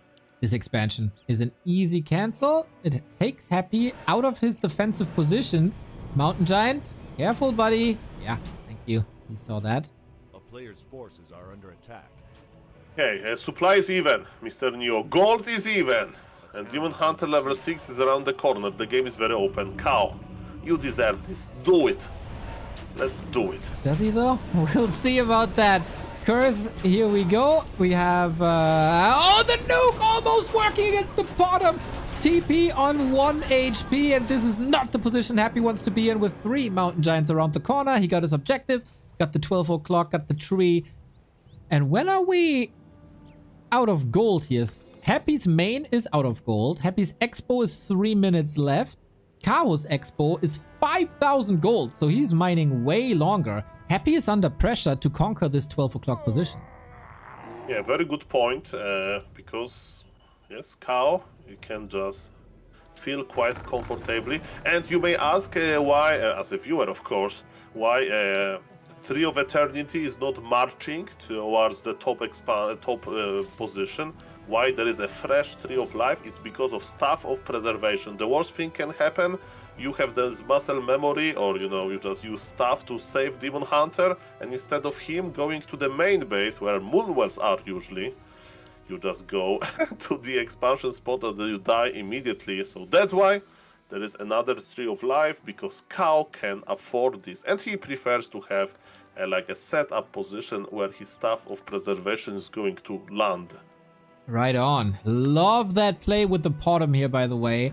That was a bit risky, but got the Invo Potion, got the heal scroll as well before the DK arrives and can only go home with the heal scroll. Once again, courtesy of the Owl who scouted that movement early, and the bottom then was a little faster. That it's all time for Kaho's expo. He builds a giant wall of mountains. Dryads in position, but there's another task ahead of him because we got the Z's Cloud ready, and I can only imagine Happy going wagons again, the units that you hate so much. No, I don't like them to siege human towers. That's it. Meat wagons, you know, there is a lot of. I love necro wagons. Okay, maybe you're right. It's like, you know, it's like why people are so obsessed with cheeseburgers versus hamburgers. You know, this one slice of cheese makes it a different dish. So it's the same with meat wagons. If you add necromancers on top, it's a completely different strategy. It feels much better to play. Much more exciting. I agree, but your analogies, Mr. Soul, are world class. We got a timeout. Happy paused the game, Monkaes. He got hungry now for cheeseburgers. So did I. I hope everything is fine. Imagine regame, Mr. Neo. Guys, creep Demon Hunter to level 5. Happy stay on level 2 and go. That's my regame. Oh man, oh man. What a game. If Kao doesn't reward himself here. I think this is all good news for Starbuck that Happy has to play longer games, except if he has plans this evening. He's a very social and good looking person. Maybe something's going on here at the end of May. But yeah, otherwise if Happy is getting tired, chances for Starbuck increase. We got double staff on Kao's side, double heal scroll on Happy's side. That he kind of evened out the first hero levels is insane. I want to say again that we had level 5 versus level 2. And now it's even. Bonkers. Okay, at least this pause is in this kind of comfortable moment, right? Players are not fighting. Players are just preparing the final decisions. They are operating huge armies. And I'm checking Mr. Neo a little bit to the future. Okay, the game is resumed. Let's go. No future for us. We stay in the present. Calm before the storm. We look at Happy's expansion. 300 gold. That is 30 seconds of mining. And then it's over. And then he has to conquer that 12 o'clock. Kao is queuing another MG. And look at this. Kao is even bringing... Okay, he just repositioned a little bit. I thought that he's going to bring all of the ancients to save this expo, but no. Okay, guys, Lich is close to the marketplace. It's going to be a big fight. 91 supply versus 89. Scroll of the Beast acquired by Happy. That's actually worth it. That's actually genius. Ooh. It's going to be a roar without possessed bears. I like it. Can you dispel when there's anti-magic shell on the units? Great question, we are going to see. Let's watch closely, because this game is going to be explosive. Let's go. Demon Hunter nuked. I hope he got the staff ready. He needs that staff ready. Invul to stay as long as possible for the mana burns. Potom nuked as well, but move to the side. Happy should not win this really, but Kaho needs to play his A game. 87 versus 87. Demon Hunter, where are you? You're sorely missed. He is healed up. I can't see his staff. Where is the demon? Yeah, he's coming back and he's so close to getting level 6, and maybe it's going to be a game changer. Supply lead for Happy, but eyes on the blade. Demon Hunter, but Demon Hunter! He wants to stop Demon Hunter from leveling by killing him! What? Another staff used. Okay, staff again. Staff is on cooldown now. Gets an abomination. Both still at 80, but the disease cloud is ticking in favor. And he got the double surround on the mountain giants. This will take forever, but it's 14 food. We have to engage again. No more heal scrolls. Level 4 unhappy. This could be the decider in this series. The lower bracket final versus Lin is just one step away, but the DK has no mana anymore. Demon Hunter. Nuke, nuke, nuke, nuke, nuke. Invul potion. 7 seconds. He needs level 6. The Potom falls. That's one staff gone. That's one orb gone. Don't tell me Happy makes this work.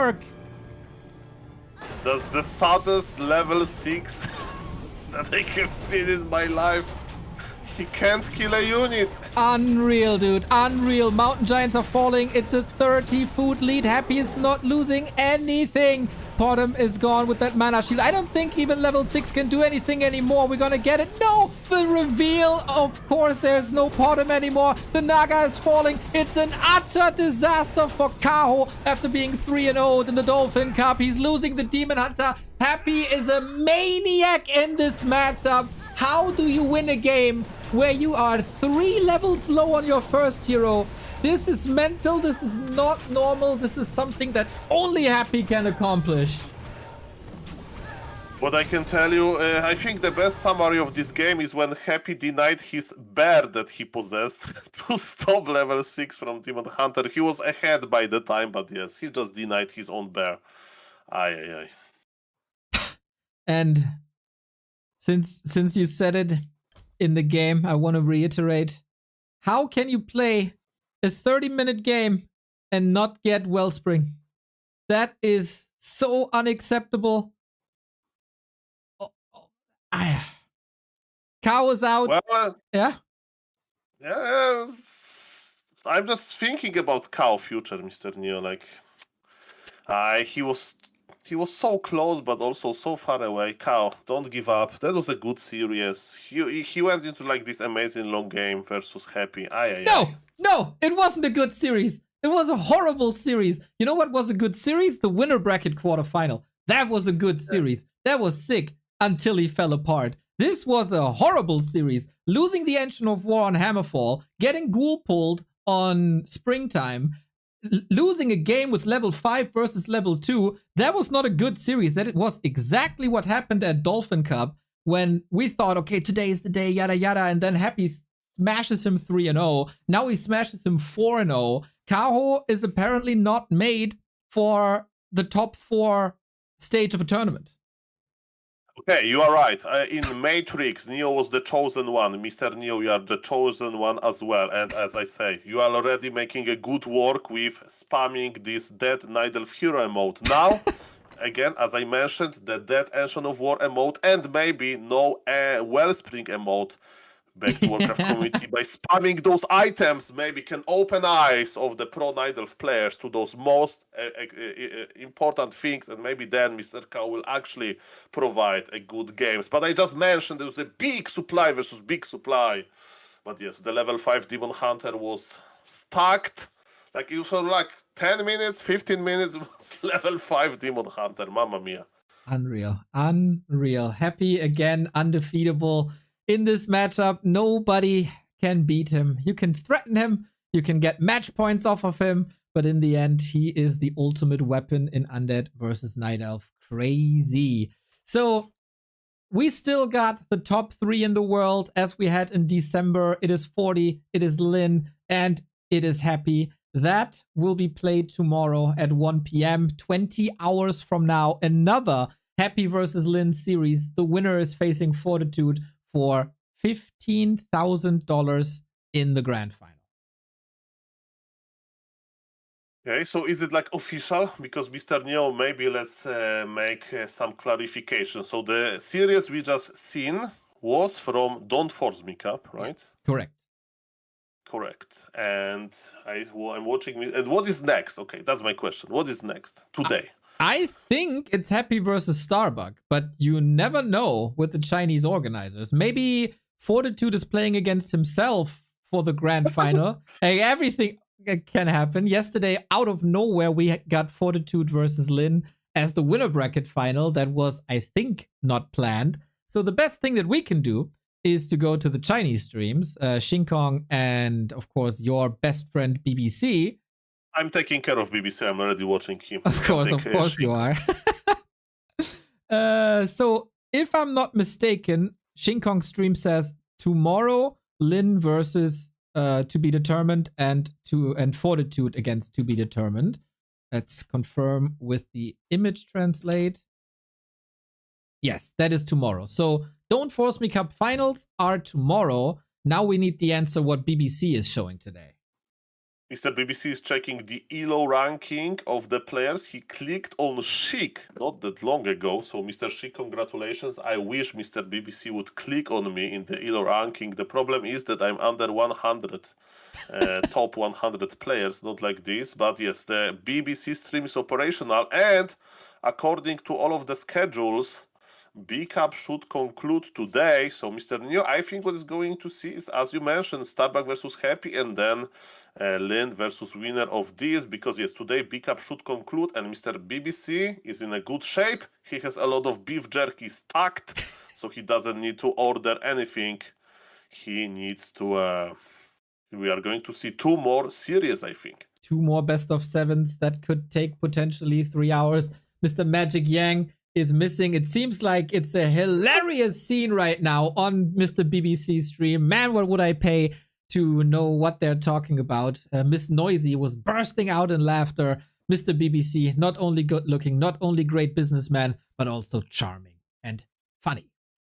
Yeah, if you want to be like at the Mr. BBC like position in the community, you said it well. You need to be charming as well, because like who else would watch? Like who else would we watch eating beef jerky this type of style? And yes, maybe Mr. Magic Yang is sleeping somewhere there. You know, he's getting leg in China. It's not that late. I checked. It's 10 p.m. Not that bad. Not that bad. So I think. Mr. Neo, from your experience, how long usually Happy likes to take breaks between series? 5 seconds. Okay, so So I think the issue is to do the map picks and bans, and this is what we're doing here right now. We're down to the top 3 in Don't Force Me Cup. Everything Don't Force Me Cup will be played today. Once again, to reiterate, with Happy versus Lin and Happy versus the winner of that versus Fortitude. And in B Cup, we will have the final today, apparently, with Happy versus Starbuck for the final. That has been the final of the past 2 B Cups, and where Lin is waiting for the winner of them. it's very true. And as you mentioned, I do agree that probably the map veto is happening. And again, it's cool to see that we have 2 tournaments at the same time.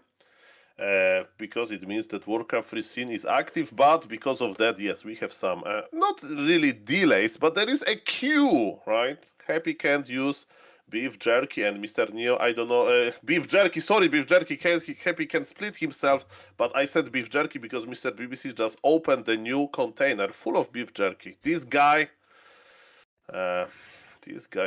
has like limitless beef jerky supply, and look how well he's looking after eating all of it. How many animals had to die for the BBC broadcast is the question. You know, entire planet has to eat something, so it's a general question. But yes, definitely Mr. BBC has a taste in beef jerky, I can tell you that. When do we get plant-based beef jerky on the broadcast? Is my question. Well, if Mr. BBC definitely, if the opportunity arrives like that, he will go into that direction. And Mr. Neo, it's going to be a long day, full of casting, and yes, we need to be at least as entertaining as Mr. BBC and Miss Lady, Miss Noisy. I think Miss Lady is good. We can continue calling her Miss Lady. I am mesmerized by that bee on her little hair band thingy. It's shaking. It's hypnotizing me. Well, it's buzzing as a bee should. And yes, but again, she has a new hat per stream, basically. Of course, there is some cycle there, and that's why I'm making a print screen from a B Cup often to basically have a big collection of different things that I'm like a BBC historian at this point. So I even created a channel on my Discord called BBC, and yes, that's why I'm posting those print screens. It tells a lot of stories. Does it tell you, like, is it like a mood setting what Miss Lady is wearing? Does that tell you if she's in a good mood or in a bad mood? Because today, with that little bee on her head, she seems to be in a particularly great mood.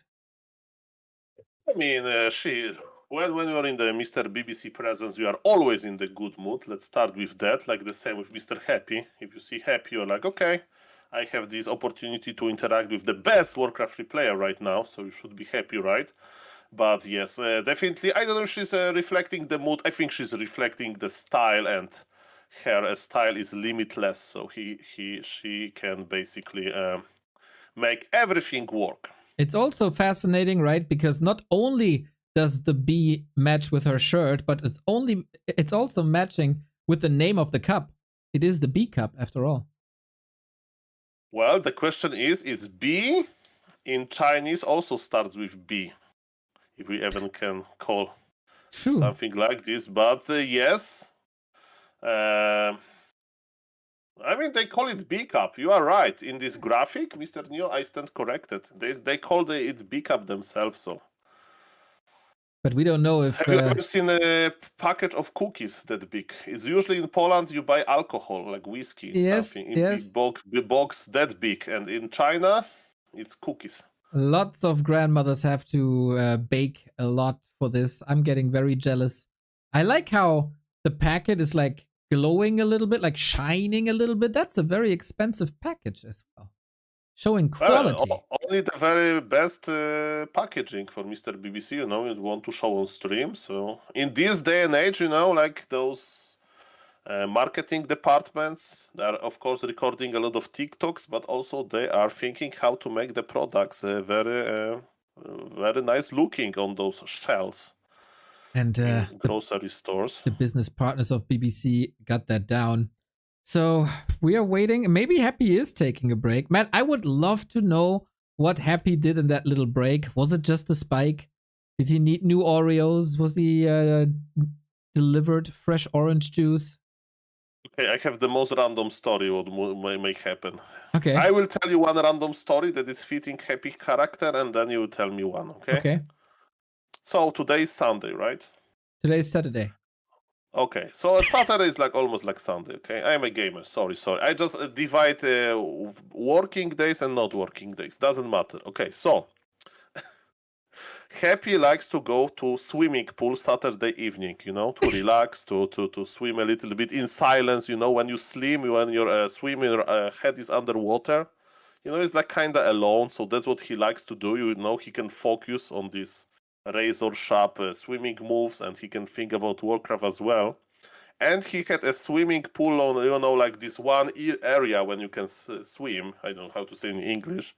He had a reservation for it, and because of those Chinese organizers that make 2 tournaments at the same time, he just reminded himself that he had to cancel his reservation, and he used this moment to phone the swimming pool.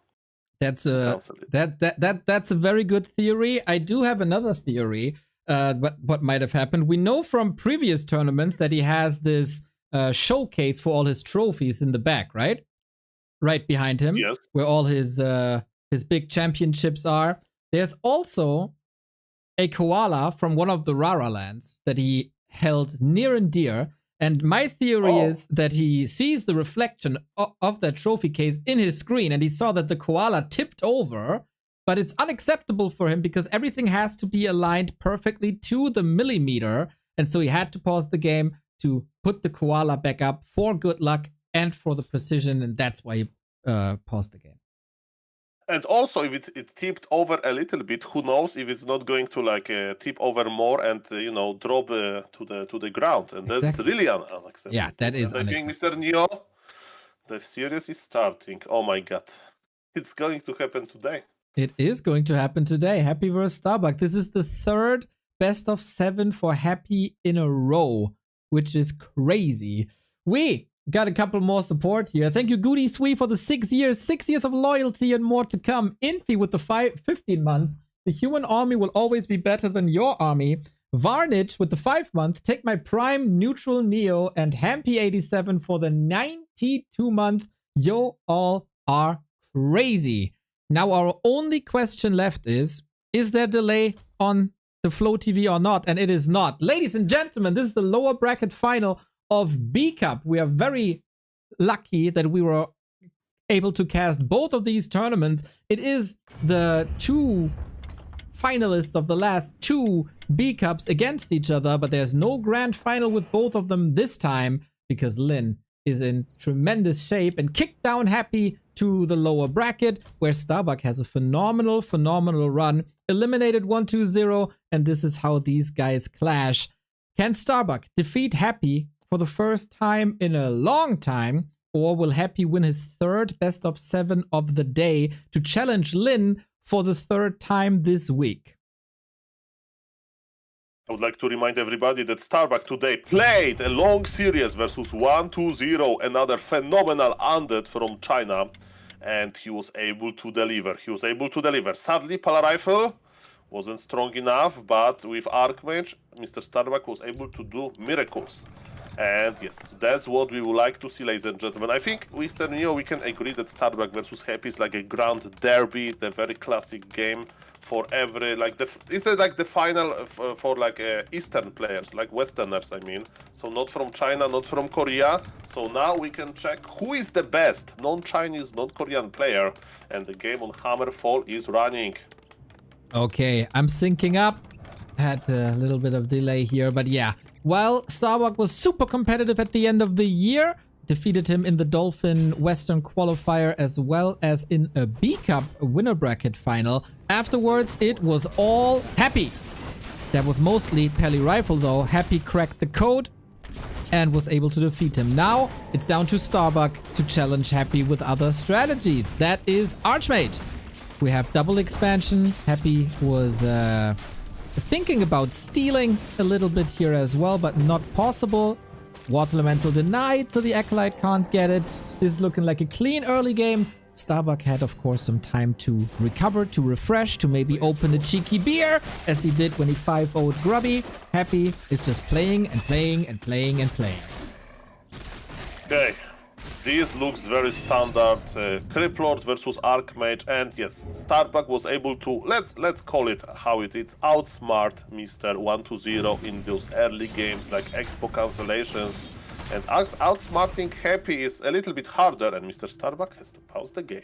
Okay, so this is the second time in like 5 minutes since we get a break. So what's It's the an reason? internet issue. I'm checking Mr. Starbuck's stream because he's alive, Oh. but he's waiting for the better moment. Okay. A little bit of a hiccup. It's getting later at a weekend. The server, I don't even know what server they're playing on. Probably still China something, so the observers don't lag. Yeah, that can cause some issues on a weekend. Afterwards, apparently Lin is waiting in the grand final. As we are approaching midnight, this will be a very, very long day, especially for the Asian audience. But I don't mind waiting a little bit more. Ah, there we go. There we go. Okay, again, good that it happened now than not in like some big fight item on the ground. Starbuck got it immediately. To be honest, Starbuck, he really is like quite fragile for you don't know internet spikes. You know, it's hard to keep your composure. So I hope that in this case it's not going to be a problematic for him, because you know, like you want to focus, you want to be in the zone, and yes, there's not your problem because sometimes spikes can happen regardless of your internet connection. But yes, as you can see, nobody's expanding so far. Both players are on tier 1.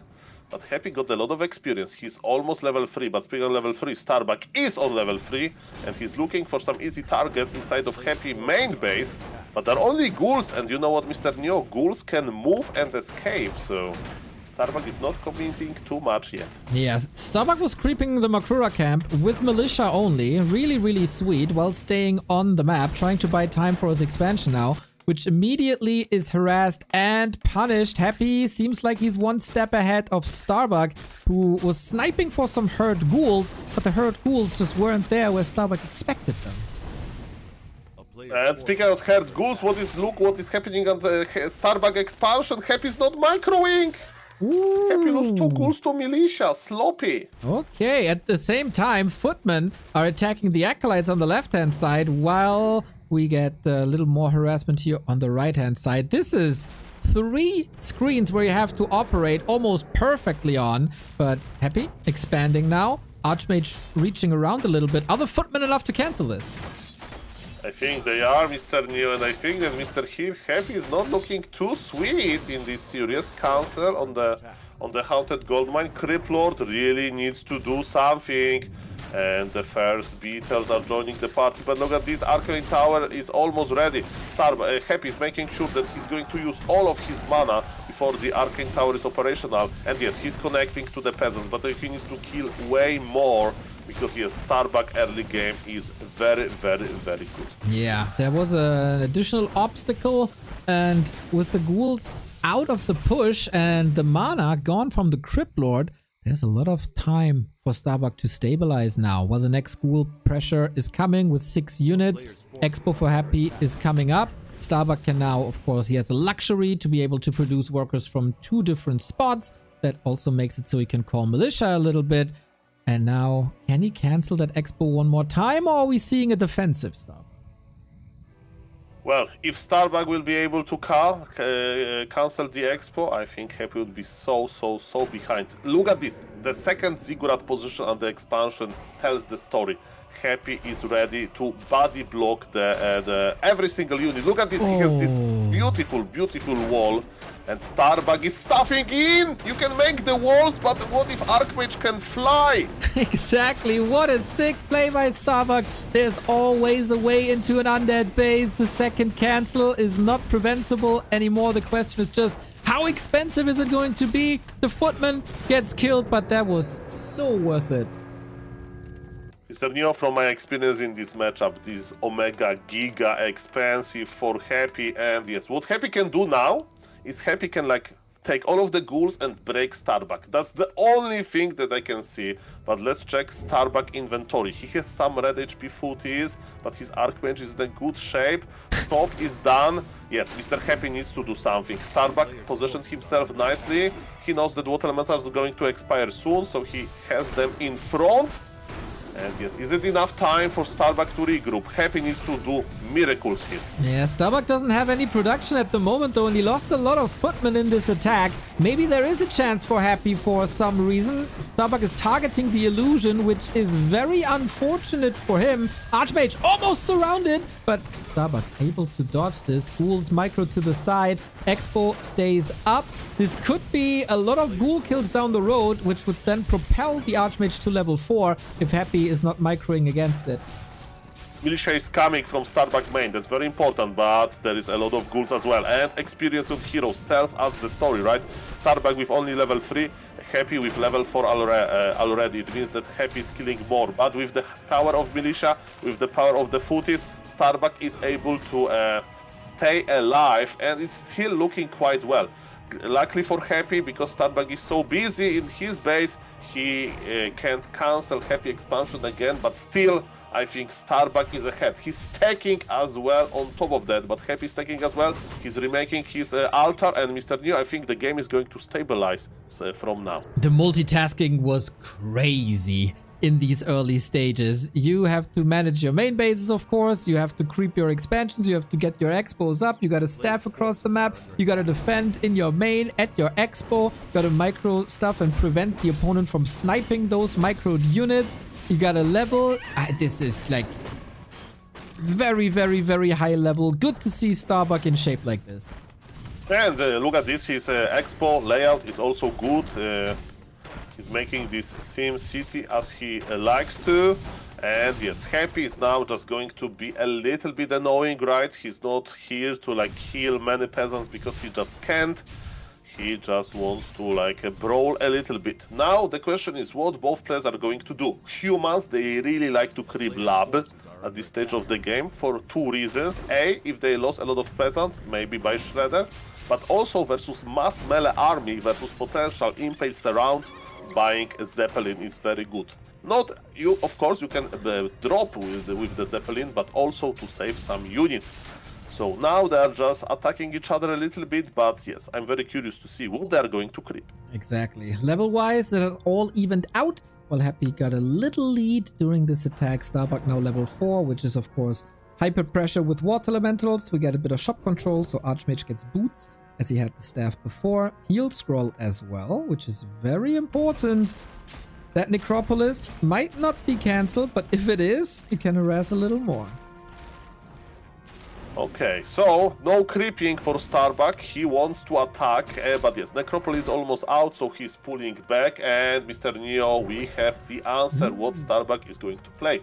Double Gryphon Aviary is on the way, and MK is already on the map as we speak. So with MK, Happy needs to be very careful because every bolt can guarantee the kill, and now Happy has very fragile units with his fiends, right? So that's why he's positioning himself to the back. And body block from a beetle on the MK, a very small detail, but that's why MK is late and it was on purpose. So this beetle is a hero. Sick. On the other side, Archmage was doing the same to the Fiend, but since the Mountain King couldn't reach, that was a bit more important. We see Happy with the Wand of Negation, by the way. He used 3 charges already to dispel Water Elemental.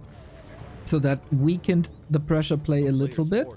We get workshops, we get Griffin Aviary. This is a lot of production for Starbuck, whose tier 3 tech is almost done. Happy keeping tabs on the army, but yes, not too many choices to be honest. The further we go down into the tier 3 territory, the better it should be for Starbuck. Okay. Okay, be careful with your MK, because yes, Archmage is trying to harass a little bit in the main base, but MK was left alone, close to the lab, and surround maybe, not enough units even for Happy. So yes, at least Starbuck is not creeping, but Happy did not deal like any crazy damage as well. The game is still open, supply favors Happy, but Starbuck has the money. But no lumber. That is a big problem. He got the lumber workers, he got the lumber upgrade. Yeah, lumber is fine, but look what he's queuing. That's tremendous amount of lumber, right? So True, later true. it's going to be cheap. True, that is right. 3 upgrades at the moment. Sasquatch for the Mountain King, no staff, but also no TP. Big mana potion for the Archmage. Happy. Intercepted, yeah. Let's see. Can you fight this? Do you want to fight this? He's trying to save the town portal for later, maybe on the cost of all footmen. Another impale used, and yes, when you play Gryphons, you know there will be not that many early units, so not the same with Knights, but yes, Starbuck doesn't have too much. It gives the opportunity for Death Knight to finally unlock level 2.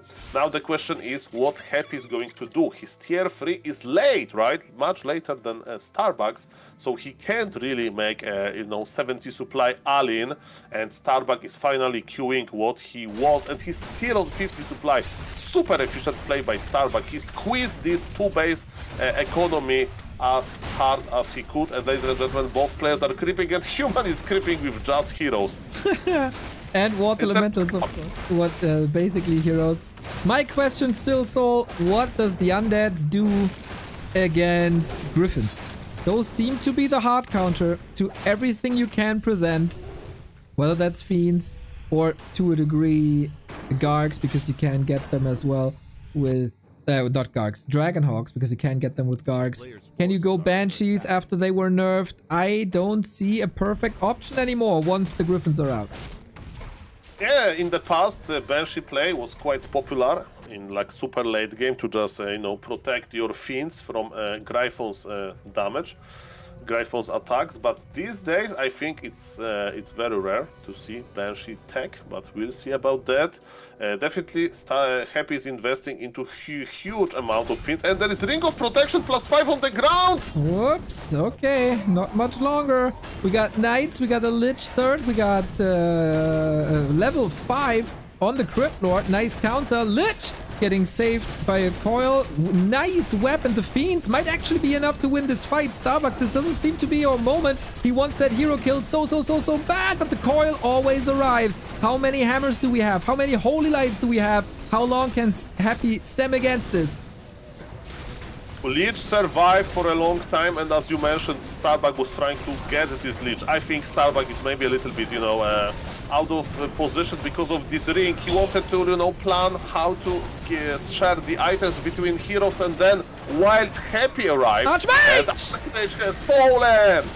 Oh my god, this was such a great position for Starbuck to be in, and then he didn't have a town portal and couldn't get out. There were Invu potions, but he didn't use them. The Mana Stone wasn't enough. Level 2 Stormbolt isn't enough. This was not the fight to take at all. Happy catching Starbuck with his pants down. And Happy is in his third best of 7, and he is 9-0 in maps. This is true, and okay.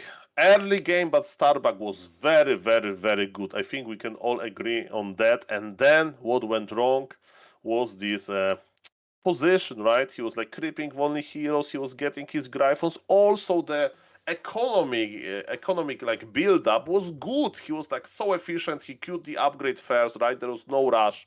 And then I think that he took this fight, and he shouldn't. He took a fight that he shouldn't. For example, Mr. Neo, when Fortitude plays versus Happy, right, with Gryphons, I have seen so many times when, maybe you remember this as well, when Fortitude was trying to basically lame a little bit, right? So he was like trying to trade TP with Happy with like additional like 3 Acolyte skills, and he was able to do it like 2-3 more times with exactly the same setup with Gryphons versus Fiends, and then he had this like 80 supply versus 80 supply, because remember, Gryphons, they deal AoE damage. So maybe, you know, if you have more of them, not like 65, but actually 80 supply total of army, that would be better. Starbuck took the fight early, and to be honest, it was looking bad since start. He was trying to find this Lich and he couldn't. That's my impression. And also, Mr. Neo, it's B-Cup, right? So we have a lot of time to talk. Let's go. Well, that is right. Oh man. Happy just seems to have the answer. It doesn't matter how bad the game is for him. It doesn't matter how often you kill his expansion. It doesn't matter how many levels your first hero is ahead of Happy's first hero. He always finds a way. This was the perfect time to fight for him, with so many fiends out, so much web, unperfected army composition. The disaster were also levels for the human. Didn't really come together, and that's a tragedy, man. Starbuck will regret this game if things go 50-50. Okay, definitely Starbuck has some ideas what to do next. And Neo, we are coming back to Shattered Exile, if I'm correct. I have a preview on Mr. Starbuck's stream, and let me tell you, he plays very, very well versus 1-2-0, right? So they, to my big sadness, they didn't buy any assassin because they're too busy canceling their expansions. And yes, this is an interesting map. I don't know what to expect besides Expo versus Expo play. And I think the game is about to start soon. Yeah, at least 3 minutes. I still see the Hammerfall game alive. We're not officially in-game yet, and then 3-minute delay, probably. Ooh, hopefully Saba can recover from this. It's a bit rough. Do you have the sound on? Is he saying anything about the game? I'm always scared to start the sound, to not music. get like, you know... No, it's not about music, but, you know, I'm trying to focus my attention on you know... If I listen to something, I stop talking, you know? I see. And as a caster, you need to talk, even though you talk nonsense and the game is loading, Mr. Neo. Wonderful, wonderful. Ping Equalizer is on. Shattered Exile, the latest addition to the map pool here of B-Cup. Thankfully, we don't have delay on the Flow TV, so we can jump pretty much right in. We've seen this map before. It was a very, very good Starbuck game, as you said, against 1-2-0. The question is, did Happy see that? The answer is probably not. Does he know how to play Really? on Shattered Exile? I don't think so, dude. I don't think so. So what is he doing? Like, is he watching like YouTube, like gardening videos, or? I think he's watching K-pop, would be my guess. Nah. Nah? It's okay. Nah. That's more unlikely than gardening videos if you live in Moscow. Yeah, you know, there's grass in Moscow. I heard. I don't know. You can do gardening, not to plant, you know, some roses, but just the basic. I don't know. You can have a different... YouTube has it all, okay? True. Every type of your hobby, let's say, can be developed on YouTube. And ladies and gentlemen, let's focus on the game, because we see the heroes already. It's going to be Archmage versus Criplord. Very standard opener. And yes, who is going to expand better? Kind of surprising to me that Happy is not going Dreadlord or Lich, which he seems to prefer a little bit when maps are big. But again, we have to say maybe he's hiding them from Fortitude for a potential Don't Force Me Cup Grand Final tomorrow. This is something that he has done in previous tournaments, and I wouldn't be too surprised to see something entirely different in the final day of Don't Force Me Cup, because Criplord always works. And why not go for it if you think that's enough and you don't need the and special... also there is always the Polar Rifle threat, right? So according to the Undead community, Criplord is much better versus Polar Rifle than anything else. Starbuck already tried today to play a Pal Rifle versus 1-0, and it's not in this case. Expo versus Expo, who is going to creep better? Yeah, I think Happy in general should be a bit more experienced on Shattered Exile. He played it in some W3 Champions finals when he still answered invitations to W3 Champions finals. So I remember legendary matches versus Foggy and Lawliot here. So he can make use of those laboratories, that's for sure. Starbuck thinks he has an edge here in unusual maps where you don't necessarily prepare too much for, and I think it's a very good choice as a first losers map. Yeah, definitely what Happy did, he used a nice pool as well to help a little bit with the camp, but he's losing more HP than I thought. But of course, for the HP losses, you have Ritual Dagger. Look at the creep road by Mr. Starbuck, is going to be a very clean level 3. Look at this, he's proxy creeping the lab with his militia. He lost 1 militia on creep, but that happens. And now he's going to cross the map with his Archmage, and he will potentially try to cancel the Expo. So, Mr. Happy, I hope that you saw it already, because that's what exactly Starbuck played versus 1-0. 1-0 wasn't able to hold this. Maybe Happy will show us how. Level 3 unlocked now. Starbuck is getting ready to hit. Has to sacrifice a scout tower for that. And yeah, good point by chat, by Dogbird. Shattered Exile is a 2-on-2 map, and Starbuck has played thousands of 2-on-2, while Happy probably didn't. I would at least be surprised. But at the moment, Starbuck is not finding an opening really, as Happy stays home atypically. Yeah, the interesting that Starbuck pulled back. I thought that he's going to like brute force the expansion council. He checked now the top expo. What? Like, why? okay, he's trying to hide. He's trying to attack the main, but we know this all about the economy, right? So Happy is satisfied with this outcome. Now, of course, Happy needs to move a little bit, dance a little bit, and as a gamer, he would like to stay hidden. okay, but you know, stay in one spot. But there is only one acolyte so far, and he still can remake. And Happy expansion is online, Neo. I think Starbuck had the completely wrong read, and something went wrong with the scouting, that he didn't see this or expect this. Why else would you go to the top? Archmage has a staff and he's almost surrounded, slowed. Can he dribble out of this? Not really. Surround is here. Impale used to force the TP as well, and also to cancel a lot of HP. I mean, kill a lot of HP. And Mr. Neo is a completely different game than he had versus 1-0. But also Starbuck was a little bit hesitating. I don't know. Yes. What I do know is that Starbuck is trying to plant his expo now, and Happy has one mode, and the mode is level 3 into big aggression. He bought Boots of Speed, he bought Circlet. You know why? He can afford this. Exactly. He has the expo. He's not scared, he's pushing. He will push now. Last game was 2 expo cancels, this time it's 0. He staffs, and there was only 1 worker on this town hall for some reason. Cryptlord can't find a corpse for new beetles, but boots and right clicks are enough to chase this Archmage away. And now finally we get the power build. Okay, Starbuck made a big decision. He's like, okay, I don't need my footies at the expansion. I will send my footies to attack Happy, but Happy is defending nicely. And look at this, Mr. Neo. If human expansion is going to be cancelled, I think we may see a GG. Let's see. That's crazy. That is so crazy. This could be the 10-0 for Happy today in maps. Can you believe it? Starbuck looked so competitive on map 1. That is not the case on his first losers pick. No mana for an Impale anymore. Starbuck still trying to dribble out of this.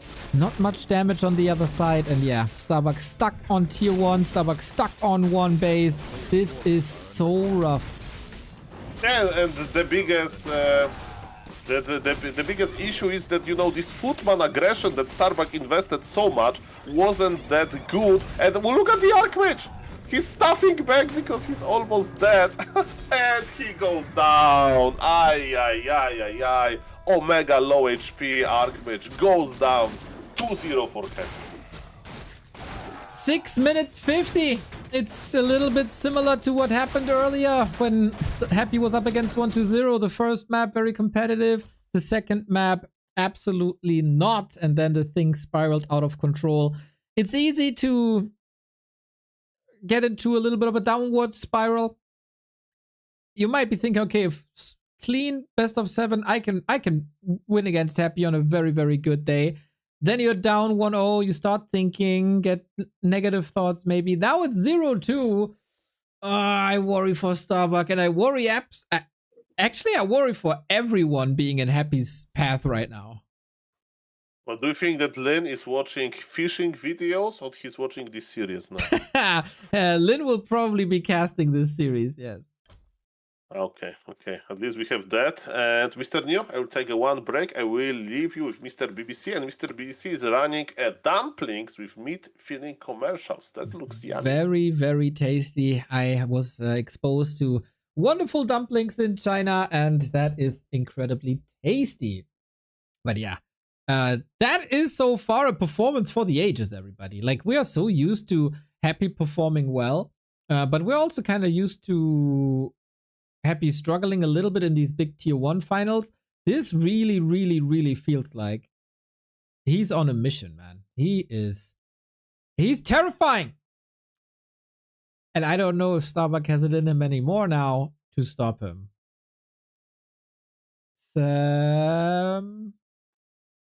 Hard to turn this around now. We'll see about that. Whew. Later today, we apparently have the grand final versus Lin. That's going to be past midnight then in China, but I guess Lin can prepare. Lin's going to be fresh for that grand final. Then the rematch could potentially be happening tomorrow when it's going to be the first series of the day. And of course, Fortitude is waiting in the grand final of the Don't Force Me Cup. That is crazy.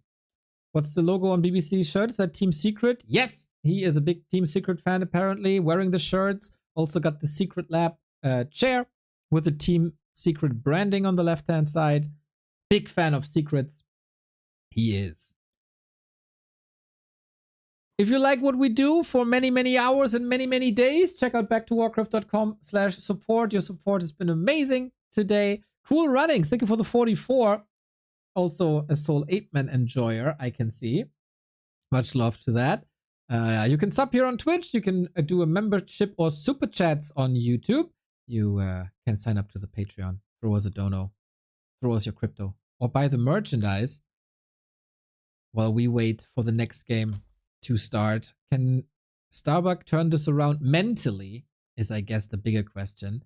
I'm very, very, very confused about that early game movement, to be honest. Wait, did Magic Yang... I was confused as well. Did Magic Yang change his shirt mid-broadcast? No. For semi-finals, he had the white shirt. For the grand final, a very elegant black shirt. Yeah, so he did switch, right? I mean, today or... Yeah.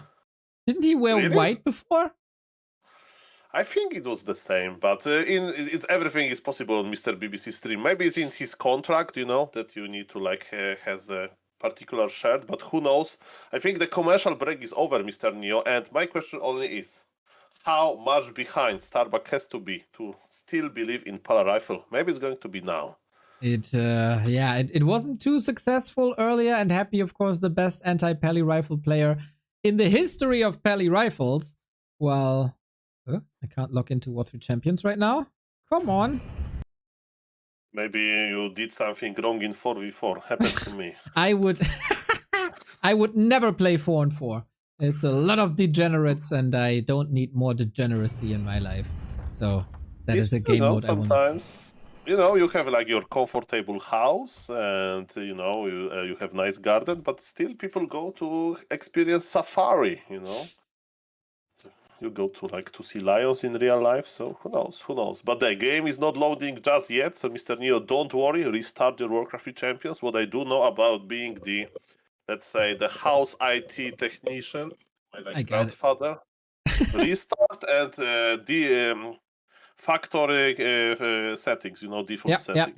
Those are two things that every technician needs to know. You know, Soul, I know a guy who knows a guy who knows a guy at W3 Champions. So I'm already helped. I already got the support that I need, and I'm ready to rock once the game is live. And it is live. Springtime it is. And maybe it was a good segue for you to talk about Pally Rifle, because if we don't see Pally Rifle here, I'm convinced we're not seeing Pally Rifle anywhere.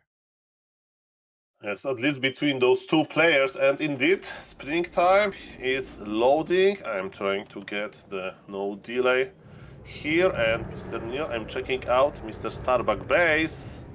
And I don't know if it's a radio ape man from the future or not, but guys, there is no blacksmith. Aye. That means Pally Footman, of course. No, this is an... Well, there's a...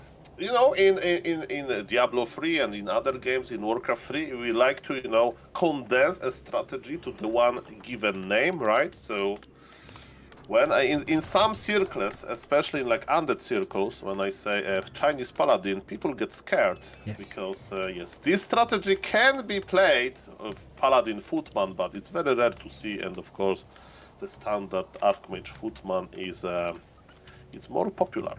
And on Happy side, we see no switches either. Hopefully Starbuck can bring his A game still. It is possible to turn a 0-2 around if the momentum is starting now.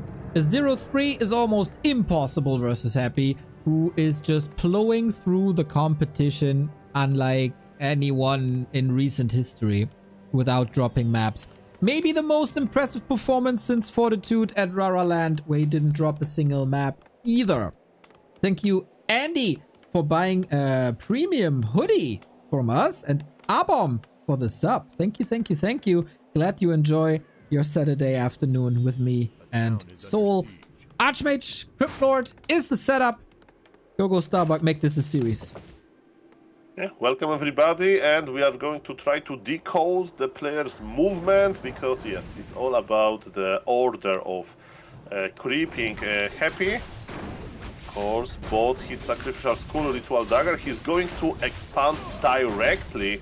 Maybe he felt a little bit that, you know, Starbuck hesitated before. On this very map, look at this, Archmage is going to the middle to get level 2. Because again, on springtime, there is this one very special camp in the middle, very small one, but very crucial to get level 3 if you want to get level 3 yourself. And is Starbuck going to pull fresh militia? Yes, he is. Expo versus Expo. But Starbuck will have more experience, or maybe not. He's creeping with militia. Mr. Neo, it can be one base. Okay, let's see about that. One base play has been successful versus 1-0 as well. And it's also what Happy struggles against when he's facing Fortitude. You don't need an expansion against him. Obviously, out-microing Fortitude is a bit of a... out-microing Happy is a tough task. But if you disrupt the early game long enough, you can position yourself in a way that it works eventually. Starbuck first moving to the left, now pivoting to the right. But joke's on you, there is no Expo yet. Yeah, he changed his mind, right?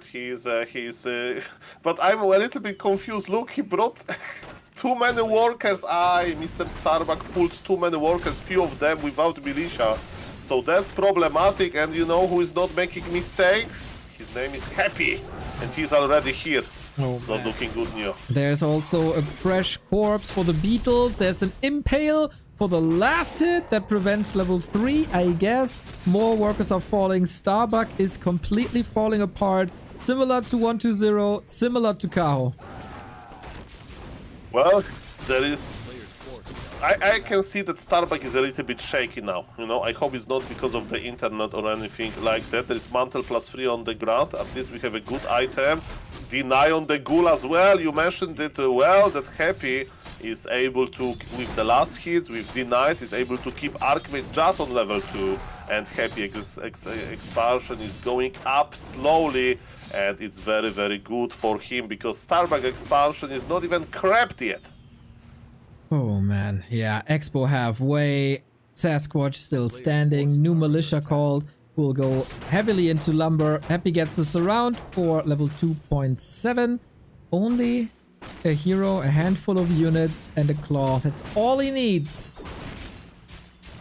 Yeah, Yes, Starbuck is not giving up as he should, right? He's getting Sasquatch now. He's 1 kill away from getting level 3, but Happy is there as well. And Happy is looking for potential surround. Impale surround. Mr. Happy, we are going to judge you if you miss one. And Happy is not missing. Archmage got level 3, but how good is level 3 if you can't even fight with it?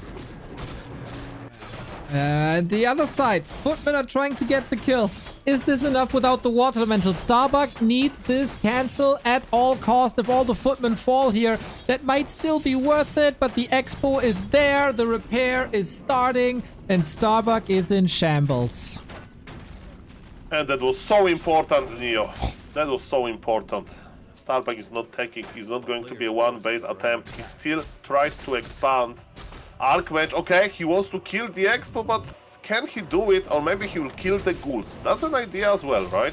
Okay. And how Happy is going to react. Definitely he's going to leave, I don't know, some units at the human expansion. He stuffed his Creep Lord. And Mr. Starbuck, what are you going to do? One Nerubian Tower helps a lot. There is not enough mana for Impale. Maybe some footies will be able to run away, but look at this. Starbuck is taking. Okay, he doesn't want to give up. He's going to try to play one base, but yes, it's quite late. It's minute number 6, and Happy has a very strong economy. Happy is going to take soon himself.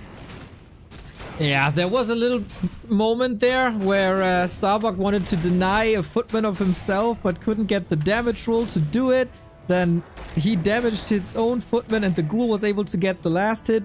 Very symptomatic for the series so far. Look at the expo of Happy. Maybe he can lose few acolytes that can bring Starbuck back a little bit. He has 3 water elementals, but look at Happy. He's very good at running in circles with his acolytes. He's still keeping them alive. Look at this, Mr. New. Okay, the first one maybe not. How he's doing this? Okay, the first acolyte. Okay, trades it for a water elemental. We have an Impale, by the way. This Archmage is playing with fire. More footies are falling. Starbuck is on the way to tier 2, but is not that far ahead from the 2 base Happy while being on 1 base. Happy obviously scouting for it there as well. Absolutely terrorizing. Second Acolyte. The Beetle is doing more and more damage to this Archmage. I'm still waiting for that Impale. Starbuck is begging for this Impale.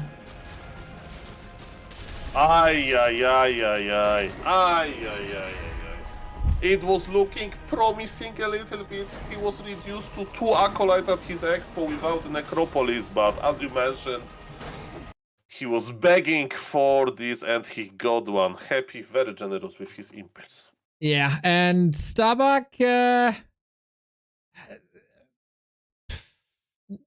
disappointing on map 2 and 3, both getting outplayed hard. I don't see that fighting spirit. I feel like he's a little bit tilted after game 1 where he was quite far ahead. He was in 2 B Cup finals back to back, but then the roadblock was always Happy. Now the roadblock is again Happy. And I don't really see him fighting for every map here in this series, unfortunately. Well, Mr. New is how to say. Like Happy is of course killer, right? We were excited for Mr. Cow today, and Mr. Cow had a big issues versus Mr. Happy, including losing his Ancient of War to Creeps. So yes, Starbuck is doing as well as he can. But yes, this is Happy. This is Happy. Very, very hard opponent to deal with. And yes, I'm just wondering, are we going to see Polar Rifle or not? It also feels like this is Happy on steroids. Like, everything is almost perfect. Very, very close to perfect, at least. I mean, look at the Acolyte micro. Like, how hard you have to fight to just kill one freaking Acolyte, and then you're like 3 minutes ahead, and Happy still finds a way. And Starbuck must have seen, he was in chat, he saw the games versus Kaho, he saw the games versus 120. How can you not be at least a bit intimidated or demotivated facing this juggernaut, this behemoth of Warcraft? They know each other well. They know each other. I would like to remind every single viewer that Happy and Starbuck and any other players went to Dubai, right, together to play that Bad Boom Classic, and I do remember watching like pictures from that event, and Starbuck and Happy, they're like together on a yacht. drinking beer. So, definitely it's like not saying that like in super friendly condition, but definitely if Starbuck is, maybe he's not like scared of Happy, but he's like intimidated, or like playing versus the real master here. So maybe that's what we can see. Like, how are you going to win versus guy that is not dropping maps? That's the real issue. Yeah, that is unbelievable. He was playing so well against 1-2-0 before. It's not like he doesn't know that matchup or that he all of a sudden lost so much MMR or forgot anything. Happy is just a freaking beast without giving away too many surprise strategies. It's really just the craziest foundation of skill that we have in Warcraft. It's so impressive to see him play. That's very true. I think the next game is going to load soon. And maybe now we have the answer why we have two Warcraft 3 tournaments at the same time. So Mr. BBC was negotiating with Xiang Kong, let's say, the tournament. And the argument from Mr. Xiang Kong was like, BBC, don't worry, it's Happy. He will win quickly. Yeah, so I we mean, can run them at the same time, right? having organized tournaments with Happy and having organized tournaments without Happy, I can sympathize with that. If Happy is participating in a tournament, it takes half the time than any other tournament would. Okay, the next map is ready, Mr. Neo. Without delay, shout out to whoever is in the lobby there. So we don't need to wait. The games are ready. Yeah, 4-0. After a very competitive map 1, we see nothing but domination. Happy wears the Death Knight helmet. Figure of speech here, of course. He's not wearing a helmet, I think. I would be surprised. But hey, with Happy, you never know. Thank you, Chorus, for the 18-month. Much love. Starbucks' last hope. He has to reverse sweep Happy. He did that before in Dubai. That was a best of 5, though, not a best of 7. But if Happy wins this map as well, he goes into the grand final today versus Lin. Otherwise, Starbucks still has a fighting chance. Yeah, Starbuck did it already at least once, in his career versus Happy. So, of course, it's hard to recreate, right? But I would like to see him to win a map, right? Definitely to start this comeback. So we need to start slowly, and we are on Autumn Leaves. And how are we going to start? With Archmage again versus Criplord. So very standard choices for both players. And again, it was looking promising for some time, but at the end, Mr. Happy was victorious. What we can say to Mr. Starbuck? I don't know. Maybe he needs to change a little bit in maybe straight up expansion, right? Starbuck, that worked versus 1-0, right? This idea to delay his expansion, but versus Happy, it doesn't work so far. Exactly. This is also this delayed expansion, quite the 40 style. It's of course the question, do you want to go in the style that 40 can make work as one of the only players in the scene? Or do you want to move away from it because Happy will be best prepared against that 40 style? Starbuck surely needs a couple of surprises. It feels like he's a bit unsure himself what to do when we look at the maps. Somewhat in between pushes, attacks, harass, expo, attack. Hopefully he has a clear plan how he wants to execute on it. Yes, Starbuck is starting again with level 3 creep road. So on this map you go as Happy knows already, and Starbuck with good micro this time. Happy was trying to pull the creeps, but Starbuck blocked them, and Peasants versus Troll Berserker, Troll Trapper. There were enough. Okay. Level 2 and Claws. Good start for Starbuck again. Little bit of momentum, little bit of remedy, which he needs. Footman also was annoying in the base. So far, no tech and no expo just yet. We see the 4th farm, so expo confirmed. Indeed, it looks like it, but Archmage needs to be very careful. Happy has level 1 only. I was like, hey, where is the Impale Surround? There is no Impale just yet. And he's Happy with extremely early expansion, but Mr. Starbuck, okay, he's getting momentum. Look at this, Neo. Expansion will be cancelled. Alright, that is the fighting spirit we want to see. Play it careful, drop the Water Elemental. He got double claw. That's what he needs. No Water Elemental though. And oh, I was so close. Get the Footman do it alone. Very conservative with mana. Would love to see a deny on this water elemental as we see the cancel on the Haunted. Yeah, it's, Starbuck in the meantime is creeping his natural expansion, the easy one. He got level 3 and it's level 3 Archmage versus level 1 Crip Lord. Okay, he got level 2 immediately, at least we have that. But it means, yes, good damage from the water elementals. And yes, Starbuck can start expanding himself. But Happy is re-expanding as well. So guys, we are so back. The game is even. And I think it's even Starbuck favorite a little bit, but of course Happy knows how to come back from this. Okay, a couple of herd workers. Need to replenish this. Water elemental summoned again. Off we go. Happy's defensive line. Can it be circumvented somehow? This time no staff, but he gives up that straight line of ghouls and acolytes, and that's the second cancel. And a ghoul falling. That is more XP. Or should be falling. Player's force. Yeah, focus fire is back up. This will cost a couple of footmen though. Yeah, but Starbuck is doing well. He's losing footies, but in the meantime his expansion is going up and Crip Lord of Mr. Happy is in trouble. Starbuck, are we going for the kill? Let's see about that.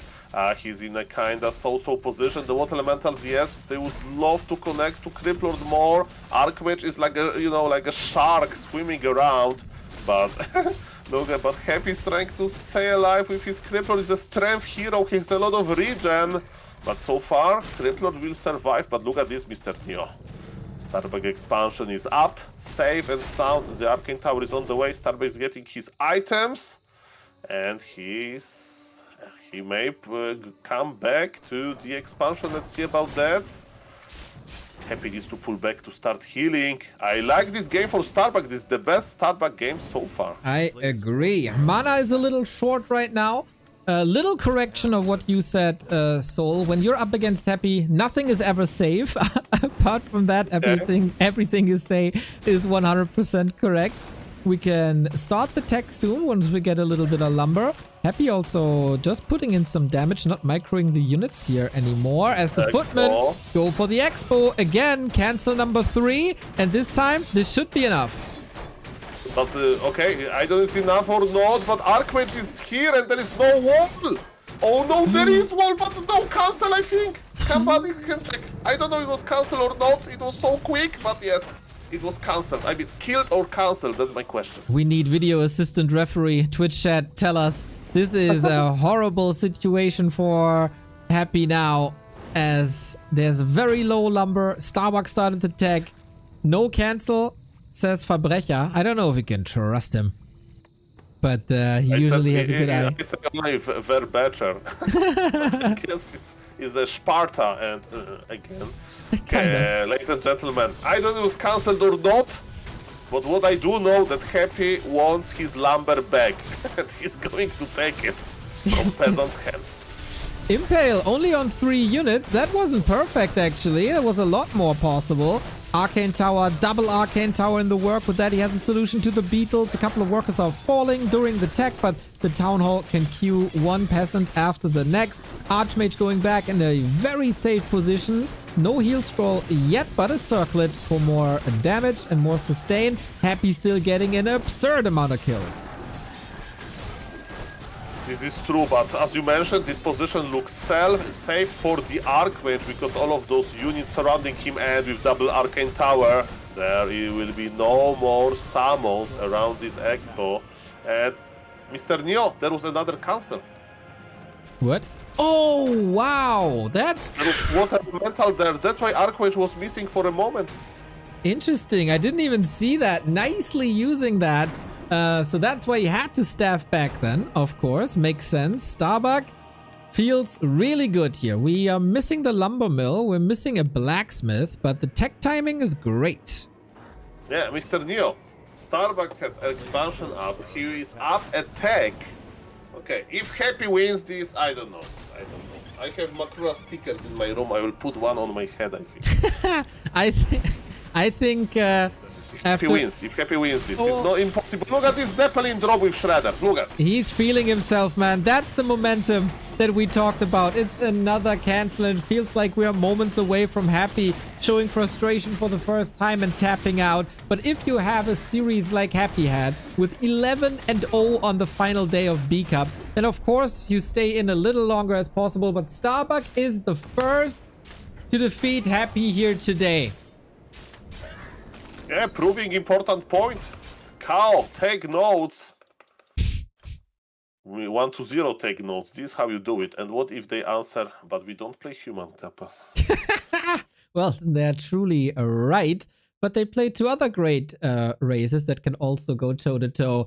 Starbuck taking a map feels good. And that was some adjustments here. The shop creep is something that Happy couldn't punish without giving up on his expansion. That was well done. A nice mix of aggression and safety and timings, and also Archmage micro. How many chances were there for Happy to surround this Archmage? A lot, but he was always able to dribble out of it. He made it to the shop, got the boots, got the staff, was at home when he needed to be, was at Happy's Expo when he needed to be. That was damn fine. Nicely said, Mr. Neo. And that's the game number 1. We need 3 more games for Mr. Starbuck, right, to win this series. But as you say, he put his name on the scoreboard, and we are very happy to see that. What went wrong for Mr. Happy in this game? Maybe he expanded too early, right? Starbuck was like so easy. It was so easy for him to cancel. And also what Starbuck did very nicely is what he crept his expo with militia only, right? Maybe 1 footman while Archmage was harassing. Happy did not expect that. He was a little bit outplayed by that. And because of it, yes, good thing happened. And then non-stop pressure from Starbuck. He was able to survive. The counter pressure, he cancelled Expo over and over again, and then when he got into possession of Zeppelin and Shredder, the game was over. Yeah, this felt way more reminiscent to game 1 than the other matches. This is also what Magic Yang is expertly explaining, while I just saw the Chinese chat saying, Brother BBC has a big belly. What do you say? Nobody would. It means translation. It means translation. He had a big heart for Warcraft. I see. What they wanted to say. Technology for these auto-translated comments is still not where it needs to be. And for my auto-translate says that the leader of like gifted subs on Chinese Twitch chat is the man called I Love Watermelons. Yes, exactly. He is probably a bit disappointed that this month we advertise honey melons. I think there's big beef between the melon communities. Oh, speaking of beef, there's the next slice of beef jerky. Get it in, brother. It may be midnight in China, but there is always time for supporting Warcraft, and you support Warcraft by eating beef jerky. Mr. Neo, do you see a resemblance with BBC showing this card and me showing Makrura? It is pretty much the same. You learned from the best. Just one more thing about the watermelon. I think watermelon is a sign in China for drama, as far as I know. Well, in English we say that's a tea, right? The tea was getting cold, right? When drama is getting cold, so maybe they have watermelon. But can you have chilled and warm watermelons? I don't know. I know. I don't think so. I know you can make great salad with watermelon. Well, you put the salads to the refrigerator, to the fridge, and then it's cold. Perfect. Exactly. Easy. Waiting for the next game to start, and we are just moments away. Starbuck shows fighting spirit. I like it.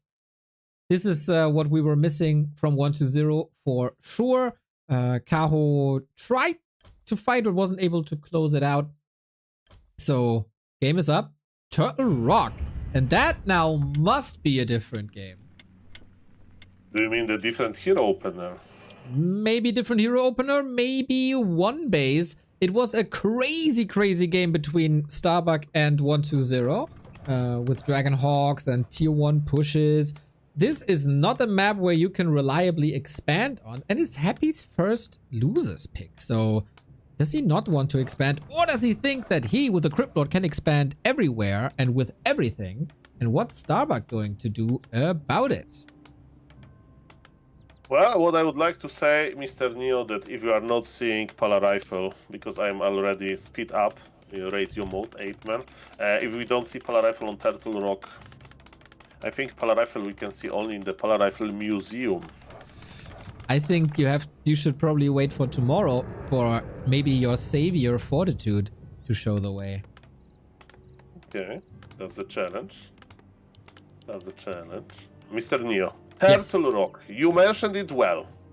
Happy is playing Crypt Lord on the Turtle Rock. It means one thing, I think, and one thing only: expansion on red. Because Okay. what else? Yeah, that is a good question. I mean, one base Crypt Lord? Not really. With the DK, you can try. But with Crypt Lord and the Beetles, you should be able to creep this convincingly. And then it's the question, what can Starbuck do about it? Because do you want to expand on Turtle Rock as the human? Also on the red spot? This is a bit of undiscovered land, uncharted territory. Yeah, Starbuck tried, right, to expand versus... not Starbuck, sorry. Starbuck tried to expand versus 1-0. That was the mid-wagon game from before. So yes, definitely human can try, but in this game, Starbuck is going for the middle camp creep. Good old times when the sentry wards were there, because it was so worth it. Yeah, was it good times though? I don't know. It's a lot of vision. That is not the case here. That's a big camp for Starbuck though. Very good level, very good item as well potentially, and maybe something that you wouldn't expect if you're happy. And the Ring of Regeneration for a roaming Archmage is Chef Kit. Yeah, but look what Happy is doing. He's summoning as many summons as he can, because yes, the red camp creep is upon us, Neo. And Starbuck is pulling back? Maybe not. Let's see. Does Starbuck know? Does he expect it? Happy is no stranger to strong creep camps early on, sometimes even with Cannibalize. Big fan of the Cannibalize. I imagine this is also the sound that BBC makes when he's chewing on his beef jerky. But it's the only question that Magic Young and Miss Lady can answer for now. But we'll check the item Paladin Aura. So Pala Rifle is only present in the form of Aura in this game. But ladies and gentlemen, my question is, what Starbuck is going to do? Is it going to be level 3 creep road? Yes, Mr. Neo, look at this. Proxy creeping with Militia, and it's going to be level 3 Archmage, angry Archmage inside of the Happy main base soon. And Happy's in the middle of the map. He needs to run back quickly. And of course he has no TP, and Starbuck has level 3. Is there an opportunity for Starbuck to make this a 3-2? That would be quite a sign for the rest of the series. And of course good that Lin is getting more and more tired out. Fools are here. Gotta be careful to not be surrounded against that impale. So a bit of chip damage towards the acolytes, and now Starbuck also saw where Happy was coming from, and he must have a great idea of what's happening. The next question is though, can he do something about it? Because his mana is not looking too great. Yeah, but look at the mind games by Happy. He's like, my undead base is strong, my undead main base is good enough. I'm going to keep my expo alive. Look at Starbuck, he's close to the trees. He wants to fuel full Happy, and he's connecting. Happy doesn't see. Is it enough though? Water Elemental summoned, right clicks everywhere. We have Impale to diminish the damage a little bit, and that should buy the necessary time. We have a town portal click ready basically. So much damage, it's so close. He can repair now. Any footman would solve this, but too much damage, and town portal used. Happy on 2 bases. Yeah, but what is happening in the main base of Mr. Happy? 2 acolytes were killed, and it will keep Happy for a long time on tier 1, right? Because he need to remake acolytes for his main base and for his expansion as well. So not everything is lost. The blacksmith is already online. And yes, Mr. Starbuck will construct 1 base push with rifle caster. So there is still, the game is still open. And or maybe not, if this is going to be impulse around. Starbuck, hope you are watching. Oh boy, oh boy, oh boy. He also doesn't have a shop, right? This regen is only coming from the Ring of Regen, which is phenomenal. Doesn't help in the mana department though. He needs a defensive position now. Calls Militia, has that rifle up, summons the Water Elemental. It's a bit too much for Happy to do, but he can creep at the same time. while filling up his acolyte circles. 8 out of 10, and then Happy will accelerate like crazy. Starbuck brought a lot of militia to the middle, but I think it's not to creep, just to, you know, and be sure that Happy is not going to like attack him well. And Footies are looking for some opportunity to harass, while Starbuck is going to creep with his Archmage. Maybe the amount of army that Starbuck has is not that big. MK is almost out from the altar, long rifle range, and the first Sanctum are on the way. But Happy can do very little, right? Because he's in a good position. And is he going to creep Jack Starbuck? Hopefully not. Okay, good. Happy doesn't know Starbuck is creeping in secret. Yeah, it was nighttime, not too much vision. The ghouls marching across, and that is pretty powerful. How many we got? 1, 2, 3, 4, 5, 6, 7 ghouls on the way to the human base. Who is the one who knocks? Because both can't respond really. They have no TP. Club as the first spell, Neo. That's interesting. Myself, when I go club first, in like 90%, I'm always regretting this. I hope it's going to be different for Mr. Starbuck. Yeah, very curious about it, but Happy did not go for the human base, and that might be an opportunity for Starbuck. The footies are here. They are hurt. Maybe a chance to grab a heal scroll soon. It's up in 5 seconds, but I don't think you have the time for that. Attack flooding towards the main, but we got the graveyard up. We got double crypt up. A bit of labyrinth style to produce so many fiends, and then once you're stable, you can tag. He could also too soon tech at his expansion, but it's incredibly important for Starbuck to break production in half. Okay, so what is happening now, ladies and gentlemen, is a interesting position, because Happy could be laming, but he decided to fight. Okay, maybe he thinks that he has enough. Club connects, as we can see, Blight got dispulled by Arcane Vault. Happening there, so lower region. Another club, the club was looking pretty well, but as you can see, Happy army is still quite healthy, even though club was used many times, and Starbuck needs to eat through this undead supply well. Let's see about that. It's still even. Happy is not taking, so he doesn't have a big follow-up, but he has a big army. Another club used. Well, And this time it looked better. That was crazy! The mana potion bought for exactly that purpose, and that got a triple kill, close to a quad kill. Starbuck needs a heal scroll, that's why the shop is opened up. This has so much value. Archmage, though, getting caught, still uses the heal scroll. So important. Now, what's the clap going to do? Not all riflemen here for the fight. One is on the left-hand side. Impale number 2, trying to get these priests. If they can heal themselves, that's massive. Unfortunately for Starbuck, no dispel yet. Players' forces are under attack. It is true. Dispel is on the way. Starbuck is trying to regroup a little bit. And he has time. Starbuck has time. Why? Because Happy is not taking just yet. He's just remaking his crypt. And yes, we are dancing in the middle of the map. MK is very close to getting level 2, and then Cryptlord can get in trouble, so Mr. Happy needs to be very careful with that. The Fiend went down, and MK is ready to bolt around, but Cryptlord runs away with the power of Boots of Speed. Right on. Invo potion as well on the Crippy. Second attack by Starbuck. The shop is still up, and that is important. Very unfortunate for Starbuck that a couple of priests were sniped, especially the last one. The last shot of the Fiend made sure that an almost full mana priest is not seeing the light of day anymore. But yeah, the push is still alive. Your push is doing well because the lack of tier 2, right? So if Happy can't like really win the fight, that he'll be in trouble, because proxy workshop is always an option, right? So he can't really hide in his towers. Oh, look at this creepy. Is he going to pop the invul? Not yet. Oh, we have a Stormbolt in a bit. He's getting blocked. Invul, 7 seconds. But can he retreat to safety in those 7 seconds? He's getting blocked. Water Elemental, Archmage, Mountain King being stabbed, being impaled. And so he can't throw the hammer. Happy plays around the cooldowns perfectly. Yeah, but the Fiends are left alone, and they are dying. Mr. Neo, it looks like Starbuck is back. Indeed. One more Stormbolt, man. He can't go for a potion as there is no tier 2. Oh, it's so close. God damn it. 30 HP. He has no other hammer. He has a potion. He can't commit, but he's surrounded. How fitting! At the graveyard! Can he fight through this? Oh, Starbuck, is that the overcommitment? Don't tell me that this MK is dead. How? Oh Hey, but my it's god. over. Push is still here, but MK is so important.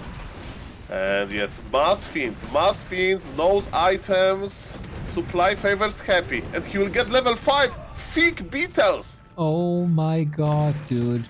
Greed has poisoned human souls. That is insane. Impale level 3, so much AoE. No more water elementals. Level 5 Archmage now as well. 4 water elementals, of course. The #1 summon in the game. Rifles have to retreat. It was so close to a 3-2, and then you throw that dwarf away right next to a graveyard, and now everything is in shambles. Happy has shop control. He has 700 gold. He has started the tech.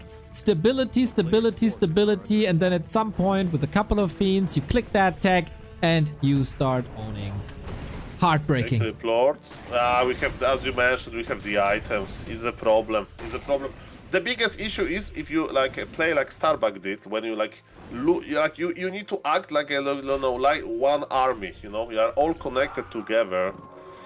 And while he lost his MK, he lost momentum. He like couldn't like kill building by building by building. And again, Starbuck has level 5 though. Look at those water elementals near. Yeah, I can understand that though. You feel like you have to go the extra mile. You feel like you have to take the extra risk because Happy is defending normal plays like it's nothing. He's just swatting that like flies. And then you are making that overcommitment, and Happy is also the best at laying these traps. I don't know if he played Yu-Gi-Oh before, but I know he got a lot of trap cards. What I do remember from Yu-Gi-Oh is that you could buy baby Drake and use time travel and make huge Drake. That's what I do remember. And what Starbuck is going to remember from this game, probably Criplord with 1 HP that he can't reach. Yeah, this looks like Mission Impossible, and I'm not talking about the new movie. Rough situation, couple of fiends still up for grabs, but that's only 9 supply out of, I don't know, 60, 11 fiends on the map. The rifles, the dwarves are surrounded by spiders, and they're all caught in their web. Well, and they are going to be able to burrow in the ground soon, because tier 2 is almost done. Still, supply, not that, like, 9 supply ahead, Happy is, but this time we have tier 2. And man, imagine Starbuck not losing this MK, imagine just like, keeping the pressure on, but what is in the past is in the past. There is still small chance. Look at those water elementals, Neo. They are the game changer. They Level are. 6 Crippler though. Yeah, it's a very good ultimate if you want to tank with anything. 33 supply only, no level 3 on the Mountain King for any Hail Mary plays. It's a slow siege, but also still towers there. There's an altar on the right hand side, and the DK can bring the shop. Statues are supposed to arrive soon, and there's just no punch in this push. Yeah, Happy is rich, he even bought Wand of Negation. Let's see, is he going to Dispel? Yep, Water Elemental, Dispult. Unbelievable. This performance today by Happy is unbelievable. Finally level 3. Stormbolt intensifies, and I think with that it's also an answer. Was Clap maybe a misclick? Was it... I mean, it's a different army composition it now. was good, it was good. Yeah. The club was good on level 1, especially with this mana potion, but what is also problematic for Starbuck, he has no lumber, right? So even if he's able to kill some fiends, then there is no follow-up with a workshop. And look at this ultimate, plus coil. Criplord is flapping his weird wings with joy because he's about to win. GG is called, and ladies and gentlemen, who is ready for the grand final? Len is awaiting Happy. Orc R versus Undead. Oh my god. The endurance by Happy is out of this world. This was his 3rd best of 7 today, and he lost 1 single map. And he probably streamed before as well, playing 100 Battle.net games a day. What can throw this person off, man? The fortitude is crazy. The momentum for Happy is crazy. Starbuck had a huge chance on game 1, blew it. fell apart, and against Happy, you cannot allow yourself to fall apart. 2 maps basically for free before he started to turn it around again. And then the graveyard incident of Turtle Rock sealed his deal. Happy is unbreakable for the mere mortals today. For the tier 2 players that are Kaho, 120, and also Starbuck. Nobody was really close here today. But now, there's a god waiting for him. And his name is Lin. And I'm so ready for this final. And we are in the B Cup, ladies and gentlemen. In the B Cup final. Best of 7 is awaiting us in this amazing tournament. And Mr. Neo, I haven't seen the series. Tell me, Lin versus Happy, what we can expect? I mean, not big details, but tell me about the energy. It's like, is Happy scared of Lin? Is Lin like a fortitude in this metaphor? Yes, I absolutely think so. Lin is playing his best Warcraft in months. And he's experimental. You can expect very different styles. But the biggest thing is, I don't know if Happy knows how to counter Wyvern. I haven't seen a reliable counter to Wyvern. And if you don't have a counter yet, are you saving it for tomorrow? Is there a counter to Wyvern? It feels like Lin is a bit ahead of Happy at the moment. Maybe there is no counter to Lin. There is counter to Wyverns, but not to Lin. And I saw that Lin is trying to play from time to time a little bit different styles as well. So yes. Not only like. So yes, that's also dangerous, right? If you can't like expect one style from your opponent. Of course, Happy is the master of scouting, and Mr. Neo. What Happy is going to do in his break?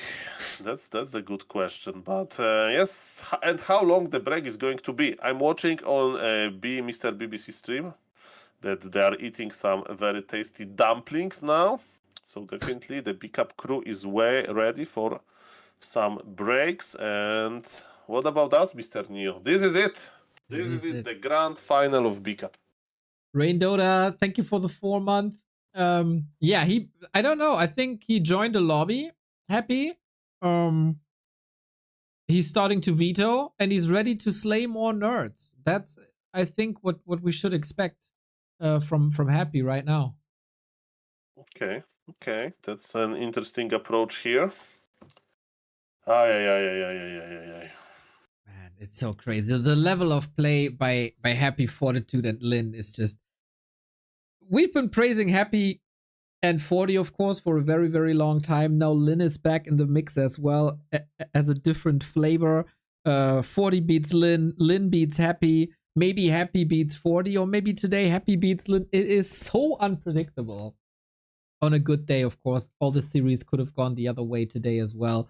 But is this Happy beatable, is the question. It's for sure the strongest Happy of the past 2 weeks, I would say.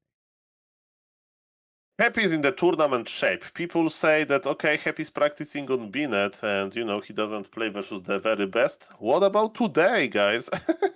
He played so many games versus top players. He's definitely warm up. Now he has a little bit time to rest while Mr. BBC is showing some amazing food products. And yes, it's going to be a different matchup, right? Happy played it all today, right? Mr. Neo, he played versus 4 different races today, right? I mean, he will play. Yes. He played versus Cow, it's Nidelf, versus 120, it's a Mirror. Now versus Starbuck, versus Human, and now it's going to be remembered as a Happy obliterated all of the other races day. Yeah, that would be quite something, wouldn't it? Still, we have to say the past series went both to Lin. Not only the B Cup winner bracket, but also the Don't Force Me winner bracket. All 4-2. Happy had chances, but yeah. Especially in Don't Force Me, that was very experimental by Lin with like Farseer and then Panda second. That was odd. It feels like whenever there's a Wyvern, there's a win. Both starts with W as well. But Happy also can expect some Witch Doctor, some Tauren, Headhunters. You gotta be on your toes. And not only Lin was able to defeat Happy, also Focus in Lawlight Cup. So in general, Orcs seem to be quite a force in this matchup today. That makes sense. And for the viewers that are watching B Cup, Magic Yang is putting the glove on. It means that he wants to eat a dumpling. No chopsticks, no fork and knife. No, the gloves. And he's struggling a little bit, I gotta say. It is not that easy to put that glove on. They're very tight. It basically feels like your hand is in a vacuum when you put these on. I've been there eating seafood in China. That's also time for gummy gloves. But now, Okay. And successful consumption. That was the matters the most at the end of the day. Magnificent technique, I have to say. Not a single crumb anywhere. This shirt is still pristine. He's still showing the filling as well, so he bit off exactly 50%, exactly how he was supposed to do. And the gloves is off now, look! The gloves are off. One dumpling, one glove. Unbelievable. Unbelievable. Saving the economy, the environment one step at a time. Well, maybe he will reuse it. Oh, and the Who napkin. knows? Oh, beautiful. But yeah, this is apparently what we're getting now. Can the War Chief crown his new rise with the B Cup win? His first B Cup in many months. It was absent for a long time, but now he's back. Oh, we get a correction here, by the way, by Mr. Andy. Those are baozi, different from dumplings, which are jiaozi, but I guess there's not a word for that in English, so dumplings it is. Well, I would like remember them as unnamed dumplings. Yes. From the secret lounge of China. All right, guys, this is the grand final. We are loading into map number 1. It is Lin versus Happy, round 3. We can get this match 4 times this week. 2 of these matches so far went to Lin, who is back in killer shape. While the Dolphin Cup was not his to take, and he was eliminated in the group stage, the Don't Force Me Cup and the B Cup, where he finally makes an appearance once again, look different. He made it through the winner bracket here, annihilating Focus, Life, and Happy. 2 of these matches 2-0, but Happy is the strongest Happy we've seen in forever. Killing 120 earlier, killing Starbuck, and also killing Kaho. These are the 2 best players of the day for sure, and a foreshadowing towards the Don't Force Me Cup finals. Soul, I'm very happy we have the pleasure of casting this together. Thank you, Mr. Neo. It's a pleasure for me as well, and it's going to be a pleasure for everybody to see, because, guys, we know Cristiano Ronaldo versus Happy versus Messi, but we also know Happy versus Lin. Those 2 players are legendary, and Lin is one of those rare players that can make Happy look like a weak player, basically. And he can do it with different styles. And this is also an interesting start for the series, because he's playing 1 Blade Master, 1 Grand Opener. So, Mr. Neo, are we going to see Wyverns later? We'll see about that. It's quite a non-standard opener, at least it was in the past. 2 absolute titans. And yes, it has been established as one of Lin's new norms to go for this. It's a bit of stability. It's an old school approach, really, to go for this opening. You have a little bit of creep speed. You have something to tank, and scouting on the map there as well. Happy trying to pull this turtle, but so far no success. This matchup is a lot about items. Can you get a strong Blade Master with high level crits or not? And if yes, you have a very good showing in the mid game. And of course, the Blade Master's #1 job is to prevent level 2 and 3 for this DK. Yeah, so far so good. I would say Happy is already on orange HP. Blade Master is around, and look at this, Mr. Neo. I was like laughing a little bit when I was watching Happy games on BNet, that he doesn't even buy Dust versus Blade Masters from BNet, with all due respect. But he doesn't buy Dust versus Lin as well. Experience and item for Happy. So far so good. All right, you seem to be a bit ahead of me, but let's see. There's a ghoul falling. I had a little spike here, so I'm at 317, 18, 19, The same. 20. Okay. So you just foresaw the nice lasted. One ghoul down, not the end of the world. Ritual dagger used, so not much potential for Lin here, but he's mostly covering the tier 2. Well, the grunt stands there like a big bouncer. Big question, do we have an answer to Wyvern? A player's forces Well, are and what under is going attack. to be? We have a war mill on the way for the orc. Definitely, the Wyvern transition is still possible, but it's very important that Happy needs to think about this as well. Speaking about which, Happy's just on level 2, Mr. Neo. Level 2.0 experience, to be exact. And I think that's a pretty good situation for Lin for now. I agree with that. We have a little bit of evasion creeping. Happy moving away from the Blade Master, was checking out the base. How far is your tech? How is the situation? Can I maybe fly my Wyvern into your base or the Blade Master? Is everything blocked? So just information gathering. And with Happy being on the other side, Blade Master grunts, and that's the big upside of the grunt, can Happy's easily here. creep this, but Happy's too late. Oh no, Bucky Murloc! If somebody watches Starbucks stream, you know if you get like random and snare, 2 crits in the row, by the way, deny. Aye. Okay, 2 crits in the row to basically revenge the ensnared headhunter that was so unlucky. And guys, this top Warcraft 3 losing one headhunter like that, it's very sad. But yes, again, the game is still open, and I would like to congratulate Mr. Lin for sniping this item. That Yeah. was quite nice. And it's a Ring of Protection +5. Not bad against Orb, but he got the last hit. He leveled up, and the first 2 hits were 2 crits. That's a sign to me. I don't believe in like faith and stars aligning and stuff, but that was Player's quite a forces sign. are under attack.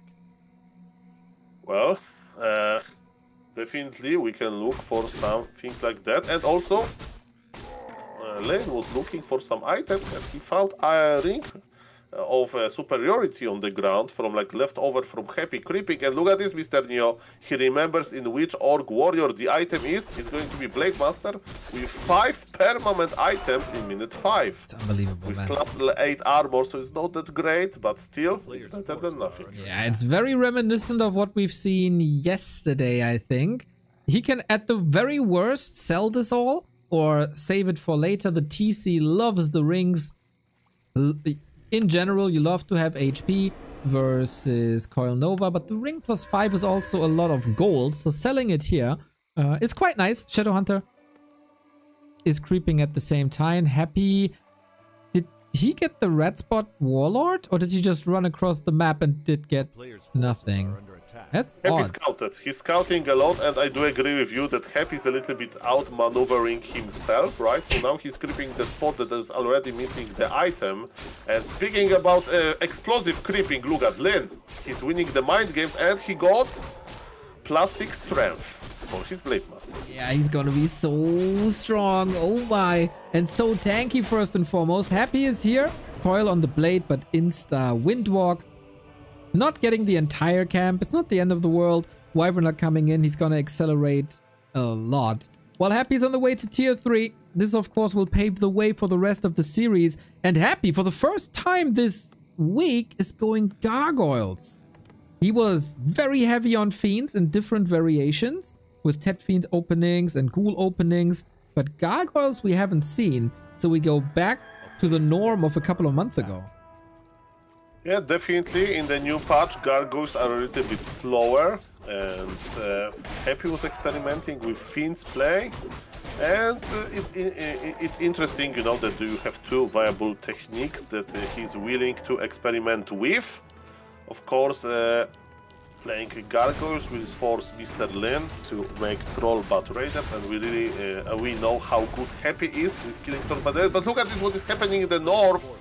Orc Lord taming Mr. Neo. He is so good at that, and Happy is not in position to disrupt this with the Wand of Negation. He wasn't home in a long time. Shadowhunter body block, another hex, and one of the biggest items on the map just like that. Level 3, level 2, endurance aura as well, which is fantastic because with this style, with like against Gargs, you don't necessarily want to go TC because there's nothing on the ground to stomp. But you want the endurance aura because movement speed is amazing. And now you got best of both worlds. Mr. Neo, you are the most experienced caster ever, the most like titled caster ever, because your caster curse is Imba. After you said this, he sold it immediately. So. And he queued the TC. Oh my god, dude, I look like shit now. Mr. Neo, we all know that the real casters always giving the best predictions. That's why my predictions are so famous. True. We got the fight. Shadowhunter is not level 3 just yet. Happy is charging up. It's a dangerous timing with Frenzy and Destroyers around the corner. Especially Destroyers can wreck this. Coil on the Garg. That's a good amount of damage negated. Yeah, and, you know, the answer is very easy, you know, like your expertise was correct, but even versus Gargoyles, he wants to play Tauren Chieftain. Fair enough, he's tier 3, why not to add another great third hero, but I do agree that selling Aura maybe is a little bit premature, because he's going for the Stomp first. But, you know, maybe it was a trade, you know, I give you my Aura, I can buy Orb of Lightning, who knows? What I do know is that we are on 50 supply versus 50 supply. The game is still open. Everything is in Lin's hands. Let's go. Yeah, I don't know if he's ready here. The timing for Happy looks very, very good. The Shadowhunter not level 3 is a big issue. Wyvern disappearing quickly. Happy is changing it up to a more timing-based approach. There's still one Wyvern. Invo Potion used. Heal Wave keeps the Wyvern up. And once the Gargs are gone, the sky opens up. But the Wyvern are gone and the Gargs are still there. But Kodo Beasts will survive everything, because they're big, they're tanky, and they're on the ground, ready to devour. You know, it's a, you know, do you think that ghouls can be like treated like beef jerky? Because there is not a big meal, you know, for Kodo Beasts, not like a tasty bear or a fiend. But at least something, a chunk of food. In the meantime, both players are trying to creep, and there is a ghoul. The one ghoul was intercepted, and we look at Mr. Lin. He's keeping eye on Mr. Happy army while he's creeping his second and third hero. But I think Happy doesn't mind situations like that. But Lin is not playing Wyverns anymore, as you mentioned. He's transitioning into Berserkers. So maybe it was basically the idea was to force the Alchemist. That would be interesting. Yeah, we've seen it the other way around, right? When you try to fake Headhunters to lure out a Dark Ranger and then go Wyvern. Now, Lin with the... like, basically turning this around. That would explain the TC, of course, because Gargoyles don't do anything against Headhunters. And last hit. Got it. And item as well. Stealing Magpie and the Invult as well. Lin out of his mind. Okay, Lin is back. Lin is back, and is he going to creep or is he going to fight? Let's see about that. He's trying to like sneak through to the red camp of Mr. Happy, very close to his base, but Happy is not wasting any time, and he's creeping the even bigger camp. Okay, both at red spots, both around 50. Lich level 3 around the corner. Lin desperately needs Shadowhunter 3, otherwise it's not the greatest chance here. And it's not too much experience left. Or is my overlay just crashing? No, it's just, okay, it was just low experience. More mana on the Shadowhunter, everything a bit hurt. Does Happy have a problem that this is Headhunters now? I think Alchemist can still be solid. It's not as great as a Dark Ranger is, but I think you can still deal with this. And it's always a competition between heroes, right? Of course, Alchemist minus armor thing is good, but you know, it's always maybe other hero would be better. But yes, he was afraid of Wyverns. And speaking of Kodo Beast, look at this. One Kodo is about to die, and Alchemist is charging. He answers the question for us. Look at this. He will be well known as a killer of 2 Kodo Beasts. Assassin Alchemist, there it is. Acid Bomb, that is 8 supply. Well done. Crazy ambush. And levels are still missing. Blade is trying to reduce the longevity of this army, investing an Invo Potion for a statue. And this makes Happy retreat, because without the Spirit Touch, you can't stay in Lin's front yard any longer. Still everybody's game. Well, getting 2 Kodo Beasts was definitely very annoying. And look at this, what is annoying as well is like when your opponent knows your every move, and it's possible because of the shade that Mr. Happy invested for. He has actually 2 shades, Neo. Ooh. More vision. More vision. Perfect. You know, it's better method. than 2 shades free. But I hope we are going to stop at some time, because we don't want to have the shade army. Shadowhunter finally 3. That's so big. We still need Blade Master level 4 for the crits. Otherwise, you can't really fight. A couple of upgrades would be nice. He's at 1-1. And Happy is expanding on the back of the turtle. Will Lin see this? Okay, so Happy could expand on the red, but he probably didn't know yet. He's just confirming that the camp was crabbed. And Blade Master can... Oh, Lin knows, and he's maybe even going to be able to cancel the expo. Probably not. Happy is there, and Happy has shades, so he is able to find the Blade Master. What about the Tauren Chieftain? Mr. Neo, look at the items on the Tauren Chieftain. Maybe he's just level 2, but he's very, very, very tough for his age, because he's already 1250 HP, plus evasion on top of that. Happy goes to the shop. Invo potions are necessary. Also dust, despite the shades. Makes it so that Lin can't buy it. Interesting. So he wants that level up. Both are contesting, but this is time for Happy and his expo and a lot more ghoul. Okay. Tauren Chieftain is getting closer and closer to level 3. Coil Nova kills 1 Berserker. Plus 2 agility for the Blade Master, that's sweet. I feel like you need heal scrolls against Nova Acid Bomb. Well, versus Happy, you need to buy every single item from the Merc store, Goblin Merchant, and I don't know if it's going to help you, but definitely there is a lot of AoE, as you mentioned. But what we can do with that counter expansion by Mr. Lin, but he's still going to fight. Okay, Coil Nova, of course, this is the weakness of Headhunters, they're being sniped. Double level up though, 4 and 3, this is the sweet spot. This is what Lin wanted. This fight will probably decide map number 1. Statue taken out, Blade Master can take care of the big targets now. Stomp was amazing, Ghoul still crazy though, you need to stutter step against it, but that is so hard to do. This is very true, and supply. Oh, Shadow Hunter, Mr. Neo, no! That is the answer to who's gonna win this one and who's gonna win map 1. Shadowhunter down, no more healing. Blade Master in a world of trouble. Is the 7-second invalid even worth it? I don't know. He needs to proc this Orb of Lightning. He's a little bit unlucky. And an Invo Potion. Blade Master can save himself. There is a Shade trying to get vision. There's not much remaining anymore. Shadowhunter not even revived because he's that broke. Lin wanted to fight to build his own expo on the left-hand side, but it's only at 50% and it should be very readable for Happy. Yeah, at the end of the day, Happy has the bigger invul. His Lich survived, and he was even able to keep this one poor ghoul alive back from the Kodo Beast belly.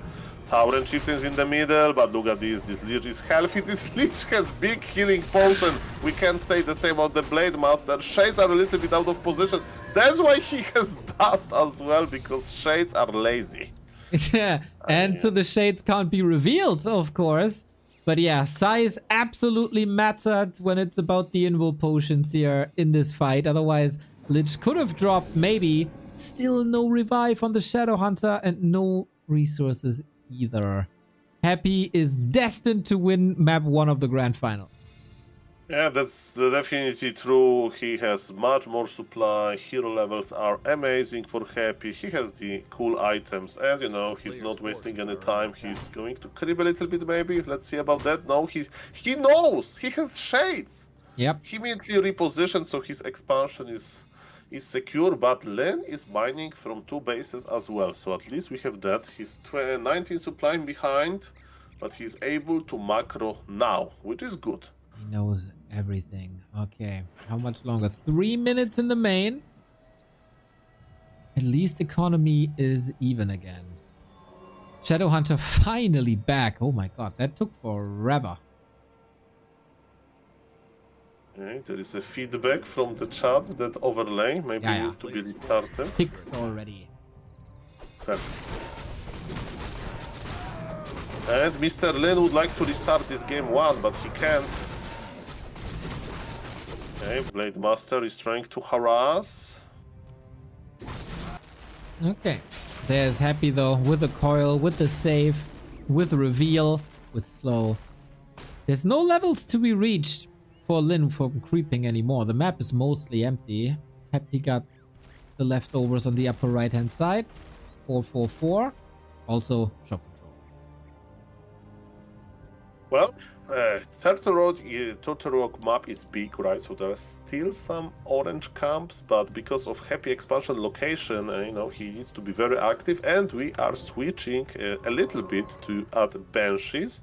We are adding Banshees not to Are under attack. possess Kodobees, not to use anti-magic shell versus like stomp damage. We are using it to just spread Curse, because if you don't know, ladies and gentlemen, Curse has a very, very long duration, is a strong debuff, minus 33%, like it gives you like big miss chance basically, and because of that, they are good without any upgrades. You just spam your Curse, and in the Orc army there is 0 dispel, so because of that, Blade Master is only 66% good.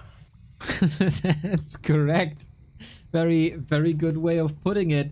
Speaking of good things, Wyvern are coming into the mix now in the absence of Gargoyles. He might be able to take out the Destroyers. It might come as a surprise. It's a lot of piercing damage. But it's 60 food versus 77.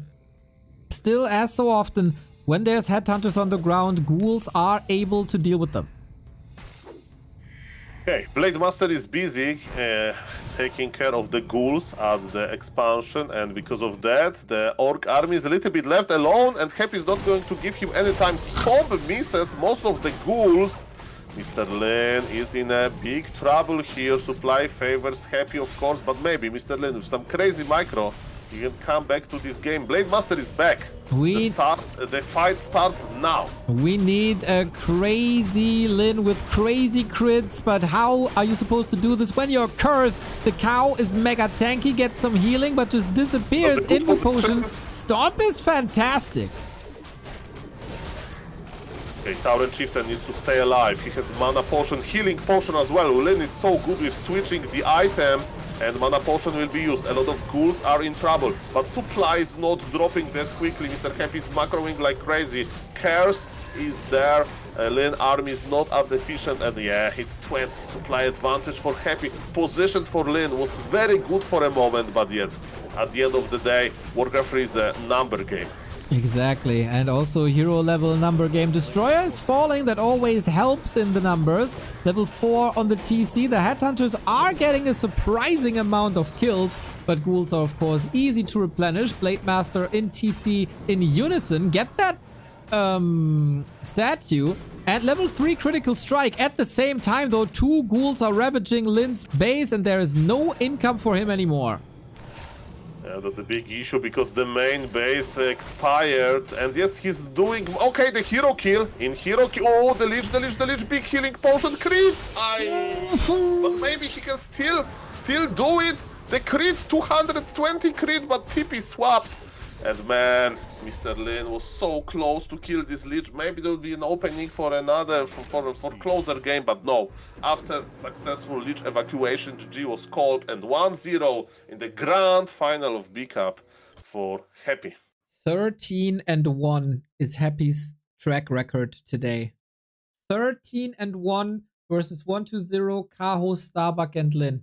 This guy is not from this planet today, and had the answer. Lin thought he could throw the curveball, he could throw Lin off, but he was the one that threw. With a strong alchemist, it did work with acid bomb. I feel having an Alchemist against Headhunters is way better than having a Dark Ranger versus Wyvern. So this feign, this trap didn't really work out, unfortunately. And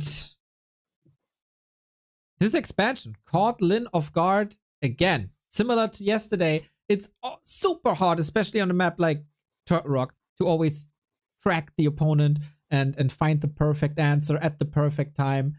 But that's it. That is a strong happy. There is a strong happy indeed, and Lin decided to play this one grand opener, and he was trying to switch the strategy many times. It was looking good for a moment, but again, Happy did happy things. I really like, the mid games when Lin was like just out creeping Happy, and Happy was just looking for him. But the end, of course, Happy micro was victorious. Basically, he showed us again how well he can trade. Like when he got those two Kodo Beasts, right, with just Nova and Alchemist. That was amazing. I wonder what we are going to see in the next games with those two. You never know. And Mr. Neo, it has been a long day in B Cup. It's a late night in China, but ladies and gentlemen, the entire Warcraft 3 community is awaiting the result from Happy versus Lin. And let me tell you, those games are going to be interesting for sure. And hopefully we got 6 more. I do need to get some groceries at some point, but whatever. Worst case, we order pizza twice this weekend. I can't wait to see the next map. This is way too exciting. The highest level of Warcraft between Orc and Undead. Now the ball is in Lin's corner. This is his loser's picks now. And if I'm not incorrect, Happy has won the opening map in the winner bracket final as well. That was on springtime. So just because Happy won map 1 doesn't mean that the entire series is going that dominant as well. This is true. I don't remember the previous series, but they are very experienced. They are very experienced. It's just of the start of the series, right? So definitely it was an even game, right? What happened with Cow versus Happy, the first game was disaster. We should just forget about it. Like, he rose his Ancient of War here. There is a lot of testing. Both players tested their micro. Lin made sure that he tested how tired Happy is after winning so many games in a row. Kappa, of course, Starbuck was the only player that was able to get one game from him. And now there is a pineapple commercial on BBC channel. Well, I like the pineapple a lot more than the honey melon. I can tell you that. I would even order a pizza with pineapple. I know it's a very controversial topic, but I'm not shy to state my love for Pizza Hawaii. Yeah, that's brave of you. Brave of you, Mr. Neo. I know this is a very controversial subject. And it's a long day, full of Warcraft 3. It's funny, how popular this game is still, right? In StarCraft 2, of course, they have huge tournaments, but man, those emotions, Happy versus Lin, and tomorrow, most likely, right, Happy versus Fortitude as well. I can't wait. Wait. I mean, we have Happy versus Lin tomorrow first, and then the winner versus Fortitude. It's not a foregone conclusion. No. I forgot that they play tomorrow as well. Okay, so as we can see, we have a big density of cool Warcraft 3 series this week. So guys, clear your calendar just for this weekend, because I don't know when we are going to have a week crazy like that in Warcraft 3 universe. Yeah, 4 times Happy versus Lin in 1 week is indeed absolutely mental, and then Fortitude is waiting there as well in the grand final. Just festivities. I was very scared that we would miss out on some of the action, but the grand tournament organizers of China, they have aligned everything so perfectly that we can get not 1, not 2, not 3, but 5 best of 7s in 1 day. That is also a first, I think, ever. Yeah.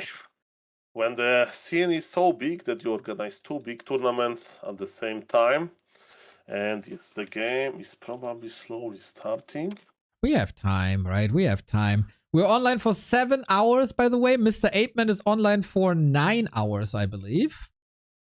So Something like that. But Mr. Neo, we are professional casters at this point, right? So it's like some professional, like a truck driver can drive his truck for 12 hours per day. Like it's nothing. The same for us. And because also games are so amazing. just saying, though, that if you respect the stability and the endurance of Mr. 8man, you could maybe use your Prime sub on Soul 8man here on Twitch, or throw him a membership, or at the very least, like his channel on Twitch and YouTube.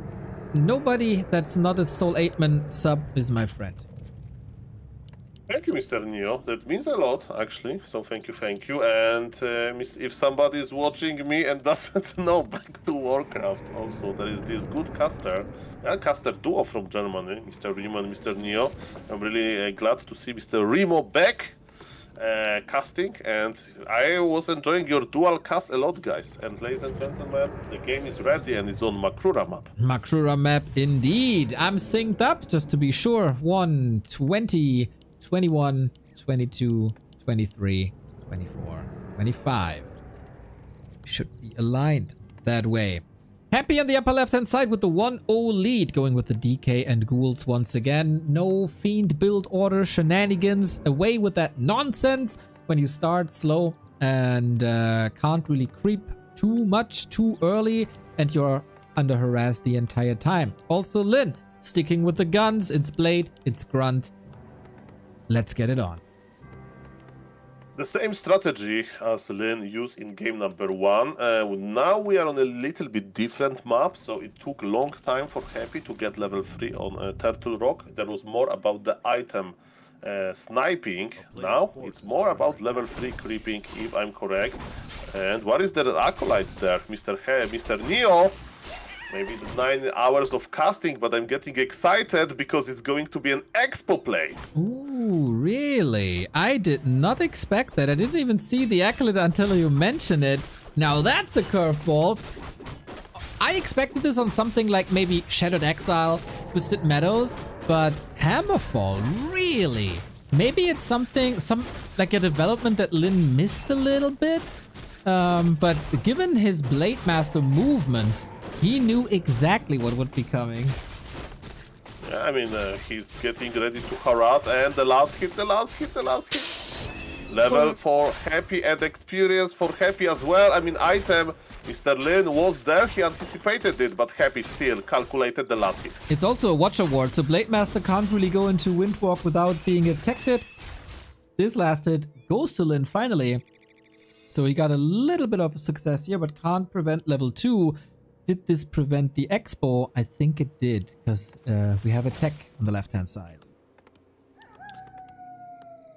Even though the last hit went to Lin, it was enough for Happy to get level 2. And as you mentioned, definitely Sentry Wards is a very, very, very good item. And Mr. Neo, it was a trap, this expansion, as you can see, because Blade Master was there. Happy is like, okay, it's too late to expand. It was just a sacrificial skull.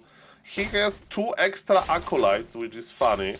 So if you are sometimes watching like super low MMR games, like, you know, Grab is doing recently, Bronze Heroes, so like 200, 300 MMR, some players are walking, you know, creeping with peasants, with peons, and this guy called Happy is walking with his acolytes, but it's actually the opposite. This is the highest MMR on Warcraft 3 Champions. To me, these extra acolytes are just future shades. Also scouting a bit with them. Also with the Watch Award, Happy has good eyes on the map. Lin, not too interested in fighting at the moment. These tasty turtle spots are calling him. And he got the first claw. He got the first circlet. And the second claw. And we have to mention, the Blade Master inventory on Web 1 wasn't too crazy, but now it is. But also hero levels on Mr. Happy in game number 1 were kinda okay.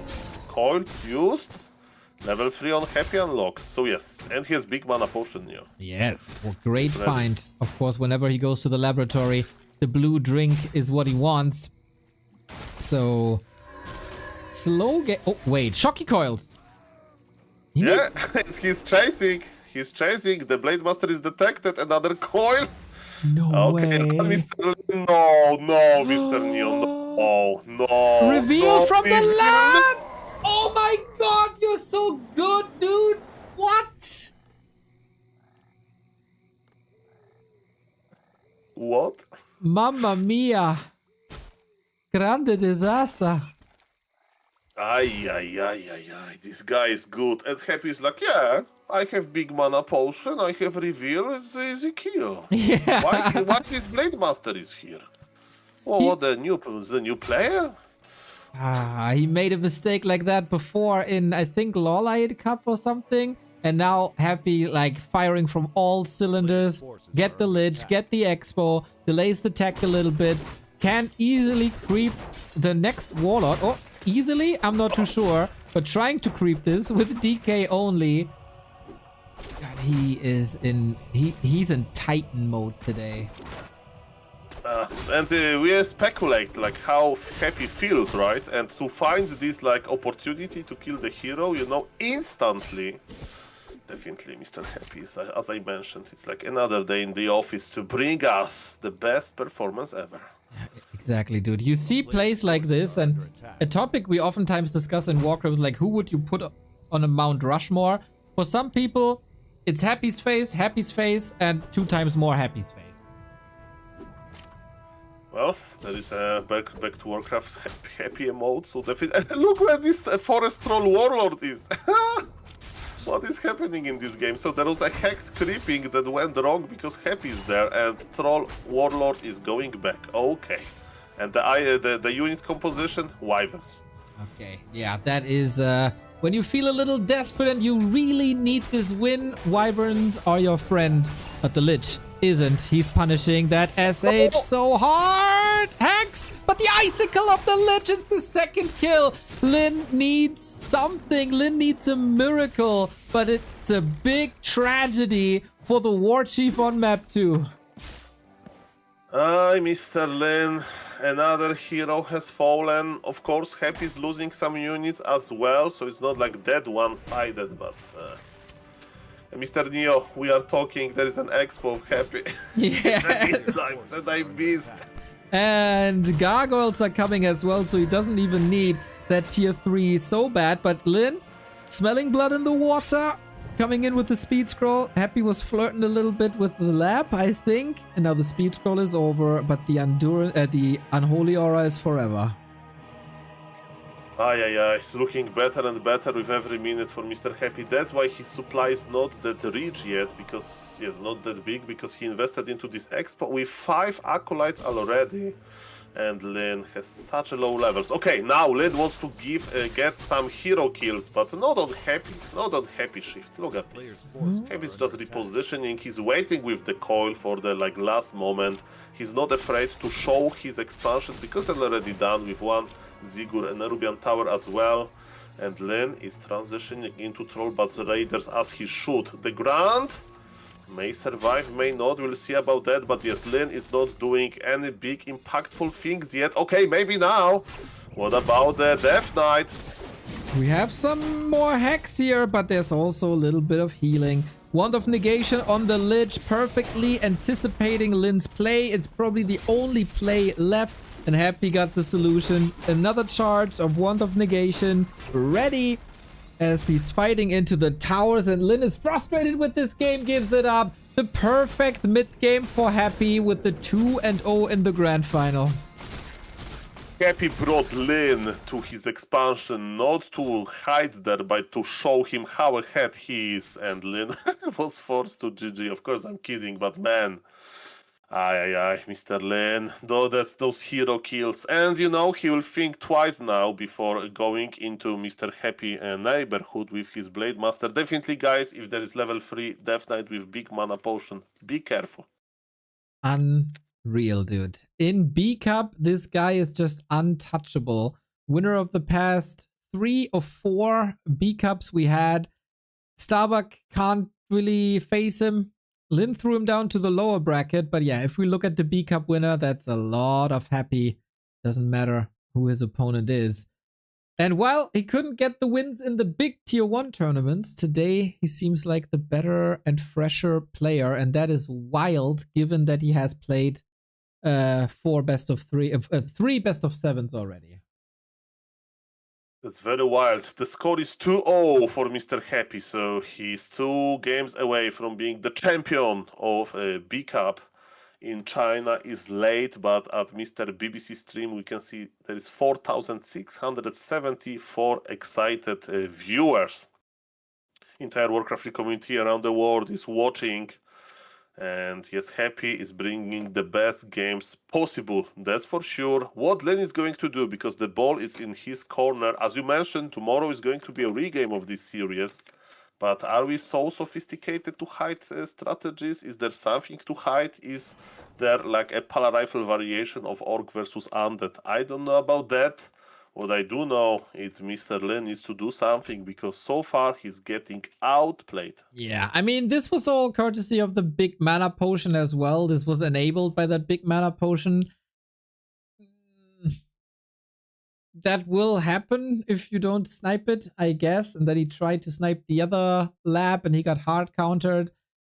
Just amazing answers by Happy all around. The final weekend. There's like 2 different kinds of players.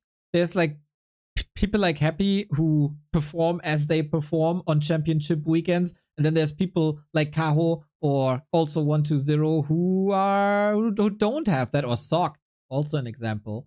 Who get cold feet. Happy is wearing 3 pairs of socks, as it seems. Definitely, he feels very warm, and I don't know who's watching Mr. BBC stream, but they have a tea there or some kind of water bottle, so I hope it's warm as well, because it's getting late in China. It's almost midnight there, right? Plus 6 hours. It's past midnight already, right? Whoosh. The passion is real. A question from Back to Warcraft viewers, if Mr. Neo is showing the BBC stream, is it a computer mouse or is it a type of shoe on the BBC stream? It's the Chinese version of Boots of Speed, I think. Every Warcraft player should have the future Crocs that they are displaying here. All different sizes, all different variations. I'm so jealous that they have access to these shoes and I don't. Yeah, that definitely gives you movement speed buff in real life as well. Look how futuristic it is. I don't even know if you have to walk anymore, if you just hover when you wear these shoes. Hovering shoes before hovering boards. I like it. Yeah. I mean... we see the brand name, Yasha. Let's see. Can I order this in the West? Yasha slipper. Oh, there's a result. There's an Instagram account. There's a Facebook account. It's AliExpress. I don't know what that costs for shipping, but it's 50 euros for 1 pair. It's worth it. I think so too. It's a different model though. And not my size. I was close to getting one, but it's not my size, and it's not as fancy as they have on the BBC stream. Well, you need to order directly from China to get as fancy as possible. I don't know what happened to the store that you mentioned, or maybe just DM BBC. Probably with your connections, Mr. Neo, you know, as a caster, your size, you can actually maybe DM BBC directly, and the DM text should be, "Hey, Mr. BBC, nice shoes. Can you send me one?" Smiley face. I will probably get one signed as well. Oh, with this auto. Oh my god, that would be so good. I'm so jealous, okay? I will not Glad that you abuse my made it, but to like brag about this that way, that you have connections like that, I'm so You jealous. will have better connections than I when you are done with Twitch console. You will forget about me in just a couple of days. Don't you worry. Well, Mr. Neo, I don't know what is going to happen like that. I just want to spread macros around the world, okay? That's my business. The game number 3 is loading. It's going to be Concealed Hill. On Concealed Hill, you can build your Blade Master quickly, so maybe that's That's a hope that we can have.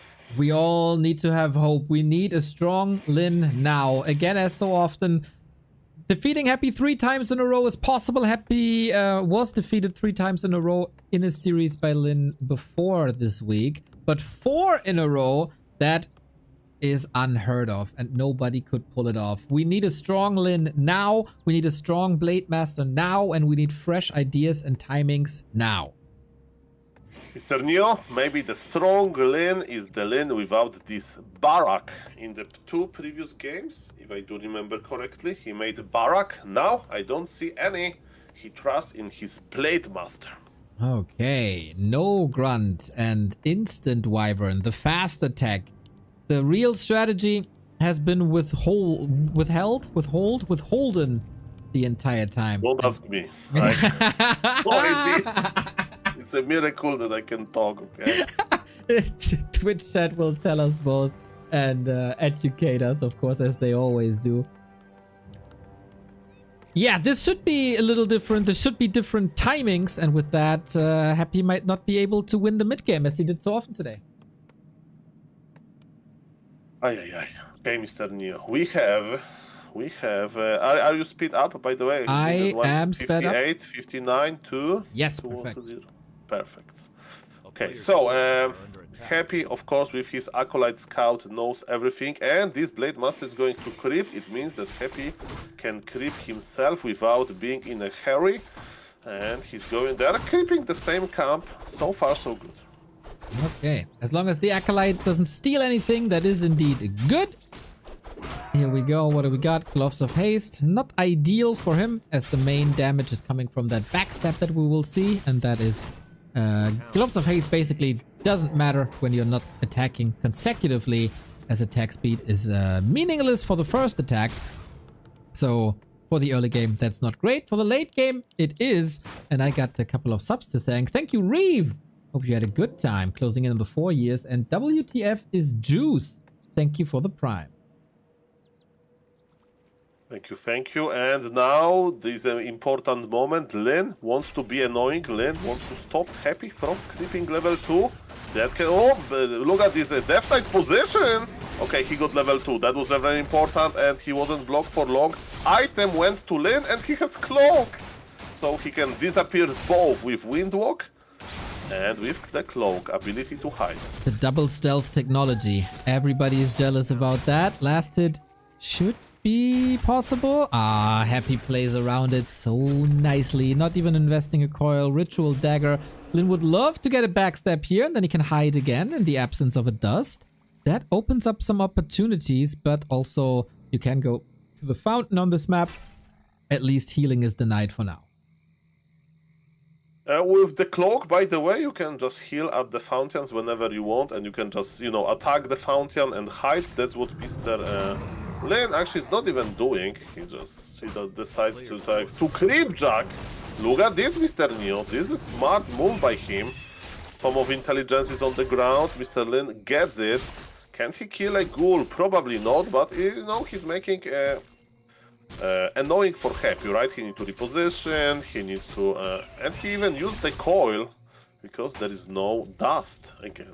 Now I'm curious how Happy responds. It is Wyvern. We see the Shadow Hunter. Here on this map, you always go for the middle to pull the Ogre Lord into, like, your camp. Happy is going back. Is he opting for a Wand of Negation to ruin that Hex, or is there another way around it? Yeah, that's a good question. We have a Concealed Heal, and this map theme is, of course, to fight over the Orc Warrior in the middle that has the best items ever. Happy even bought Circlet, maybe to make sure, that his Death Knight is not going to die too easily versus potential Hex. Hero focus. Look at the Blade Master. He's between of everything. Well, Happy got that one. For Happy. Yeah, again. The timings are just better now. Second hero kill for Lin, or second creep kill. And chop, chop, chop. Damage is fine. So there was an Acolyte still up north, right? Is that still the case? Because then he could block against the Ogre. Oh, Happy is so ready. He's so ready.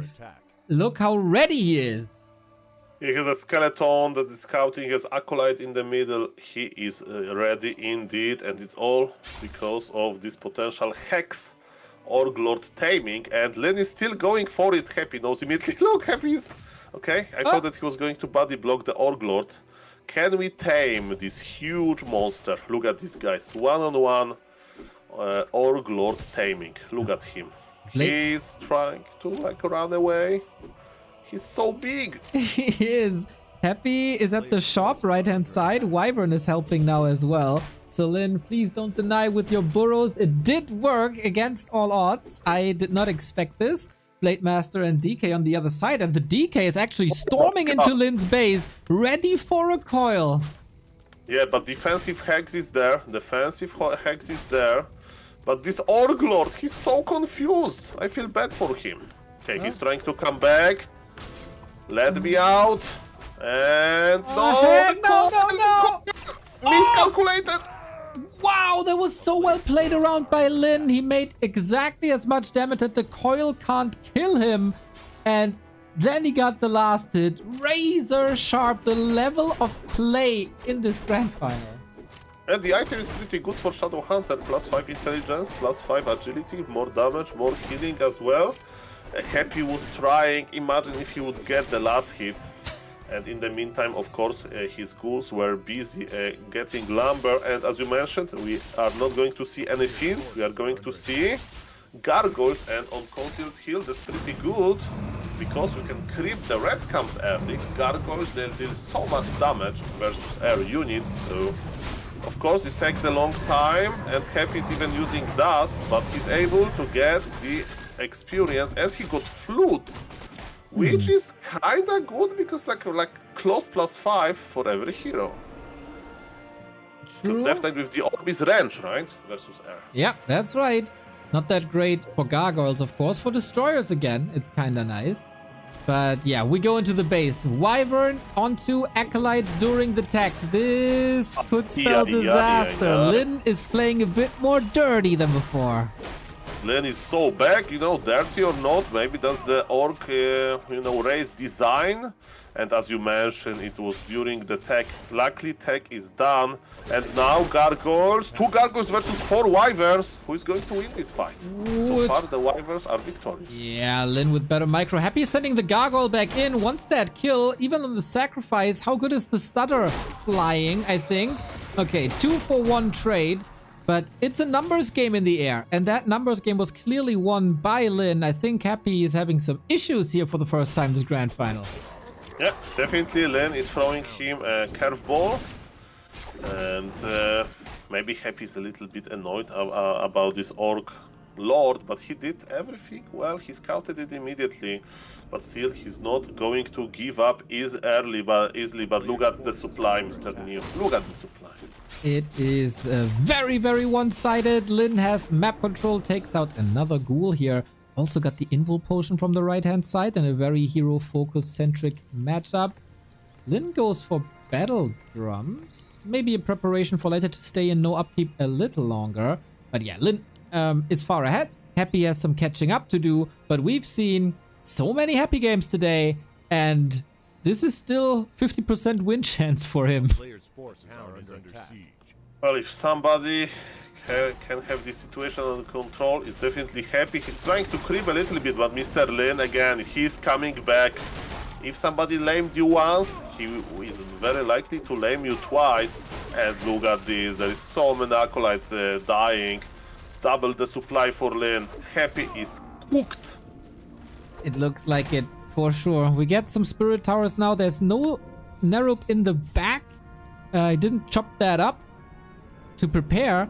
Maybe it wasn't in the back of his mind that Lin could be playing this economy harass, because he did it very rarely in their 2 series this week. Both, of course, have a lot of game tape on each other, and something that Lin did every game is early defense upgrade, and this is coming as well.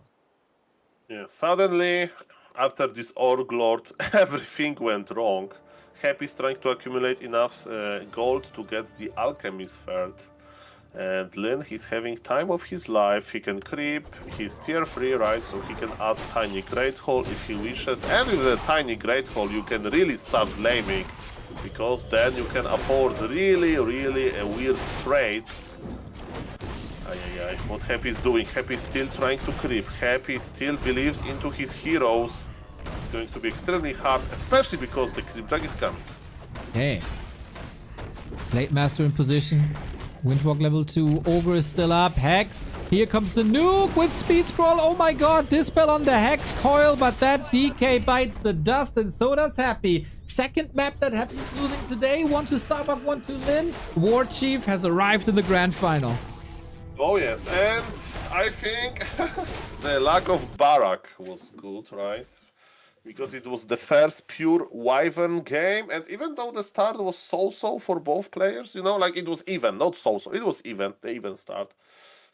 Yes, in this mid game, in the late game, yes, Lin was able to find some openings, and yes, Mr. Happy just folded under pressure of game number 3. But of course, we know that it's Mr. Happy, and who knows? Maybe in game 4 we are going to see Finns. Back to the question I had before the tournament. What does the Undead do to counter this Wyvern play? He countered the Grunt into Wyvern play. He countered some Headhunters. He countered quite a lot. But the pure classic Blade Master Shadowhunter into Wyvern play, I haven't seen a counter. The Gargs are weaker than before. They got sniped so hard. Also a bit questionable for Happy to send the second Garg back towards the Wyvern, and then you can't establish air supremacy anymore. In combination with the strong blade, in combination with the strong Shadowhunter, and of course that Ogre snipe was very important as well. I wonder if Happy calculated the Acolyte hit into that last hit and couldn't get it, and that's what made the difference. The Acolytes, they always bring problems to Mr. Happy. By the way, Acolyte has a range between 9 and 10 damage, so that was 50-50 in other words. Maybe. Unlucky by Mr. Happy. Mr. Neo. 2-1 for Happy, but Len is coming back, and I think we are going to see more Wyverns because it works well. Exactly. I would be surprised to see something else. By the way, guys, now that a lot of people are watching, we are running the W3 Finals. At least we try to. The season snapshot is going to happen in exactly 4 weeks from now, and then we know the players' rankings. We try to get the tournament running. We want $1,500 for that. Then we invite 8 players, which will give us content for 1 weekend. That is 3 days. If you want to see more players and more tournaments and more casts and more everything, the threshold is 3K with the top 15 invited. And then there's also a goal for 3,500 with wildcard qualifiers. We appreciate every dollar that goes into this because, yes, of course, the B Cups and Don't Force Me Cups are amazing. But of course, we need support for the Western players as well. And chat is already saying, only 8, why not 16? Well, if you have a lot of players, you need a lot of support to pay them accordingly. And that is why there's a second stretch goal. Nicely said, Mr. Neo, and I think that Warcraft Champions Season 20 showed the best that, like, you know, those pro players from very high MMR players from Warcraft Champions ladder, they're very friendly, they can bring amazing games. We have interviews, you know that I'm a big fan of Mr. BBC, but there is no interviews in B Cup. And in Warcraft Champions Finals, you can learn about players more. So definitely it was my pleasure to join as an intern for Season 20 Finals. And, you know, if the Season 21 Finals are going to be big, maybe there will be a need for another internship. Maybe if people like that, we can make it work. We'll see. Adaf, thank you for the 2-month resub. Great stream. Vielen Dank. My pleasure, mate. Our pleasure, I think is safe to say. We have ideally 4 more maps. Oh, Mr. BBC is stretching already. You think he's getting a little tired? Mr. BBC is getting the energy. It's the same with me sometimes, you know. I don't move a lot in real life, but if you want to get ready for the big game, you need to stretch a little bit to show that the game is going to start. And can you be tired after watching Amazing Warcraft? I don't think so. Nah, I can't. I just get more awake, and then when the Warcraft is over, then I'm getting really tired and fall asleep immediately. I basically just wake up to cast Warcraft and go to bed immediately when Warcraft is over. Speaking of this, Mr. New, a short story. So for the viewers they don't know, you can on Warcraft Free Info, there's an amazing website. You can check list of streams, both on on Twitch, on this Korean streaming platform, on a Chinese Twitch, this Dojun. And I had this request to see that it's going to be a list of Chinese TikTok streams as well, because these were, for example, Mr. BBC streaming, and Lin used to stream there as well. The game is loading, by the way, on springtime. And Mr. Neo, I will share one personal thing with you now. Today I had a dream that they added it. And I was like scrolling through those Chinese TikTok streams, and I was like, in my dream, like, nah, they probably didn't add it. It's probably a dream, and I woke up. So guys, I'm so into Warcraft that I even dream about things like that. It would be a great dream. Aaron, if you find the time, that would be very, very nice for Warcraft3.info. That also the host of our ELO ranking, where Lin is currently the second best orc in the world. After the performance he put on this week, this seems ridiculous now, but that is sometimes the result if you update a ranking once a week. Tomorrow he'll surely have the #1 spot back. Will he also be the #1 in B Cup? That is the question. Happy takes the first 2 maps. Lin is striking back. Now we go into the loser's choice of Happy, and that is springtime. And I have a dream this time, and I don't see any barracks, Mr. Neo. And I think it's going to be a good dream, not a nightmare. Oh, a dream of Wyvern and Blade Masters and Hexes of a Shadow Hunter? And taming big monsters. Sadly, on this map, the red camp monsters is spell immune, so you can't tame him with Hex. But there are plenty of like big monsters as well. Okay. Curious to see where Lin is moving and how Happy is trying to outmaneuver this. We get the fast tech immediately. Happy gathered that information. We sell the TP and off we go. Are we going to the shop? Are we going towards an harass? Lin surely... Sacrificial School. Ooh, really? He's trying that Hammerfall play again. As we can see, the Blade Master is already crossing the map. He will buy Circlet. But yes, Mr. Happy is not committing just yet with his expansion play. He just wants to get the Mammoth and the item. Okay, but that also gives Lin the information that the skull is there and that expansion plans might exist. Lin with the Last first hit for exclamation Lin. mark. Exactly, exclamation mark. Okay, good start by the Orc, you know. It's maybe one thing, but yes, like Happy has this Sacrificial School that he can use. Lin is fast stacking, and Happy is not taking just yet. Of course, now, after the tech start, Happy will be able to take all of his ghouls and creep level 2 under pressure. That's possible if there is only one Blade Master chasing you, but still, kinda even start, and this is what Mr. Lin needs. He needs close game so he can show his power in the late game. Right on. And he's creeping with the Blight in the middle, 4 HP regen. The DK is not in trouble. Last hit again. Oh, Happy got it. And the item, and that's important because it was slippers. Oh yes, and it was hilarious. They both were trying to move like stop command, so they were like kind of dancing in spot without doing anything. And yes, this time it went better for Happy. But yes, maybe that was the idea with this Sacrificial School, to mark the middle of the map and also regenerate a little bit. Sacrificial School is a very cheap item. I don't remember the price, like 25 gold only? I think it's 30 something? 50. Oh, 50. It's not that cheap then, but it was still worth it. And of course it will stay until the rest of the game. Blade is here again. Level 2 unlocked for Happy. No lasted opportunity. Maybe towards the Mammoth. Oh, no, little too early. But the item this Item for time. Lane. Exactly. Yeah. Okay, so this is a very important fight for the experience and items. Even though Lin base is close, he's just going tier 3. Like, I would be so scared to go tier 3 like that when Happy is around my base. But Mr. Happy doesn't want to fight under the burrows.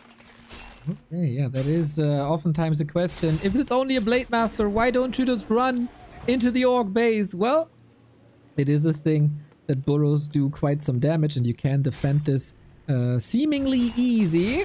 Cool is supposedly getting saved. Yep, but that's all the mana gone. Yeah, there is one charge only of healing for Mr. Lin, so that's why he's going into a wind walk. And the best he can do is just to watch Happy, because he's not in a good enough shape to fight. Not really, no. Thank you, Shapey and more butts for the subs. Happy has a couple of ghouls, but not too many. After that one kill, we go Wyvern once again. And Shadowhunter, what beast is he supposed to tame? A Sasquatch, I think. In Polish, a Sasquatch is called Ape Man, so I feel the resemblance. It's very, very good that you're not getting slaughtered by a Korean. Well, Mr. Neo, I'm getting slaughtered by 10 hours of streaming, but again, for me it's just pleasure. And look at this, this Sasquatch is lost in the orc base again. No way out. That is a trick that Focus came up with. Very, very nicely done. If you're not denying with the burrows, that is. Ooh. Run, Sasquatch, run! Can't. The Wyvern. There's no escape from the big bad Wyvern. No deny, that's perfect. Prepared of Vitality, pretty good item. Happy is creeping as well, but again, it takes him some time to get level 3. Again, I like the early and mid game for Lin. Definitely, the game is very open and it's very promising. Yeah, Happy this time gets level 3 a lot faster than on Concealed. It is an more open game. We also have a way earlier shade, so he basically recycles the early shades he got, because why not? Now we move towards the shop. Oh, no. Mr. Neo, check what is in the crypt. Fiends. Oh, the old Dovak style with ghouls into fiends. That was not that successful, I think. You need a lot of fiends at some point, or like the best fights you've ever seen. And Happy is surely able to pull that off, but consistently, I'm not sure. But it's definitely something different. Okay, definitely fiends can help you versus lames, right? Because you can just keep one fiend, even burrowed, close to your gold mine, and then you unburrow and web a wyvern. So maybe Happy is afraid of the lames. I would like to remind everybody, game on Concealed Hill and Mr. Neo. I think we are into laming again. Aye, dirty. Oh, web is up, but the fiend is not in the base. We're going for ghouls first and foremost. Shadowhunter might be able to get a snipe, and he does, but is he maybe the one being sniped? This is dangerous! The coil misses! Huge moment for Lin!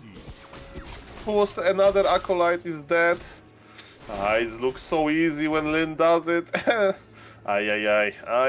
Okay, look at this haunted gold mine. It's haunted for real. There is nobody there. Exactly. All alone, the ghosts are crying, but nobody is answering their call. Oh, this is a horrendous timing for Happy. He wants the orb, third hero, more fiends, destroyer. He needs so much at the beginning of tier 3, but he has basically 0 gold. Be careful, fiends are there. But is it a full base wall off, by the way? Close to the expansion. I think the expansion is walled off, so... Yeah. It doesn't matter. What matters is, of course, that Lin dealt a lot of damage. And look at what Lin is doing. He's just creeping, and Happy is, as you mentioned, double shade. Happy is watching. This Lich is coming for the Nova. He's too late. A little bit too late. And Wyverns are back. Look at this, Mr. Neo. And Ghouls are working hard to let Fiends in, but Happy walled off himself, and another Acolyte bites the dust. That is so gruesome. He also invested into a tower, but now the tower can't reach anymore. There's only one Fiend, but it's a bit too late, so the Wyvern are gone. And on the back of this, Lin has more than enough time to transition. We get Kodos, we get the TC third, because the thing that Fiends fear the most is Stomp. And the TC will provide that. So Lin is trying to be very careful around Happy base. Look at the ghouls, Mr. Neo, on the top. But one Fiend is dancing left and right, and Happy doesn't have a vision. I don't know. Lin decided to fly back. By the way, Happy is going to Creepjack. Shade tells the story, and Wyverns are out of position. Mr. Lin, I hope you are going to survive. Shadowhunter is in the menu. Okay, but the Coil Nova didn't arrive on time First the coil, then the Nova, and then there was some time to heal in between. Blade Master turns this around a little bit and snipes the statue, takes out all the HP and mana regen. Bomb connects to some ghouls, and look who is back. Wyverns are back. Yes, you have Web, but Shadow Hunter. Oh, if this Shadow Hunter is going to survive, it's going to look so bad for Happy. Is there enough mana for the follow-up? There is no. Mr. Neo, it looks like 2-2. Mr. Happy needs to do something, but he gets outplayed on different levels. Shadow Hunter is in trouble, but this is Mr. Lin who is trying to push. Ooh, sweet dispel though against the last Hex. That was ultra quick. You barely even saw it, but the Wand of Negation was there when you needed him most. Happy dodging a bullet here. This could have been the Lich, and with that it could have been the game. But yeah, highly anticipating it, but that should be full map control for Happy. Is Lin baiting a little bit with the Shadow Hunter?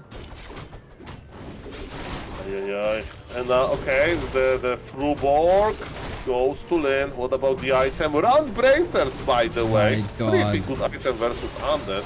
On the Shadow Hunter, that is perfect. Double level up for the crit. Oh, no, it goes Windwalk still. Leech. GG.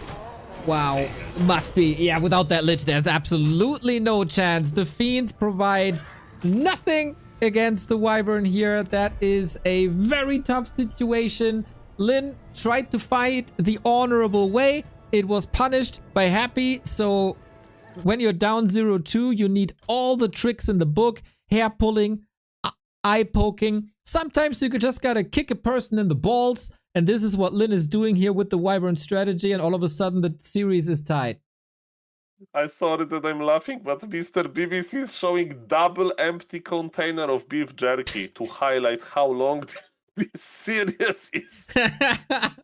It is also the scoreboard for in between the breaks, like 2. This is now 2. And yeah, in these boxes, by the way, are the undead solution to Mass Wyvern. Too lames. Yeah. The Wyverns, there may be solutions, but it's like a level 2 Blade Master, level 2 Shadow Hunter for Wyverns. These lames. That's the amount of solutions you get.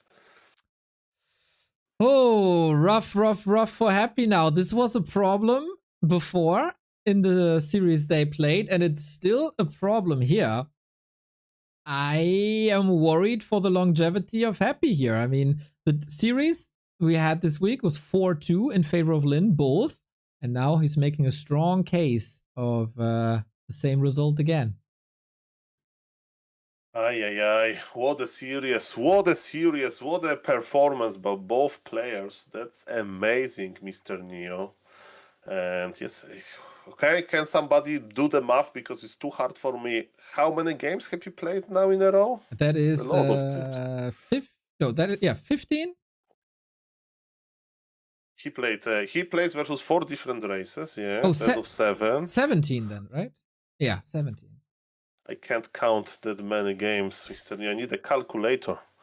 Well, I have a question then. If the prize pool for the W3 Champions Finals before the map was $1,055 and Kovacs the Legend is putting in $50, how much money do we have now? I take that away from you. 1,105. Thank you, Mr. Kovacs, for carrying W3 Champions on your shoulders and also for providing money to the prize pool. You're a legend. Thank you. Thank you, Mr. Kovacs, for that. And again, Warcraft Champions is amazing. And I would like to point attention to everybody in the Twitch chat where B Cup is hosted and where Don't Force Me Cup is hosted. Maybe the KK platform is kind of famous because they have, like, you know, some Fortitude and other players playing there often. But if they want to host games, especially versus foreigners, they always go for Warcraft Champions. Yeah, I don't know how it was for B Cup, but Don't Force Me was entirely hosted on W3 Champions every single game. B Cup was a different story, you know. But I was sometimes also surprised that some series were on Warcraft Champions, not KK, even though between two Chinese players. Maybe it's where they hosted the lobby, but definitely we see Warcraft Champions often in these professional tournaments because it's a quality of connection. Exactly, it's just the best, and you should play on W3 Champions as well. If you play on BNet, what are you doing? Come to W3 Champions. We got cookies. Now. Yesterday I played on Warcraft Champions in a 2v2 game and I matched with X-Lord. That was Oh, a very what nice a experience. what We a played double pleasure. human. And you know what is more broken than human? Double human.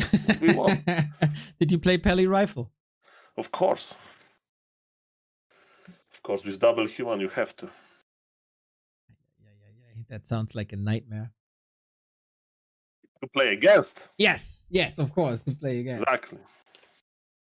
Yeah, if you do play 2-on-2, the more humans, the better.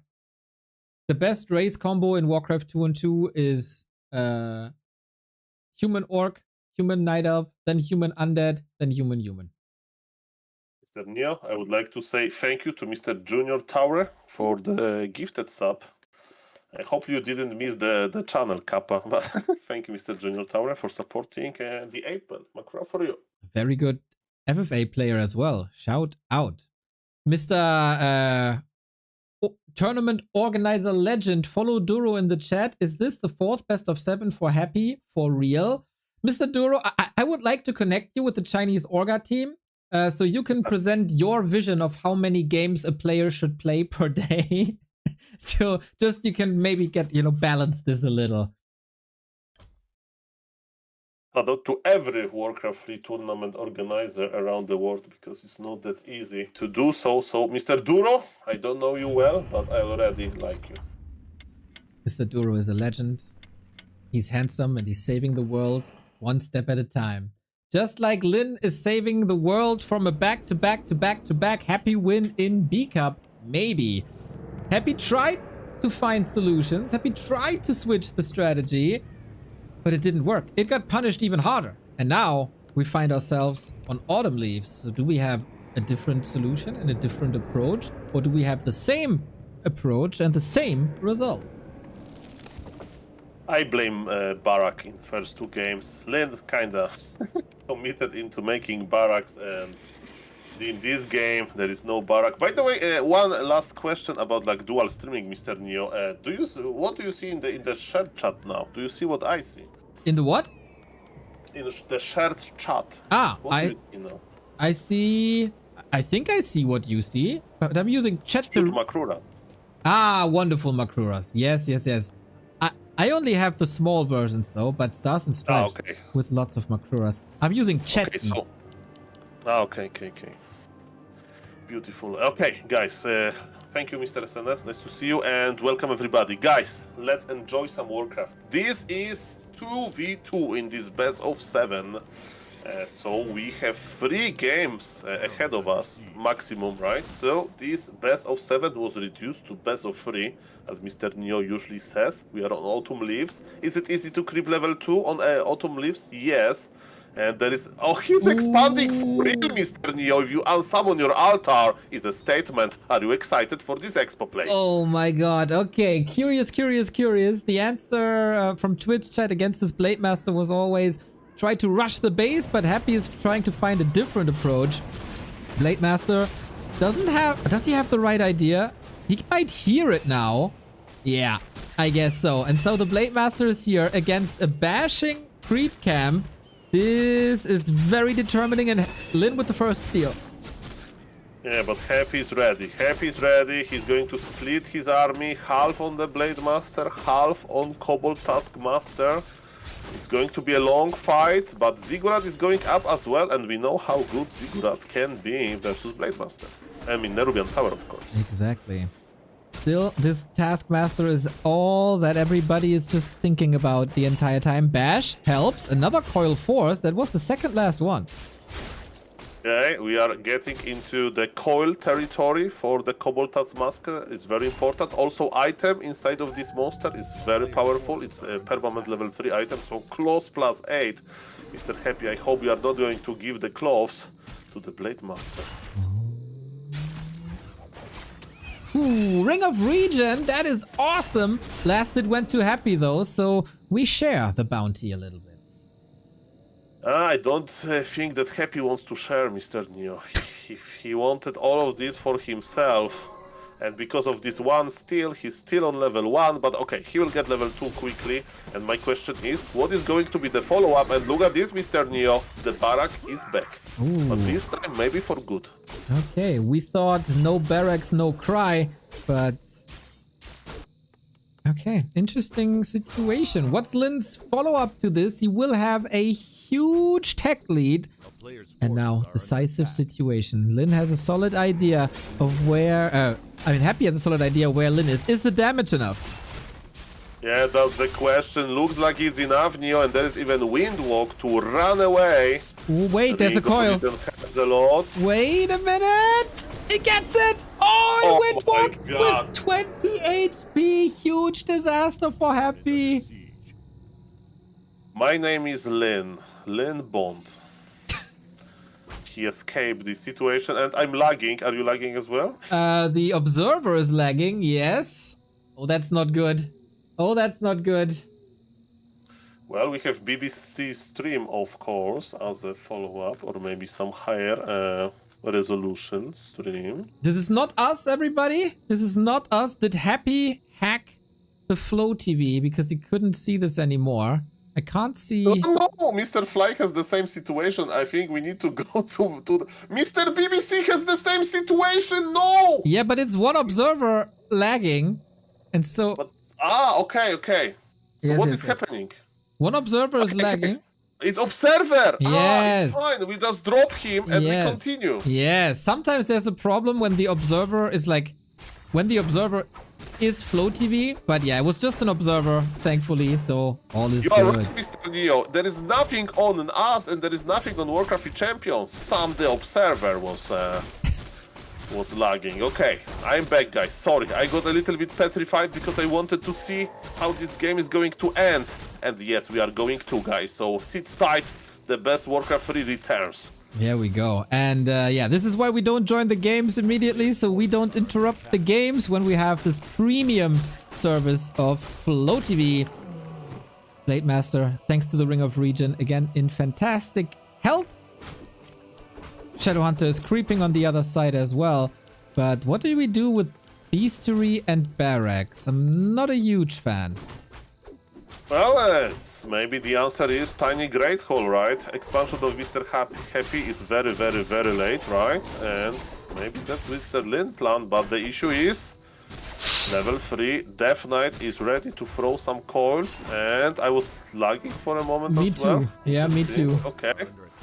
Hold tight, Mr. Neo. We'll survive this storm in order to watch this amazing game. So yes, expansion for Happy is operational minute number 6.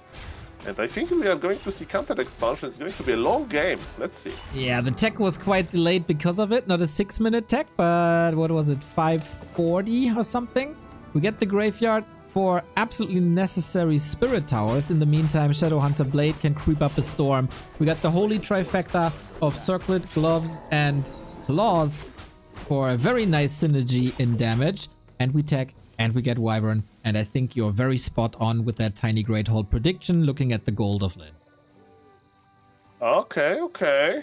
That sounds good. And also movement of the army.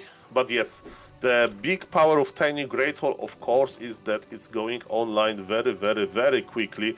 What is funny for me, Mr. Lin Lumber, he has absolutely no lumber because how fast he is spending it. And look, he's going to plant the Tiny Great Hall maybe even before he's done with the creep camp. Unbelievable. These kobolds, man. The disrespect to the kobolds. Even though they throw a couple of bashes. Blade Master needs levels desperately, though. Happy is getting the middle camp. With... There is Wyvern, look, this Wyvern scouting and attacking ghouls. Oh, yeah, and the ghouls are so hurt. He has to abandon the camp. This is genius. Yeah, one Wyvern scout to rule them all. But Mr. Happy is making his feint, but there is no web. He's still on tier 1.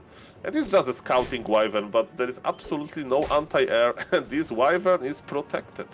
It's like being BBC in the lobby. Nobody's going to kick him. He's the tournament organizer. Exactly. Unlike the two of us who get kicked sometime. I was kicked once. Yep. Because Mr. Medusa requested it. Really? No hard feelings. Yeah, Unbelievable. he did wanted to have, because I had 200 ping. He was Ah. afraid that I would just lag the lobby, so. I see. But I didn't ask them before, so no hard feelings. No hard feelings. Never against our beautiful tournament organizers here. How could we? We have an arms race with more mana on the Shadow Hunter. We like that. Happy likes to have a drink on the weekend. This is gonna be maybe a scroll, maybe a drink. We'll see about that. What we do get is double crypt, and now we need an answer, Fiends or Gargs. The answer is out there already with Web. It is Fiends indeed. We go double crypt, double slaughterhouse. Happy's Expo is working, but is it enough? And is it in time? That's the question as well, because Orc is already creeping tri-hero combination. Autumn Leaves is a pretty big map as well, so there are plenty of camps left, including middle, of course. And yes, Happy is stuck so far with double hero combination, and we know how good Tauren Chieftain on level 3 can be. And my only issue is Mr. Lin Lumber, because without Lumber, Orc, you know, can't go for some crazy upgrade. And Mr. Neo, second barracks. It's going to be mass headhunters with some Kodomis. Ooh, do we like this? I am not sure if headhunters are the solution, but okay, Lin, you're a believer. Focus also, they see something that we don't see, but we thought that about their anti-pally rifle play. I still don't know why, if you have the unit Wyvern, you should play anything but the unit Wyvern. But maybe we're wrong here, I'm wrong here. Blademaster trying to find some openings. Happy, will he see that this is a Wyvern play or not? Because then he absolutely needs a Dark Ranger. Well, what is definitely is happening, Orc is getting the middle, and eyes on the Blademaster. He has Orb, he has Invul, and he's so annoying. That's a beautiful, you know, division of labor. Mr. Lin is creeping his important heroes and harassing with the Blademaster. It means that Happy won't creep red camp. Oh, of course, Happy army is quite small, but yes, that's the idea here. And Lin can creep the red camp easily. Exactly. He has heal wards as well. This is wonderful. Still the lumber that you mentioned. He is always investing lots of lumber into like upgrades and buildings and stuff. But at some point this should even out, especially when you get more invo potions and heal scrolls. That's the way to reduce your gold without reducing your lumber. But yeah, the creeping by Lin is great. Yeah, but the creeping part will be over soon. But what is the item for Mr. Lin? Tauren Chieftain will get level 3, and the item is Close plus 12. Good for the Blademaster. Remember, they scale with crit. Blademaster is back to get his gift, I hope. So far, give him the cloves. He deserves it. Oh, here we go. He had to give one to Shadow Hunter. Skill plus 20. Yeah, better safe than sorry. Gets a Ring of Superiority instead. Interesting. Now Happy at the red spot. He doesn't have... He's going Crypt Lord. Whoa! That is a surprise. No Dark Ranger. Mass ground, you know, in the late game. Yeah, but I would say level 1 Black Arrow is better than level 1 Impale, but... Depends on the army size. If you have 80 supply Orc, then level 1 Impale connects with more units. But ladies and gentlemen, what is connecting now is this Tauren Chieftain, and Mr. Happy needs to get his Granite Golem. Very unfortunate timing for Mr. Happy. Look at this, Neo. The big fight is here. The Granite Golem is chilling, attacking Happy. Death Knight needs to survive. He has TP. He's teleporting out, but it means that Granite Golem goes to Lin. Not like this. Oh my god, dude. He dispelled his own hacks with that auto attack thanks to the Orb of Lightning. And it's a Claw plus 12. Are you kidding me? Oh my god. Big red numbers. I have a huge big red number fetish. This will be pleased. Oh man. Oh man. Oh man. How are you supposed to win this? Happy needs Banshees now. Yeah, I'm not saying it's the best item, but I just would like to see it in action. Just Mr. Lin, give it to us. The plus crazy damage on the Blademaster. Of course, for the viewers, you know, you need to keep this Blademaster alive as well, so that's why he needs to keep like one invul and so on. And of course, Shadow Hunter as an agility hero is dealing a lot of damage as well, but yes, I would like to see like 300 crits, of course. He keeps the Ring of Superiority. Despite the clause plus 12, In well, the push. TP traded, but Lin has no issues with spending gold to focus fire on this destroyer. Did you see that? 1 second there was a destroyer, next second destroyer was deleted. Yeah, but Happy killed a lot of workers as well. So I would say it was worth. It was like even, you know, TP for the TP, destroyer for 7 workers, and they are not mining as well, but you know, more experience probably for Orc. I don't know. Ladies and gentlemen, what I do know, we are in the StarCraft 2 mode. What does it mean? There is literally 0 creeps on the map. But we're in the... It's still a better mode than StarCraft 2 because we got heroes and everybody knows that. And RTS hero abilities and hero crits. abilities. When you have seen crit in StarCraft 2? Thing? Never. Yeah. Yeah. Aye, so interesting. Okay, Mr. Lin, 69 supply, nice hero levels. Blade Master is scouting well. Happy is in defensive position. Mr. Lin, are we pushing into the undead base? He has level 1-1. Happy is going into abominations though. Mr. Lin needs to win this fight well because the tech switch looks better for Happy. Abomination's coming. Nuke on the blade. Heal wave ready. I'm really mad that he didn't pass the claws. It's still enough. The Crypt Lord saved by the bell. Invo potion on the blade needs another heal wave. Storm, great. Impale, great. Not enough to threaten that Blade Master. The damage is good. Abomination. Nuke on the other side. Crypt Lord is still surviving. The Tauren Chieftain is using stomp after stomp after stomp. Blade Master is back, but he's very fragile. He needs to go in and out. I think Happy will get him, but the supply disadvantage is big. Look at those Berserkers! They're everywhere. Left, right, top, whatever. It's a big headhunter party. Whoever doubted them, Lich is dead. DK is dead. Everything deleted. Who gives a damn about claws when you have 15 headhunters? Lin wins 3 maps in a row, and he's making a point that you can win with other units than Wyvern as well. Crazy map control by Lin. He took pretty much every single camp, and now if you're Happy, what do you do? Because whatever you do doesn't work. The ghouls didn't work, the Gargs didn't work, the Fiends didn't work, the Expo didn't work. Nothing works. Well, if I would be as good as Happy, I would maybe have another answer. Maybe some troll strategy. I know a lot of troll strategies, but let's maybe not mention them here to respect this grand final, Mr. Neo. And we are 1 game away from Mr. Lin winning this tournament. Definitely, maybe Happy this but can we appreciate how well Lin countered this expo, right? He cancelled it once, it was very close, then he went for his tiny great hole, he just crept, and he didn't even need to buy Shredder. He had just enough lumber. That was very impressive. Happy was trying to get his final form with those abominations, but then Lin attacked him, and the only thing that we can say that Lin could get better is the item in management of his Blade Master, because yes, we wanted to see those 200 plus crits. Okay, man, that is a very, very tough situation. But Happy was facing elimination before in other tournaments. Not really this time, right? No, this was pretty smooth sailing. But in Don't Force Me Cup, he was facing elimination, and then he turned it around. That was against the Kaho. I would say Lin is a higher level competitor than a Kaho is with all that experience.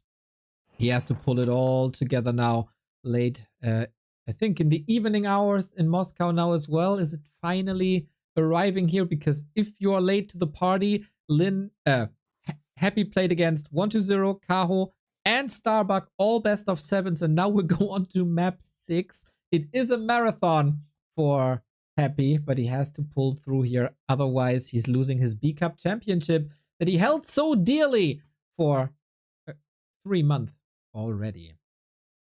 We have more important moments for Mr. Happy. Yes, he needs to find this energy, and I saw in the Twitch chat was trying to give him some energy as well. A lot of Lin fans in the chat as well.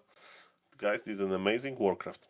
And more support coming in. Thank you for 50 euros towards the War 3 Champions Finals. Chris Brody, thank you for that back-to-back insane Warcraft 3 content. How can we not, dude? It's the beautiful game. We gotta show the beautiful game. Big thank you, definitely. Every Champions finals are amazing, and for the moment we can feel like Mr. BBC feels every day, Kappa.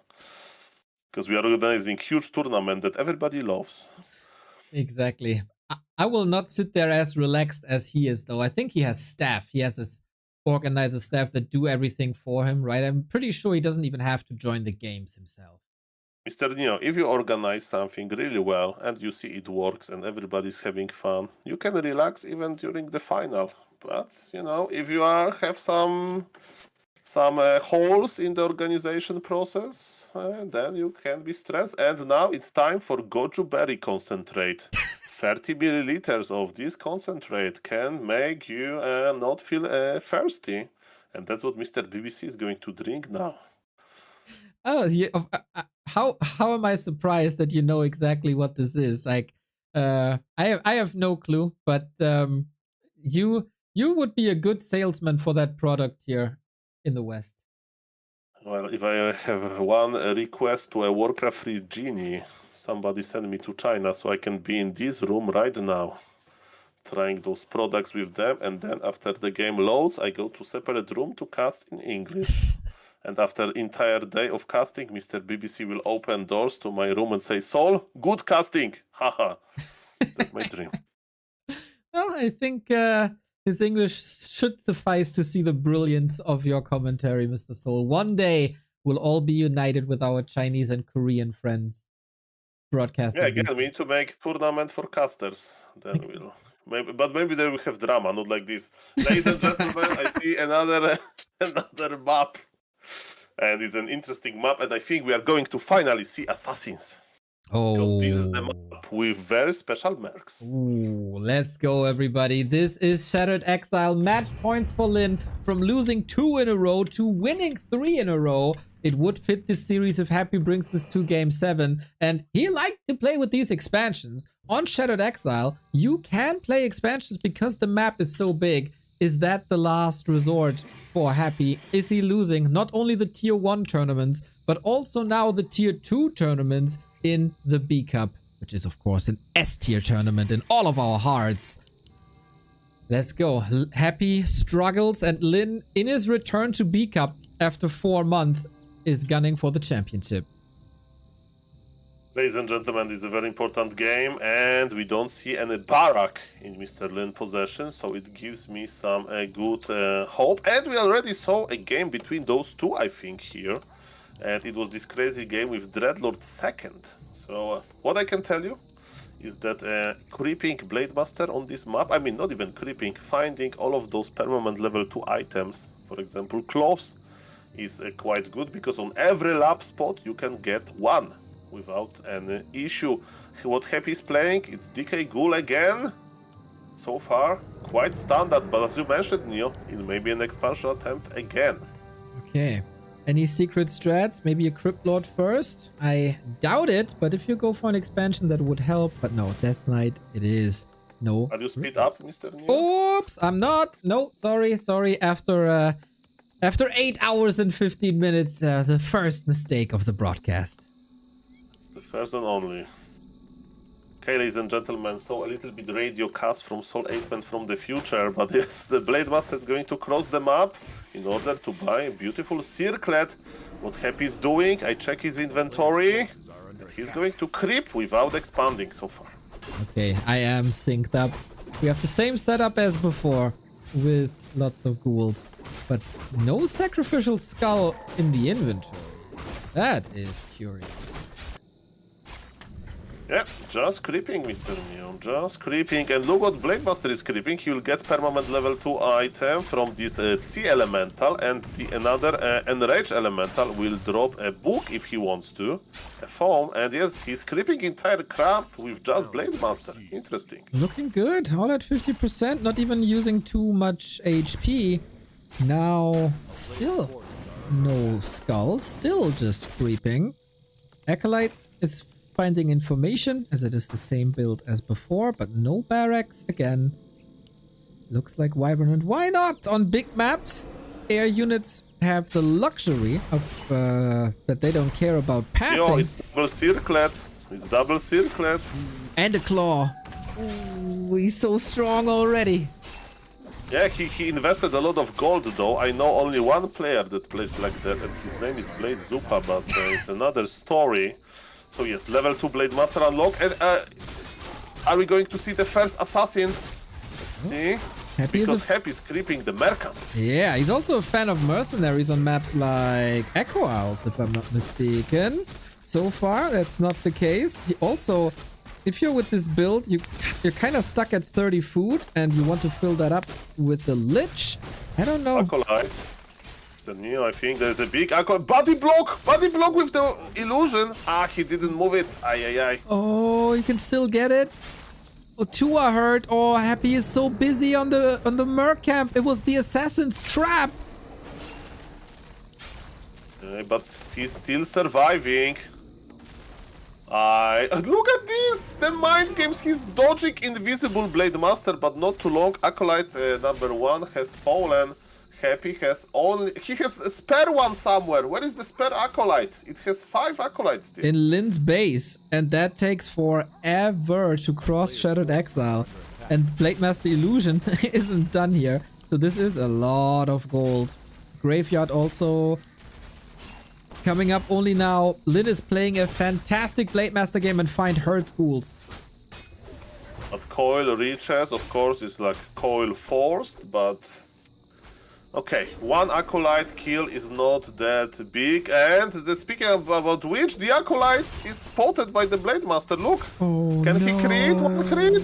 Hey. He has to remake one. It's not the end of the world. Well, he has to spend not all his sad. gold for that one Acolyte, though. He can't tech, he can't build a slaughterhouse, he can't buy a new Rod of Necromancy. This is looking abysmal. Well, there's a strong Blade Master, and as we can... Oh, but the Creepjack, Mr. Neo. It's Shadow Hunter, by the way. Uh-oh. Okay. Lin wants to attack the Death Knight, but Death Knight has big healing potion, and are we coming back to the hero kills as we saw on Hammerfall? Not really. This time Lin is not scared.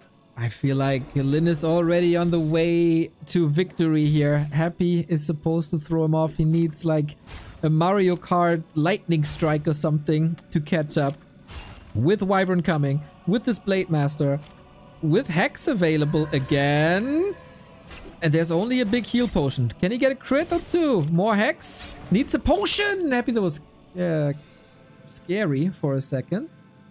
Yeah, that's the trade that Happy didn't want to take, right? He used Dust in order to cancel healing on the Blade Master, but then he got hexed instantly, and Wyverns are going to provide even more damage. Thankfully, Lich is here in order to help Mr. Happy, and Wyvern, oi oi oi, sloppy play by Mr. Lin. Is there speed scroll? Yes. Wyvern needs to survive. 7 HP. Ooh, a second miscalculation by Happy. First the Ogre Lord on Concealed, now this Wyvern surviving again. We'll be back in shape in no time. That's very close, but the game is even. We can say that, yeah, this Blade Master has amazing items, but also he spent a lot of gold on it. Of course, killing Acolytes was impactful, but now Mr. Happy can start creeping with his ghouls. And let me tell you, I have seen him doing miracles with his Garg Micro and so on. By the way, what was very deadly by Mr. Lin was this mid-game laming, right? Maybe he's thinking about this now. Maybe that's why Happy was trying to attack him in the middle, because we remember how strong this move into the Acolytes can be when he has exactly 3 or 4 Wyverns. Happy is in the middle of the map, but Lin wants to creep. Exactly. Reminder again, this is game number 19 for Happy today. All one day away from the Don't Force Me finals. We get Bad Riders. The heroes are accompanying the Wyvern for better creeping. You want to unlock Widrock level 2 on a big map like this. Heal wave also absolutely necessary. Happy scouting with a ghoul. Look, Happy scouting with a ghoul. He saw, probably, Lin creeping closely, but he's not coming back yet. Okay, now he sees it. Okay. And the ghoul, okay, I thought that he's going to ignore the ghoul to lame the Acolytes, but it's probably too late, and Happy's in position. This time, he's not getting lamed before tier 3, that's good. Yeah, and more Gargs are coming, only on 1 crypto, so this will be a bit slower than the Wyvern, and Bad Riders are also there. Everything a bit fragile here. Also a result of Happy's mid game. We get Destroyer upgrade immediately, one of the best weapons against Wyvern, as long as you have some Gargs up, A player's and forces we move are under across. attack. Happy is ready. Happy is ready. He got his tier 3. Oh, he's creeping the biggest camp. One of the biggest camp, I mean. Greater Void Walker is now the target of Mr. Happy Aggression. And Alchemist, as the third hero, is already here. We don't have Orb of Corruption, but it's not that needed. And Lin is just creeping pretty small camp, but he got close +5. This Blade Master is looking better and better. Okay, maybe time for Zeppelin down the road. The Revenant of the Sea, my favorite creep in the world. The sound they make when they die is gorgeous. I don't know what it is. It's like metal clinging together, falling on the ground. Awesome. Like metal pipes falling on the pavement. Yes, on the, I don't know, on concrete, on the orc burrow, ladies and gentlemen. Happy needs to get his orb. He needs to pull back a little bit. Supply is even. I know that the inventory for Mr. Orc, for Mr. Nin, is pretty good. He got a flute. Flute is good when you have mass wyverns.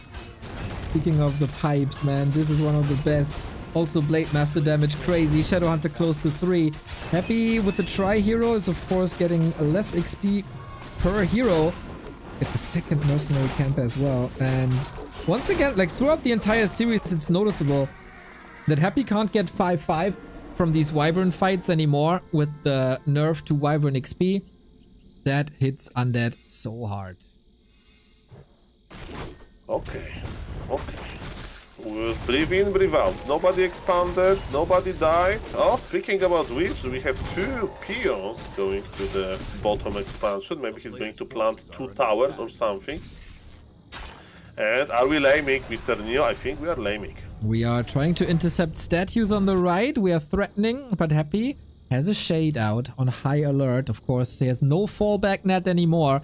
If he loses this map or the next one, he's gonna lose his 4-month B-Cup championship and pretty much guaranteed income that it was in the past couple of months. But Lin, researching spikes. I didn't even know that it exists in Asian Warcraft. What I can tell you is that there was like... so, Happy is in control because he sees the Orc army with his shades, he loves it, but to Warcraft 3 chat, there was a +1 of everything book on the ground for a long time, but finally Mr. Focus was able to pick it close to the tavern. Aye. Okay. Good point, Qbert. Once again, is only in chat and never wants to cast with me. Orb of Corruption not available. He also doesn't have the gold for it. He's also super far away from home. No backpack to bring it. You can't fight without that Orb of Corruption. Yeah, I wonder, was like, did Happy forget about this, or what's the deal here? So I can tell you, as an Yeah. undead player, you can forget about a lot of things. Ziggurats, ghouls, tech sometimes, but what you will never forget is the Orb of Corruption. That is the essential piece of your strategy. And first time when Polar Rifle was nerfed. Never forget. Mr. Neo, it looks weird. I don't know why we don't have this orb. Also, 2 towers finish on the bottom. It means that Mr. Lin can plant his tiny Great Hall and not be too scared out about this. Supply is even. Happy got some bank.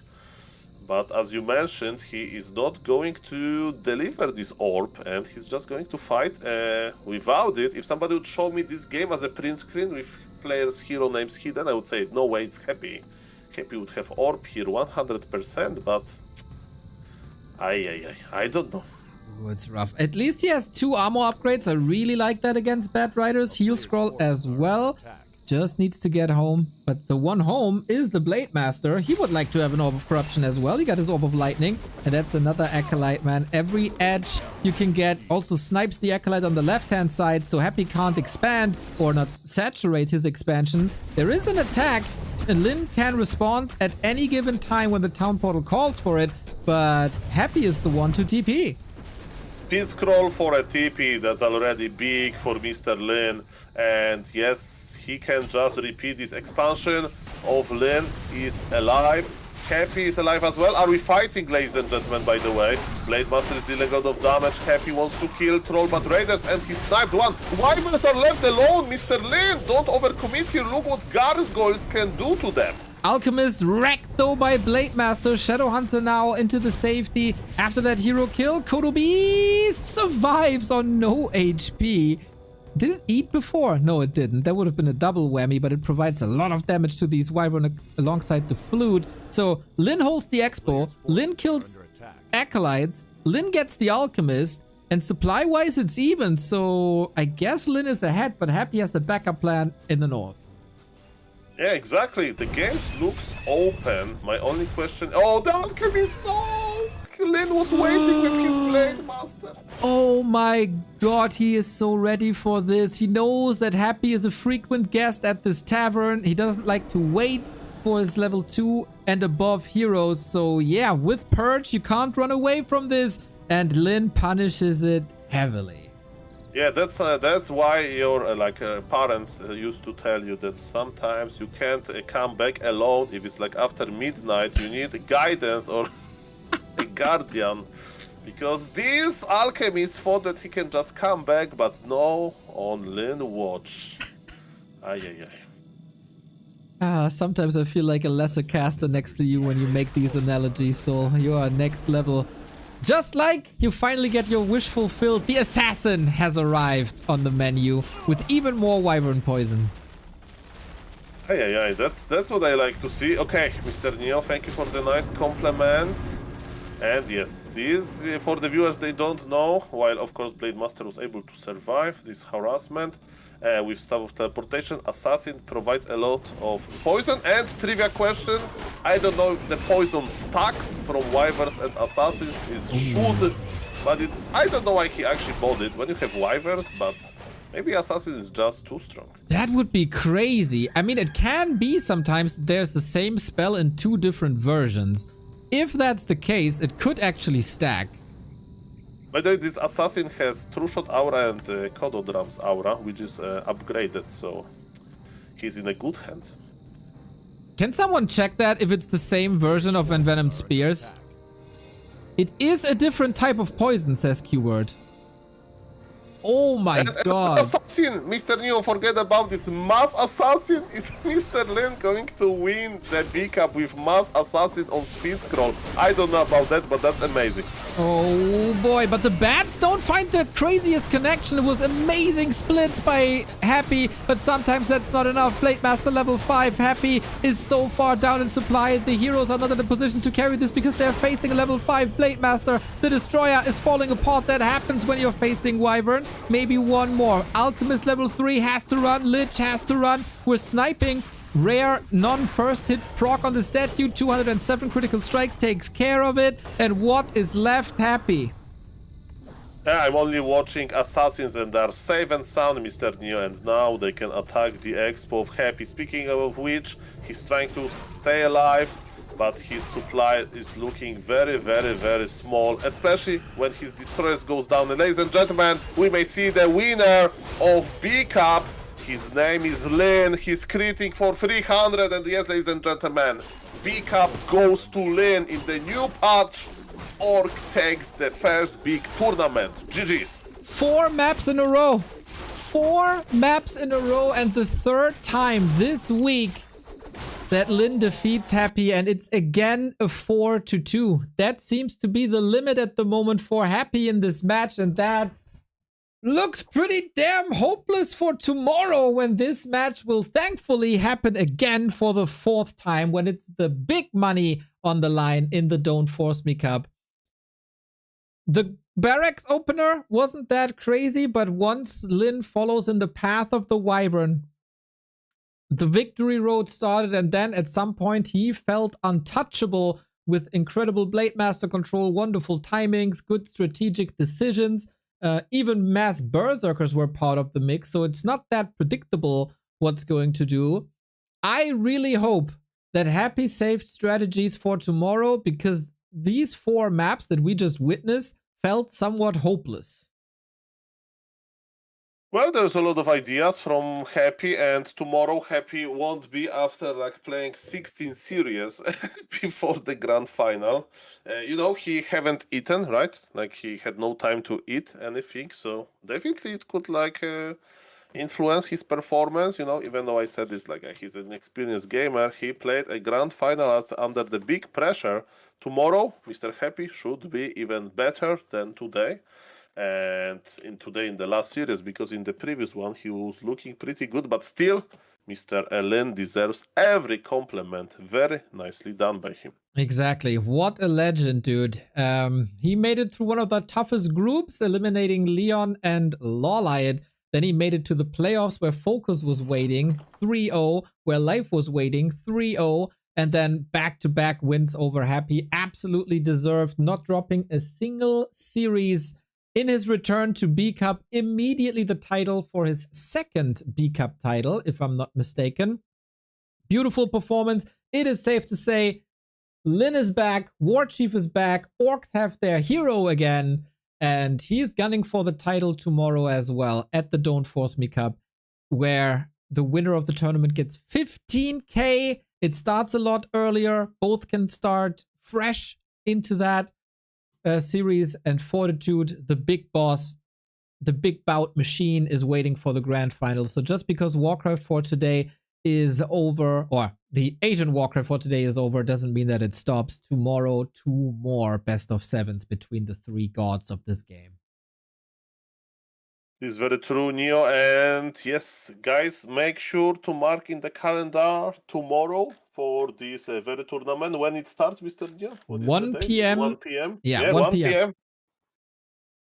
1 p.m. Central. So definitely very worth it. Mr. Neo, thank you for this opportunity to join you. I didn't even know that it's going to be that long, but I hope that you enjoy this time and the Twitch chat as well. And yes, thank you for this opportunity, guys. I hope that you had fun. I had a lot of fun. And yes, we saw some assassins at the end, and 2 of them. Mr. Ape Man, co-casting with you is like opening the window and you see it's a sunny day. How can you not enjoy this? I mean, as a gamer, we have the curtains closed, but you understand what I mean. Watching BBC with you together is fantastic. Absolutely great, Warcraft. You made it better than it already was. I thank you for your time and commitment. Soul Apeman is a legend already, and you should all follow him. Thank you, guys. And imagine me trying to talk all of those people at TwitchCon about Warcraft 3. I will do my best, but yes, I will try to spread the Warcraft 3 passion, because I think that, yes, this game is amazing. Thank you, Mr. Neo. I'm finishing my stream now, so I don't know what are your plans, but yes, do you know which button to hit so we stop collabing now? Because I'm a little bit tired after those 10 hours. I say end stream together. I'm gonna hit that button now. See you soon, Mr. That sounds Soul. good. Take care. Thank you, Mr. Neo, and yes, bye-bye. You guys have been outstanding today as well. Not only Lynn, not only Happy. Thank you for the support. There was so much. Thank you for the kind words. Thank you for the big support. So many subs. There was a lot that I probably missed. It's always a bit iffy with the co-cast, right? But Irish Mang, thank you for the 3-month. Run Kitty Run, thank you for the bits. Tank, thank you for the Prime. Nico, thank you for the 44. Berlinez with the 3 euros. Mitch Mano with the sub. Shapey, more buds. And I think someone who I definitely missed was Mega Mimba. Thank you for the 4-month. Best game and best caster less than 3. Mwah, right back. I will get groceries now. I will chill tonight. There is a lot of Warcraft going on right now, by the way. You can go to warcraft3.info and look at the left-hand side. We got a 3-on-3 tournament in German. Zug des Lebens is going to be quite entertaining. I'm going to put that on my ear now, I think. Knopf is streaming. Super entertaining. Witty is participating in an invitational tournament of the donkey business, where a lot of my friends are participating as well. I'm going to follow that tournament for sure too. Cash Krolo is streaming. Donkey Business is streaming their invitational, and they will get the... Will they get the raid? I think they will get the raid. I know that's German. That's probably not that great for some of you. But whatever. The raid goes to Knopf, so you get something to watch. But you know, there's a lot of Warcraft going on. Just check out the left-hand side of warcraft3.info. Have fun with Knopf, everybody. My voice is about to get out tomorrow.